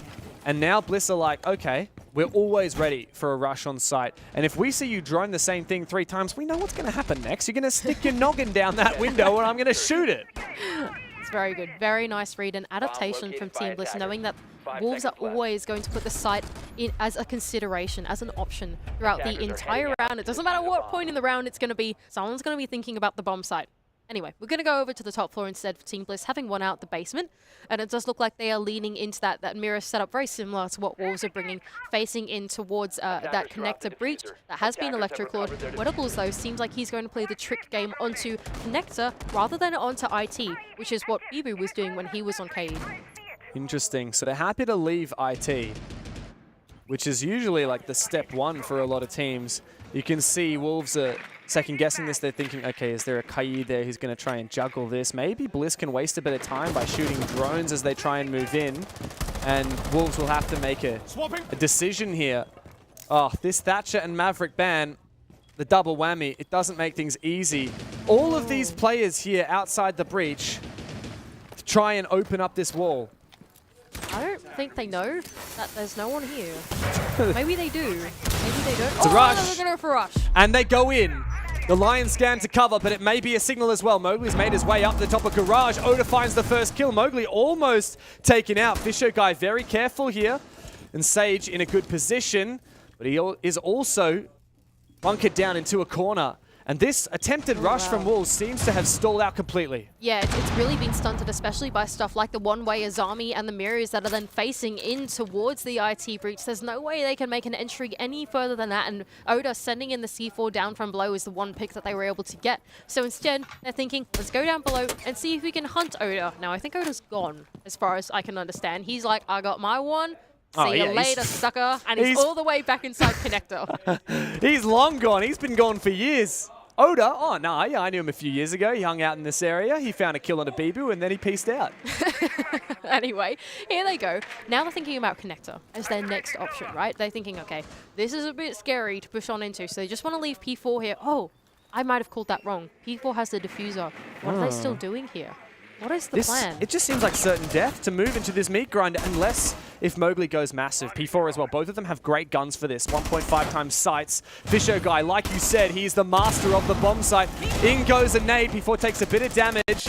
This Keeper Barrier finally taken down. A second impact nade. Doesn't find anything. A Keeper Barrier to protect him. Deadshot finally finds Oda, but the trade comes through swiftly as Mowgli has gone down and P4 has got some things to think about. He's taken a lot of damage. He wants to get this revive off, but it's very unsafe to do so. He risks it for the biscuit, and he might be able to lap it up. Mowgli low HP, and they run away, tail between their legs. Wolves, 15 seconds left, mate. What are you doing downstairs, P4? There is no time for this. Bliss are going to win it by default. P4, you might find one on the flank, but there's no way you'll get inside in time to plant the diffuser. A quick kill, doesn't matter what Shinka's able to do. Bliss will win the round regardless. Oh man, P4 took the diffuser on an excursion, on a field trip. What is happening there for Wolves? I was thinking, oh, they're thinking about other options. They're going to flip over and do connector and blah, blah, blah. And then they just walked in and then did a round the world tour, jumped over the rafters rail because they realized that they couldn't walk in because there was a mirror there. Like, they really didn't figure that out earlier on in the round. And then P4 sends the diffuser all the way down into the ground floor, somehow backstabs Sage. He's probably thinking, all right, fantasy new in this part of town. And then what's going on? You know, what's happening? P4 took that diffuser on an excursion back to France. Mate, that's a 16-hour round trip. Add another 8 on top of that for layovers for Charles de Gaulle. It's just not going to happen. Oh man, Wolves, what happened in that attack? You know what? Put a hard reset on that, I'm going to say. That bamboozled me. I think that bamboozled Wolves just as much. Speaking of hard resets, where is the tactical timeout? Bliss were down. 3 rounds to 1, and they took theirs very early. Oh no, they used my other map. Sorry, Yeah, and completely Bliss, Wolves used their timeout very early on the first map, and after 2 rounds straight from Bliss and tying up the scoreline, now that Wolves are on their unfavored side, by the way, and yet to look decent at all on these attacks, where is the tactical timeout call from Lelung? I mean, look, the scoreline's even. I think that we're maybe making the Wolves sound worse than they actually are. I mean, it was one bad round, but that's 2 ineffectual attacks, right? And now Bliss have an opportunity to take the lead. Well, I don't want to call it too early. I'm nervous, all right? Every time that we get too excited, bad things happen. It's bad juju, okay? No bad juju. All right, all right. Here we go. Wolves on another attempted attack. With a blitz, by the way. Yeah, I was going to say that they're bringing along something a little bit different here. They've decided to bring along the blitz to go for what I can only imagine is a pretty explosive execute early on in towards the bomb site. Wolves rushing the site. What do you mean? Oh no, who would have thunk it? Ooh, hang on a moment. There's a clash. Fisher Guy's kind of not really in the right spot for this. If they want to execute onto Kitchen, they could maybe do it. I mean, these drones are kind of faking out that Wolves are really going to hard hit lobby. Well, they do send one player in. It's actually Mowgli, and they see the clash. Not able to do a lot. Okay, Shinka is going to come in as well, so this is quite strange from Wolves. I thought it was going to be fairly kitchen heavy, but they instead have taken lobby, and the breach is going to go off onto this wall. I don't know if Wolves know, but the entire top floor has been vacated to them now. There are no more roamers there for Team Bliss. They've fallen back with the thought in their hands that, okay, maybe some bad times are headed in the way of the bomb site. And that does mean they can now make full use of the vertical. That's Mowgli with the breach charges in hands that can start to wreak havoc here onto the bomb site. Now, on this particular bomb site, there is a bit of a safe haven behind the kitchen bar, and that's where Fisher Guy is at the moment. He's actually on the clash, so it doesn't matter. Whatever. He's being pressured by the vertical, but that's where Brendo is instead. He knows he wants to play in the safety here. Meanwhile, Sage as well on top of Exo says that's safe from the vertical, and so is Oda's position in the hallway, but he might be backstabbed by Deadshot. Oh, wow. This is perfect. Deadshot, well played. Information clearly gathered. And he's taken down Oda. Now, is there a refrag? Bibu jumps in. He's the blitz. He is the man to move in, the man on a mission, and it's been all for Wolves. They've dominated 5v1 now. Bosajan can't find a damn thing. Fire up, Mowgli. That's a double for you, and a big round to retake the lead. Really solid round there for the Wolves. They identified the point of weakness, and that was going in through lobby. And not only that, but they even identified that there was actually no vertical hold anymore from Team Bliss. They all fell off a little bit prematurely back into the ground floor. And yes, they tried to play adjacent to the bomb site, but that's what Deadshot was there for on his lurk. Landing the kill into 90 really enabled the rest of the entries to run their way on through the hallway, straight into the bomb site. And Mowgli, with an excellent entry, opened up the round for Wolves. I admit I didn't think that was going to work out for Wolves. It seemed like they had a lot of the tick boxes marked, but with the map control that Bliss still had in their hands and with the clash on the board, I didn't think that Wolves would be able to pull that off. The pivotal pick being onto Oda. He was the linchpin of that defense as soon as Deadshot shredded him apart, as did the defense fall. Now down to the basement for Bliss. This was a fairly convincing round the first time they played it. But of course they are now fighting from behind. They cannot lose another round without guaranteeing Wolves a map point. Back down in the basement we go for Team Bliss. They look for their roam through the map, aided by this combination of the Solace and the Mute Jammer, pretty similar to what Wolves were doing to try and deny some of that entry going in through the map. Sorry, deny the entry, deny the info going in through the map. Words are really hard. I feel you. Anyway, here we go.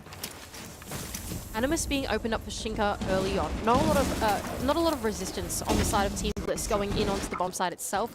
Really Faking the rush. Yeah, look, the only thing they could have done was have Wettables basically put a Mute Jammer on the wall, and that's about it. So the rush has been faked out like you've called, but it doesn't seem like Bliss realized that they've bluffed.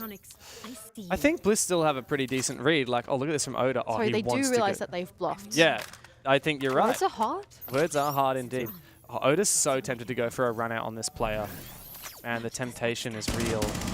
Still waiting for him. Bad idea. Definitely a bad idea. Oh, what's going on here? Deadshot's gotten into a gunfight, but he does win it eventually. Mowgli is about to fall as Sajon finishes him off. Deadshot's very low HP on this roam clear. A single bullet, and he's gone.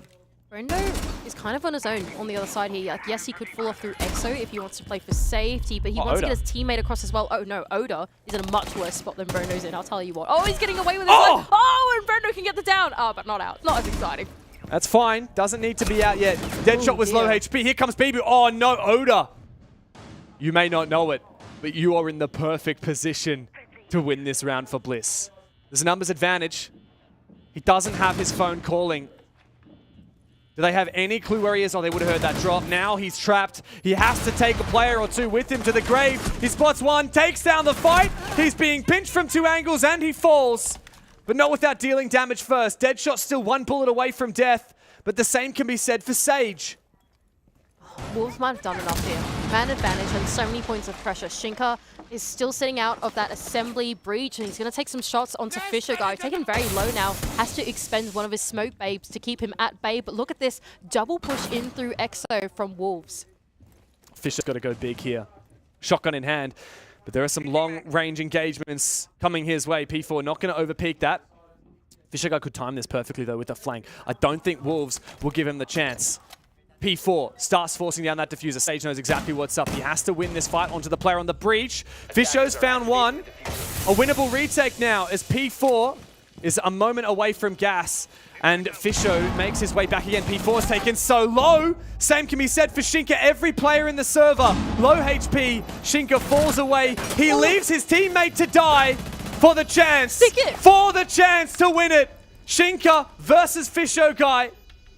As Sejon looks for information, Fish has to stick this. It's so narrow. He can tuck into the corner, and Shinka must move. But how deep will he get? Fisho Guy has got to stick it. Shinka finds the final shot, and Wolves with that, a map point beset before them. The Clutch King himself can win it out in the 2 versus 1. Such a close 2-on-3 situation for Bliss, but Wolves had done enough through the mid-round, taking down the 2 players as they tried to fall back in through EXO, put them in the right situation to close it out, going in through EXO, planting in the blind spot from wherever the defenders might have been, and then leaving Shinka to whose own devices outside of that assembly breach was all that Wolves needed to do, and they've put themselves on match point, trying to stave away from elimination. And they're doing a damn good job of it too, Mandy. Nighthaven Labs, never have Wolves played this brand new map in an official capacity. Bliss, we've only seen it from them once, and they won it in overtime. They will need to do the same thing here to close the series in 2. It's still possible. It is still possible for Team Bliss to keep themselves in it in 2-0 fashion, but Wolves will not go down without a conversation. We're going to go back over into the top floor. Once again, leaning into that Mirror Azami setup, trying to create a fortress interior in towards the bomb site. Those exterior walls, they can be forfeited. Wettables, he can toy with those for a little bit, see what's going on. But at some point, they will fall. The main point of defense for Team Bliss, very similar to Wolves, is going to be on the inside of the map. Now, last time that we saw Wolves attack this, it wasn't so good. No. It was rough. hot. They really tried to rush that IT breach. They really did. It did not work. So hopefully, this time around, they do better. And I think bringing along the double hard breach on Shinka and Deadshot does make me think that they're going to take a more methodical approach to solving this. Yeah. Mowgli's been on fire this game, by the way. 10 kills and so many impactful ones at that. A lot of multi-kill rounds too. Brendo, we've talked about him a little bit. What a tournament for the young man. Youngest player on the team. And, I mean, he struggled in Copenhagen. Let's not beat around the bush. Glad that he's found his feet here in Atlanta. Ooh, does Wettables know? They've actually identified exactly where the key core is on. Unfortunately, that electric core is just a little late onto the breach, and it's not going to win out the trick. Really nice stuff there from the 2 players of Wolves to double down and get that one open nice and easy. Ooh, Brendo spotted. It's actually an Azami barrier protecting him from that external doorway at top blue stairs. Mowgli's continuing to drone around. I don't think he knows about Oda's position, though. There seems to be a player aware outside the window. Oh, they know what's going on. So Oda's thinking, okay, guys, bad times are headed my way. I need some help. And that's what they're doing now. Vishogo is like, oh, I can do that. I can help you all out. And I'm going to send some vertical holes through the floor and deny that entry that Mowgli has been looking for. Although what they do have to worry about is that there is some pressure going on to the bomb site. That IT breach has now been opened. They need some guns trained on that actively to make sure they don't enter in early. Not just that, but connector also open. Deadshot can now make his way on in with the Selmas and clear up that mirror. And he does so quite easily as well. Oh, Fisher guy, oh, he's not able to trick it. At least he does destroy the second one. Immediately the Keeper barrier follows. And the E1D to boot. For Wolves to lock Bliss in place. I don't think they gain much information on the back of it, or ground for that matter. Oh, Shinka's got info. Info for days. Fisher has got to be very careful. It looks pretty explosive here from Wolves. They have opened up all the options for them, and it's spread Bliss thin. A player on each angle. It's going to come down to the 1 versus 1s as they look for their explosion. Deadshot just outside of the rafters. He's going to allow himself in by burning off that Aruna gate, but IT is going to be the main point of pressure. That's Shinka with the diffuser in hand, and with only 30 seconds left to go, they have to press the attack. Oh, Sage! He's found the first one. He's looking for the second. Deadshot has to find this kill for Wolves to win the round. Oh, no. Sage, don't swip weapons now. You need that gun, and you need to land some more headshots. 2 kills for Sage on. And it will need to be the younger brother to do the rest. 3 players left remaining. Fisher guy, the IGL, finds one. With 2 more to go, 7 seconds on the clock. Bibu, no diffuser. They need to find it. Mowgli! Wolves! They've clutched the round, and with that, we're going to map number 3. And how deserving of this series. Both of these teams take each other's map pick in pretty dominant fashion. Wolves finally able to find their momentum back here on Nighthaven Labs. Mowgli had a bone to pick with Bliss, and he's got the fight he was looking for. What a performance. 12 kills for the young man, and a 7-4 victory. A telling tale. Bliss might have dominated on Consulate, but Nighthaven Labs was a different story completely. These teams trade each other's maps, and we will have to settle it all on Clubhouse in the decider for this elimination series. I'm so keen to get onto Clubhouse. I feel like this series deserves map 3 so bad. This series deserves 15 rounds of map 3. I'm so This has excited. everything. It's going to be great. But yeah, I can't wait to go onto Clubhouse. I feel like Clubhouse is another one of those maps where the map is going to test the teams as much as the teams are going to test each other. And it's going to be such a fun time. I don't know about you guys, but Wolves are hungry for revenge, and Bliss are hungry to go deeper into the tournament. Which way is it going to go? You'll have to stick around and find out.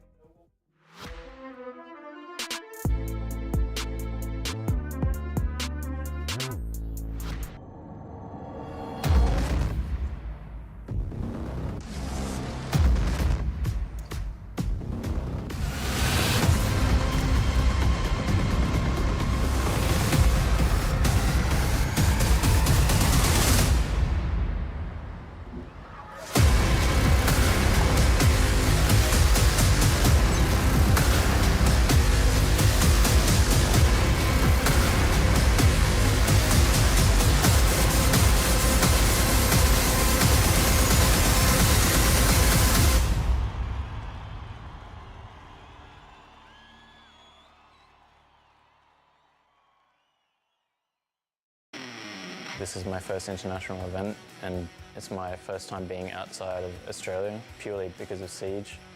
It's going to be a lot of mental work and focus put into keep on pushing forward. We know our potential, we know what we are capable of. We have no doubt that we can win again. We just have to prove to everyone else. It's more about bringing in the right culture than it is me telling them how to play the game. I don't tell them what to do in that way because they know it better than I do. I've been working on myself, I've been working on my mental every day. Win or lose, we're still going to be there, we're still going to play for fun. The opponents could definitely take the title from us, without a doubt in my mind. So I would probably be more worried if I wasn't nervous. The past is the past, but in the moment you have everything you need to do to be better.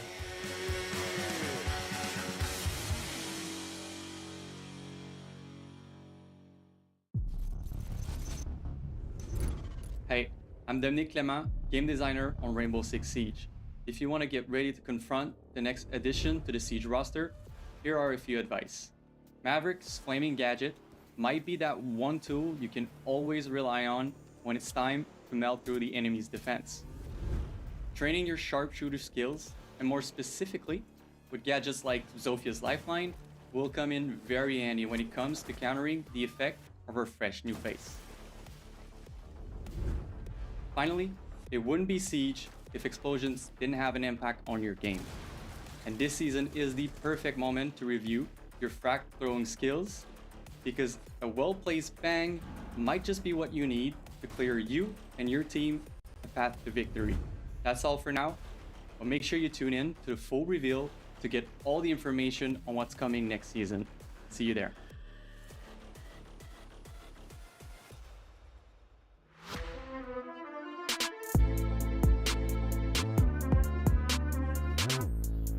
Winning clubhouse, so a lot of work to be done ahead of them here. It could be a 4-2 attacking half here for Fury. They got a much better performance, I think, on CCTV there. They still did very well taking the catwalk, but they got the diffuser down much better. I don't know, Dark Zero, they sort of played for those nitros underneath last time around, but this time Pamba's throwing himself out a bedroom window, and I get it, there's a bit of comms going on there saying, look, I've got him by the white van, but you've got such precious cargo in your pocket with that nitro that it is a big loss to lose him out of a window like that. It's another big round from Crit J as well. Like, really across the team, I9's the one that you're looking at this game after a massive 4K that he had in round 1, really propelling him forward. But it's been Crit J for me that has been the most consistent across these rounds. BG Man, in comparison to last map, pretty quiet. He's already on more deaths and certainly far fewer kills.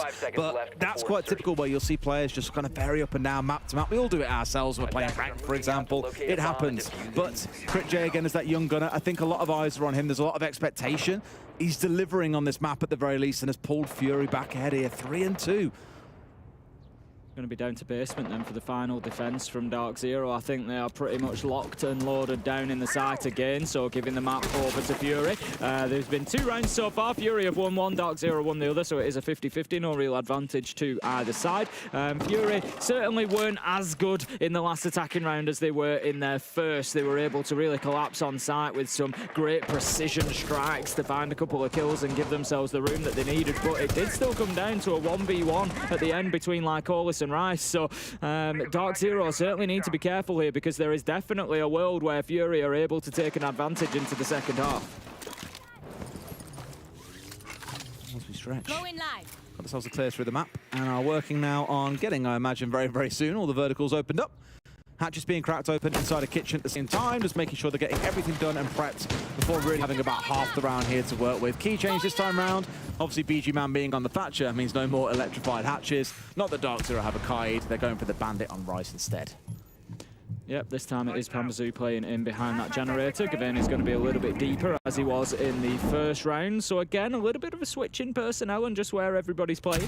For the time being, Fury are opening those hatches, making sure, again, whether it's phantom pressure or actual pressure, that there's just plenty for Dark Zero to think about. They did drop this hatch last time from Bar into Moto and push themselves into Church. Rice is there, he's in position, ready to fight back, should that happen. And they know now that Bandit is trying to trick onto the triple wall as well. So a wall side take is doable, but definitely more challenging than maybe trying to go for what they've done before, which is the heavy blue side hits. They need to remove the Bandit away, because by the looks of it, Tim, this is going to be their attack, and they've chosen the hard side, that's for sure. I'd like to see a bit more pressure, I was just going to say, from kitchen side. Crit J is in there with the book, opening everything up, just preventing anybody from playing underneath there. The hatch is open. They haven't really done anything to deal with dirt, so I would have to suggest that they're going to push the blue and bar side, because otherwise dropping this hatch is going to be, well, asking for trouble. Bit of a rotate over here as well, with a couple of players looking to drop at the same time inside of kitchen.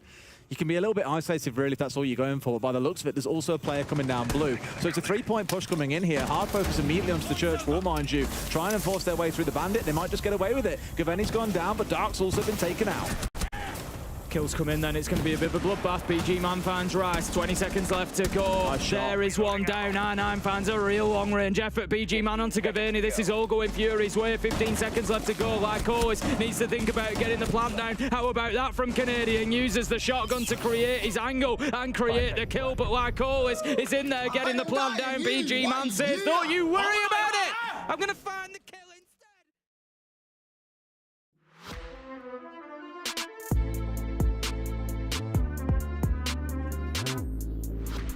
And we're back. It is time for the final map on the B stream. of the tournament, believe it or not. After this, it's all A stream now. Why'd you get spooky? Because it's the last map of the B stream. I know it was October yesterday. I know. Oh, well, whatever. You're just living in the October vibes forever. I am. Well, we kind of went back in time to come to America, right? 16 hours back in time. I think I've just continued to go back in time. Fair enough. But we must march forward, and that means saying goodbye to Team Bliss or to Wolves. And one of them will not make it into the next phase. One of them will die in the playoffs, or play-ins rather, and go home on the next flight that we can book them. We have been given an absolute treat so far in this series. Night Heaven Labs and Consulate, the first 2 maps we played out, both of the newbies going out in the server, and each team taking each other's map pick. So we have to go to a map 3. And this is the match summary of this last one. Shinka putting up pretty good numbers, but really the telltale was Mowgli on the entry. He really just did the dirty work for Wolves, especially when it came down to the execute phase. If he was still alive, Wolves were able to convert it. Yeah, very much so. He was good at the start of the round. He was good at the end of the round. Mowgli all around just having a good time, which is great because I think yesterday he really struggled. And he was the player that we were probably talking about the least. But it's time to get into Clubhouse. We saw Bliss play it earlier today. They lost it 7-8 to Space Station Gaming, who have already booked their ticket to the next stage of the tournament. Now, Team Bliss have a final chance, a repeat, to do it again. But they must take down Wolves for the second time. This is the ultimate tiebreaker. Bliss versus Wolves. Quite a rivalry we have forged here in Atlanta. But only one can go on. The other must go home. Team Bliss, quick ban. Straight on to the Thatcher, hey? I wonder what Wolves are going to do in response. Here we go. That is fair enough, I think. If I'm on Team Wolves and I've seen what Fisher Guy has been able to do on Monty, we're going to Clubhouse. That's all right, I reckon. I think that's fair enough. Make sure that he cannot have that option on the attack. That does leave Maverick in, right? So not only that, but Cade being banned out as well probably means that the trick game isn't really a thing that's going to happen. Unless they pull a Forest and jump onto the Bandit. Oh! Bliss are loving these Bandit bans, hey. What's this all about? Forest is in their head, man. That's all I'm saying. Like, I don't know if that's what it is. I mean, yeah, you're right. Like, the final round of Bliss Space Station, Forest on the Bandit kind of won Space Station the round. It did. But Bliss also banned it on the first map as well. I think this is Bliss trying to throw some kind of curveball out there. No, all I'm saying, Forest is in it. Forrest, if you're watching, mate, you scared Bliss so much that they're banning this operator every single map from now on. You know what? Fair enough. That means that there is no electrification tricking at all on this side of the defense. Thatcher being banned out as well just means there's only mini EMPs, but you kind of don't need to bring them. Well, it's not a necessary evil anymore to bring mini EMPs because the only things you want to be clearing are mute jammers. And anyway, we're going to go down into the basement. Mutes are not going to be brought anyway, so all the walls are going to be open for free if Wolves choose to do so. Doesn't look like Bliss are looking for too extended of a roam. They are going to reinforce all of the hatches on the ground floor, so not looking to do like a moto fall off or anything like that. They are just going to hunker their way down inside of the bomb site. 5 seconds remaining. Let's see how Wolves go on their attacking side. Bliss on the defense, going to the basement first up. Wolves, like you said, no real need to bring EMPs. Instead, they're expending their operators on such things as Capitao and the Twitch.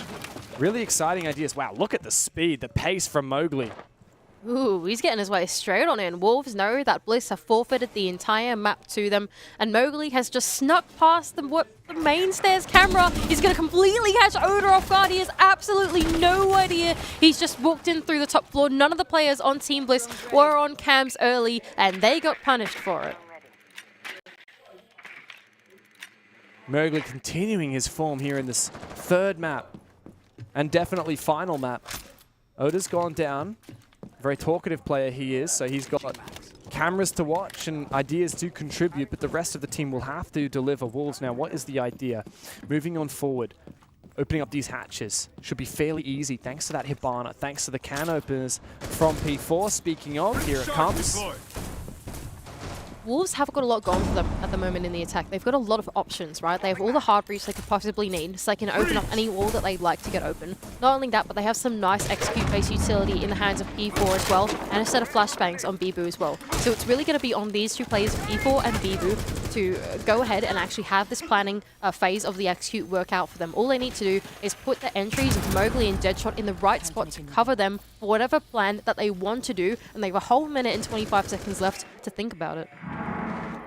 Numbers advantage, time on their side. Ooh, Shinka, look at this. This is very, very nice. That Twitch drone has gotten in. Oh, it's taken down smart. not one, but two were my magnets.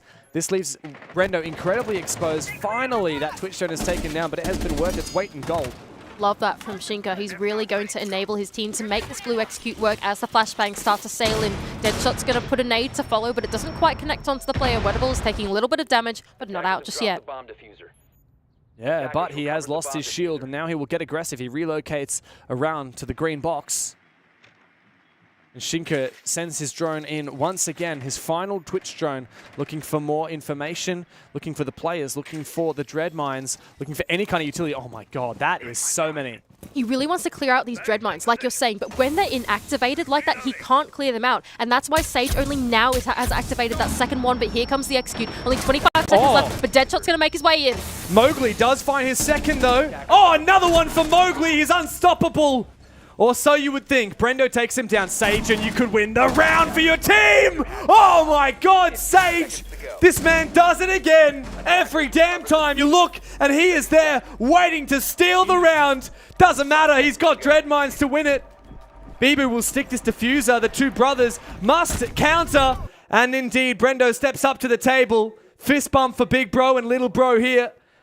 And Bliss have started strong on club. That was actually so smart. The entire time we were on board with Shinka, and I was like, why hasn't Shinka shot down a dread mine yet?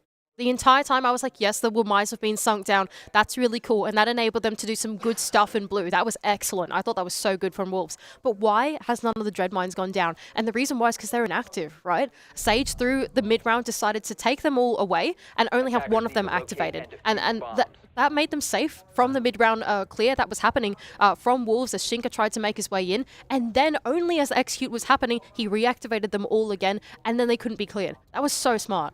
It's amazing. You have to be so quick, so prompt in order to use Fenrir like that. And I feel like so few people are. It requires such active attention. It requires being incredibly quick at activating and deactivating the different devices, juggling them, if you will. But for Sage, I mean, it's just another day in the office. Two pivotal kills and incredibly well played from Bliss. That said, Mowgli, this guy is on fire. He finds 3, and he could well have found another. And now Wolves, well, they're fighting from a 1 deficit. Team Bliss are going to jump over to CCTV and catches the second bomb site. But oh no, Wettables, he's going to be shut down by Deadshot. Really sharp shooting to take down a player early. But Team Bliss have been in this situation before. Just the last round, Mowgli did the exact same thing onto Oda. So they've been in man deficits before, but can they claw it back? Well, yeah, like you said, 4v5s are no strangers for Bliss. Wolves have to make sure they are consistent during this mid-round. Let's see, Bibu's done a good job opening up that first breach. Oh, but the mirror actually hasn't been taken on down. That's kind of awkward. That means that that's also not even vaultable. It's a bit yoinky-splinky, some might professionally say. I don't think it's too bad though, right? It's like a line of sight. Bibu's still got pressure. I mean, they can't play it. That's like the main thing, right? And they can still pressure out rafters. But here goes Mowgli, down inside a lounge. He's gone and taken out Sage, but not before being killed by the wall from Fish O'Brien. He's going to go for the 2K down in mini garage. It's leaving Bibu and Shinka all alone inside the middle of the bomb site, by the way, is Shinka. He's going to get C4'd from below, but not out. The thing is here that Bibu can't jump into sight, so it's all up to Shinka to force this diffuser down. Bibu cannot overcommit. Shinka is so worried. He does fire out the position, but Bibu's gone down. Fisho guy has been amazing. And now Shinka must clutch up 1 kill. 2 more required. Oda and Brendo. Well, Oda makes his way forward. What an impact. Oh, the fire. And that will be an easy retake there for Bliss. Focused, but not too focused. And they will go for the fist pumps and easily disable that diffuser. Oh man, how is Shinka in the middle of the bomb site? That's all I'm asking, right? The wall is open, we're thinking, that's a bit strange. And then all of a sudden we're on board with Bivu and Shinka's like in the middle of server going, guys. How did he get there? Did he jump in the CC window? I honestly do not know how Shinka got into the bloody site. That was a Wolves classic. They tried to pull a Wolves El Clasico on Bliss, and it didn't work because Fisho guy was there, and he's like, hang on a second, I see what's going down here inside of the ground floor. And he shut them all down. And Oda there with a really nice, I guess, deny of the plant right at the end to close things out onto Wolves. Good composure from Bliss. Yeah, and now we've seen quite a few times where Bliss are perfectly happy to let Wolves into the site a little bit and go for really confident retakes. A lot of teams, as soon as they lose that site control, they're like, oh damn, we got to just go for a C4. If we can't deny the plant, we are screwed. But Bliss is saying, no, it's fine. Like, it's 2v2. We whittled them down. We can work together and make sure that we win the post plant. No worries at all. Bliss have got the formula, you know, especially after their first BO1 against Wolves. They know that Wolves are going to hit the bomb site eventually. Now, when that eventuality happens, I don't know. 30 Nobody seconds knows. in, 60 seconds in. Yeah, exactly. Late round, 20 seconds left. You don't know. It is Team Wolves. These guys are the masters at changing up the pace. They do it in EWEL, and that's been their MO. But basically the past, 2 years, right? They're such a good team at knowing when to change the pace. And Team Bliss are like, okay, we've got to be constantly thinking about that. And you can see by the way that they've set up all these strategies, they're a lot closer in towards the bomb site, and you've constantly got Fisher Guy babysitting the bomb site all the time. Yeah. A lot of weight on his shoulders, but Fish, this isn't his first rodeo. This is his 4th major now, 2 with the Chiefs, and now his 2nd with Bliss. Fisho is actually also one of the longest standing players in the scene. This guy has been playing since the very start of Pro League in the Oceanic region, back in the ANZ Pro League days. And he is leading Bliss to what could be the deepest run he has ever made at a major. Here goes Bibu, trying to open up the jacuzzi wall. Now, of course, both Cade and Bandit has been banned out, so the only thing they'd have to worry about is Mute on the other side. And there are no Mute gems on the other side. Fisher Guy's probably dedicated them over to Bathroom. Fish! Here goes Wolves! P4's gone in. Do they know about this, Bliss? This is very strange. Sage has just let him on through, but there's good sound cover from the Ram. P4 now has information. He knows there's a player behind here. Sage is completely clueless, but it doesn't matter, because he can flick to his head regardless. Another one surely for Sage, not to be. Shinka pairs up with his teammate. Right in the bomb side now, Wolves, as 2 players from Bliss have to retake from the other side. Mowgli's so good. Brendo goes down. Mowgli keen for another one. Wettables, oh, he peeks onto the balcony, but there's nobody there anymore. He can take down Mowgli eventually. 2-on-2. They have info. O's got some Valkyrie cameras at the player in the top main. He's going to be able to pre-fire him. No, he's not. Deadshot can land a shot. Shinka can land the second. And that's Wolves with a great rush onto Gym and Bedroom. A perfect rush. It is their MO, as you said. But finally, on the scoreboard are the Europeans.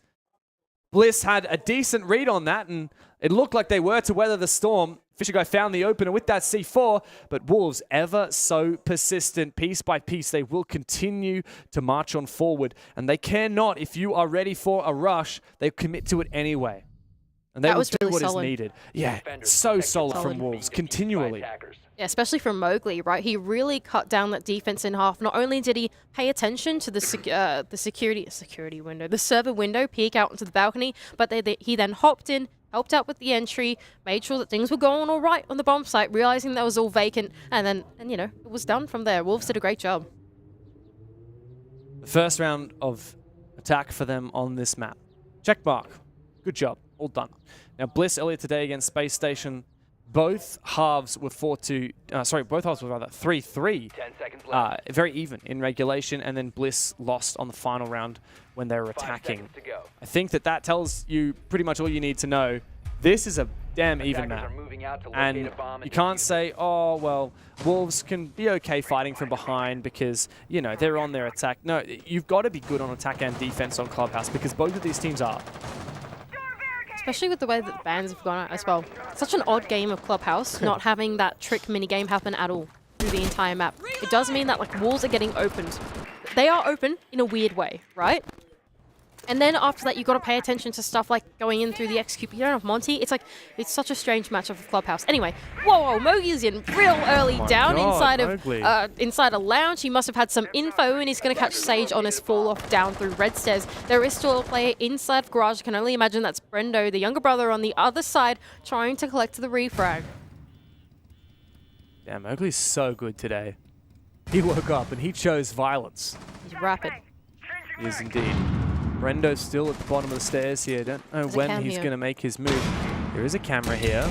So Shinka's position revealed. The Ying Candelas go out. Oda finds one. Brendo gets his first. Traded on back. But is the damage done very early in the round? Have a look at that. There's only bloody 1:45 left on the clock. This has been a very short round so far, but so much has happened. Fisher guy's feeling the pressure now. They've tried to make an execute work on the bottom side about halfway through, and now he's recalled his players back. He's realized, okay, guys, no more 1v1s. We've lost a lot of players. Let's just head back on in and play for these dread mines. He's now activated his third dread mine, and the rest of Wolves need to slowly dissect it. 2 players on drones at the moment, both Deadshot and P4 going through the thinking phase, and it's going to be P4 actively calling what execute they want to go for. He's going to burn out one of the dread mines, going to telegraph his position, and that nade is going to do the second. Deadshot almost actually got a kill with that nade. P4's got good info in the site. A Candela to go out. Oh no. This will be devastating for Fish if he's not able to get to safety. A second to go out as well. P4 goes deep. Will he land the final kill? Oh, Fish gets him. Crossfire as well from Wettables from far along. Shinka tries to make his way down blue, but it's just not going to happen. Deadshot and him must pick up the pieces. Yeah, Shinka, he couldn't progress on forward anymore. He was caught out by the Dread Mine, as we spoke about earlier, and that's forced him to come back up and rendezvous with his teammate of Deadshot. It seems like they are going to dedicate themselves to this kitchen hatch drop or down the main stairs. Do Team Bliss know? That is the question, or are they going to be looking the wrong way? Not even the blue hatch is open. Wolves do not have many options here, Mandy. They're doubling back once again. The classic Wolves, they have no time to make a decision, and so a terrible one must be committed to. Fish should hopefully in a moment get an idea that both of these players are coming from blue. Wettables waits. SMG 11 in hand. No time left. 1 kill for Wet. The trade comes through. Oh, Deadshot! You're not allowed to do that, mates! He's just found them both! I cannot believe that from Deadshot. Shoots one, 90 degrees, shoot the other. The crossfire from Bliss, not there. Fisher guy not quite looking in the right direction, worrying that there would be a player inside of dirt. Bliss losing their composure in the final seconds of the round to be gunned down. Oh, the intensity for Bliss. That was their round to lose. And Wolves stole it away from them. Deadshot himself, he put the round on his shoulders. He said, this is my moment. Some insane mechanics, and he keeps his cool. 4-2 at the moment on the scoreboard for Deadshot, as we are even between Bliss and Wolves. And Bliss decide, okay, guys, that's our second attempt on Church. It didn't work out on the second shot. Same can be said for Gym and Bedroom. Let's mix things up a little bit. I've got to say, just want to go back to Deadshot for a little bit. I do really rate the pickup of Deadshot onto Wolves. Yeah. I feel like Deadshot was that little bit of consistency in the front line that they needed. You know, Mowgli? Sometimes he has games like this that are like, whoa, Mowgli. And then there are other games that are like, oh no, you know? Whereas there are games where he's 0-5. Yeah, I feel like Deadshot's your consistent shooter, you know? He's always there, doing his thing, shooting people down. And then when you have your superstar in play as well, they can be a deadly duo. That's right. Yeah, Mowgli's a superstar and Deadshot is Mr. Consistent, which is exactly what this team needed. Especially with the prowess of the supported trio rather, P4, Bibu and Shinka, such good enablers for the rest of the team. Keep an eye on Mowgli in that early round, he's always looking for something. Wonder how Wolves are going to approach this one. It is a bar and stage defense, and it can often be a little tricky to pick apart. Do they actually go for the full clear across the map, or do they just go for something linear? The fact that they are opening up Jacuzzi does make me think that they are looking for that full top floor pressure, and here goes P4. Oh, this is so classic Wolves, isn't it? Just straight on in on the back of the breach and nade, and then entry. Mowgli's found one looking for a second. Brendo, you better be ready for this, but you're not, and you'll lose your head because of it. Mowgli, 2 kills on the entry, and it's looking perfect for Wolves. These last 2 players from Bliss right next to each other, and there's 2 whole minutes for the attack to sort out a push. Really nice explosive entry there for Team Wolves, and it's going to force the remaining 2 players of Team Bliss to get aggressive, but they've been seen on their aggression and taken down. That's Deadshot to take down Oda, but not before Wettables can get one onto Mowgli. Now 1 versus 4, but surely this one's dire. Surely it is, but apparently no, he can claim the second one onto Deadshot. 1 versus 3, slightly more doable, but still in such a rough spot. Oh, P4, he's gone down. Wettables. Not out, I don't think Wet knows. Plant's going down, Shinka in a good position, very safe Plant. This is going to be such a solid post plant for Wolves. Hard to lose. Do you know, Bibu? Do you know? because Wedables is just around this corner. Good flash. Oh, that keeps him at bay for another moment. Bibu goes aggressive. You don't need your thermite charge now, mate. The res has come through. P4 is back on his feet, and Wedables has a lot of work to do. 3 kills will be required, and a defuse, 24 seconds to get it done, but Bibu on the rotate back. A massive sigh of relief from him. And a fantastic round from Wolves as they take the lead on Club. Man, they've been so good on the entries in the early game. It feels like it has been Wolves through and through in the early game. We're going over to round 6, but they are really starting to pick up this momentum on the attack. Mowgli and P4 were in the building so fast. The moment that the Jacuzzi breach went on, P4 was like, right, I'm getting it done myself. If y'all can't do this, I'm running on in. And he did it with the gridlock. He did. And he sent it, and he took him down. He did. I mean, I really love that. Very rarely you see someone cooking a nade before the breach is even open, but he timed it so that he could throw it as soon as that breach detonated. That's a very nice touch from Wolves. Bliss, what's been going on? 3 rounds in a row. Wolves have stolen away from you. Time to wake up or go down quietly. Tough spot now for Team Bliss. I actually almost expected them to take their tactical timeout, not in that last round, the round previous, because of how the momentum was really starting to swing in the way of Wolves, but they seem backed into their strategy. They want to head down to that basement bomb site now. That basement bomb site, it was close between these two teams. It came down to a 2 versus 2, and Shinka and Deadshot landed some nice shots to close it out. So they really aren't going to change too much here. Bliss, they're happy strategically overall. They just want to play it a little bit better. And there are some minor changes, Mandy, as well. If you look at the operator lineup for Bliss, for example, Fisher has given the Fenrir back to Sage, who was so good with it in the first round, and himself has taken on the smoke, which will be good time delay in the late round, which I think is exactly what Bliss need against Wolves. Oh, what an angle! Oh, no, not enough bullets. Mowgli wants to hunt for that one. Mowgli's in, man. Mowgli is in like every single round, like 20 seconds in. He's so confident. You could say it's a risk taker, but we haven't seen him punished for it, ever. He's so quick, and he's making Bliss look like fools. He's been so consistent in this game so far.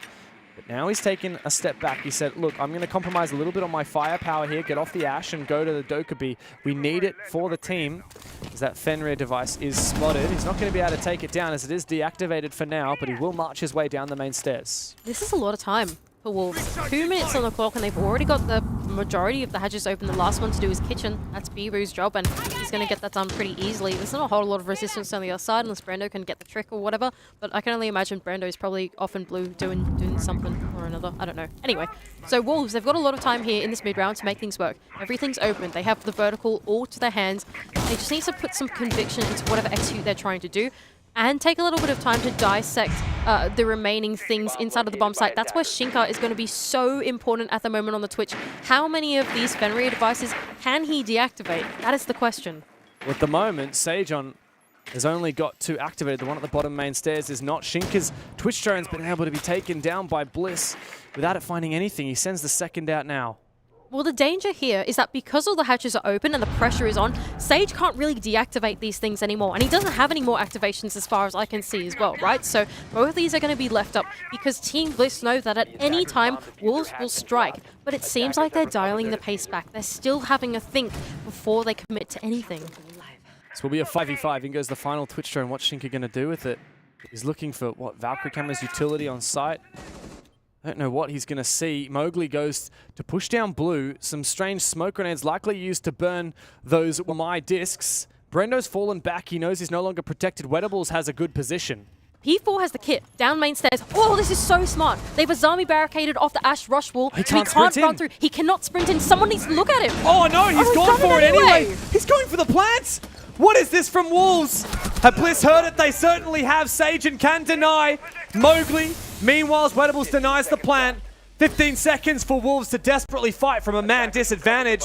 As Deadshot has picked up that diffuser once again. He's looking to contest Wedables, but he's not given the fight he's looking for. Wet's found Shinka. Another kill now for Bliss. All on Bibu. He can't find a damn thing. Bliss have finally stemmed the bleeding, and they finish the half. An even scoreline.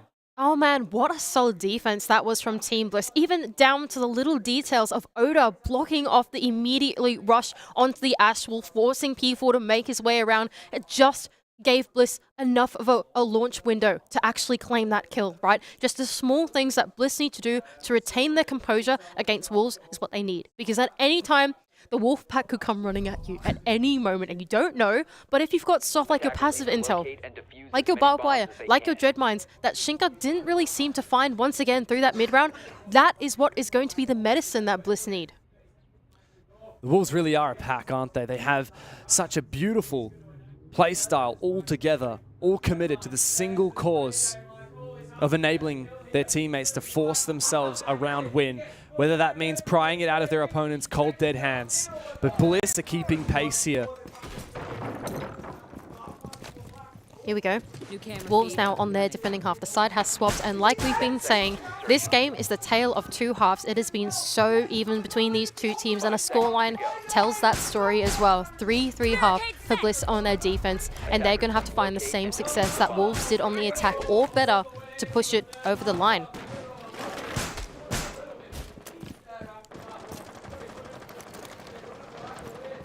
Looks like it is a bit more of a loose roam here for Wolves, looking for those drones. Now, that's one thing that we haven't really talked a lot about, Mandy, earlier, but so many of these bans are expended on the wall denial operators like Bandit and Kaid. Azami's in, Solus is in, which we haven't seen, by the way. The Mirror's in. So many powerful operators that have snuck through this veto, including the Valkyrie, which is present here. And that's exactly right, and that's why players like Brendo on the Bravo are so important, because there are so many electronic gadgets that are really great to be able to hack if you have those clutch drones in your hands. But, you know, like you said, on the side of the attack, because they don't really need to worry about getting these walls open, they don't really need to put a whole lot of redundancy. They have a lot of options elsewhere, especially in through the mid-round. That being said, for this particular bomb site, this is an exception. I think bringing the double hard breach is not a bad idea, Team Bliss. By having both the Hibana and the Thermite, it really opens up their options as they get in towards the basement. Not only are they going to be able to open up all the hatches, but they might also be able to get verticals over on the triple wall to create a run-in hole and another opportunity for an execute. Oh, that would be something to see. I haven't seen Thermite breach the triple church wall in a hell of a long time. It's a thing that happens. That used to happen, but not these days. Maybe. You never know. I like this from Wolves, even just barricading these off-site doorways to try and slow down Bliss. Even if it only gives them an extra few seconds, it's going to be massively valuable in that late round.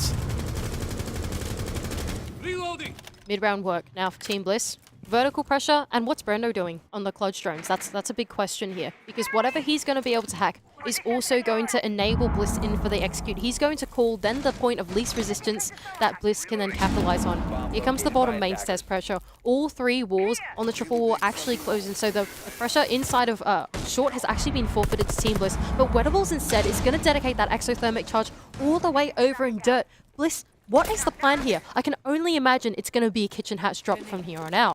Well, there's just so many players all over the map that it's hard to say where Bliss will commit. The question is, how is the setup from Wolves? Do they have enough fortification in these positions? There's still a smoke, 3 babes in pocket for Shinka. There are 2 sets of grenades. If Bliss in these last 28 seconds can at least dislodge 1 or 2 of these anchors, it's going to make their lives so much easier as they try and drop the hatch. And it seems like that's what they're going for now. Both players with nades in their hands and cooking them.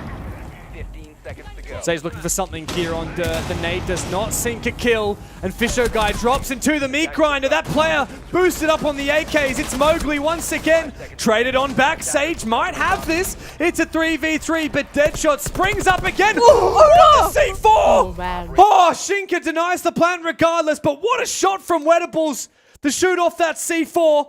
Wolves steal the round away regardless. Shinka barely denying the plant. Oh man, Oda, I really thought that they had that. Holy moly, that was a nice shot of the C4 cheese. Oh my god, that was so scary. Bliss, unfortunately, not finding success as the execute came through. All of the utility was for nothing. The flashbangs went through, but on the other side of the flashbangs was a Warden player, and he went... So anyway, I can see you, by the way, as you drop down the kitchen hatch. Brendo did a fantastic job coming in through blue, but he got shot down by the crossfire moments later, and then Oda almost securing that C4 plant before it went down. Unfortunately, it didn't quite work out for Bliss, and Wolves keep their composure in through the execute and can close out another round. And they keep their lead as well. Remember that this map started with 2 in a row from Bliss. Since then, Wolves have found 4 of the last 5 rounds. This has been a fantastic game from Wolves thus far, piece by piece. They will not go down quietly.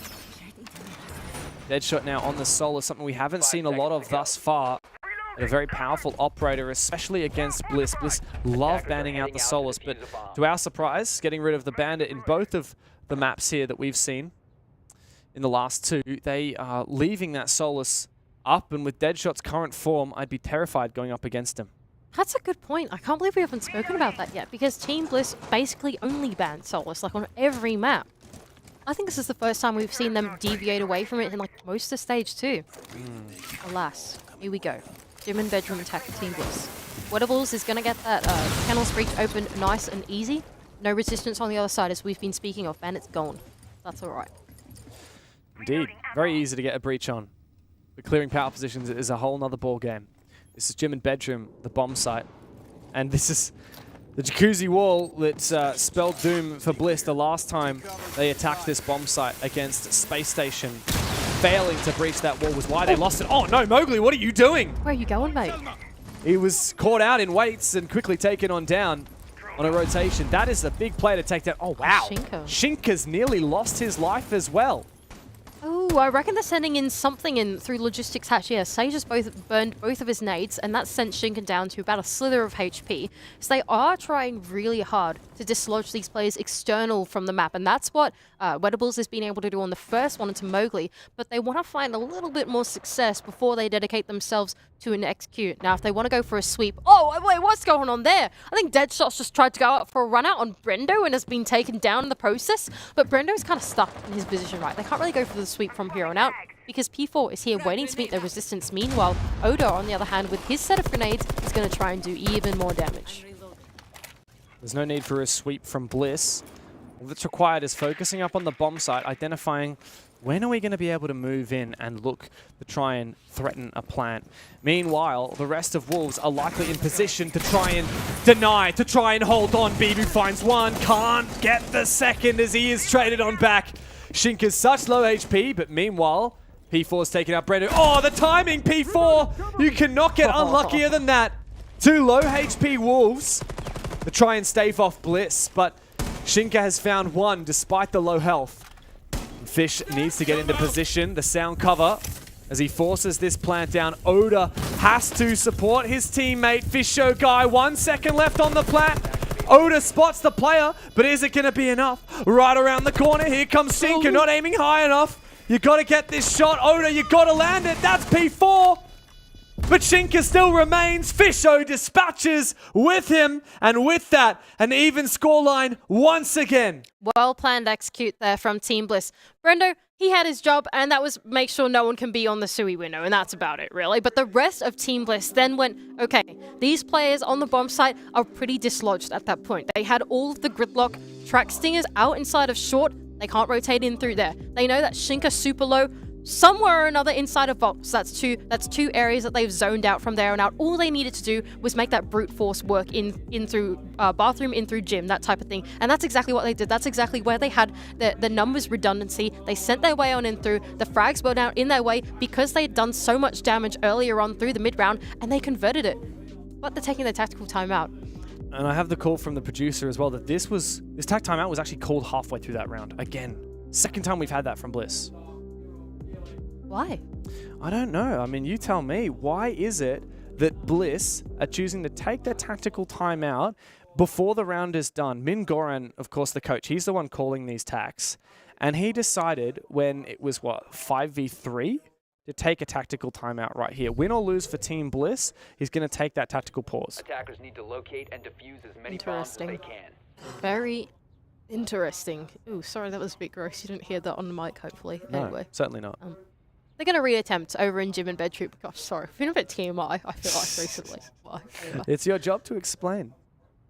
It is, but, like, there's also oversharing. That's a thing that exists. That's a thing that is, like, very topical these days with, you know, society and stuff. We're not going to get political. I always love hearing your opinion on society and stuff. We're not going to get political on the broadcast. Anyway, this is an interesting hold. This is very interesting from Wolves. Typically, these days, you don't see a rotate over on Garage. I guess in this instance, it kind of makes sense, right? Because you want to have a player over on Rafters to stop the extension, well, to stop the sweep from happening early on. But then he kind of doesn't really have a fall-off route, right? Whereas if you have, like, P4 here with the Azami of Mowgli might be able to plug up the breach and then get P4 back to safety as well, in through the rotate. Kind of old on Clubhouse. That's not a thing that you normally see these days. I kind of like the idea. The thing that scares me here for P4 is as soon as this breach is open for Wettables and the garage door is open, then P4 has no escape. No, he does, but that's the point in the rotate and the point in Azami, right? How is he going to get out of dodge here? He's completely cut off. That is true, because it is the Thermite hole. It's a big hole, as some might say, as Thermite himself might say. Mowgli, man, you gotta help him. I mean, P4 is surely doomed to die here. Does he have to just try and play his position? Oh, yeah, he's dead. I guess he's dead. I ever thought that's so bad, man. I think you're right. If that was an ASOL, then Mowgli could have supported with Azami, but with the Thermite, it's just not going to happen. Oh, man, I have not done so much overthinking in this tournament until just that. I tell you what, guys, this girl right here wearing the Bliss shirt, she's overthinking like crazy. Overthinking. Because she has a team that she wants to win. Look, I love you guys, Wolves. I love all the French fans out there, but we got to admit, there is some bias at the moment in the server. It's so unfair. It's really so unfair to the EU fans that are watching right now. Anyway, we're going to pretend that none of that is happening right now. We love Wolves. Let's go Wolves. Unironically, I do love Wolves. We do love the Wolves. Great when team. they're not beating the Aussies, we do like the Wolves. Even then, Wolves, if they're able to make this work, they came back from a 6-0 deficit on the first map to now be in a position where they're fighting for the series, yet still. Now that is something I'm willing to get behind. Team Bliss, they've looked for the sweep across the map and they've done it to great success, taking out P4 now in the man advantage. They're turning their attention in towards the bomb site, which is a repeat over in Gym and Bedroom. Wettables, he's still got one exothermic charge in his pocket. So if he wants to rotate over and then put the pressure on Jacuzzi and see where he can go from there, he can certainly do so. But Shinka, feeling a bit worried about the pressure coming in from logistics. The way that Wettables is poised at the moment is making me think that Bliss maybe don't care that much about flipping their push over to Jacuzzi, as Wettables is able to collect another one over onto Mowgli, getting ants in his pants. Yeah, it seems to be the devil for Mowgli these last few rounds. Sage on now clearing utility on this logistic hatch. Did it not get the dread mine? No, I think it did clear the dread mine. I think that's the point, right? Oh, what? Nice Oda? shot from Bibu. Yeah, very nice shot. I don't know what Oda's doing now. He's found a second one. Bibu. Deadshot jumps in the fight as well. 1v2 now for the captain of the French team. He knows the info. Oh, that C4 just barely missed. Bliss, don't feed this one. Doesn't matter. Wettables lands the equation. A big kill. And on the back of their tactical timeout, Bliss have taken the lead once again. If that didn't make you feel anxious, I don't know what you were supposed to feel in that round. My God, Bliss. That was a really nice execute, a unique one. They didn't put a whole lot of pressure in from Jacuzzi. They just sort of sent someone around there a bit later on to see what was going on. To prone in through the breach? Yeah, nice one, Oda. Yeah, look. Look, the idea is you can't get too angry at Oda here, okay? Bibu is a sharp shooter, but you can't get too angry at him. The point in Bliss's attack there was that they wanted to go and flood in from Con, through the doorway, through Logi, whatever. That was the point in Sage nading off the dread mine that was going to prevent the hatch drop. Not just that, but while they were going to do that, Oda was like, all right, you guys are the big distraction. I'm going to go in with the backstab, but didn't matter, Bibu was there anyway. But I really liked what Bliss did there. They went for this brute force style of attack, but it was calculated because they had such a great man advantage. It's true. Bliss have had some really good attacks in this major so far. But Wolves have also been phenomenal. And none more than in that Chalet game where they lost to Bliss. Their attacks were so good. The game is defense now, though, for the Europeans. And that's, unfortunately for them, the second in a row that they have lost. They won this Church and Arsenal defense fairly comfortably, right, Mandy? On the back of Mowgli boosted up near the AK rack. But aside from that, they have struggled. Fisher Guy has had none of it. He's like, okay, I died on the way down because there was a warden and he shot me. That's not cool. So now he's gone onto the Ossa, because when you drop the hatch with the Ossa shield in front of you, you cannot die. Oh, there goes Sage anyway, onto Mowgli. Oh, it doesn't matter, Warden's off the cards anyway. Who cares? Well, that's the thing, like, Mowgli's got ants in his pants these last few rounds. He was playing so well when he just chose a role and played it on the defense. Now, on the attack, yeah, you have a license to roam, a license to lurk, but for Mowgli, he's just forfeited one of the win conditions for Wolves at staving off a flash execute. That's not so good for Wolves as the mid-round does start to tick by for Team Bliss. Now you'd think, with the Ossa on the board, that they would be going in for something around kitchen. They don't have a whole lot of hard breach as well. Actually, well, I'm lying. They have a lot of hard breach. I've just lied twice. Anyway, Oda has also got hard breach on the Selma charges as well for Ace. So if they want to take the Ossa in through triple wall, they could also do that. Not only that, but if they wanted to, they could maybe get something working on Ash Wall too, but they don't quite have the ranged explosives to make that work. It's probably going to be more focused in around the hatch and around triple than anything else. This has been extremely diligent from Bliss, as Wolves are essentially just waiting for this push to come through. Keep in mind as well, Mandy, there's actually no Fenrir, which we have pointed out as incredibly influential on this bomb site. Now that Valkyrie camera inside a kitchen, taken down. Spotted out by the Bliss drones, and now they can work on this hatch. He's going to do it. I'll tell you what. Fisher Guy is going to do the kitchen hatch drop with the Ossa shield. I couldn't swear this is going to happen, but it's going to be about how well backed up it is by the rest of his team. What are they going to do about it? They need a player postured down at the main stairs to cover the cross. Not just that, but they need someone then on the hatch covering while Brendo goes in for the backstab in blue. If they can do all those things simultaneously, they might have the medicine that they need to secure this round. Shinka, with his smoke paves, is going to be the decider for the defense. Is he going to land them in a position that's going to make it really hard for Fisher Guy? And here goes Brendo. Both nades go out, bit of damage done. Here comes Fish, as you said, Osa shield to protect him. Hang on, there's a player aggressively peeking. Wedables needs to find that. Wedables needs to support his teammate. He cannot see the player. In come the flashes, 25 seconds. This is it, Bliss. Match point or busts. And the drop comes through. Oh, Fisho Guy dies. He's gassed out and he chokes the rounds. But it's not over yet. Shinka finds yet another one. Wedables goes down. Sajan must pick up the pieces. He's fallen. It's all up to Oda. 1v2. And it's a difficult clutch for him to pull off. But Bibu says, not today. Breakpoint once again. And Wolves are 2 rounds away from knocking out the Aussies. And it was Shinka that was such the difference maker in that round. As soon as Fishogo dropped the hatch, he didn't have to die to Mowgli on the Warden, but instead, guess what? There is a gas babe in your face, and you are no longer safe from the SMG-11 of Shinka in that position, who has put up such a phenomenal game so far in this series. 11-7 is the scoreline for the anchor player of Wolves, and he just did such a great job at cutting in half the execute for Team Bliss. That's Shinka on the right-hand side. He is looking anxious. I don't know what to tell you. That body language from him and Bibu, like, that tells you so much. Oh man, I mean, I feel anxious. This game is so close. 5-5. I don't care who you support. This game is nail-biting. Like, actually, if you care about Wolves, if you care about Bliss, you are on the edge of your seat. You are tearing your hair out. You are biting your nails. And now Wolves, on this tactical timeout, Lulum has had a few choice words to say. I don't know what has been the name of the game for Wolves thus far in terms of getting themselves back into the mental, but they staved off match point just there. Now it's time to claim one for themselves.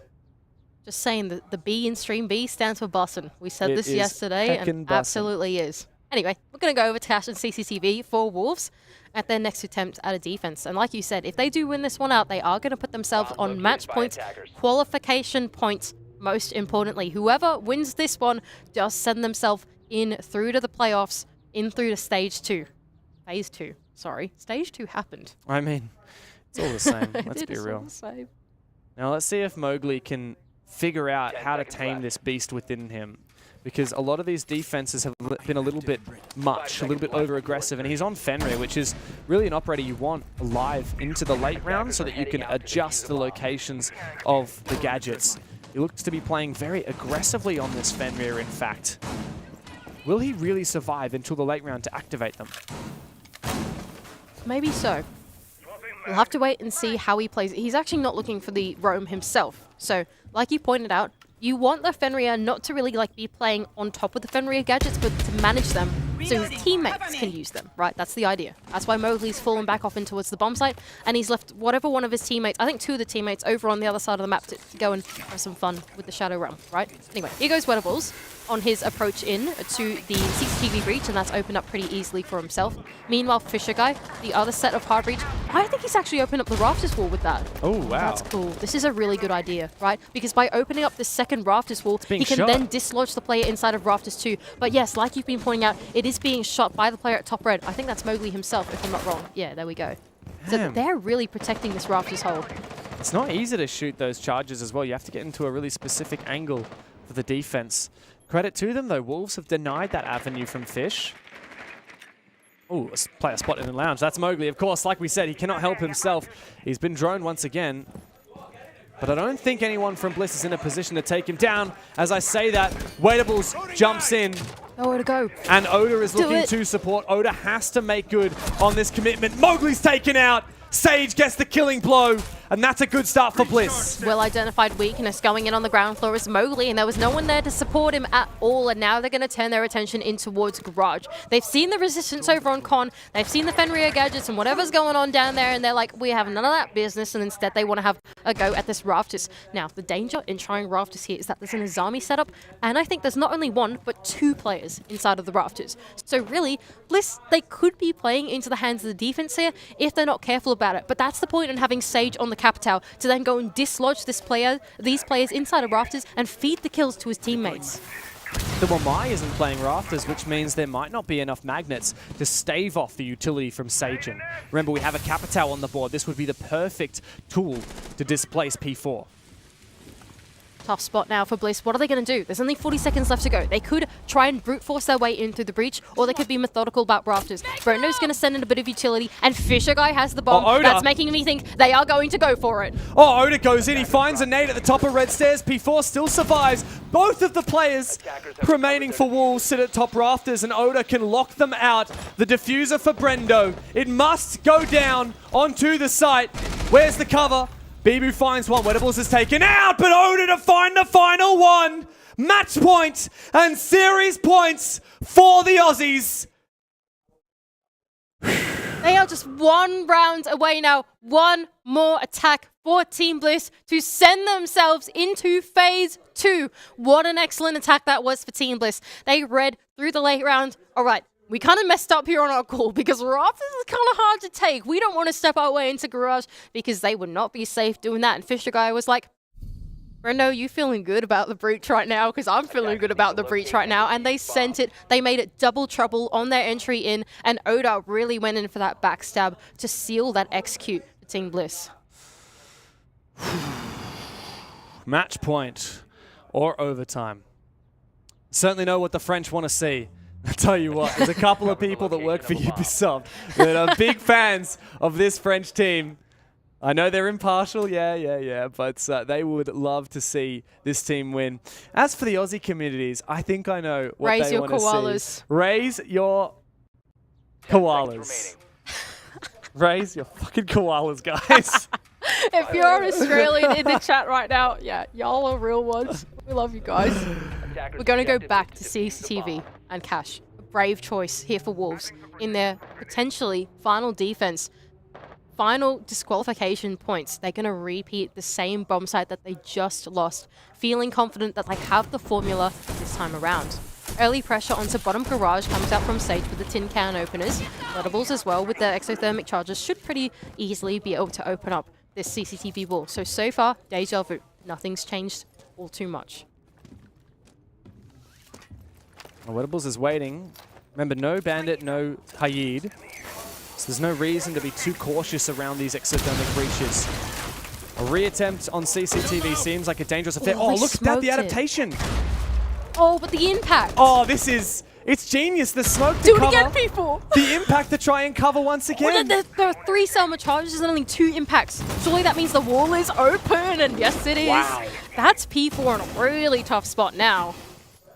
Genius idea, though, from P4. He was perfect. I mean, adaptation means adaptation. Bliss countered the shooting of the Selmas by smoking it, and then the counter once again for P4 by impacting it. Fortunately, Bliss they do get the better of that hole, but P4 can simply clog it up with keeper barriers. Nice micro from Mowgli, realizing that it is going to be a garage take here for Bliss. They are going to try and take out P4, and his situation is going to try and help him out by activating some of those Fenrir charges down inside of the ground floor. Mowgli himself as well is going to reposition down inside of Mini to play that cross with P4 and make sure that he's alive for a little bit longer. Oh my goodness, that was a little bit scary onto Brendo on the other side. Mowgli is such an important player for Wolves. He either wins or he falls. There is nothing in between, and Oda is his first victim. Danger zone now for Team Bliss with a minute left to go. Deadshot's going to play in the second, but Wedables is in the middle of the side. Oh, Wedables! He's found two. He's shut down. Brendo and Sage in the brothers to close it out, but he chokes it at the final hurdle. And Sage has no choice but to smack down this keeper barrier. The fuser on the ground as he walks through the gas. Another one meets him. And he must pick this back up. The kit in hands. 3 players to find. They will give him nothing. And he has to take these fights one by one straight again into the meat grinder. Deadshot says, you know what, guys? I think it's about time for another overtime. Oh my goodness, Wolves. You have kept yourselves alive at the brink of defeat. What composure they had in the final few seconds of the round. That was a crazy execute there from Bliss. They sent it in through the mid-round. They thought that they could repeat the same tricks twice, but it doesn't work on the Wolves. They were ready for that breach rush that time as it came in through the mid-round, and they shut them down for it. Wolves are so composed. Attackers need to locate and defend. They started this half with the win, and then they lost 2 defenses in a row. Match point against them, it doesn't matter. They ice up. Mowgli's been so hot and cold. He's got 11 kills, that's a lot, but he's also got 12 deaths. And even though he found 1 kill there at the start of the round, it was not enough for him to call it a day. Wolves in the dying moments. Once again, Shinka has been one of the MVPs of Wolves. He plays it so well when he's got that gas in hand. Now he's on the Fenrir, another big brain operator. 10 seconds to and we go to another defense for Wolves. Blitz and Grim in the lineup for Team Bliss. Now, Dev, I don't know what you think is going to happen. Attackers But must I hope you locate can and tell me defuse a if bomb. I don't know. This is why I moved into play-by-play casting, Mandy. I've got you to tell me what the hell's I'm going on. asking you the wrong questions. That's what you're telling me. Well, yes, it's a nice idea with Wedables on the blitz, but Mowgli is on the Solar, so if he's in the right spot, he will be able to see that blitz coming from a mile away. Dirt is soft, as you say.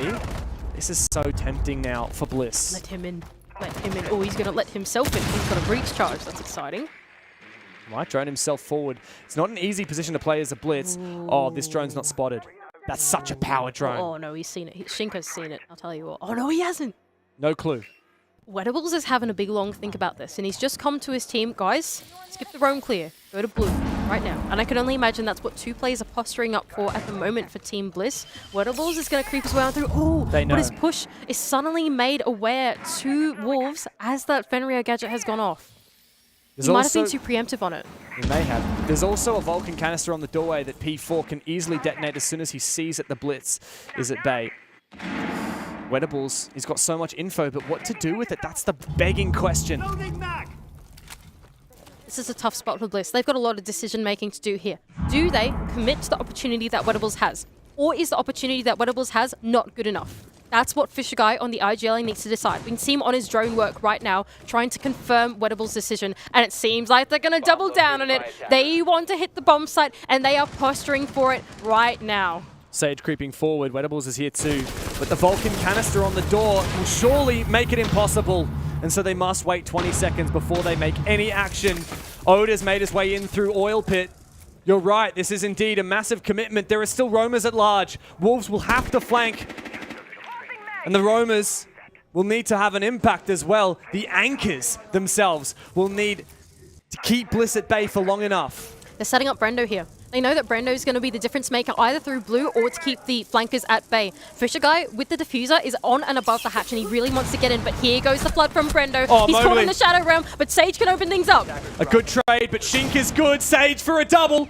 Oda low HP as Wolves with their advantage peel on back. That diffuser is not within either of these players' clutches. Sage on. He found the first 2 openers and he is hungry for more. He goes deep into sight and he finds nothing A breach with the sledgehammer. The nade comes out, but will he find the kill? He's shut down. Dead shot. A massive kill once again. Oda finds one. 2 more to find. He's got no clue that there's more in Moto. And one player far above. Shinka gets the closing kill. And with that, we get what we deserve. We deserve every damn round out of this game. And Bliss, unfortunately, just fumbling the bag a little bit with that execute as it came through the walls with an excellent retake, identifying that Bliss decided to commit in towards that dirt push. It was a big call. It was a brave call for Team Bliss to go for something like that, but the Wolves, they were on top of it, and they stemmed the bleeding, and they are going to send themselves to another match point, qualification point, but Bliss are going to get the defense, and they're going to try and repeat what Wolves just did. And Bliss was so good at doing so. Wolves only successful on a Church and Arsenal attack just the one time. Now, Wolves themselves have been perfect on it. All 3 times they've played it, indomitable. Now Bliss will have to have an adequate reply. They don't have match point. They will have to fight back. They will have to fight for it. Wolves are in a commanding position now. Their first series point today. And the first chance that they have had to lock in the playoffs. All right, here we go, Team Bliss. They are leaning in to the bomb site itself. They're not looking for much of a roam. Yes, there's a couple friendly gadgets over on the ground floor, but they're not going to stay active for long. Sage is going to micro those as the mid-round plays through. Once again, we've got that Sage versus Shinka minigame happening in through the mid-round with Shinka on the Twitch drones. That's what we're going to worry about a little bit later. But Oda, do not give away your life. You've seen Mowgli enter into the building within 20 seconds of the round. Do not let him walk in. And yep, there he goes. A different entry point every time. And Mowgli's made his way on all the way into Master. Is there info enabling this, or is Mowgli just taking the gamble? He's got pre-place. That's what Shinka's on right now. Wow. And immediately onto his own drones as well to scout forward. Wolves, ever so quick. They're so pacey in the first 30 seconds of the rounds. Already a player at the top of main stairs, but Bliss, full anchorage. Afforded a lot of control have Wolves been given as they can start to work through this mid-rounds. Bibu is going to make his way inside a kitchen to then go and work the kitchen hatch, and it's dead shot. Of course, the one on the sledge droning at the moment, just setting up a couple of flanks as it stands before he can start to get to work on the vertical. A lot of time at the moment for Wolves to make this plan phase work. Last time around, they tried to go for a cheeky Ash wall rush plant type thingy, but Bliss were ready for that eventuality. Now the question here is, under the pressure, are Bliss going to be ready for the rest of the eventualities that Wolves are going to bring out here? There's so many options because they have so much time to do it and so much time to prep for it. And these Twitch drones roll on in again. Legion mines, Dread mines, well, my magnets, slew of utility to clear. I think he got one of the Dread mines, but none of the magnets.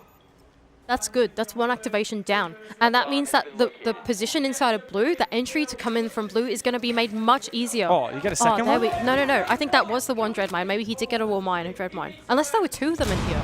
I think there were 2 indeed. That's really solid. This is excellent. This is an excellent position for Wolves. Blue has a tendency to be the linchpin of every attack. And Wolves going into the 5 versus 5 execute. These guys are the late game kings. Surely they can convert this one, realizing that blue is now a point of less resistance with those Dread Mines taken away. And here goes Mowgli. The nades, the smokes, the spam.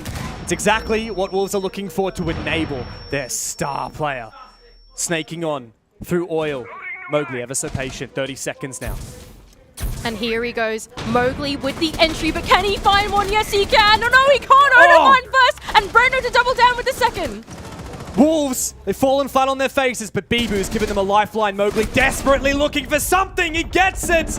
But it's going to need to be a hell of a lot more than that. 2 players on the ground is not enough. Bliss push us to round number 15. And we need every goddamn round out of this game to sort out a winner. And how deserving this series is of a 15-round map 3 between these 2 teams. What a rivalry we have told in this series alone, in this major alone. They started out together in that upper bracket, and now Wolves have a grudge against this team that they want to fix. They have a score to settle. There is no doubt about it. Wolves, for 4 majors in a row and for the 6th Invitational, they managed to get to the playoffs. At SI, a 5th place finish. Their best ever performance. Mowgli's played this game for longer than anyone, and he has never raised the trophy.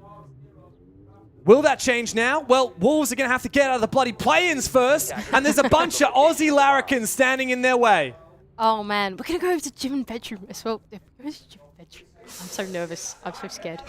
Gym and Bedroom on the defense for Wolves. Unsuccessful in both of the times that they played it earlier in this game. Bliss owned this bomb site on their attack. Can they do it a third? Tell you what, my Hebes have been GB'd. My Hebes are being GB'd right now. Team Bliss have been really good at attacking this bomb site. You just pointed it out in the stats.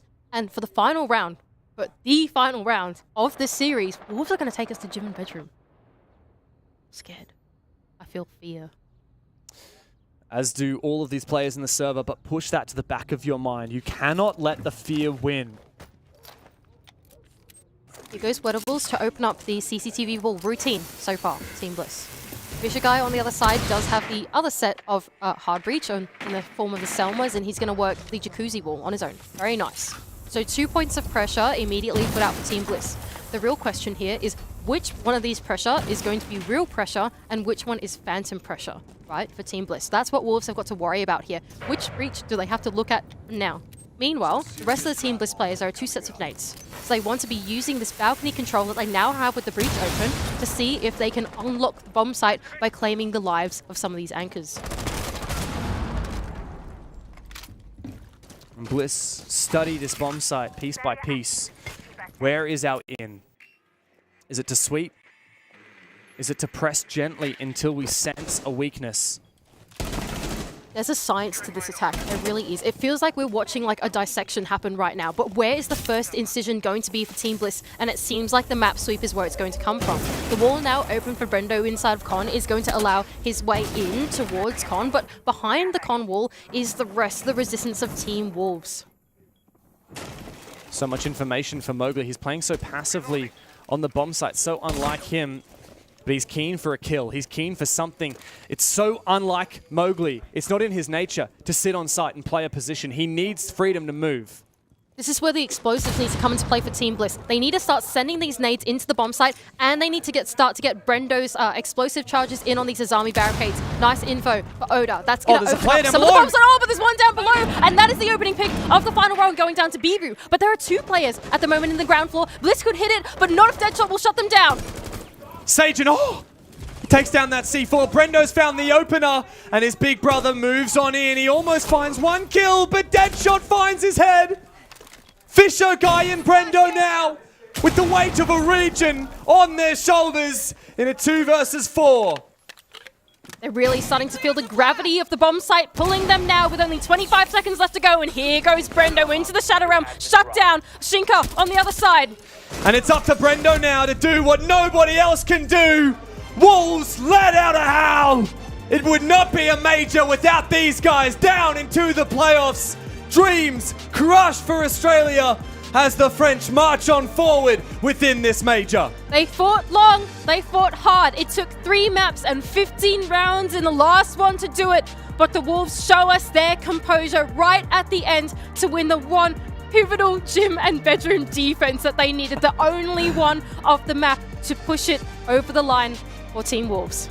A well-deserved victory for Wolves. They look utterly shattered after that game. Deadshot will not even get up out of his chair.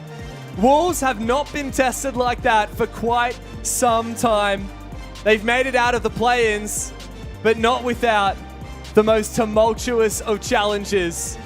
Smiles all around on both teams as we see Bliss, their heads held high after a successful major despite going home without a playoffs entry. Oh man, what a crazy series that was. Absolutely deserving of map 3 and all 15 rounds for sure. That was such a tight-knit battle between these 2 teams. An exciting one for both of us, but a bit of heartbreak. Oh, absolutely. Like, not going to deny it. Like, I'm absolutely heartbroken right now. But Wolves deserve that win. They really do. Yeah. Bliss have really shown what they're capable of, but Wolves have shown that they're able to bounce back. They made that lower bracket run work. They started against Wolves. They had a massive advantage in the opening game, did Wolves, against Bliss, and then Bliss reverse swept them 5 rounds in a row. And so Wolves said, how about we return the favor and reverse sweep you in the BO3 to eliminate you. Space Station and Wolves exit Group D. Oh, wow, what a story it has been between these two teams. No one expected Bliss to be able to take down Wolves in that first series, and then they did in overtime.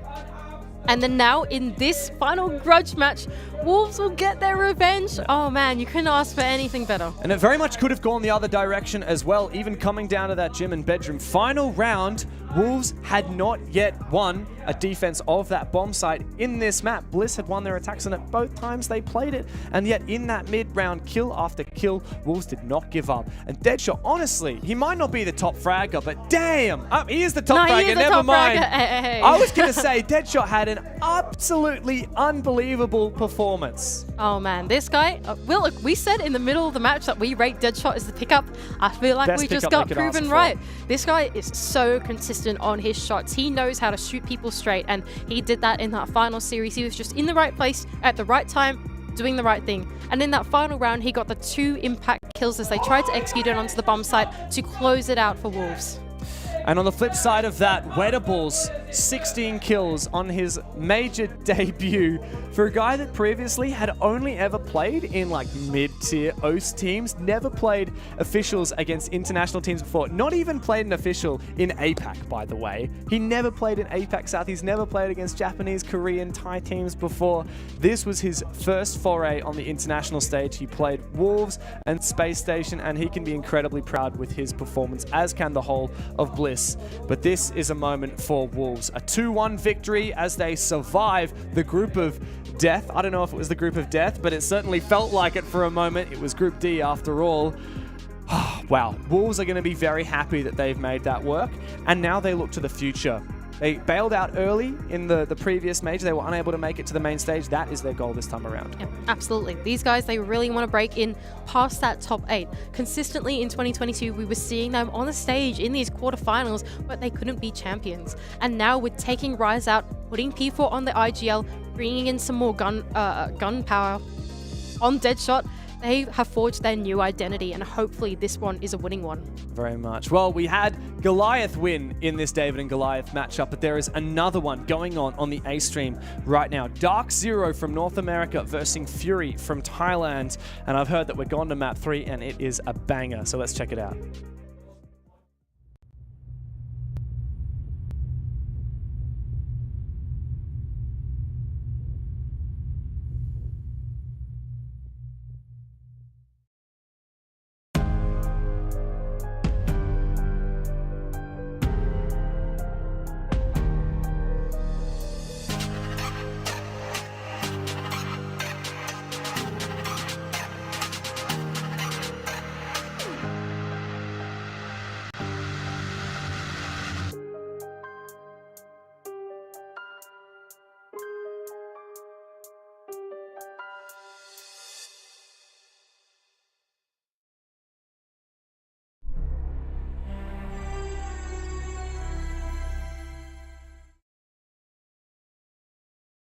What are you doing?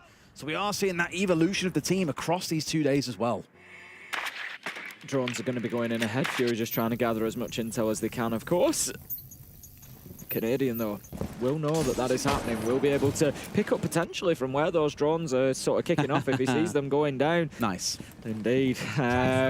He will be able to give an idea of where that push is coming from. He can sort of chart the progress of the drones across, and that's going to suggest where the sweep will start from. Canadian does take one out, looking for a challenge potentially towards those lower level players, but instead just avoids it, just moving around at the minute, looking to get onto the flank if he can. He just wants a cheap kill and to get out of there realistically. That's the strength of the Solis. All right, I've now heard that B-Stream are in and with us, so welcome to the party, guys. I know you just had a bit of a hella one over there with that map 3 max round OT. We're on the way towards a similar thing here, but chaos is reigning supreme across these few rounds. It's kill for kill for kill for kill, back and forth, but still a 4 versus 3 for Fury. Same as the scoreline, funnily enough, Tim. Diffuser's going down, though. Dark has managed to get himself into a position. Can he stick this? Gaveni's going to be taken out. This could be a critical round in terms of this matchup, Des. They've got the Diffuser down. It's 4 versus 1. Canadian fights back in. Manages to get a headshot. It's going to need to be a 1 versus 4. Can't find another as Dark manages to shut him down. And Fury, they go 5-3. Des, they're 2 rounds away from knocking Dark Zero out of the Atlanta Major. This could be happening. It very well could be, Tim, but I can't count Dark Zero out yet. The only way that round could have been more picture perfect would have been if it was Crit getting a kill onto Canadian lying at the top of White Stairs. The flashbacks came flooding in. But 5 and 3, as you say, is exactly where the scoreline sits. A few nerves.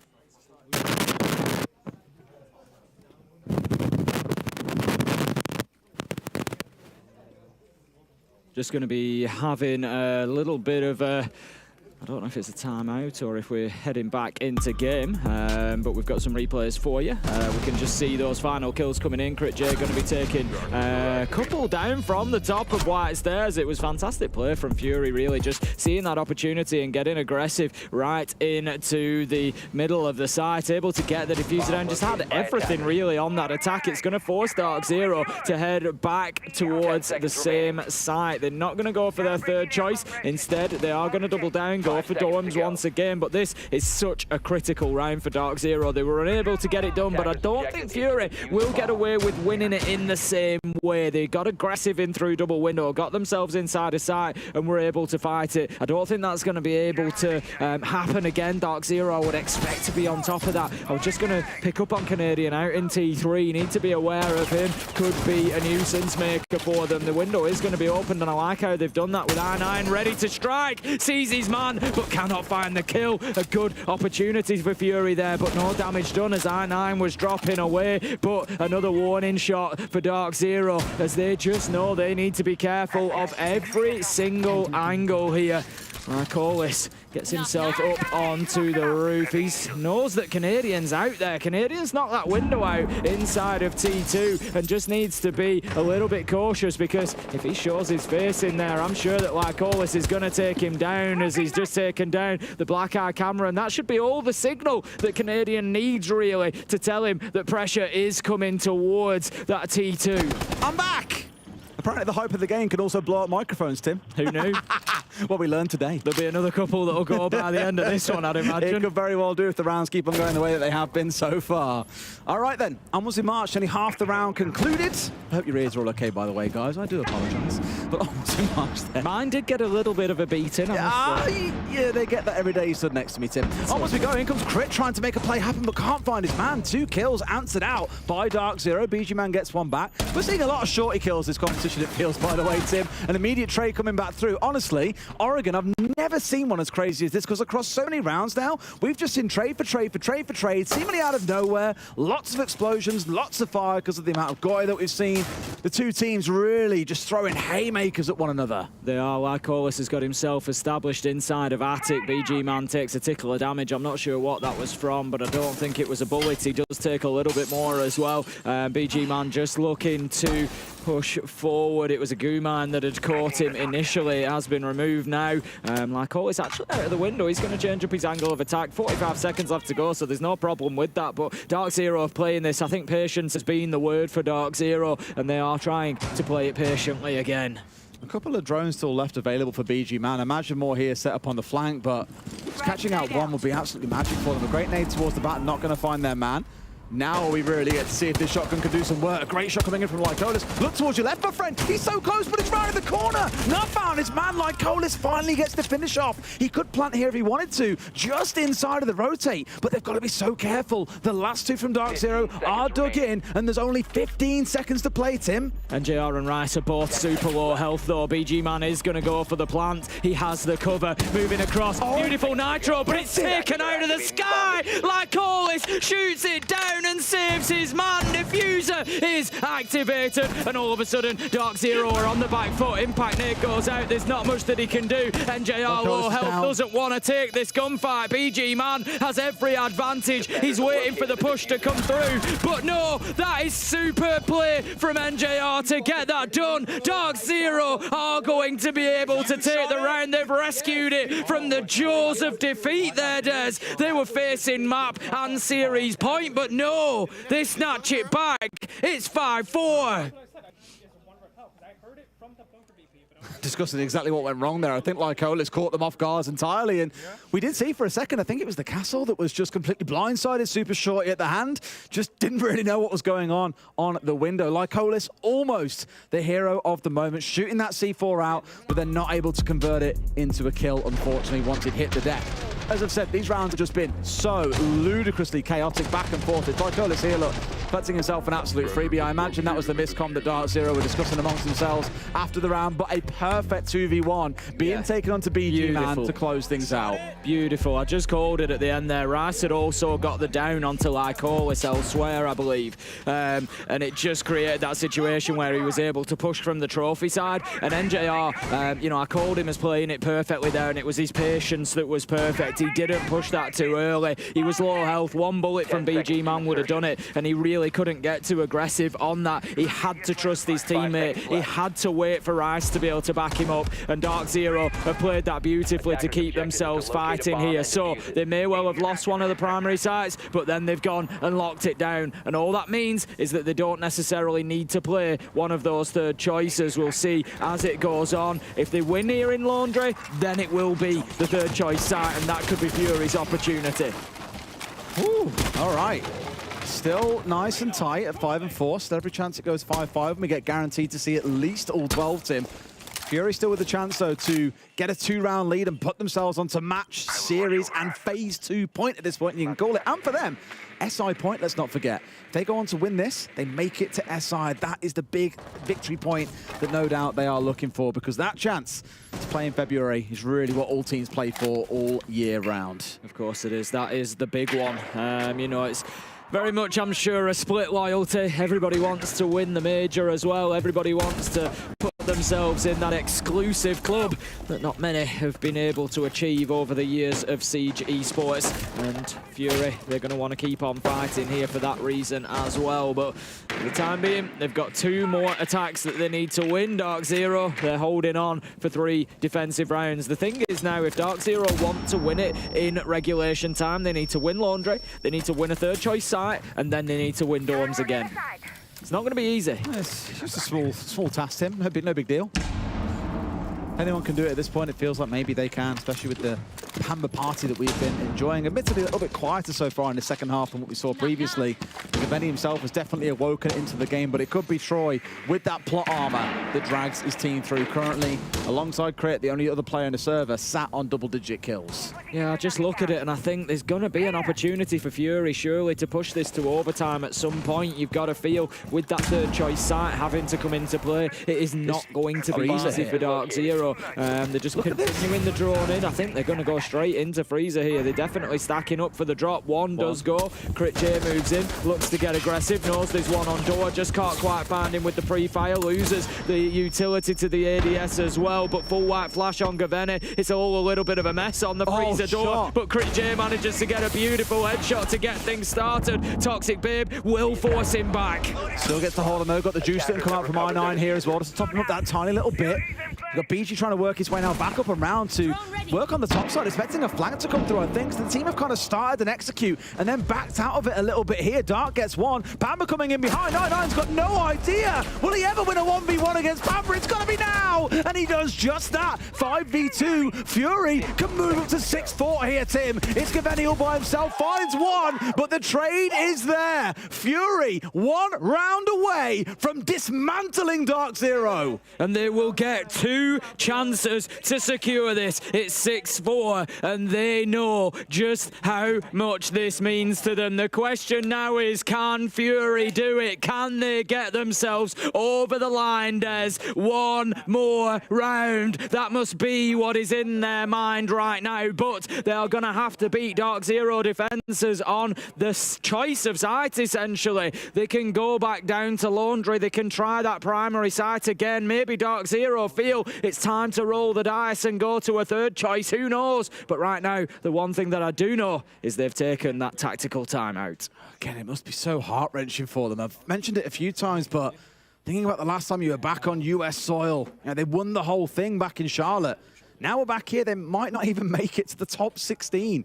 You know, the majors of old only had 16 teams. These play-ins are a new thing, but to maybe not even get to that stage will be absolute heartbreak for them. But Fury about to hand over that defeat. And again, so many came into this game saying that on paper, DZ should dismantle these guys 2-0. For a time, it looked like Fury might 2-0 them. Dark Zero battled their way back in through some heroic efforts coming out from the team. And Fury have now dragged it all the way back to the brink on their side. 1 round to go. I just don't know if Fury will be stopped now. That was the feel of that round for me, is this is Fury grabbing a hold of this and saying, we don't care how hard you pull, we're going to win this tug of war. This is ours, we're going through to phase 2. And it just feels like they've got so close, they can smell the blood in the water, they know that it's there, and all they need to do is bite down. And right now, Fury, they certainly look ready to do it. It's going to be basement, Des, and it's going to be Dark Zero to try and keep themselves in the Atlanta Major. Are they going to end up the casualties that I spoke about at the beginning of the day? Well, at this point, they're the only one remaining to be that casualty. Everyone else has managed to, for the most part, claw by through the skin of their teeth. Wolves doing it in round 15 of map 3 just 20 minutes ago or so. And here, Dark Zero, unfortunately, maybe that team that takes their place in the graveyard. For now, though, we've got to see Fury get through this round. Starting out looking in towards construction, I9 onto yet another operator, this time round playing the Capitao. Has flexed through a lot of them throughout this series and not always been top of the leaderboard. He certainly was a little bit earlier on, but as it stands in this game, it's more about the slight nuisance that he's having trying to deal with these 1v1s against Pamba that he's just not coming out on top of. So this is their first opportunity. They will at least get another no matter what happens. Pambazoo, he's going to make the Dark Zero fans happy. Taking down like always, as you say, that is the Hibana gone. There is nothing. There will be no hatches opened. That honestly could be the round right there for Dark Zero. This is going to be difficult for Fury. This is why so many teams bring along that secondary hard breacher in the form of normally hard breach gadgets in the back pocket, but they've not bothered here. They've gone for Claymores instead for I9. You're looking at that and just thinking, that could have been the real saving grace for you here. Instead, they're going to have to Hail Mary this in some way, shape or form. And obviously, I don't think Dark Zero at this point know that they aren't facing off against any of the hard breachers. Maybe they assume that I9 has got some in back pocket, for example. But this is a real blessing in disguise for them. And it's the second time this series that we've seen Fury have a bit of a comp issue where they haven't brought along EMPs, even secondary ones, for example, when a Kaid's online. Here, they've only got the one hard breacher and they will pay the price for it. Here we go then into the second half. Dark Zero just trying to play the information game, trying to get an idea of where this push is coming from. They will likely not know that the hatches are secure. Overextension there from Pambazoo, trying to pick up, trying to give them the advantage, but all he does is level the playing field as Dark is able to pick up the kill. 4 versus 4, a minute still left on the clock. They will be kicking themselves if they have a round where all 3 hatches stay fully reinforced and they still lose the round because they get a little bit too excited, a little bit too keen to be the hero in the moment, but instead sees the team pushed all the way back. They're starting on their march forward. It's I9 working his way in towards construction side, in towards blue, and Dark looking to join him on the other side here. Their march forward begins, team. Can they do it now? This could be really dangerous for Dark Zero, having lost pillar and electrical control. The hatches sort of become a lot less important. Fury, they start to push forward, 30 seconds left to go. Rice just peppering them from inside of Freezer, unable to find any real damage though. Dark knows exactly where that was coming from. Rice doesn't want to overextend now, learns Pamba's lesson essentially, and he's just going to hold this angle. 15 seconds left to go. They've just pulled all the way back, and you can see them all dug in down towards towards the south side here. Smokes come out, Dark comes on through. Canadian finds one. They're trying to make it happen. One kill comes in. NJR into another. It feels like they'll hold on here, Tim. Up to 6 and 5. And we're guaranteed to see all 12. That's it, and now Dark Zero have got a choice to make. Dorms is available. It hasn't been the best site for them defensively. Do they go there, or do they take a third choice site? Do they go to meeting? Do they go to dining? We'll be finding out real soon, but the cogs are going to be turning in the Dark Zero minds at the minute as to just what the best option is. They need to lock in, they need to commit, and they need to get this done if they want to continue fighting in Atlanta. Fury, one more round, but it's not going to come easily. Let's all take a big breath. None more so than Dark Zero. Because this is their last chance, as we keep on saying. For Fury, they win this one, they make it through. They lose this one. What are we doing, Tim, if they lose this one? Well, we'll see when that happens. What's the word, Tim? Oh, you don't get the words early. You can't tease me like You this. don't get the words early, Des. We only get the words if that happens. I almost said it, though. Imagine if you just baited yourself into it. I would have. It was very close, I'll be honest. All right, well, let's keep holding on then. Pamba out again on this Solus, looking to cause a bit of bothering towards drones, and already by the looks of it, 3 dead on the side of Fury. Potentially 4 here. Sometimes it looks at it, but you're not 100% sure. You'll get the final answer in about 2 seconds' time. How many are left alive? It's 7. Okay, no, it's 6. As another one is taken down. So 4 drones gone in drone phase. I praised them earlier on for really good drone preservation. Here, losing 4, that's basically a disaster as far as prep phases go. Yep. Answering my question about the site choice as well, Dark Zero have opted to go for something a little bit of a different flavour. They've gone for meetings, so they're going to have to try and hold on to top floor. Of course, Dorms is still going to be a little bit of a battleground because they'll want that vertical superiority here, will Fury. And like Ollis is already heading in that direction, but with Diffuser in hand, needs to be careful. Doesn't really want to be the first one inside of the map. He's going to put the Claymore down just to prevent any jump out. May well choose to get himself onto the drones then to support others in going in. Pamba will have seen that though as well, playing on the Solus. You have the option and ability to do just that. Himself, they've been flagged out at least a little bit there by his own concuss by the looks of it. Trying to find their way inside big window, not 100% confident to go for that push just yet. There's kind of this lateral push going in below, and 2 trying to take control upstairs. But 2 or 3 players from Dark Zero, all grouped around kids on the top floor, ready to fight over this tooth and nail. Have the due diligence being paid, the Nomad getting the air jabs out, just watching for the flanks, making sure that they don't give anything soft away. They've got the gridlock as well. They really do not want to have Dark Zero coming down and surprising them. They've got themselves pretty well established here with Fury. They can continue to push upstairs. I9's looking to get aggressive and move in. There is one inside of Kid Storms, but he needs to be careful because he's going to find himself in a crossfire here. Canadian could well have a little bit of a field day. I9 pushes in. He's no idea. He's giving himself away as a freebie to Canadian. That is the first blow dealt, and it goes to Dark Zero. See the feet as well. Shoot those feeties, get them toe shots in. Out he goes. Canadian taken down. Not before he's taken his first victim, of course, in the form of I9. A bit too much reliance on those Bs coming out from Lycolis there, I'm afraid. But still, rebalance to 4v4 with 60 seconds to play, Tim.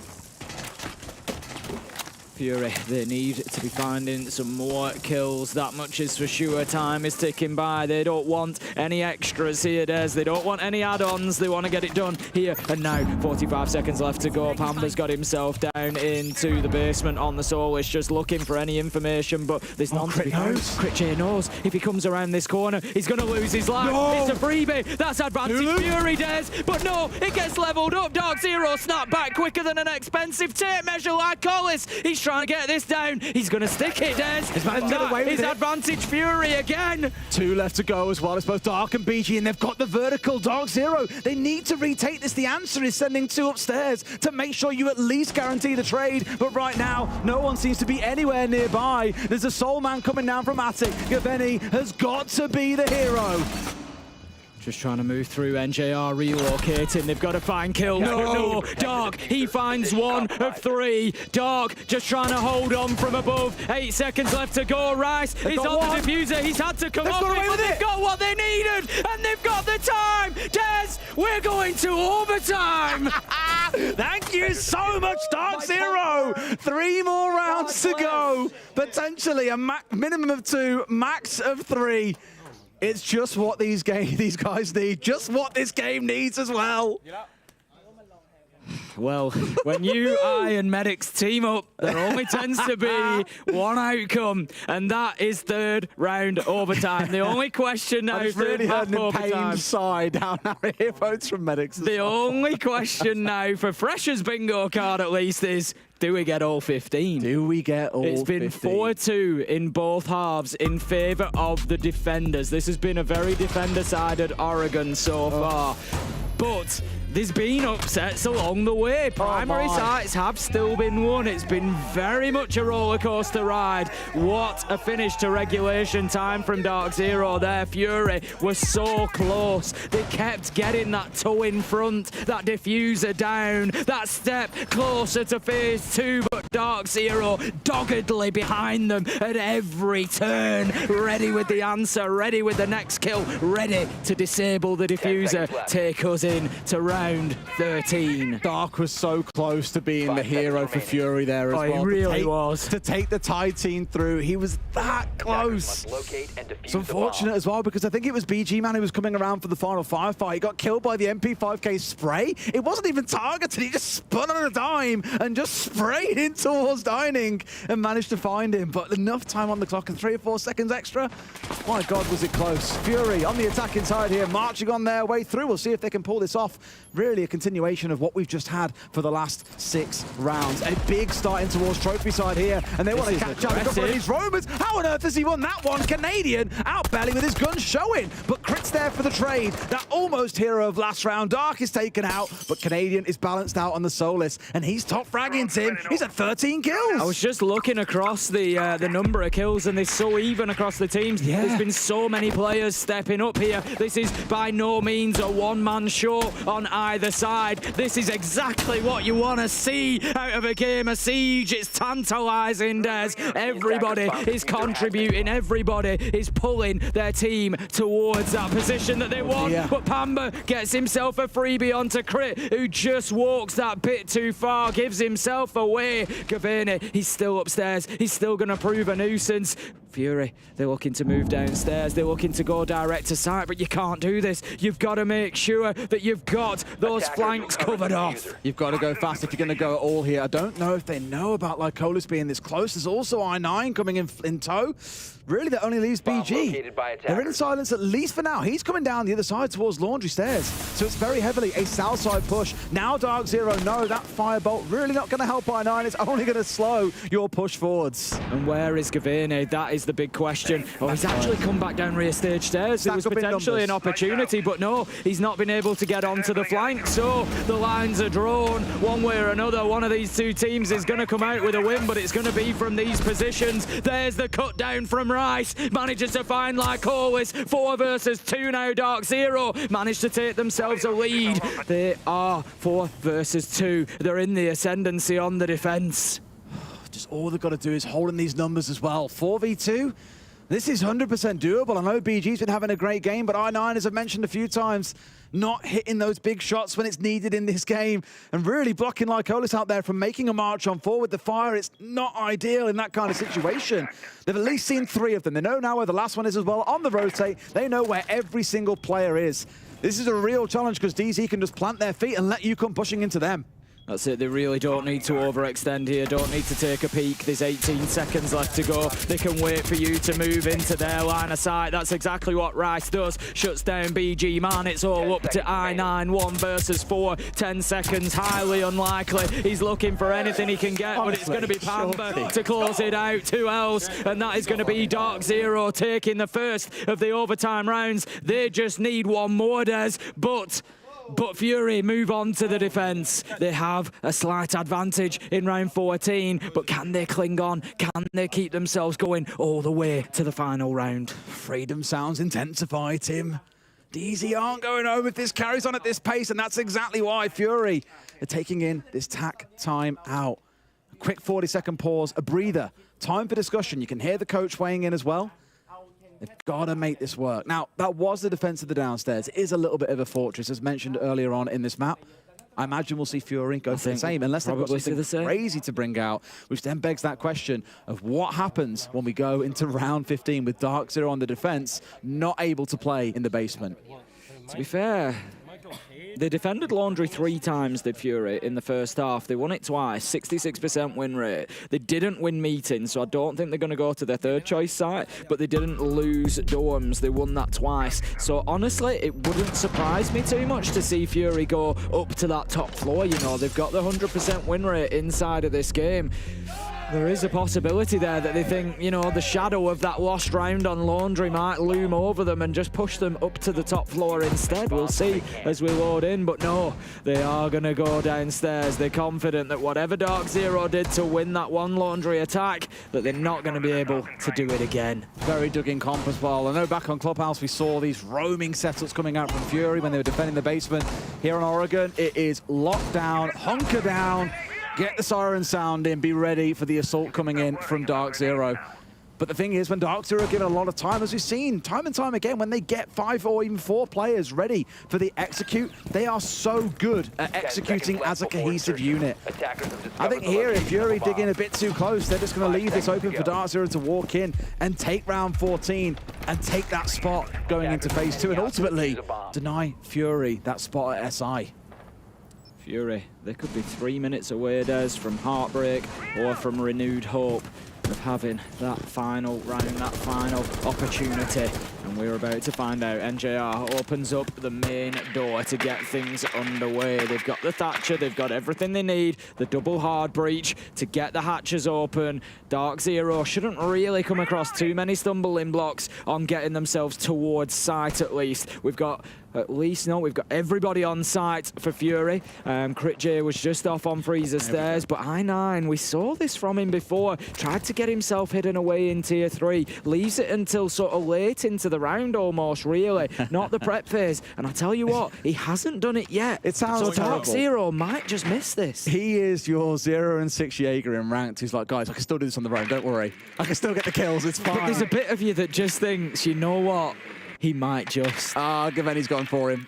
He might be in trouble here. He's in big trouble. If this drone finds him, he is in big trouble because there's no way out. He's going to be stuck. They know that he's there. So but now... he can just watch the stairs, but they don't have to do anything, you see. They can just hold on. But elsewhere, Crit J gets 1. Crit J gets 2. Canadian and Rice get taken out at the top of Freezer stairs. Rice gets put on ice, and Crit J has just given Fury a lifeline. Oh, I spoke about this guy so much over the last couple of days. This young gunner they've picked up. We hear about teams wanting more firepower, so they go for these young players that take a little bit of time to settle in. But Crit's at 15 kills on the map, Tim.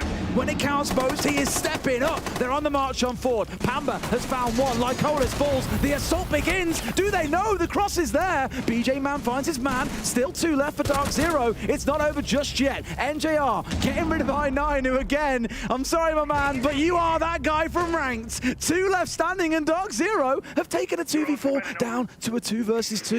Both grouped up so tight. Still a minute to play and still drone work to be done. It feels like Dark's a little bit trapped. I don't think he dares take the animation to get back through the rotation because it's not a walk-through animation. It's not a walk-through rotation. It's a vault to get back in from elbow. So I think he's just a little bit concerned about that. NJR's got the read. He's got the angle. Dark's going to have to keep himself in that position. Crit J's locked inside of the closet. It's 2 versus 2. It's 30 seconds left to go. Dark Zero, they're going to have to get aggressive. They can't wait forever. They need to take the fights. NJR knows roughly where Dark is, but doesn't realise that he's on the far side of the reinforcement. He comes around. He's looking for Crit J. Crit J moves himself out. They're just wheels moving around each other, Des. They've got to find something here, but those cameras have come back online and shown everything. Crit's into a 3K in the round. Can he make it 4 to take us to 15? Yes, he can, Tim. We're going all the way. I cannot get enough of this game, and unfortunately for us all, we're only going to get one more round. In the next 3 minutes, we will decide one way or another who will progress here at the Atlanta Major. Will it be Fury or will it be Dark Zero? Will it be an upset or will it be the pre-match expectation? We will see as we progress. progress. Dark Zero, you would have to say, have the slight advantage here. They go back onto defense, and that has been the winning side here on Oregon so far. But do not count Fury out. They have shown time and time again through this matchup that they are able to deliver. Who would have had this down? It's almost like it's scripted, Tim. Two well-known Tier 1 teams, Dark Zero, Wolves, being taken all the way through to Map 3, Round 15, by teams that many would have written off and dismissed and said they'll never be able to take a team that far. Here they are doing it, not just in best of ones, but in best of threes, Tim. This is what it comes down to. There's nothing left. No! No, not like this!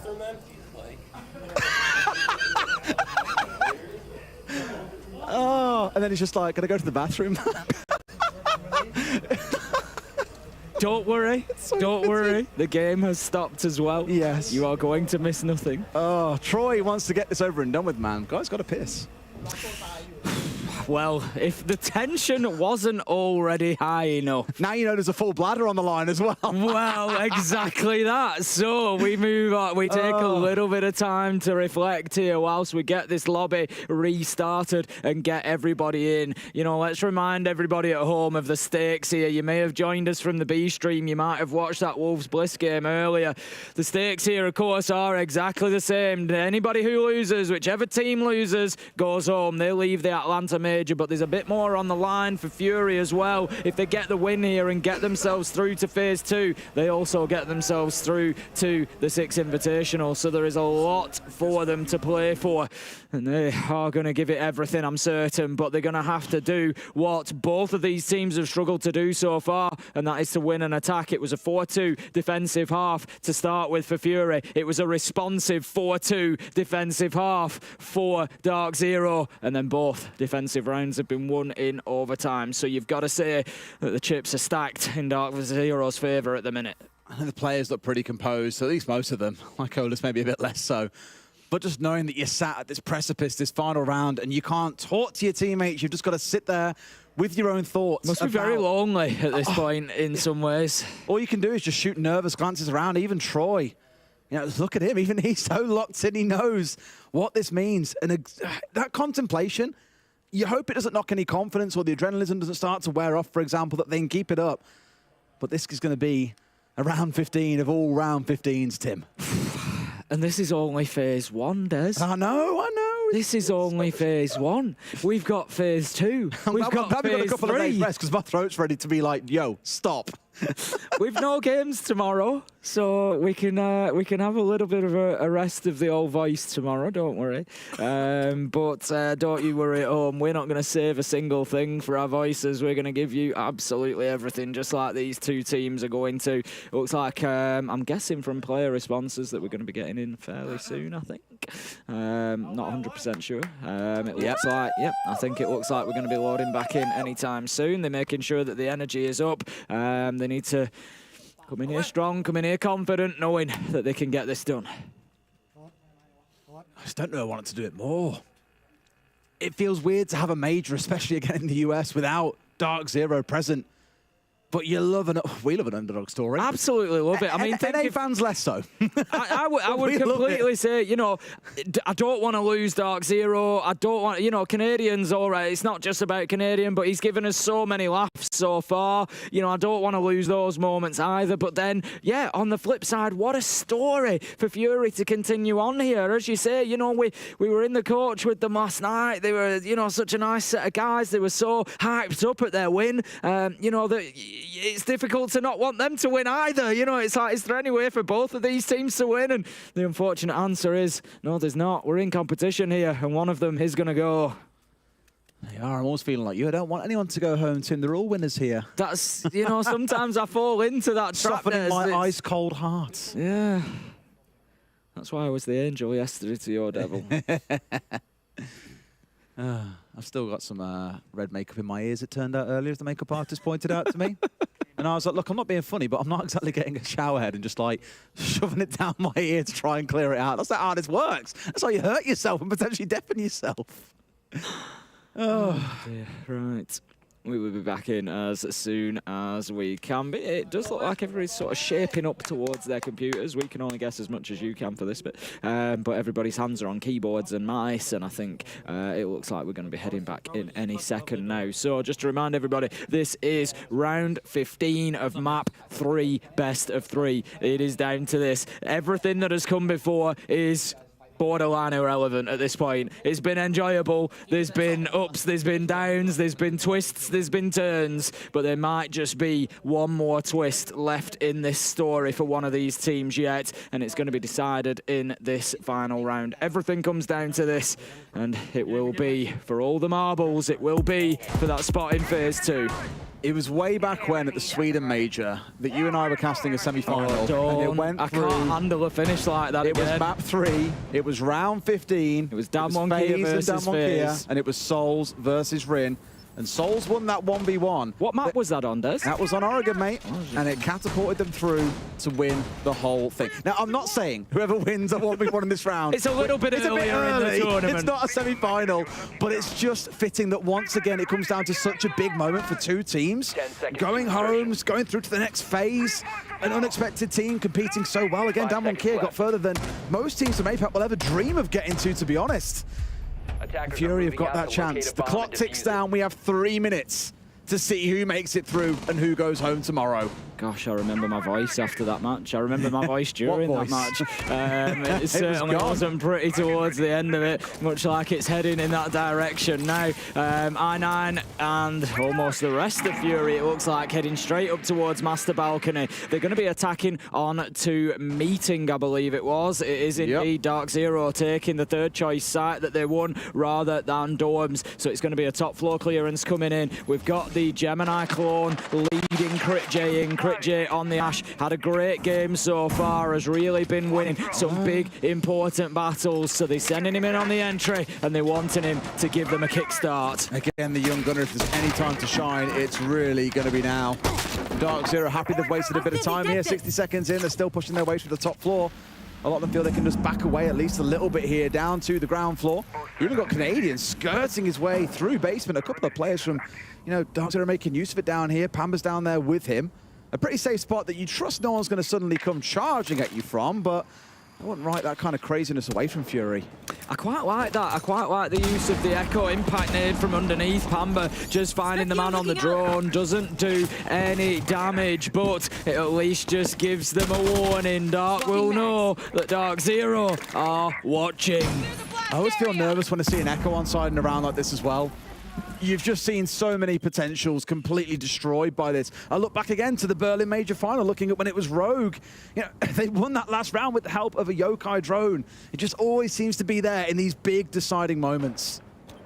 Rice. There's just a couple of Dark Zero players that are positioned in what could be tricky spots for Fury to deal with. You've got Pamba roaming around, you've got Rice on rear stage stairs, you've got Canadian on the Echo. There's a number of problems for Fury to solve.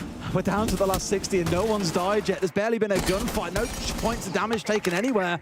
And I just worry that, sure, Fury has done a lot of setup work here, but they're leading themselves into a trap. You can just see that Dark Zero are sitting back and waiting and almost inviting them to their own demise here. Nade in hand, wants to bounce it through, won't find the man as he's long backed away. Tim, we're coming down to 30 seconds. I'm getting nervous for Fury. This could be won and lost on a Yokai drone. There's Canadians just feeding information back in. If they're available when they attempt this plant, it could be a problem. Like Olis is in a position ready to drop. He's waiting for the toxic gas to dissipate. 24 seconds left on the clock. It all comes down to this. It's 5v5, Des. This is absolutely unreal. BG Man looking to soften up. There comes the kills. It's all going in favor of Dark Zero. It's 4 versus 2, and it looks like they will take down the contenders of Fury. I9 rushes on in 5 seconds. Dark Zero, they're scarpering, having nothing to do with this. They know they just need to survive, and survive they will. Not only on Oregon, but here in Atlanta. They keep their place and they move on to Phase 2.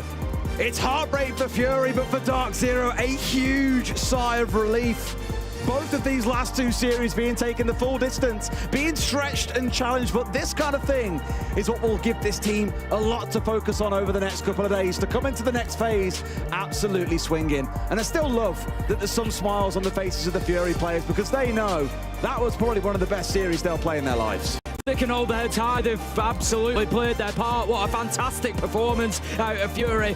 You know, we've shouted just as loud for them as we have for Dark Zero. It was a great finish from Dark Zero. We've got to give it to them. Experience really came to the fore there. And, you know, what a great setup they had for that meeting hold. They knew exactly what was going on. They didn't overcommit to anything. They had all the answers. A fantastic finish from Dark Zero. But as you say, they're going to have some work to do, Des. They're going to be going looking. They don't want to be going to round 15 of map 3 too often, so they're going to be looking to get some matches finished off in quicker succession, I think, when they get into phase 2. I get the feeling they'll sleep pretty well tonight as well, Tim.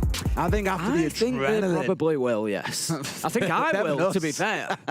All of us need that good rest after that series. What an absolute screamer. We have got some highlights coming up for you in just a second. We'll take a look at the scores, go through a bunch of things before we look to close the show out there, but that really sets us up for a really exciting play-ins as well. Dark Zero have made it, Wolves have made it, a lot of the usual suspects are there, but not without a few heart-stopping moments from the challengers. It's certainly been close, as you say. Fury and Bliss particularly really giving us the, you know, those runs today of getting towards the end of things and stretching people as far as possible, but ultimately Experience does just prove the winner on the day and they all get themselves safely through. But I tell you what, we've enjoyed plenty of jeopardy today for these teams. It's not been straightforward. It hasn't at all. And yeah, again, looking down, we'll speak about Fury because they're the team going out here as well. It's worth shouting out so many of them. Yeah, looking across Dark, Crit and BG, man, the three fraggers that we've just celebrated time and time again for so many different scenarios, like Colis, a couple of huge clutch moments throughout both yesterday and today. And I know I9's had a bit of a stinker of the third map there. I did joke that he was the Jaeger that you have in rank sometimes, but equally, he's had some fantastic moments across the last couple of days that have single-handedly won his team games. Yesterday, it looked like they were done and dusted on one of the maps when they were down 0-3, but then he wins 4 rounds single-handedly for them. A lot of promise in this team. I really hope that the time they've had here in Atlanta as well helps them with the scrims they've had, the experience they've gained, that this series really helps level them up and we see them come back fighting for a future competition. Completely agree.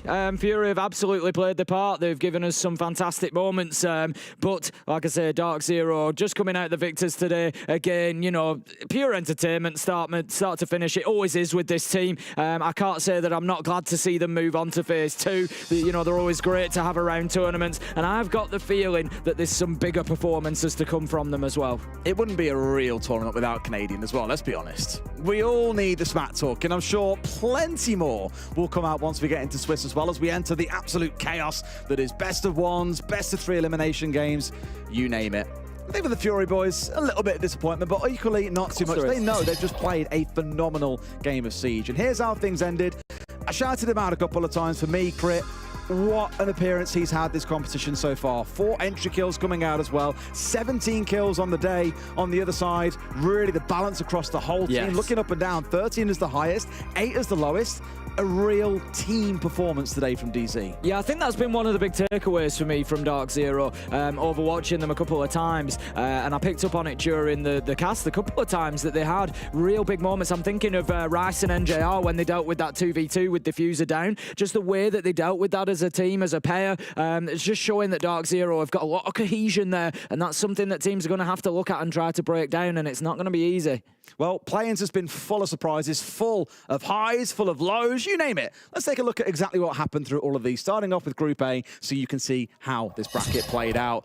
On this one, well, it was a bit of a surprise, wasn't it, Tim? GK storming their way through, and really one of the names that not too many coming in there as a top 2 team, let alone number 1. NIP, classic from them, having to do a real lower bracket run, almost being taken over the finish line by Crest as well, but NIP won it out 2-1 to squeak through and be our 2nd team coming out of Group A. Over in Group B, Tim, give us the rundown. Well, it was, you know, the story of bleed, really, along the way. They got that bit of of an upset to start things off against Cyclops. A lot of people thinking that they would take the win, but no, ultimately they couldn't get past loss, and it came down to that rematch. But Bleed just doubling down and saying, we beat you once, we'll do it again, and they get themselves through to phase 2. Cyclops once again, you know, sort of time after time now, just getting into these majors and unable to get past that first phase. Another heartbreak for them. 9 S-tier events where they found themselves going out in the early stages. In Group C, the one that we have just finished the end of, at the end of the day, we had the happy ending for our top teams as well in G2 and Dark Zero, but not without some frights along the way. Sure, day one was absolute dominance for G2 and Dark Zero, but as you just saw from that series a second ago, there were definitely some scary moments. Clearly, Fury carrying Halloween over into today as well as yesterday. And to wrap things up, Tim, let's take a look at Group D. Yeah, I think, again, pretty much as expected, very much the same story as Group C. The two teams that you might have looked at the beginning and said they'll go through have done, but there have been a few surprises along the way. They've certainly been run closer, none closer than Wolves. They've scraped their way through in some ways, losing that opener and then go into, you know, the final stage against Team Bliss. That went to round 15 of map 3, just the same as Dark Zero. So Wolves and Dark Zero, I'm sure, going to be counting some lucky stars tonight. Walking away feeling a little bit battered and bruised is really the way that I can summarize it. We do also have some other things to go through here as well. We can take a look at SI probabilities, as that is a big one. It's been the big story across this. We mentioned for Fury as well as for Bliss. Fury there. I think because of where they've finished and how close they've got, they've just squeaked enough points over to get through. And based on how other teams have done and been knocked out, or at least been pushed down the standings a little bit, it does start to make things look a little bit precarious. Bliss are in there, Fury are in there.